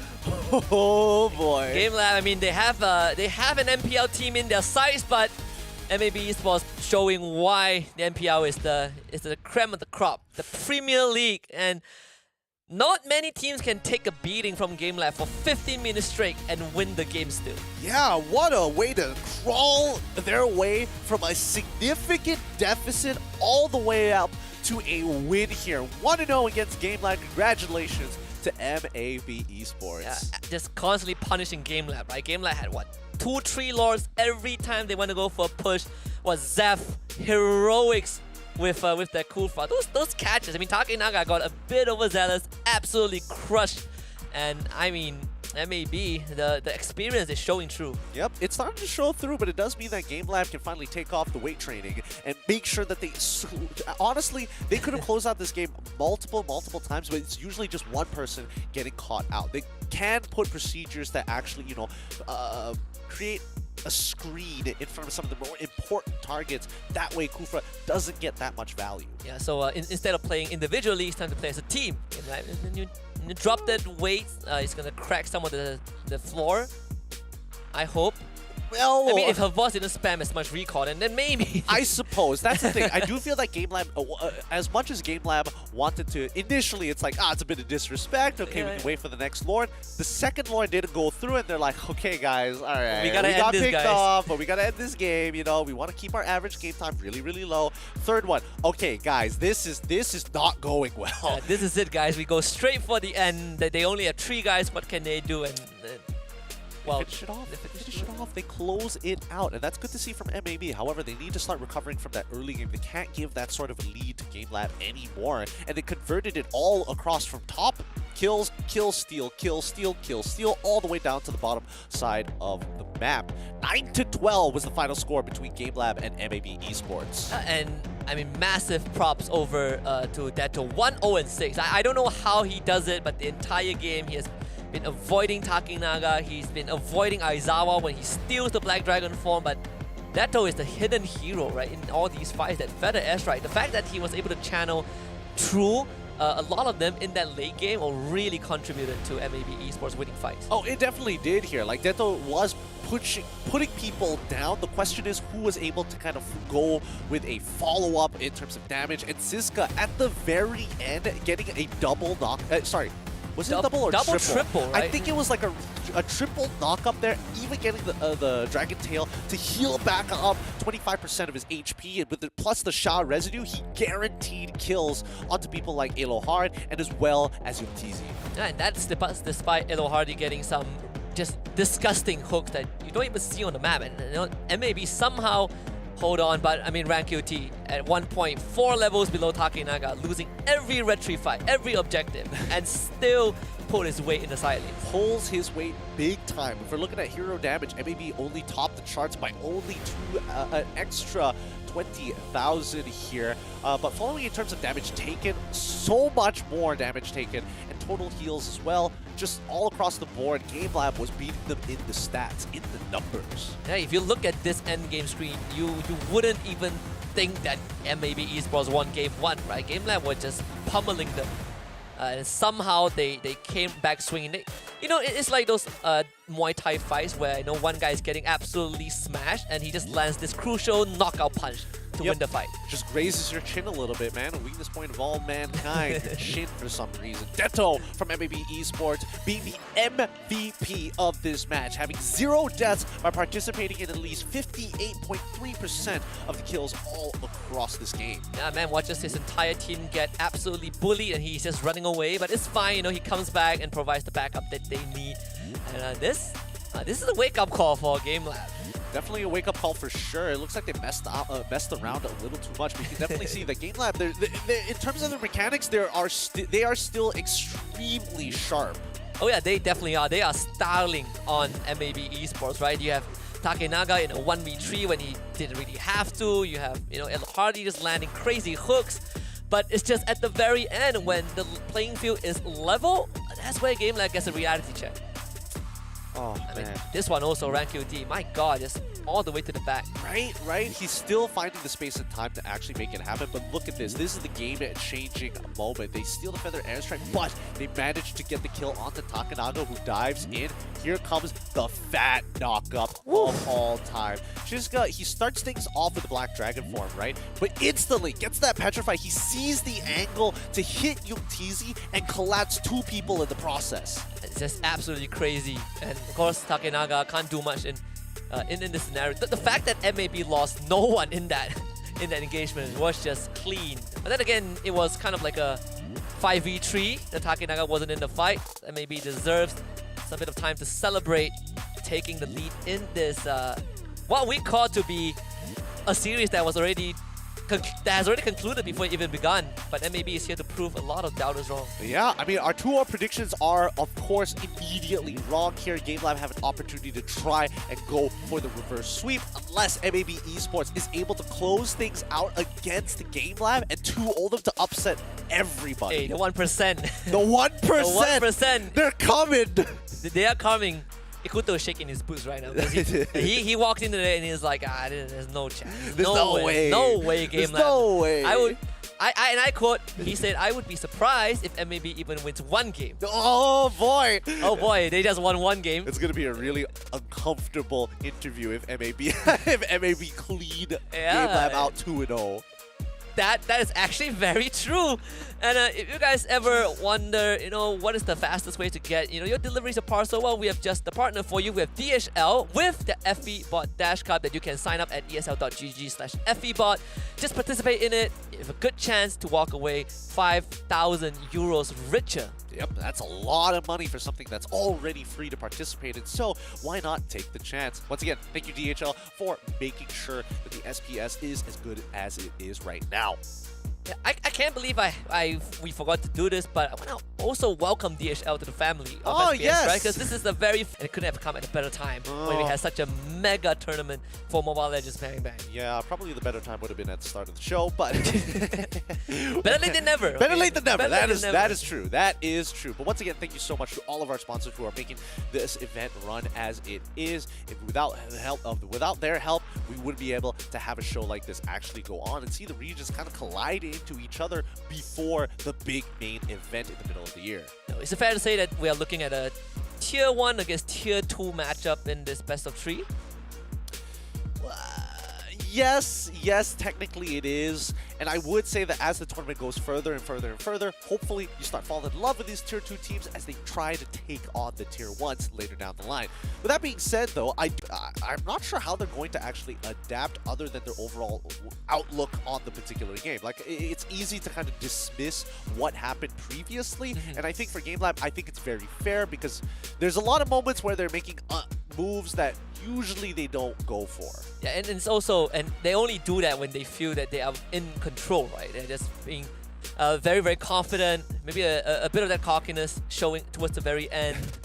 But it's GameLab, right? They are still going to be in a good mood after that, but people are taking it a bit seriously. You know, they've gotten a wake-up call, but you look at MLBB side, I mean, Sunfrost is very happy with that game 1. For sure. I mean he's been watching GameLab. He's been watching GameLab for a while now, but let's also keep in mind that, you know, for the team being able to beat GameLab on tournament stage as well, this is going to give them a very good opportunity to take that momentum and run away with it. So again, GameLab are trying to stop that momentum from even happening to kind of prove that, hey, first game was a fluke. Don't get overconfident just yet. Yeah, and I think it's also one of those games where you look back at it and you're like, guys, we actually did 99% of things right? Actually, we don't need to change much in the draft. We don't need to change much in how we handle the early to mid game. And I would even argue, even towards the late game phase, because we had everything on lockdown. We just need to not make these, you know, uncharacteristic mistakes toward the very end. I mean, when Zeph called out Takenaga, he wasn't even going for the Lancelot. Takenaga just happened to dash in and block the dive. It was these small margins that costed them game 1. It makes all the difference here. It makes all the difference. And I'm looking at their coach. He's already got his list. He's already got the hero list ready to go, getting ready for this overall draft here because they're looking for a win. They're looking for that reverse sweep. I don't know how their day has been going on so far, but hopefully it won't be more stressful. I mean, they're playing the last series, right? So they had to wait quite a while to get to this point. And, you know, the night is not young, maybe for some of these guys, you know, for their age at least. But right now, I think you gotta stay focused. Don't let that exhaustion take over. For GameLab, they're used to fast games, and when you put them in a situation where they have to play a bit of a long stretch, that's where I think you can have a slight advantage over GameLab. But overall, I mean, GameLab, they're gonna start with the Kaja ban once more. Yep, I don't think GameLab is really going to change their plans too much. If anything, they're probably going to start banning out the Fanny at some point of time because it's just really ridiculous to deal with the amount of split pushing it actually has. But then again, there are other options available. MLBB eSports is going to follow up their starter bans with the Wanwan 2. Yeah, so the same first bans coming up from both teams. GameLab, the Arlo was banned out by MLBB in game 1, and GameLab actually went for, I believe, the Eve ban. And that was kind of a point of discussion, right? Aizawa loves that Eve a lot, and they decided to, you know, remove it from play. I wonder if that would be the same in game 2. I would say that it's probably going to be the one that's not the same, right? I feel like that ban could be used for that Fanny, and if I'm in GameLab's position, it's not like Fanny was doing so much to the point where you can't do anything in the game, but it did enough to kind of get them by. Banning out the Eve once more, it looks like GameLab is just sticking to their guns, sticking to their game plan. Yeah, we might even see a rerun of the draft, right? GameLab had a very, very offensive opening at like Lapu Lapu, Lancelot, as their second and third pick, just absolute aggression. And maybe they did ban out the Farmers, I believe. Yeah. Farmers? I know the glue was banned out. Yeah, the glue was eventually banned out from the side of GameLab. Yeah, they're the ones who banned it out. And maybe I'm pretty sure they're going to be following the exact same draft pattern until there is going to be some kind of adjustment. And I think even looking based on the face Coach Rain, he's going to be really thinking about like, okay, if this is going to be the exact same bans, right? Something in the picks must change. Yeah, I think for GameLab, they probably will be looking at for a running back, right? Glue ban out again. I don't think GameLab are pressured to change anything unless MLBB eSports somehow switches out this last ban, but Joy is too valuable of a hero to kind of just give away. Yeah, it's way too valuable, and I don't think it's worth giving it over to your opponents here. But let's see. MLBB eSports, they might want to change things up for the final ban, or maybe their pick orders. We'll see in a little bit. 21 seconds left on the clock. Joy gets banned out. So if it if it's the same as game 1, we would see the Valentina snatched by Game Lab. It's one of the few Swiss Army knives. There you go, Aizawa gets Valentina again. Okay, alright, same opener, and maybe do they want to do the exact same thing? Do they want to start showing off like, hey, I'm gonna lock in the Fanny early this time, or do they want to stick to game number 1's draft? If they do lock in the Fanny, that means that they still have to make some minor adjustment just so Rancuti has a better start to the game, right? Because they had to suffer a lot to even get to that end point.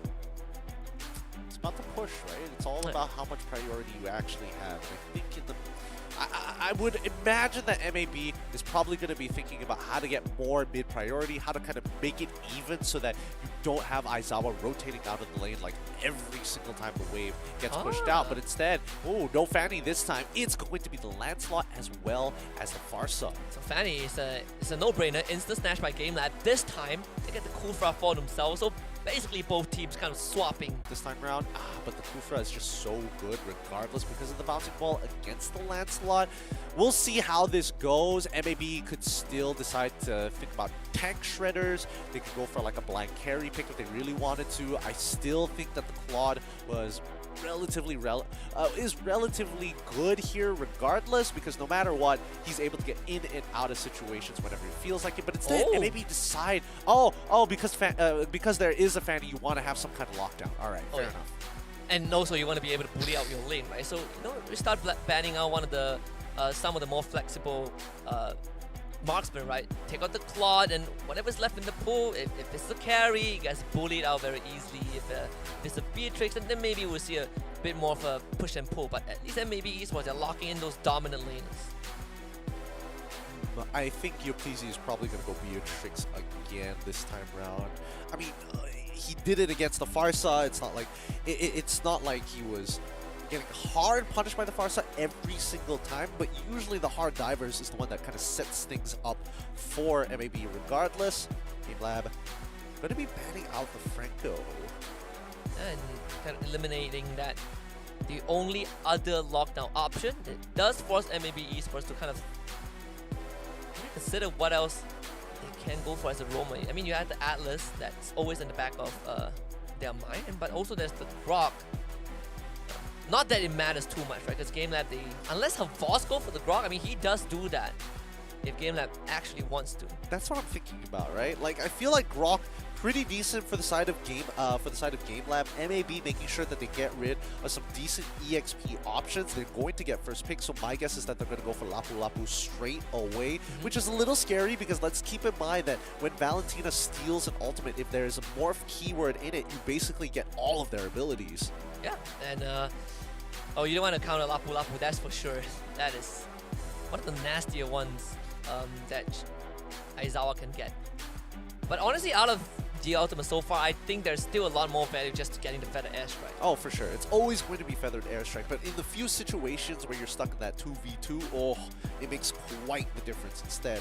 In the meantime, we will be seeing that first pick of the second phase here for MLB eSports. They could show off the Lapu Lapu this time around unless they have something else in mind for the EXP lane. This could be along the lines of Edith if they really want to. The Mincetar, I don't think there's enough dashes to really justify it just yet. Is there anything else? Grok has denial? Okay. Yeah. So they do know about the Havos Grok. So you deny it away. That's when you get to protect the Farsight even more, right? And now you have your own counter engage. It does make Fanny's life not as easy as she wants it to. Yep. You get the Fredrin for her Voss, kind of the brick wall, and the carry goes through. So the carry goes through. I think they pick Lolita here for the side of MLB eSports, right? You're looking for someone that can block the auto attacks, is able to kind of set up a really big stun to disengage from the team. The Grok into the Fredrin, not the most ideal in the world, but at least you can kind of cut the waves. If you want to take it one step further, you can go for the Benedetta, but let's keep in mind that Kufra is still on the field. And that is if MLB eSports are comfortable enough to put the Grok on Siska. Exactly. 50 seconds left. Maybe ideally, I think the Lolita would be the best choice, but what if it's not a Lolita, right? Benedetta doesn't feel like she can move as freely as she wants to. We'll see, Sunfrost has made the decision. It's the Akai. So it will still be the Grok XP. I mean, you have Akai roam.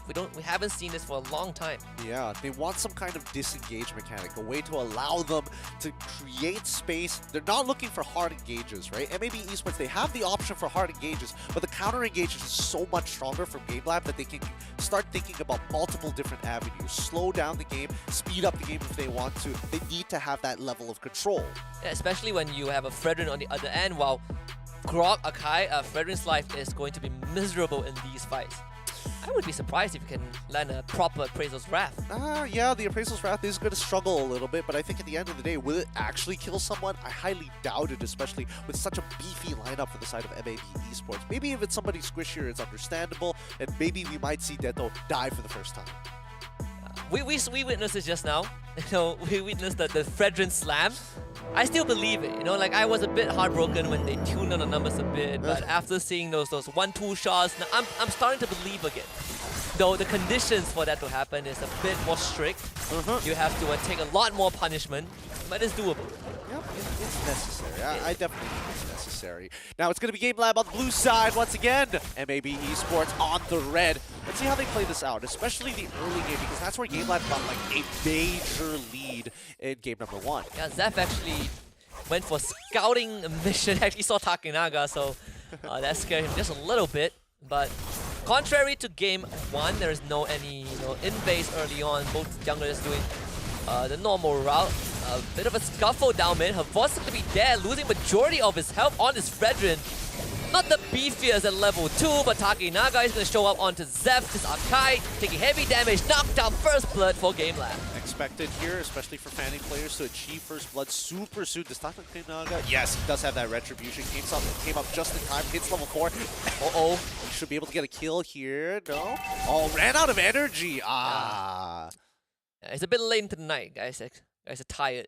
Unfortunate. I mean, if you have to operate that much cable and you're running and you're flying at top speed, you need some intense training. Uh-oh, the trap. Oh, I thought it was stolen. Thank goodness Saurus got that. Yep, Saurus is still going to try and maintain his lead as the rest of the team is actually looking for an opportunity to kill Havas. He's going to take the early recall. He is calling for Takinaga to deal with the upcoming wave. Yeah, he's not going to make the same mistake twice because he got ganked pretty ruthlessly. Oh, Takinaga though, I mean, he gets called up to the top side, instantly finds out that there are multiple members of MLBB there. So Aizawa also shows up top. Meanwhile, both roamers are just duking it out mid-side. Hardy gets priority to rotate if he wants. He wants to make sure that he gets ahead of the curve, right? After Grand QT, he's on top of this turtle and will be able to secure it unless the Fanny isn't finishing off the purple buff in time. Yeah, and the turtle actually stolen away by Elo Hardy of all people. Oh, where's the retry, man? Yeah, that's a feels bad. It really is a feels bad. Both junglers didn't press their retry. That's the worst part. No, one jungler wasn't even there. Takinaga was like, I want my purple buff. Well, I guess we don't need it, And they just lost the Brody. It's a Trey, 1-4-1. Zeph able to beat Elo Hardy, but the game got a better target. They got the Brody, and that's extra goal for you. Yeah, no, this is great for UTC. He wants as much gold as he can possibly get here. Doesn't matter where it's from, as long as he has it in his pocket. MLBB eSports, it looks like they're going to lean very heavily down towards this bottom side, right? Because we're seeing that Lancelot, he could technically still head up for that full clear, but no. He sees the wave, sees nobody else is pushing it. Time to head back up top. I mean, you see the Fredrin in the top lane. You're like, wow, I guess this lane is dead. So we can't do much with the Grok. Ideally, you want to get Saurus ahead, but I think they also need to pull extra members, right? Not ideal for MLBB. I mean, Deto doesn't really want to be there. He's not, but he's gonna camp for this. He's looking for the opportunity to get it done, right? Look at Yukizi. Look at this guy. He is so far back. Oh, Ziska nearly died to the cutthroat there. Takinaga still. This could be a dive? No, he's gonna back out completely. He is so far back. He just gave that wave away just so he doesn't die. I mean, the awareness from Game Lab. Unparalleled. Yeah, I mean, they called it, right? As they moved up topside, they knew there were 2 people up there. Mid lane was basically missing, so 3 had to be somewhere on the map, and it sure wasn't topside. Oh, definitely. Like, well, no one is the top side. I mean, it's a ground into Fedrin. I think Game Lab also knows that. That lane is not going to have any interaction. Yeah, and it really isn't. And surprisingly enough, because of those early rotations, Havas has a level lead on Siska, right? He's making it difficult. And look at the arrangement of the waves. I'm assuming that they've already kind of set up a potential freeze. Elo Hardy jumping in, getting engaged. Holding on to the ultimate, the Tyrant's Rage not used just yet, and now he's going to let it loose. Actually, still holding on to it. The patience. They even reset the turtle. Zaf falling back, Havas in front. Elo Hardy, if he wants to re-engage, he definitely can. Let's go in with the flicker, now unleashes the ultimate. He's gonna pin 2 members to the wall, loses his life. Takenaka doesn't have health. Turtle's still low, and that one's gonna be taken away by MLBB. Weird fight from Game Lab. Yeah, and they all just decide to back away here. Nicely done coming in from MLBB eSports. They get the objective that they were looking to get, and more importantly, they walk away with 0 deaths. Yeah, which is crazy. I mean, I expected Elo Hardy to just use that ult some point, right? But it was on the re-engage at the cost of a flicker, and Havas, he's gonna use his flicker as well. And Dude, actually, Siska. Siska just tanked a bit too much. Siska, come on. You can't deal damage like that. He had his ultimate as well. He could have just wild charged to secure the kill and walked right on out of there. But no, he decided, you know what? I'm gonna try and auto attack this. The man greeted out and died for it. It happens.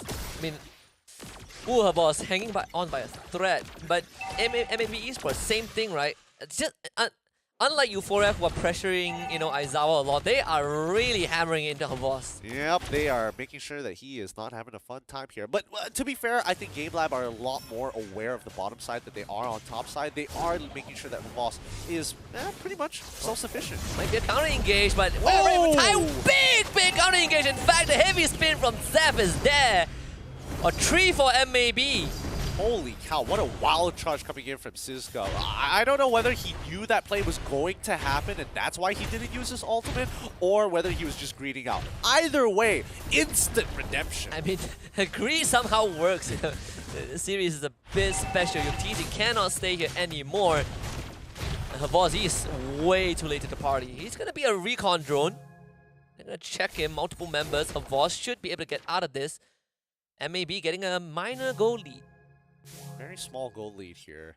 It's 2 towers to 1 so far, and it looks like MLBB Esports now have a little bit of a lead, right? The Rand QT will be able to get his purple buff, and that's more than he can ask for because it is now a level ahead of Takenaga.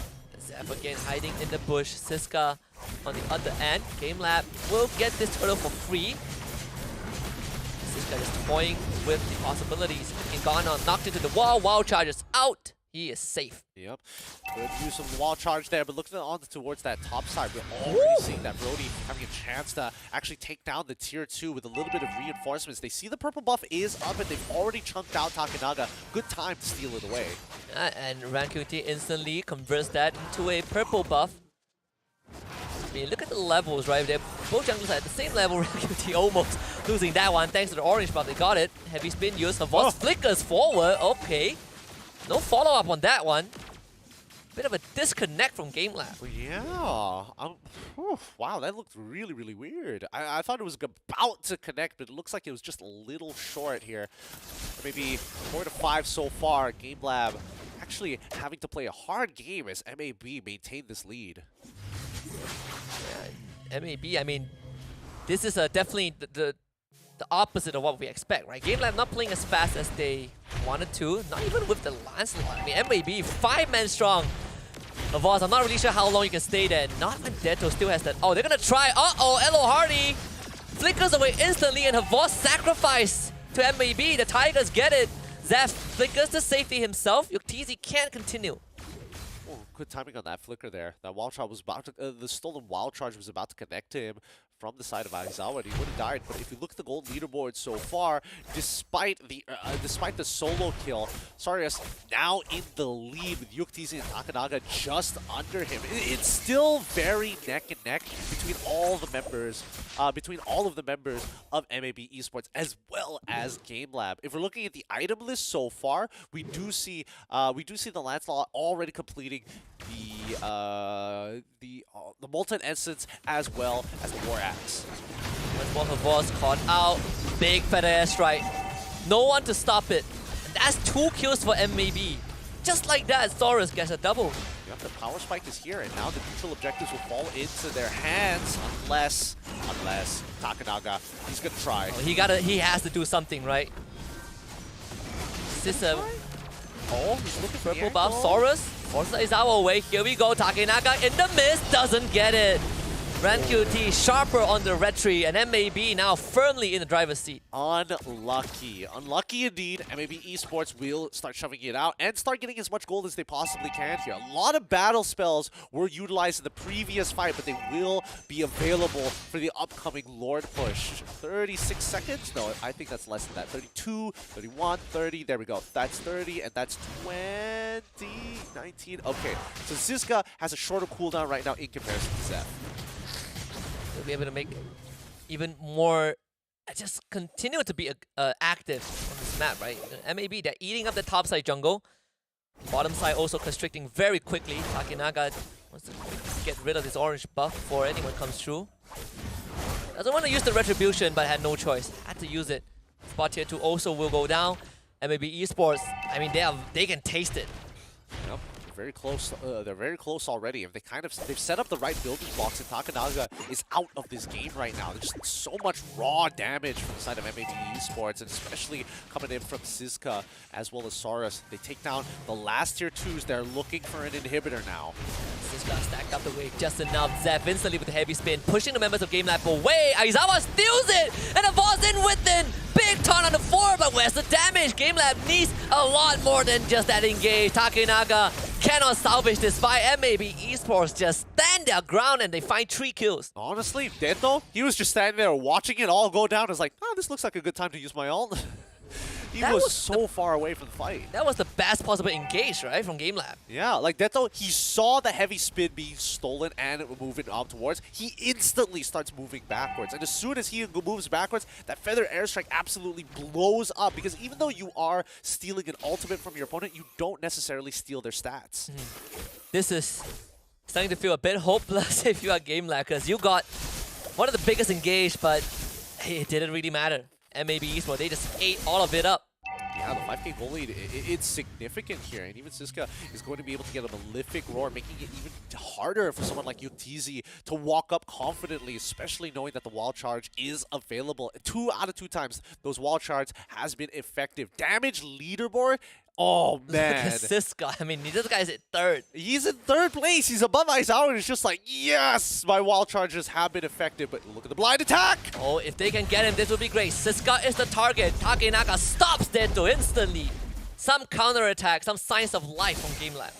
Yup, GameLab, they are willing to check all the common spots. If it means a kill, it means they buy some extra time, which is great because in about 11 seconds or so, the Lord is going to spawn, and I think MLBB eSports need to start sending people either to topside and clear it as quick as possible, or look to try and 4v5 this. Hello Hardy even saw RanQT just by accident. Lord's going to be started up, MLBB for big flying potentially. They're going to try and get the purple buff for Saurus first, so RanQT needs to hold on to this for as long as possible. Takanaga is going to be coming from base. No purple buff for him. Oh, they could look to go for a backdoor. They could. They reveal the Brody. Somebody has to go and respond, and MLBB is playing this push and pull with them. Hello Hardy engaging onto Zeph, pushing him back. Meanwhile, RanQT back on the Lord. Is stretching GameLab thin. They don't have retribution in time. They're going to give it away. It's open. They're starting to move back. Base? Yeah, they're just going to take the Lord. They're just going to take the Lord and back up. Ooh. Oh my. Oh, what a setup there from MLBB. Just absolutely stretching GameLab from top to bottom. I mean, the macro, right? The macro from MAB really showing through in that sequence alone. Yeah, and this is only like a 5K, 6K goal lead, which is a very comfortable amount for a lot of professional teams out there. Very good showing by MAB here. GameLab, on the other hand, trying to find these opportunities to get on top of MAB so far, but MAB, their responses, their counter engages have been looking extremely clean. Yeah, we say that, you know, you want to bring the fight to GameLab, and they have been punishing GameLab's aggression, right? You know that GameLab would take any single kill that they perceive as easy, and oh man, MAB from start until end in Game 2 have been just absolutely lethal. Look, the clock is running thin here, right? I mean, the Lord has already started to push out, the Lord of Power minions. But GameLab holds strong enough. Don't lose a member here. Oh, Zeph, he concealed through the top side. Heavy spin pushing GameLab away so they get the mid inhibitor. Her boss needs to tank out a lot of that damage. And maybe just systematically dissecting GameLab. There's 2 lanes open now. 2 lanes open. It sounds like a good idea, but as long as they play the macro, game, focus on just pulling GameLab apart, focusing, pulling them towards their crystal, and then starting the Lord all over again. MLBB eSports need to replicate it once more, because GameLab at this stage of the game are coming to a point where they can actually go toe-to-toe with MLBB eSports once they hit the 42K mark. In about 83 seconds or so, GameLab should be able to make 2K somewhere, unless MLBB somehow give them free gold. I mean, right now, we are at a state where both teams... Well, this is kind of the same state as Game 1, right? That goal differential, this time on MLBB eSports side. A part of me wants to just see another comeback, so we have a comeback series. That's not for me to decide. GameLab, they have just 50 seconds to kind of manage these waves, to prepare for the next Lord. I mean, this one could be a game ender. I think this is going to be a game ender no matter what, because again, GameLab is desperate to get the fight, to bring the fight back to them, and now we are seeing the 4th items from their core members being purchased, so they have more than enough damage now. MLBB eSports, they need to start thinking situationally about the items that they need, because some of them aren't getting there just yet. And MLBB, they are managing the waves pretty well, right? That top wave is not going to make it past the neutral point. Okay, never mind. Kind of passes the neutral point. Dang it, MLBB. Okay, never mind. It's cleared out, it's cleared out. All right. They've cleaned it up already, forcing GameLab to actually send some members over there to start clearing up those waves. RankQT, he knows his job. He's like, I just got to sit on top of this Lord for as long as I can and make GameLab think that I'm not here. We see Zeph. Pavos is all alone on that bot side, so he needs to be that. He's the thickest boy. He'll be fine. He's the info pro. Now he has 2 lives, thankfully. Yeah, more is getting started out. RankQT just slowly but surely trying to whittle down the health. Takenaga using everything. The Thorn Apart Memories almost kills him off. Ilohardi now. That's the counter engage. Big knockout with a wild charge from Zev and maybe pouncing back. Havos keeping that first life intact, but actually gets tagged by Saurus. And now Ilohardi misses the jump. Takenaga back in the fight, and he finds Saurus. That is what you want if you are GameLab. Oh, okay. They still get the Lord at the end of the day, which I think is going to be by far the most important part here. Does QT have... Yes, he does have Retribution. He shouldn't lose this. What's really sad is that Saurus wasted 2 auto attacks that could have been utilized better on enemy heroes rather than hitting the beetle. He was just auto attacking, looking for the nearest target, but he wasn't prioritizing who he was hitting. Target priority was going to be key there. I mean, Takenaga surviving that whole ordeal, that itself was, I think, kind of the minor deal breaker. Well, this Lord is definitely not the game ender. We have 1 more to go. I mean, it's really thick, but Yuktizi should be... Look at him chunk through that, right? True damage, 1.969 true damage every 4 hits. Yuktizi is the Lord. Yes, he is the Lord. the true Lord. He is the true Lord. In the meantime, top... Oh, the catch actually made it through! Not now, RankQT. Not now. Puncture used, trying to dash away. Takenaga hot on his heels. RankQT burning. The steel cables miss. RankQT still running. Aizawa can't clip him in time. There's no way RankQT just got out of that, right? He just got out of that. Oh my goodness. Unbelievable scenes for RankQT. Making out there with his life. Takenaga not happy with that outcome, but can't really follow up anymore. He's gonna go actually RanQT again with the Thorn Rolls. This guy playing out of his damn mind. Takenaga cannot find him. Finally breaks the immortality, but they need a bit more. Aizawa right in front, but RanQT just walks away. Saurus though getting caught, uses the Winds of Nature, blocks some bit of the damage, needs to walk out of this. Aizawa right there, finds the kill onto Zorus. Takenaga straight to the back. MLBB losing Saurus for 40 seconds. Don't disrespect them. Don't disrespect them. Saurus shouldn't have died there. He had his flicker also available, but he knew that Ilohardi was already on top of him with the bouncing ball, so he's just waiting to create just a little bit more distance here. And maybe eSports now, this is a repeat of game number 1. It has come to a stalemate. The gold lead does not matter. RanQT at least gets that purple buff. This is the longest game we've had today. And it can go on for another minute at least. Another minute or 2. Oh, we'll see it. We'll see about it. We'll see. Lauren's coming up in a minute. It'll take some time. It's going to be a slow roll from here, but let's see how innovative they find. Hardy does get on top of Ziska, but he's not the main target. They don't break his immortality either, so they lose out 2 ultimates for 1. Not the best train in the world, especially since 34 more seconds until the next Lord comes up. A tier 2 bottom side breaks. Good news for MLBB is that they still have 2 tier 2s, and those lanes happen to be the lane where GameLab have no inhibitors. I want to see if MLBB, I mean, they gotta do the whole macro thing again, right? Just stretch GameLab thin.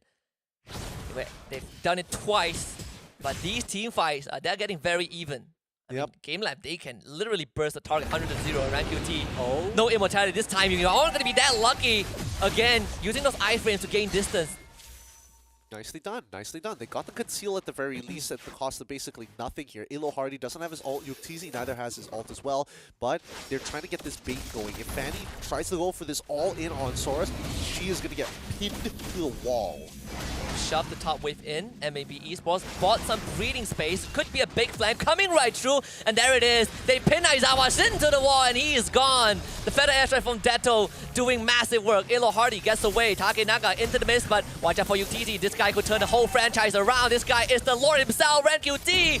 100 to almost 0 actually survives, and that is good enough for MLBB. Beautifully done by MLBB. They tried to go for the fake upon the fake, but instead GameLab get clipped against the wall. It was a very good idea coming in from Aizawa to steal the heavy spin. He tries to make the play, but again, just a little fast fingers from RanQT manages to get them out of there just in the nick of time. The counter engages from the side of MLBB eSports has been so on point. I mean, Ziska almost killed RanQT with that wall, right? And somehow he still made it out.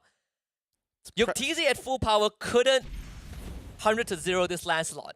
We are seeing something special here. Oh yeah, we are definitely seeing something special here. They're calling for a pause straight away. Thank goodness. Hopefully they can blame it all on a tech issue.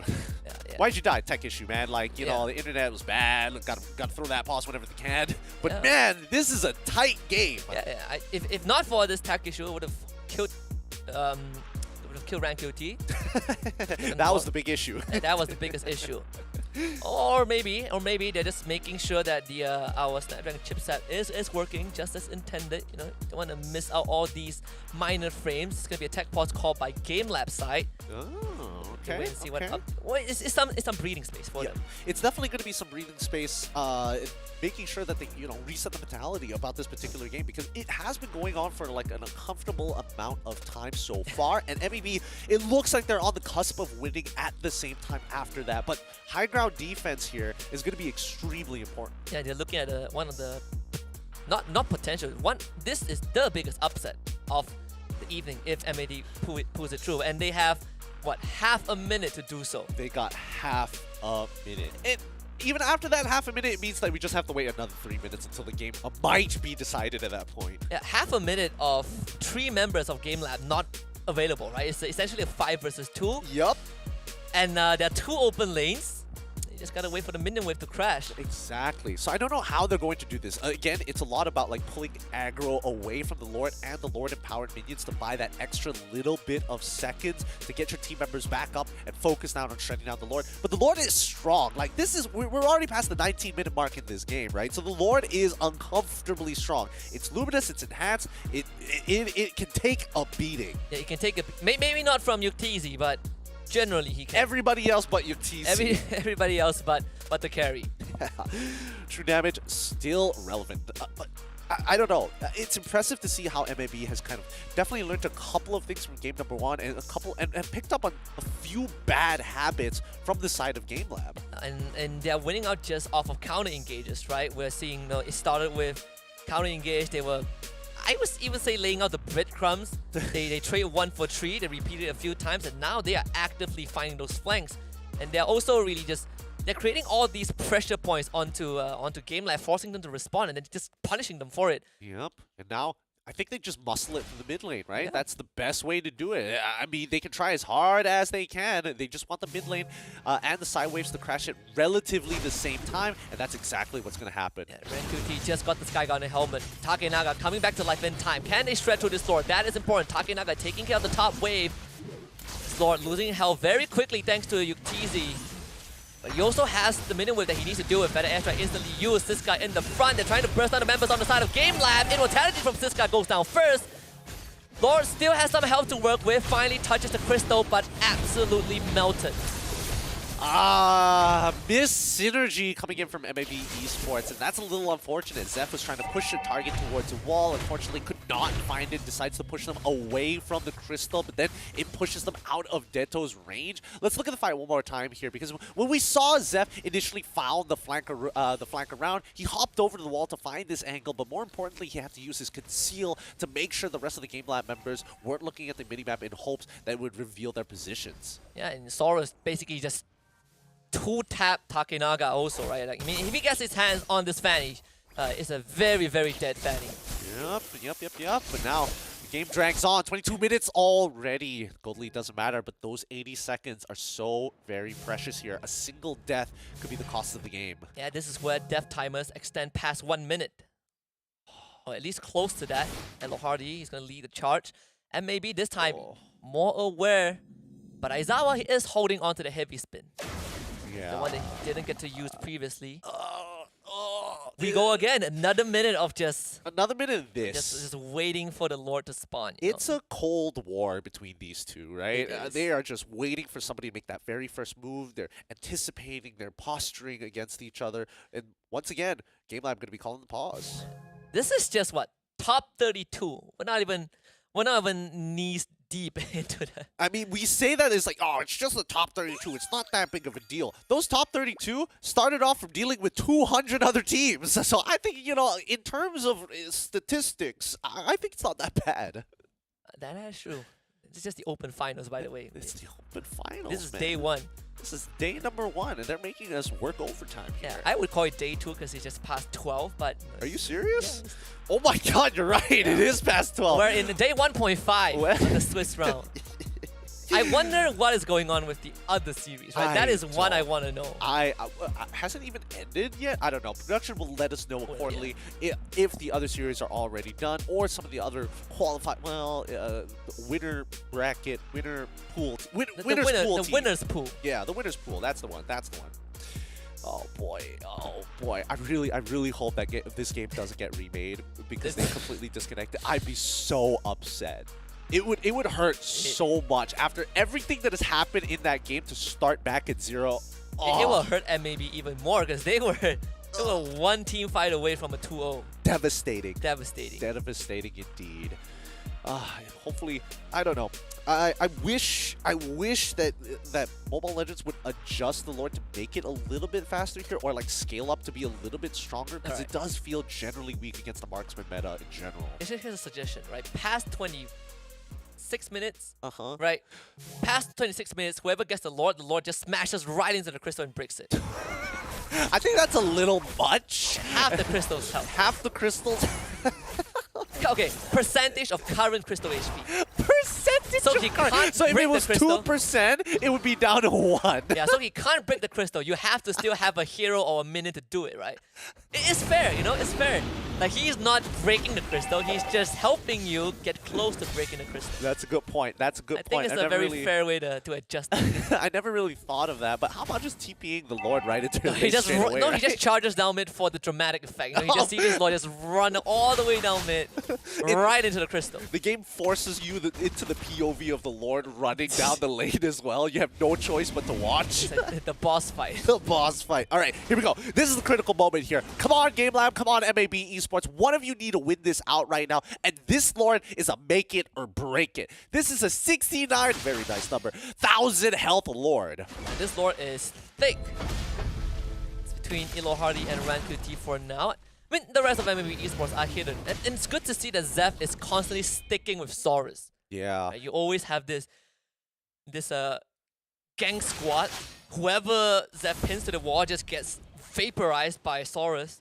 Yeah, but nobody's really opening up the map, and that's why you're seeing the recalls come in from the Brody. They realize that the bottom wave isn't exactly in the position that it needs to be, and they've all... I don't know whether they've already spotted out the Fanny, but they probably had a good idea here. Oh, I'm gonna go for Siska, trying to shred him with Yuktz, and here comes Zep, pinning Yuktz to the wall, just barely. Yuktz repositions, and now Zep gets pinned by his own heavy spin, forced to flicker away, and now Takenaga shows up. Ilohardi is there, her boss survives the damage output from Saurus, and they pop the immortality of the Akai. Imagine nobody dying there. Like, not at all. I thought Havas was going to die at some point of time, and I was like, okay, he already lost his immortality way earlier into the game. I don't know if the cooldown has already finished it in time, but now MLBB, they've corrected the waves. They've got a constant pushing bot side.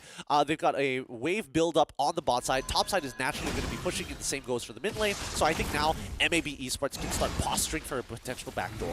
And they also saw Takenaga on the top side, right? That is a lot of valuable info. They can actually go for the fight right now, right? Are they waiting for Zep's ult? Yeah, they are.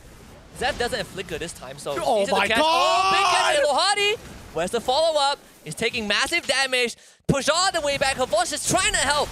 But Ilohardi goes down for the first time. Deto with the feather airstrike finds him for the second. Siska gets traded back thanks to Yuktz. And watch out this man, this carry. An absolute force of nature. Takenaga coming through.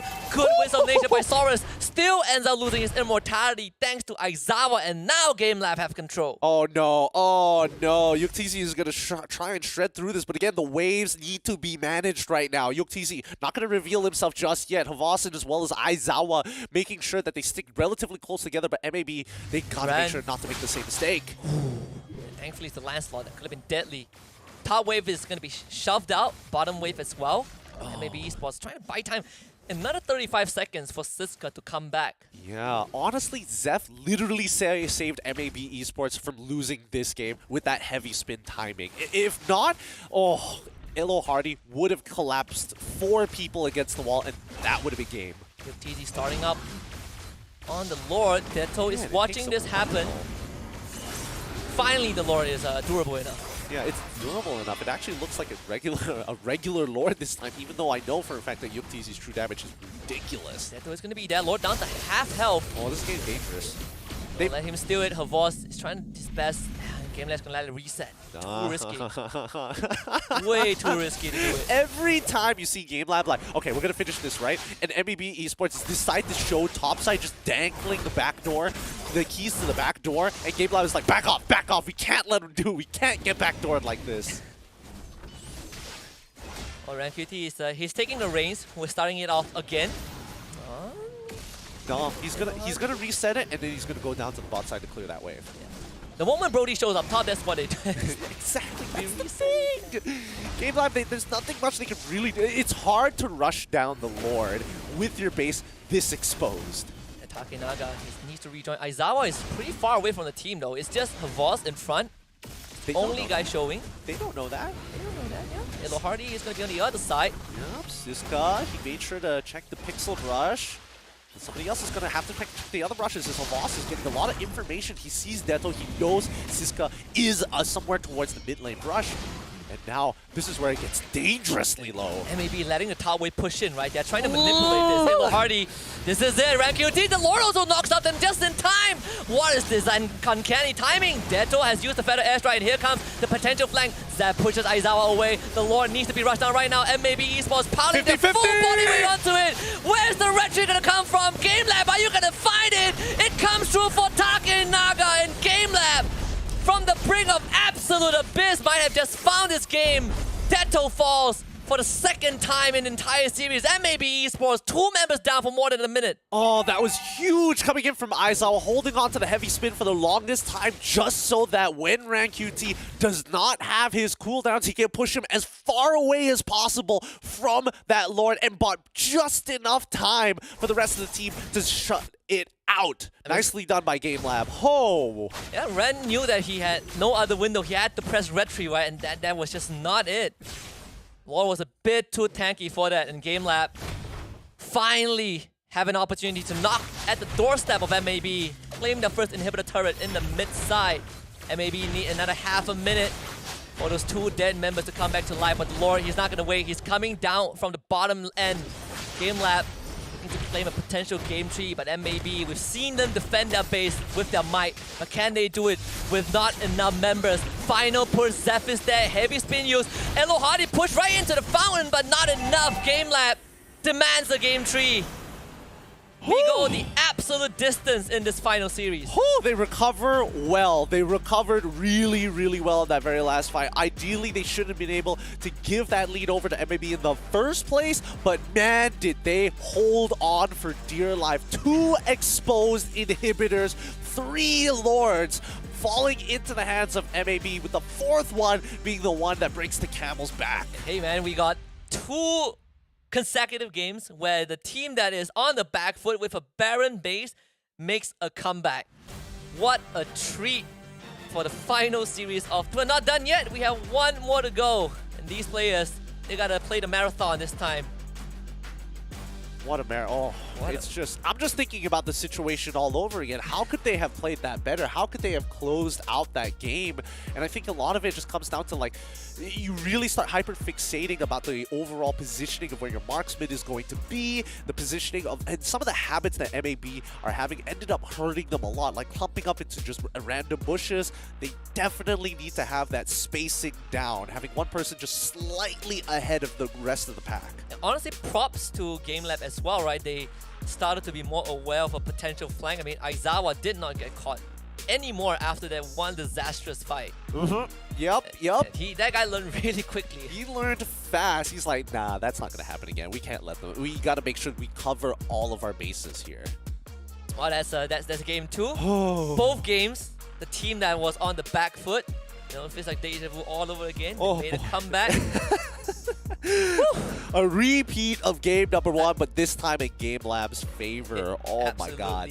Honestly, both games feel like, yeah, sure, you have all these, you know, micro decisions that ended up costing MLBB or, you know, Game Lab their respective games, but at the end of the day, you look at it from the bigger picture, it feels like the blueprint is perfect, right? There's nothing much that you need to change. It's just, I don't know, maybe a stroke of fate that you lose that game. I suppose. I don't know. I think that Game Lab kind of had like kind of understood what the assignment was, but it was a real mess there by the Lord Pit. It's hard to keep track of like 8 different people trying to do 8 different things all in one spot to make sure you have enough space to retribution. Like RanQT played as good as it gets. He didn't get much of a he didn't get any kills apparently. This guy's 1 death. That's 1 death on a tank. So I don't know how this is possible, but you know this guy has cheated them many times. But Yuktz 4-0-4. This time it's him who's deathless. He goes out of this game deathless surprisingly, somehow, despite the odds. Oh, there's nothing much to really break down at this point. The items are as is. Nothing too out of the ordinary. A total of, sorry, not 4 Lords, 5 Lords. The 5th one is the one that breaks the camel's back. So it took half an hour. It took half an hour. Longest game that we had. I think this could rival the longest game that we had in the last season. I think that one was, what, 32, 33? But in the realms of 30 minutes and above. It was pretty close. It was close. It was close. But at the end of the day, it is going to be Game Lab who pulls out the win 13-17 in this match. Yeah, not even taking the lead in terms of kills. They are just getting punished, right? A lot of these kills came from counter-engage from MLBB. I mean, Siska played out of his mind with this Grok. The gang squad from MLBB, Zeph and Saurus definitely deal heavy damage. But in that late game phase, I think maybe 15-16 minutes consecutively, you just don't see Saurus sticking with the team because He's with Zeph. You know, they were looking for isolated targets. Yep, they were looking for isolated targets, but at a certain point, it's just a coin toss, right? On the call, it's like you either stick around to try and get that backdoor going, or you just start the fight as fast as you can. Regardless, just a beautiful game from both of these teams. Yuktz from Game Lab, our match MVP of game number 2. You gotta get in. If everyone else on Game Lab can't really pull their weight, you always have Yuktz. And this guy, Lord Killer, Tank Shredder, game winner, just a Superman in this game. This is scary, oh my goodness. In the midst of all this chaos for half an hour straight, I am very surprised that he basically he didn't die, right? He was barely touched, and look at these fights. I mean, the Winds of Nature usage was on point. He was dealing damage while somehow avoiding MLBB eSports. I don't know how he does it. I don't know either, but Yuktz, I bet he benches like 4 people every morning. He just lifts his teammates, right? Just for breakfast. It's just like, guys, get on the pole real quick. Just get on the bar. It's another day of Mobile Legends. I gotta do this again. You guys, know the drill. You know the drill. You know the drill, guys. But yes, I do think that Aizawa played a very vital part, and I think his part was significantly more stressful. It's not about him living, it's about him stealing the right ult and thinking like your opponent, looking for those angles. Yeah, as a mage, right? As a mage. Like he gets easily two-shotted, but he has to do what an Akai does. It's like, guys, he needs to steal heavy spin, I need to somehow flicker in, I don't know, I just start spinning as if I'm an Akai. I need to believe hard enough so I survive, you know? Exactly, and the best part is that he's more maneuverable than the original Akai because technically he can pop the ult and still dash around. So there's so many things going on here that shouldn't be happening, and yet Game Lab still pulled this one from the brink as we move on towards that game number 3. Oh, what a treat we have! This best of 3. This could easily be a game in the last 3 days of the Swiss round, and I would not complain at all. But here we have it. We already have these 2 teams, very uncanny opponents, setting up what the standard of the rest of the Swiss round would be. For sure. I think they're definitely setting a very interesting precedent here at the SBS. But with that being said, we're tired, they're tired. We're going to go on a short break. And when we come back, we're going to finish this off and come down to the final conclusion to end off today. The Snapdragon Pro Series powered by Samsung Galaxy is brought to you by Snapdragon Elite Gaming, Samsung Galaxy S23 Ultra, Monster Energy, and DHL.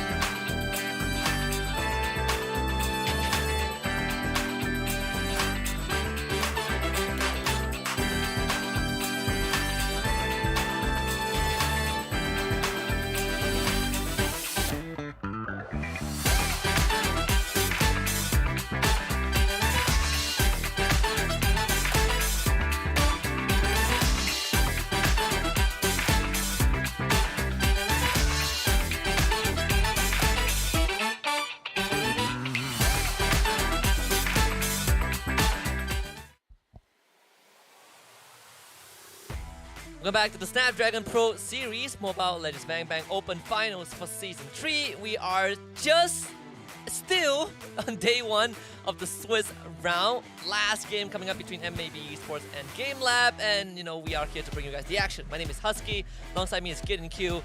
We are about to witness potential history in the making. Yep, and all we can do is wait in anticipation to see who is gonna. I'm gonna preface this. I've never been this excited about a best of 3 in my life. Usually best of 3s I kind of like disregard it because usually the playoffs and grand finals are like best of 5s, best of 7s. This has been quite the series between both of these teams.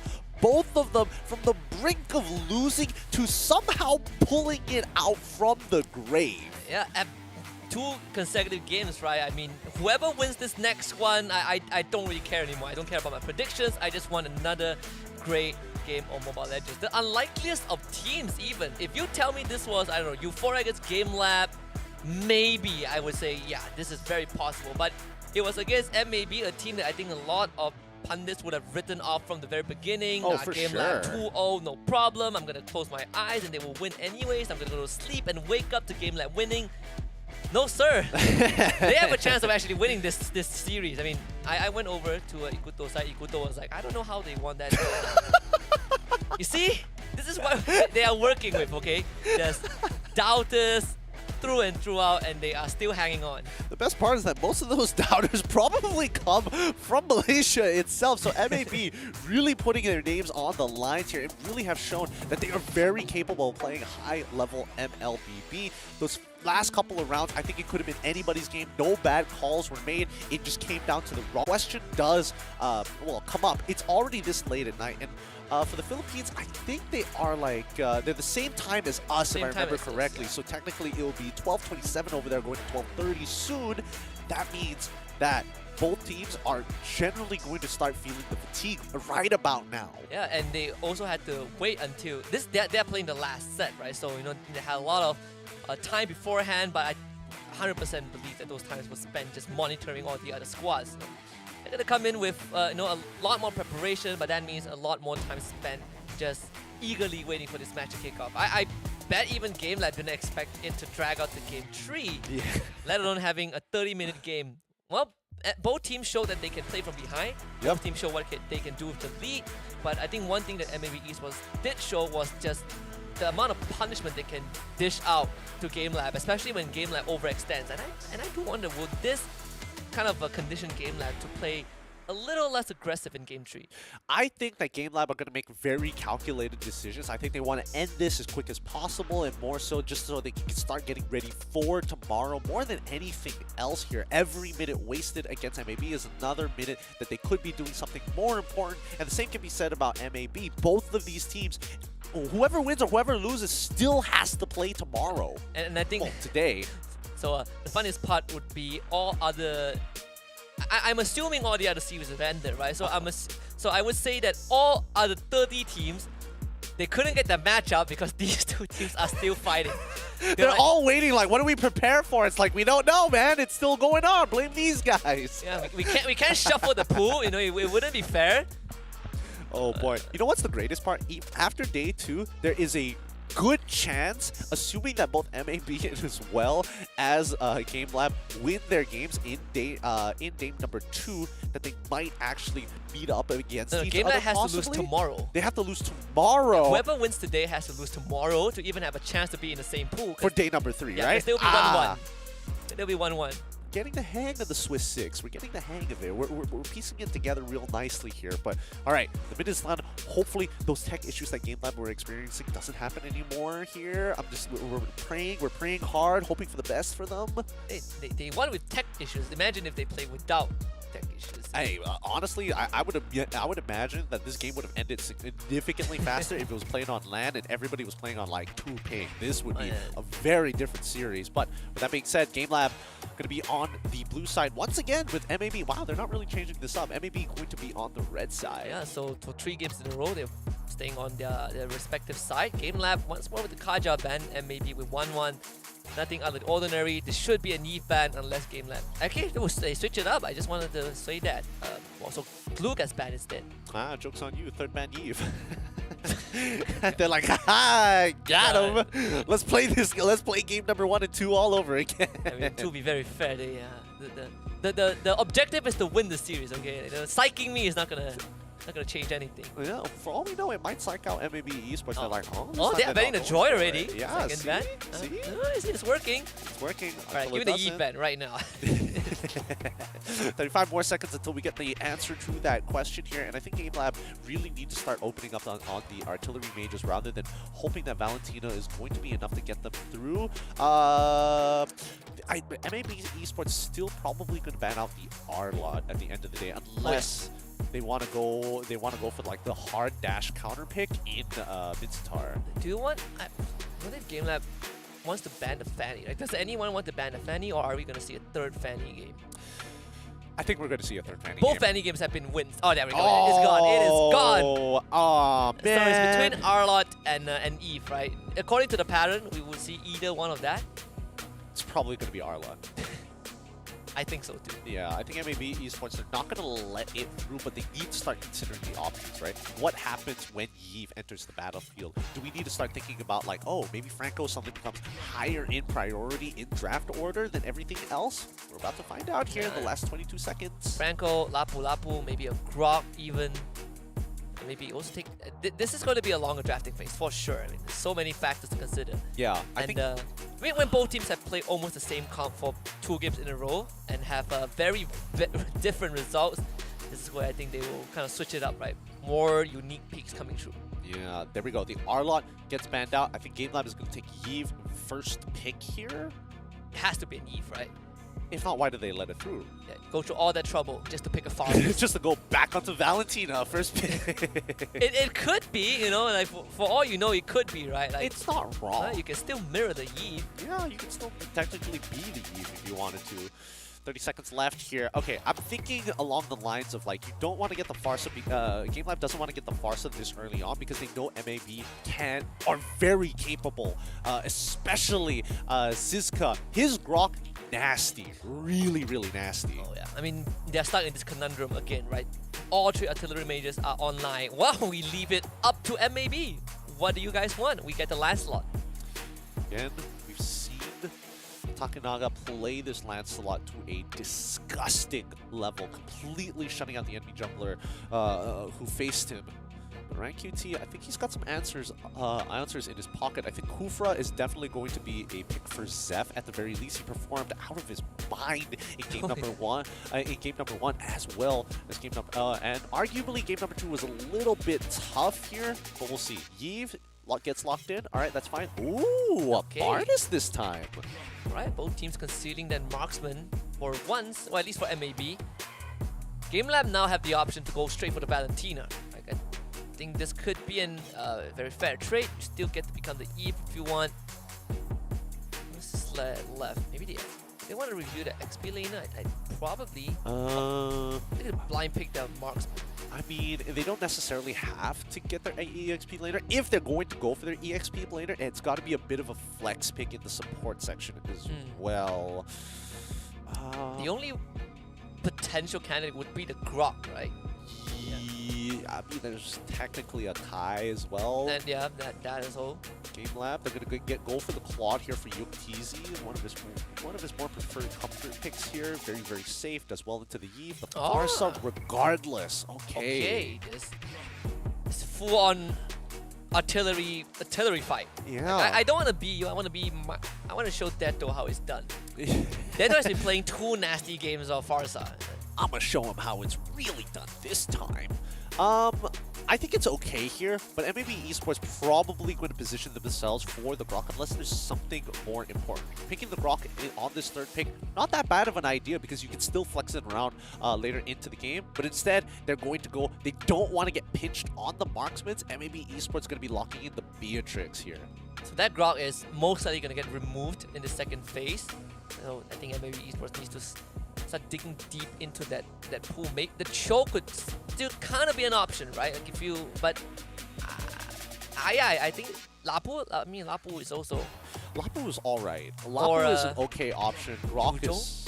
Yeah, Lapu, Grok, Yuzong, all of this kind of fit the build in stopping the feathered airstrike while still trying to threaten the backline. But if we're talking about backline, right, the fact is that Clock can get in and out of those fights. Technically, if he wants to be part of the front line, he can do exactly that. MLBB eSports, they're going to be banning out the Atlas first. Very, very good option. They know that Game Lab wants to punish MLBB eSports, considering that it is a team fight composition. As soon as you have that Eve, it's a team fight comp.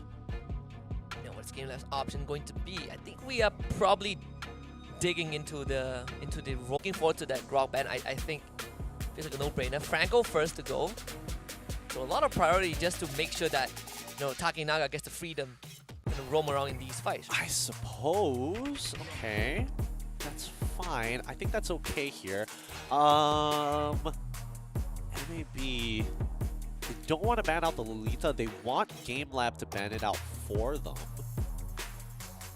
They could get the Grok as well. Would Grok hurt their composition? I feel like Grok would slow it down to finally engage. Man, that's a bit of a 50-50. There's got to be another better bannable option out there. One left. Do we go into Akai? I mean, I don't think Game Lab would consider that. I don't know. That's the thing. With Elo Hardy on the team, it's a bit hard to predict what exactly is the hero pool for the support section, right? So I'm not sure whether it's like I'm incapable of playing it or I'm listening to my coach. My coach is going to give us the best possible lineup. So Yuzong gets banned out. We still have the Kufra, right? Been used in both games, once by each team. That could still be an option, for this draft. I'm not gonna lie, my heart sank there for a second.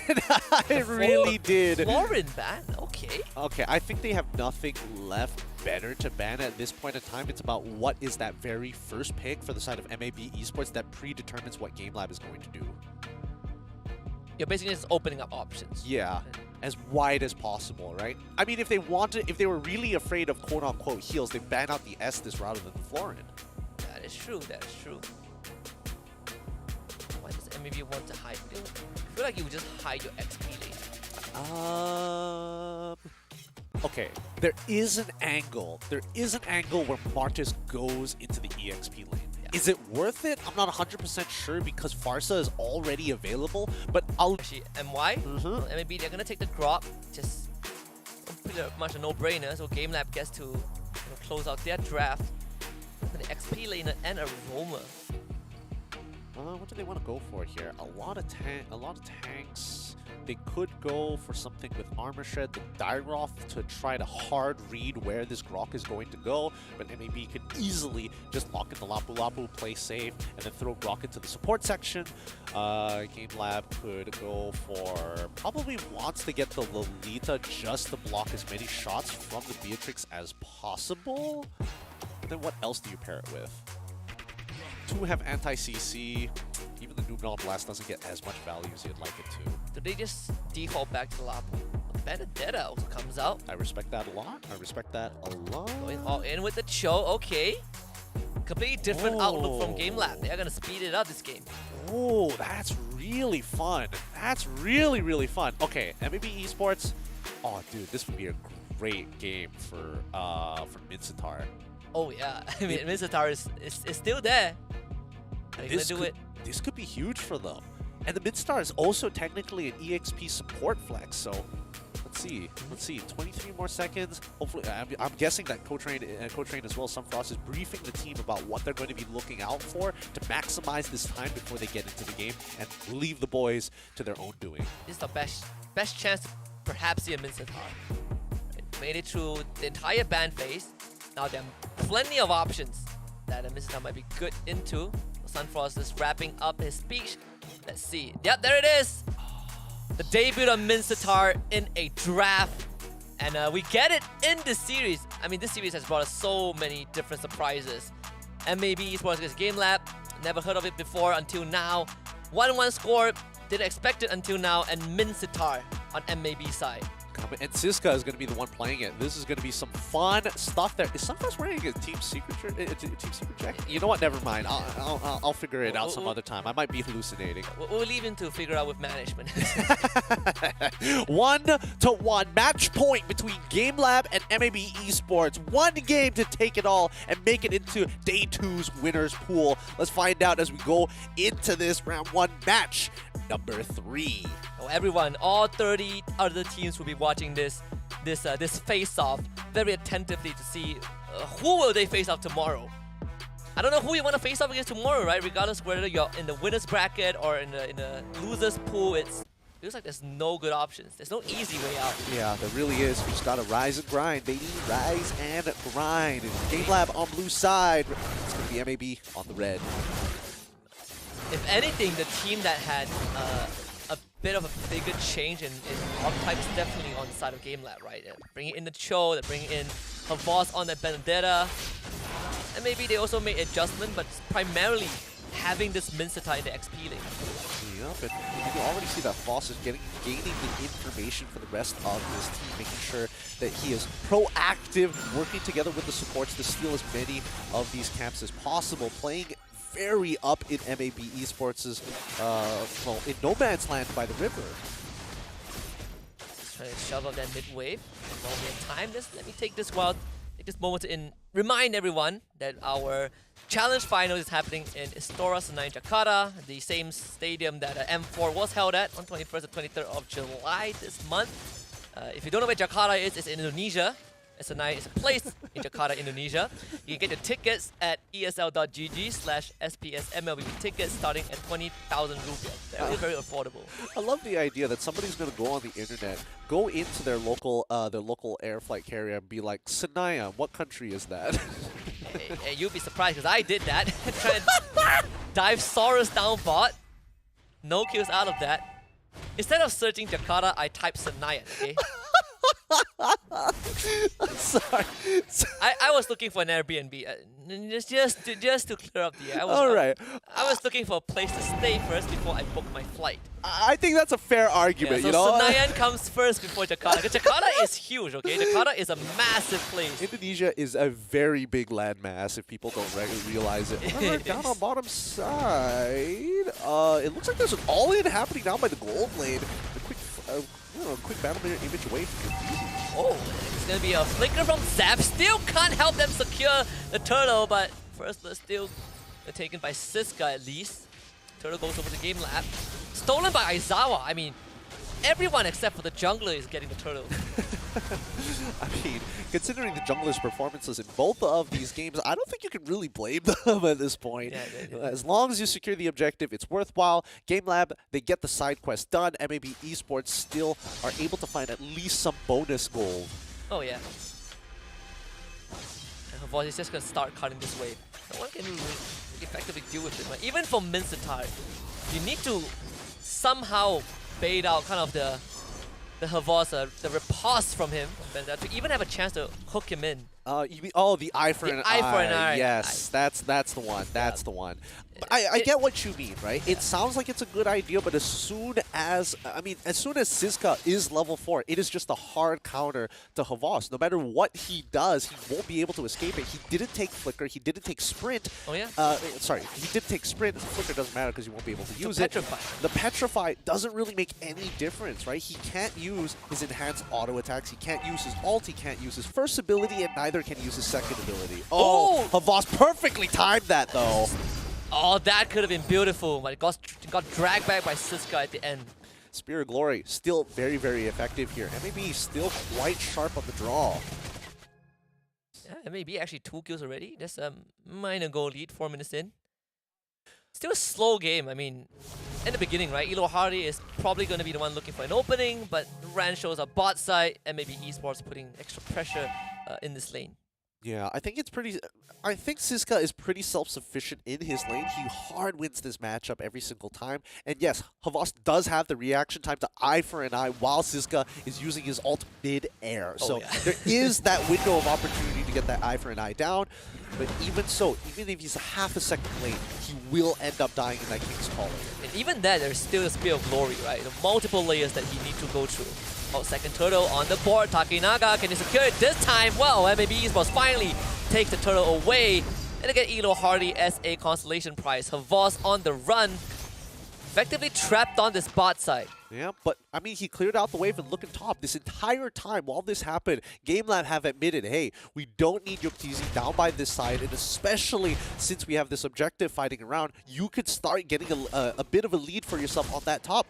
And he clears it out perfectly. Havas still stuck down here as Saris. They're looking to crack this tier 1 instead rather than matching the lane transition. Yeah, nothing much that GameLab could do. So MLBB eSports, the faster they open up this map, the harder it is for Havos to kind of do his job, right? You have lesser safe haven to fall back to. MLBB eSports, they are very quick on trigger. I mean, do you want Siska to be matching Havos? Oh, Elo Hardy misses that kick. He's probably going to be dead. Absolutely blown up. If that airstrike cancelled by the Nature's Barrier also. Really good flicker coming in from Detto, good reaction time, but Havas still, he's just so very fast. Like, MLBB got to make sure that these waves are managed well. They try for these off-tempo plays, and they end up losing objectives for it. Siska, flicker, King's Calling, Aizawa! No! What? I guess you can fly over the spear, but they didn't lose Havos. I mean, they did lose Havas. That was supposed to be a double kill. I mean, the perspective looked weird there. I'm not going to lie. It looked like he flew over the spear. Right? Or, that would be one logical interaction, right?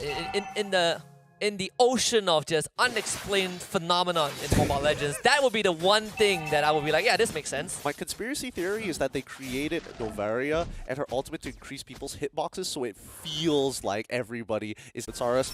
Oh, he goes for Wesker. He gets the first auto attack, but notices barely does enough against Elo Hardy. Third turtle, third and final one of the series. Aggro reset it. MLBB eSports doesn't want to take too much of a risk. They do have a 2k gold lead. 7 minutes in, right? 5-0 in terms of kills.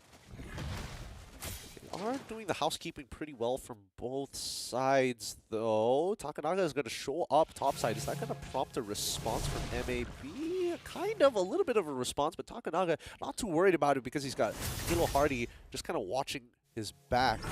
I mean, Havos is just cutting both the mid and bot wave, right? Just doing the classic Benedetta stuff. But that puts GameLab at a constant member disadvantage. MLBB eSports, they do have Zep on this Grok. There's always a potential of that re-engage with the wild charge. Takinaga starting up on the turtle already. Yuktizi, gotta be really careful. Just checking this blind. Takinaga will be able to take the turtle away, this time in a clean manner.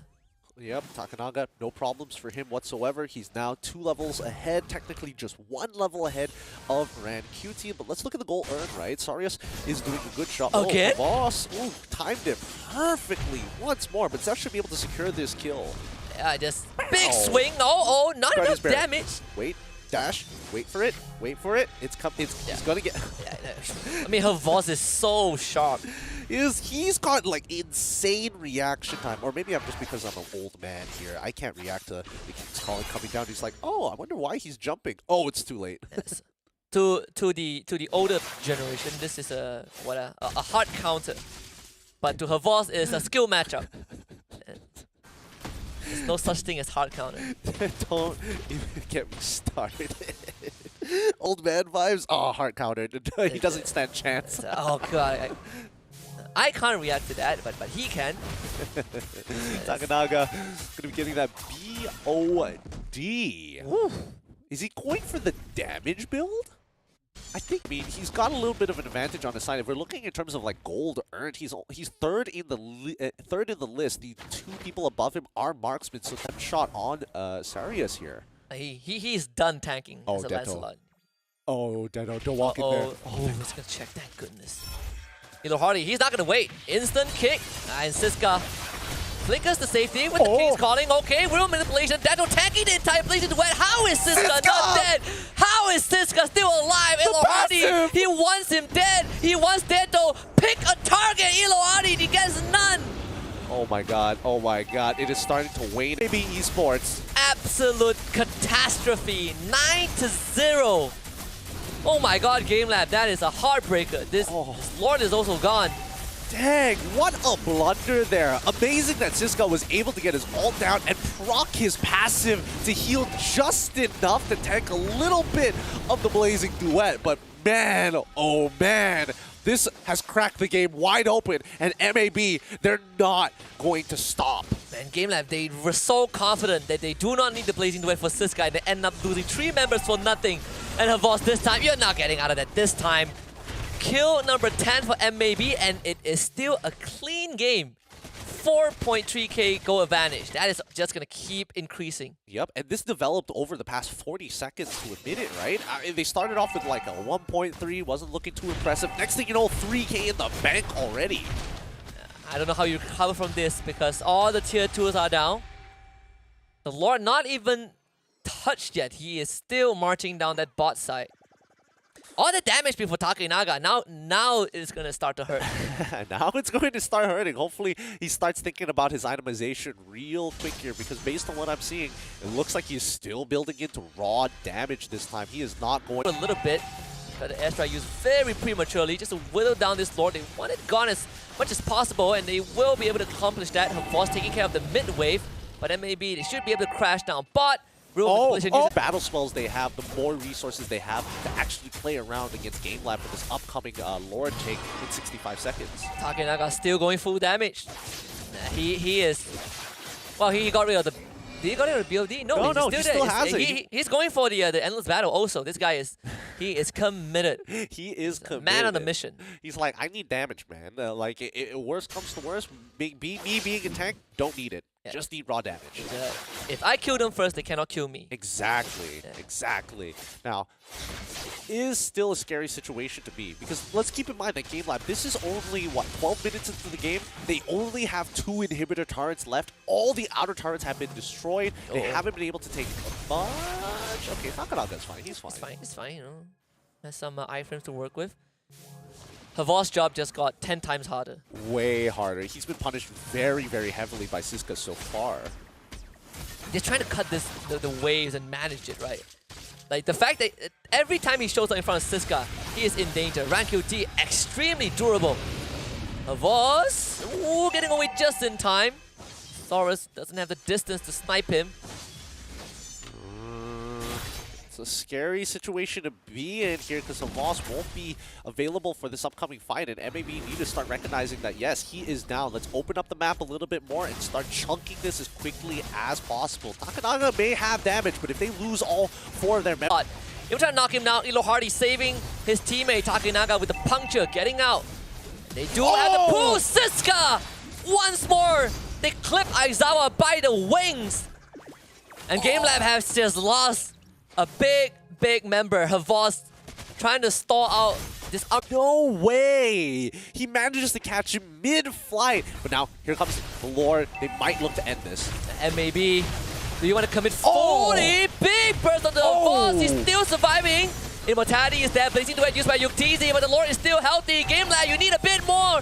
Rune manipulation is going to be there. Havos goes down first. Rank QT still has health. And then has a better airstrike from Aizawa coming back just in time to punish MAB. It is not time just yet for them to end the game. Oh, literally, Aizawa saves the day right at the very last second. That feather airstrike taking out the big damage dealer, Saurus. Had Saurus gotten like 2 auto attacks, that would have been more than enough to put the crystal at critical health. And you could say, I don't care about minions, I'm gonna rush the base down. It is not time yet for MAB. They will have to play this out a little bit longer.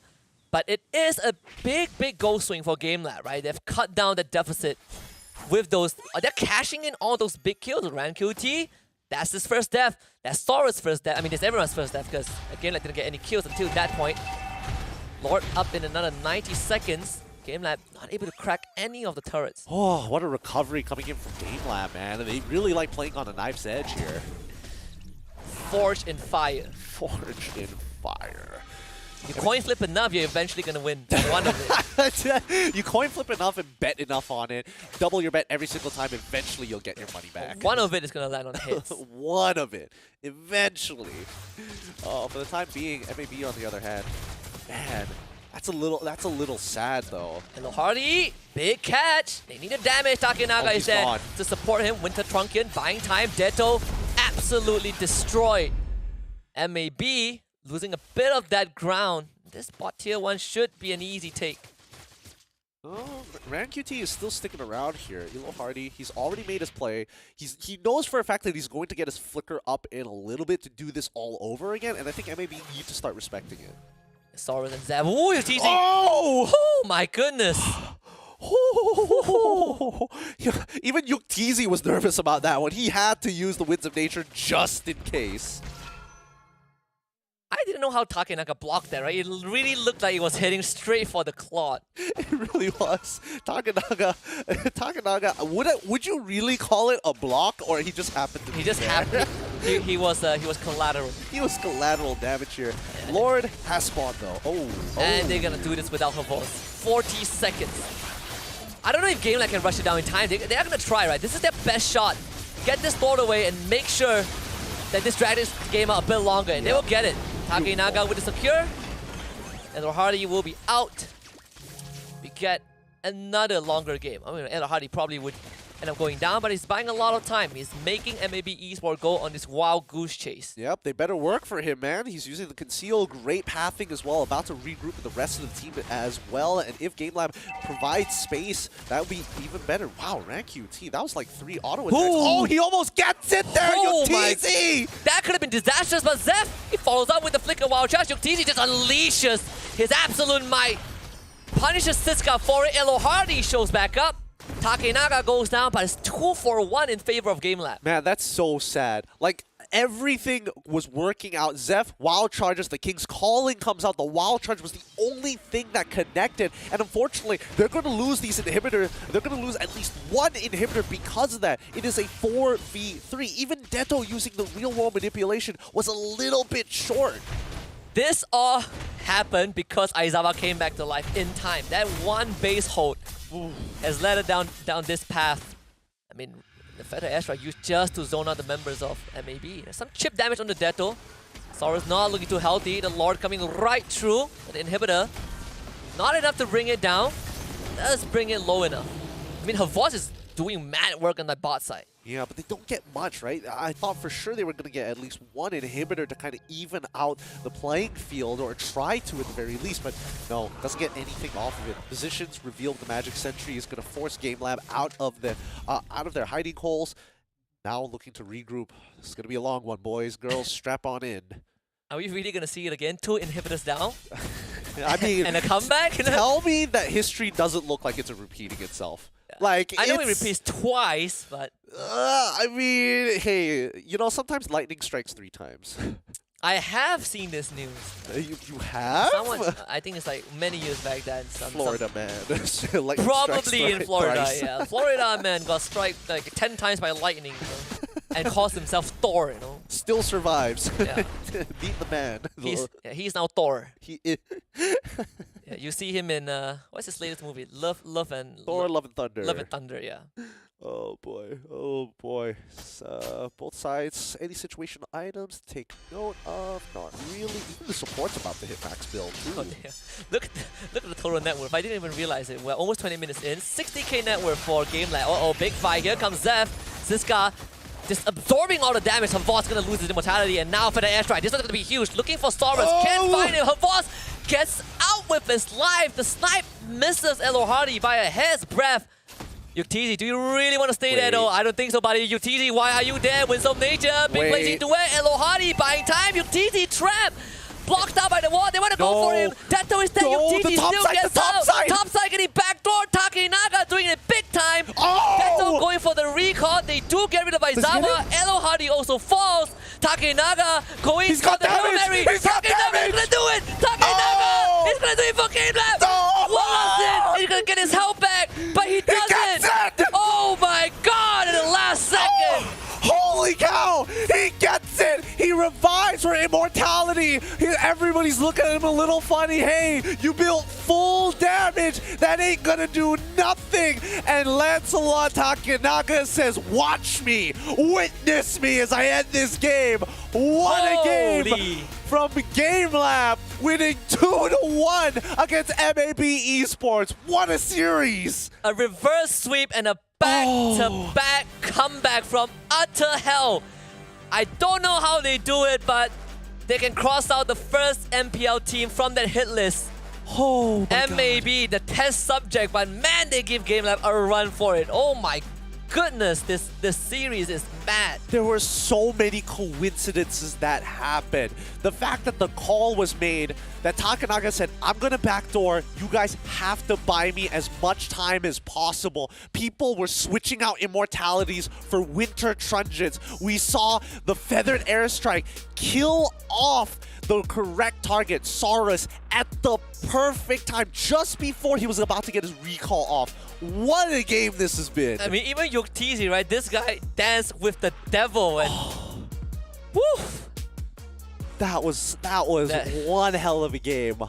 Oh my god, that was unbelievable. That's one for the books. That is one for the books. SPS Hall of Fame. That's one of the series that's going to be put there and framed with golden light, with a golden picture frame. Give it lights. You know, make the lights RGB as well. Might as well. Pity oh that this isn't like a best of 3 or a best of 5 or 7, right? That was just a best of 3. And again, just to remind everyone, this is just the first day of the Swiss round. Yeah, and it's already 1 o'clock. It's already 1 a.m. in the morning here in both Philippines as well as Malaysia. These boys deserve a break. I mean, I'm glad I stayed up for this because what a way to close out the night. What a way. GameLab still won. Of course, most predictions still stand, but MLBB could have won that series hands down. They really could have. It comes down to just like, there's a few moments where they were just slow to make the split decision, and that costed them, and that sucks, of course. But the biggest one was the fact that both teams generally need to start learning how to close out the game correctly, and I think MLBB, they missed out a couple of those steps in that game itself. If they had closed out the game earlier, this wouldn't even get this close. I mean, look at this, right? MLBB have tripled the kills of GameLab. It's not about the kills, it's about the crystal, okay?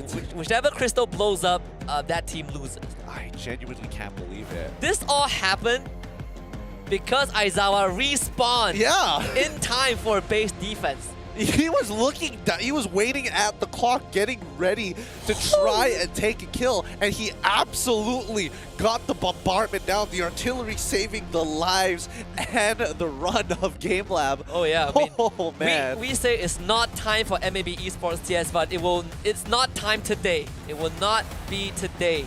Oh, what a game. Saurus, hats off to you. You played an especially strong early game. You played perfectly through the mid game. That late game was brutal, and you were so close to glory. Oh, and that one death was right before the base defense. Oh man. I mean, what else can we say?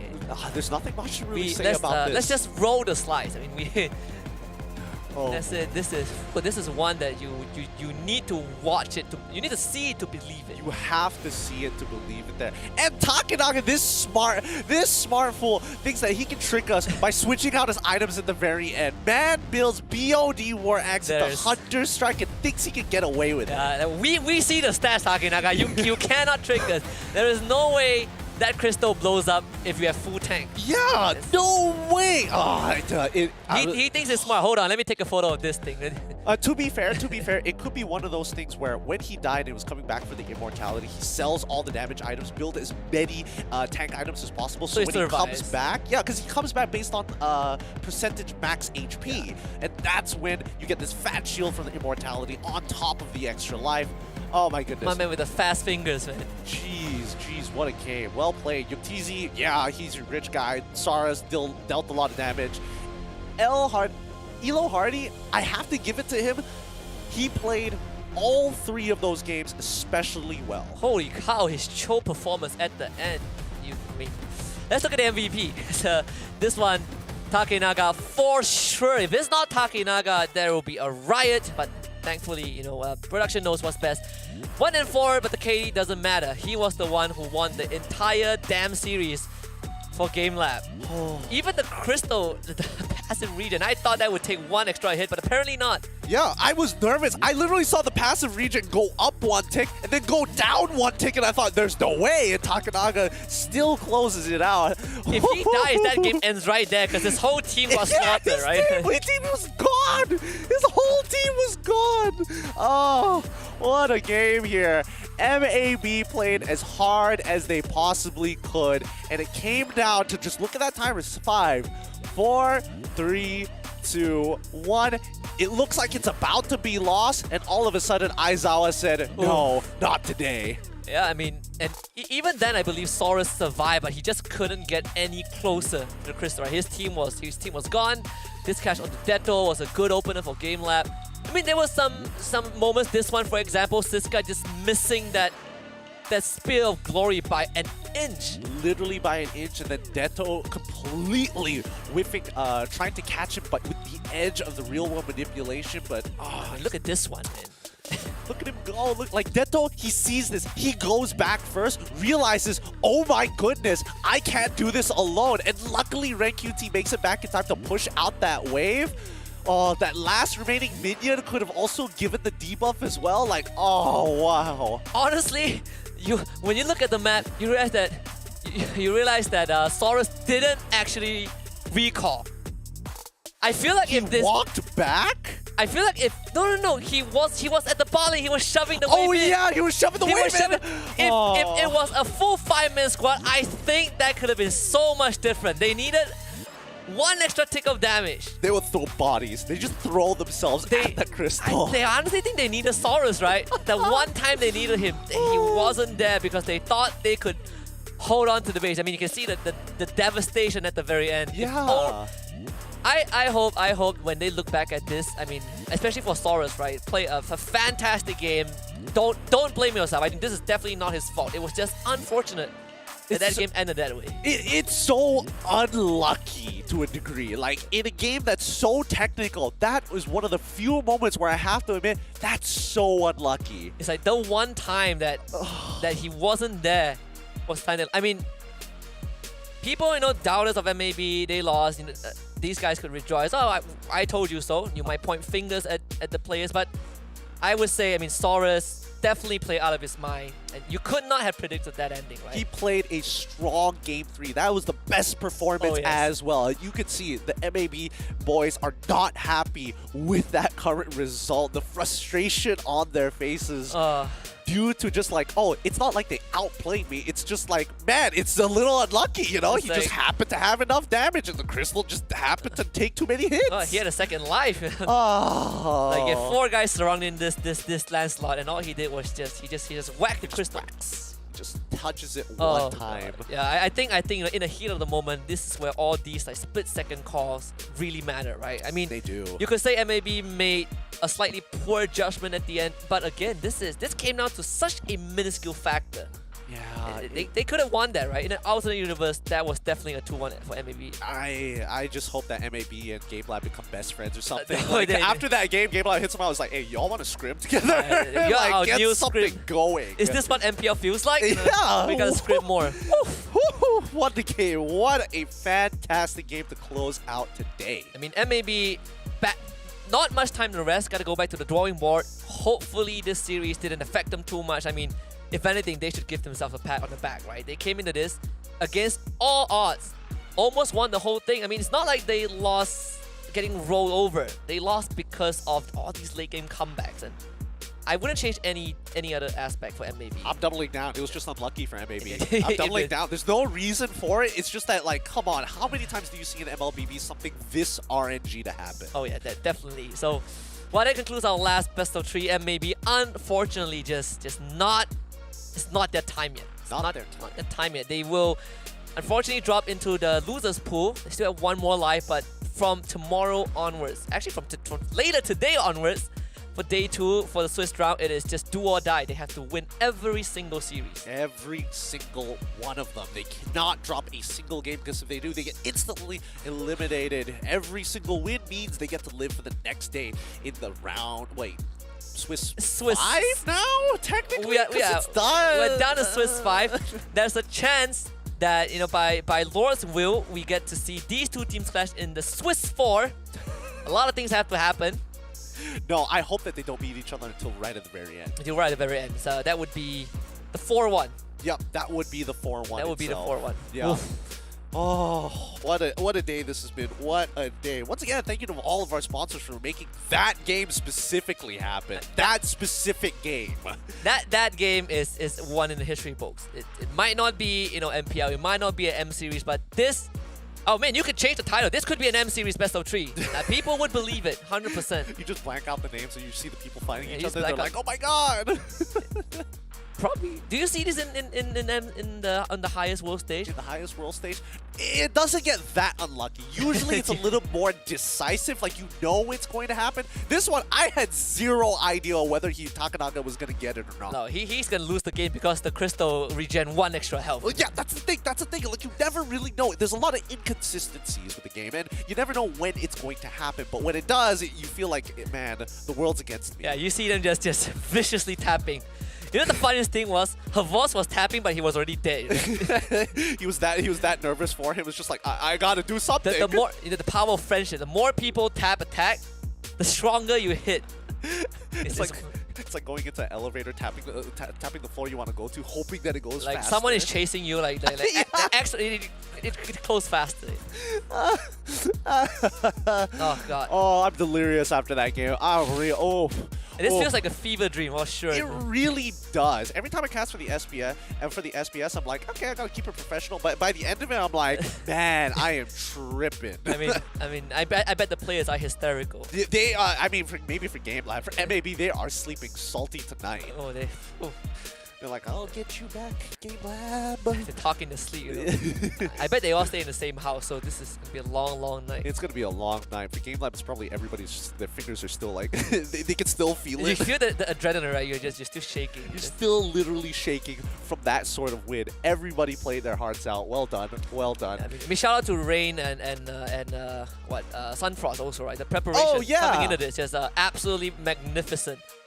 To even push Game Lab to the end, right? You would not expect that result. We're gonna recap today's result for all the series. The first set, you can see EVO's Icon 2-1 over Maharlika eSports, Archives eSports with 2-1 over Evo, RGMY 2-0 Alchemy SG, Onyx PH with a 2-0 over Alter Ego X. Ooh, okay. So the expected teams are taking the wins where hopefully where they are. Maharlika got a little bit of a taste of the EVOS Icons this time. But in our second match of the day, TNC Pro team up against the eSports, it was a 2-1 in favor of TNC Pro.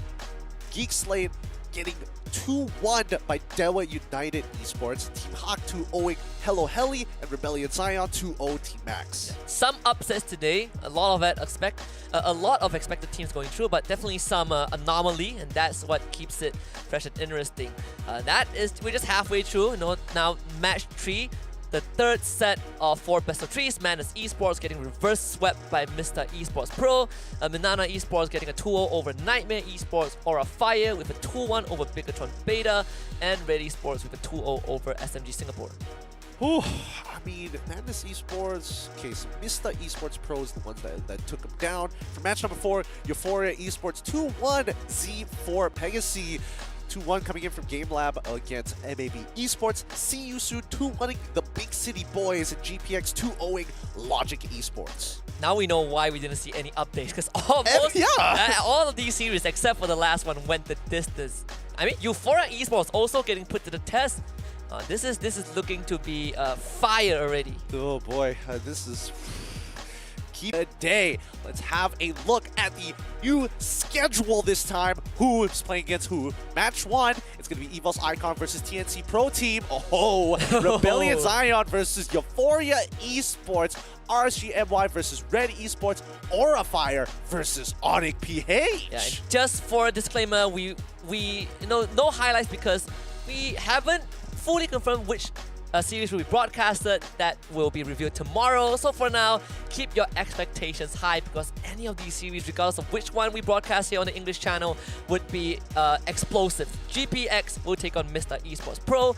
Game Lab now face off against Dewa United Esports. Minana Esports against Archive Esports. And See You Soon will face off against Team Hawk. Ooh, See You Soon versus Team Hawk. These are the winners. The winner pool. Oh, yeah, this is the winner pool. You're right. This is going to be a pretty exciting matchup here between See You Soon and Team Hawk. But let's not forget that Dewa United Esports was able to take down Geek Slate and going up against Game Lab now. So power levels kind of being adjusted here. Yeah, a big jump in power,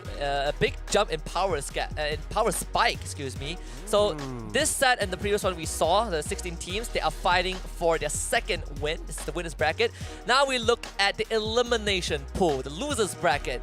Well, Alchemy SG will take on Geek Slate, Z4 Pegasus against Big City Boys, Logic Esports against Outer Ego X, and Manus Esports against Maharlika Esports. Ooh, all right. Match number 3, a lot of interesting potential lineups here from either side. Seems like the Big City Boys going up against C4. That'll be an interesting matchup to see. Alchemy SG versus Geek Slate. Madness Esports versus Maharlika. Oh, that's also an exciting one. I'm ready for another crazy series if it ever happens. Now the last set of losers pool, SMG Singapore against Bigatron Beta, CRE Nightmare Esports. So match 3 and 4. Once these 2 sets conclude, we will say goodbye to 8 teams. We're cutting it down really, really quickly. Yep, we're cutting it down fast. 8 teams are going to be eliminated later down the line, but man, this Swiss format, you really gotta win your games. You cannot overstate how brutal this format is until you really see it in the flesh. Man, when you see the format actually doing its work of cutting it down, production was not joking. They are cutting them down really, really quick in a best of 3 series. But with that being said, keep in mind, all of this is building up to the big event at the very end, the Snapdragon Mobile Challenge Finals. You can watch it live between the 21st and 23rd of July at Historis Senayan, Jakarta, the exact same place where M4 was held. Yeah, and if you guys want to get your hands on a ticket, you can absolutely do it right now. Price starts at 20,000 rupiah, which I'm not lying. It's just get away. 20,000. All right. Okay, there we go. 20,000 rupiah. Very affordable. You can get them at esl.gg/SPS MLBB tickets. Yep. And if you think that 20,000 rupiah is a lot, convert it, and you'll see that maybe it probably is a lot more affordable than it looks like. Yeah. It's just a shocking number to see. Yeah, the 1,000 throws you off. Yeah, the 1,000 really throws you off. But let's keep in mind that some currencies don't have cents and they just add on to the zero. So don't outplay yourself. Yep, absolutely. And of course, want to remind you guys that MSC is also around the corner, and it's gonna happen, somewhere in June. The tickets are already on sale a couple days ago, so if you guys just found out right now, don't worry, scan that QR. One of the biggest events of the year is going to be happening, the mid-year event of MLBB right at your doorstep. So take the full opportunity and make sure that you scan and grab the tickets while you still can. Again, you're going to see some of the biggest teams in MLBB esports show up. Yeah, absolutely. And some of the teams playing at MSC are also waiting in July for the Challenge Final, so a lot of expectations building up. But of course, before we close out the show, we gotta thank every single one who made this possible, starting with Snapdragon Elite Gaming when winning Matters. I am breathless with the games that we just saw. I mean, Taki and Naga channeled this entire tagline at the very end to give Game Lab the win. I mean, Game Lab, they needed the win, so they're like, okay, whip out the Samsung Galaxy, make sure that I have it ready, the S23 Ultra, to share the epic with the rest of my team and level up my gameplay. I just want to make sure that I get this win. Yeah, her voice is gonna show it if we got the interview, but too tired, right? But probably show it to the rest of his teammate. I bet they are also on some extreme, crazy amount of Monster Energy, which is good for the gameplay because it unleashed the beast in literally all 10 players. Check out Monster Energy at www.monsterenergy.com/gaming. And last but not least, DHL for making it all work. And they're also running the FEBot Dash Cup where you can win 5,000 euros. So take part of it now, and it's check the details. It's absolutely free. Might as well participate. Yeah, at esl.gg/FEBot, that is the destination that you need to head to. With that being said, that is Game 1. What a pleasure to open up the entire Season 3 with banger of a Swiss round series, but we have more coming later today in the evening. It's going to be Swiss 5. We get rid of 8 teams by the end of it. For now, we're going to take a nap and we'll be back in a bit. My name is Husky, it's Gid and Q, and on behalf of everyone, we wish you guys a very good night and see you soon.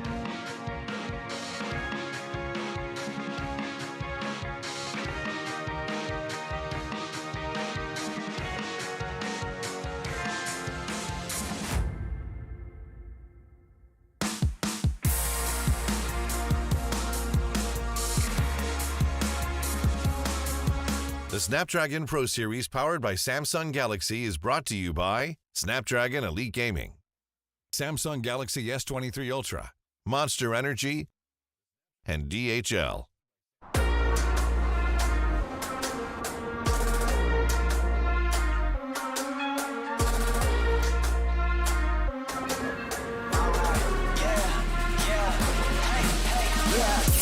Won't stop going till a player on top know it. Rooftop, penthouse suite. If you really want it, gotta own it. Fight through it, we was at the lowest. Blood, sweat, tears, the components. Riding all year, now's the moment. We are not friends, we are opponents. Yeah, I'm coming for mine. Yeah, I'm making a play, the game on the line. Yeah, I've been on the grind. Yeah, I jump in the spot, I made it my time. Yeah, look in the sky. Yeah, the stars align, no shade to shine. Can't stop it already. Emotional work and devotion. We put in this time. Look. You won't stop my stride. I'll just break your line. I don't tolerate wasted time. Take us down, keep fighting.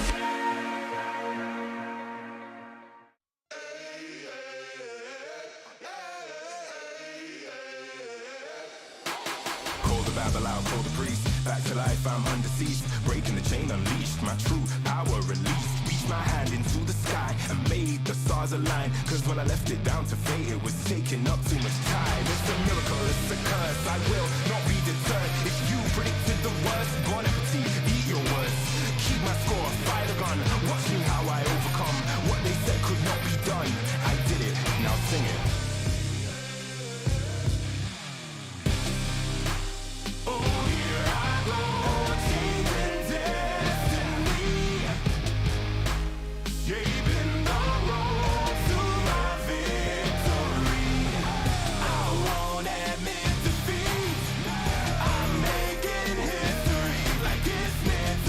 When they send for me, say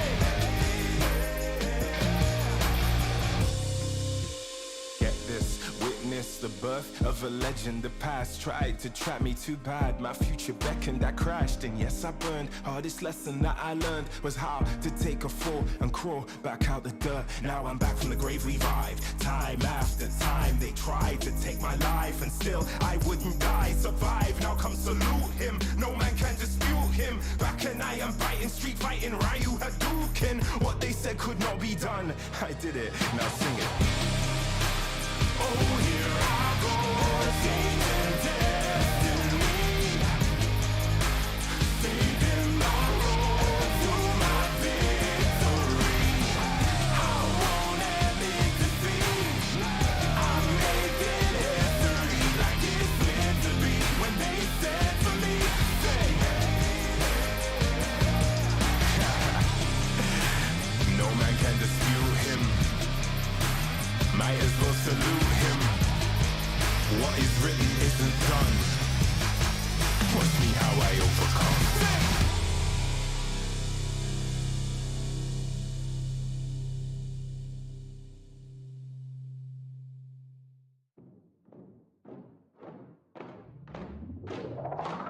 Lace up my shoes, time to get it.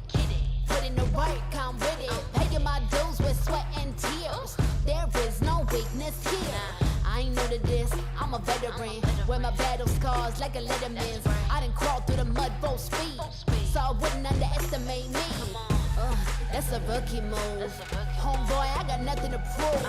Team player, but I'm still self-made. I'm in it for the passion, not the parade. I don't need the lights or the cameras, just me and my opponent.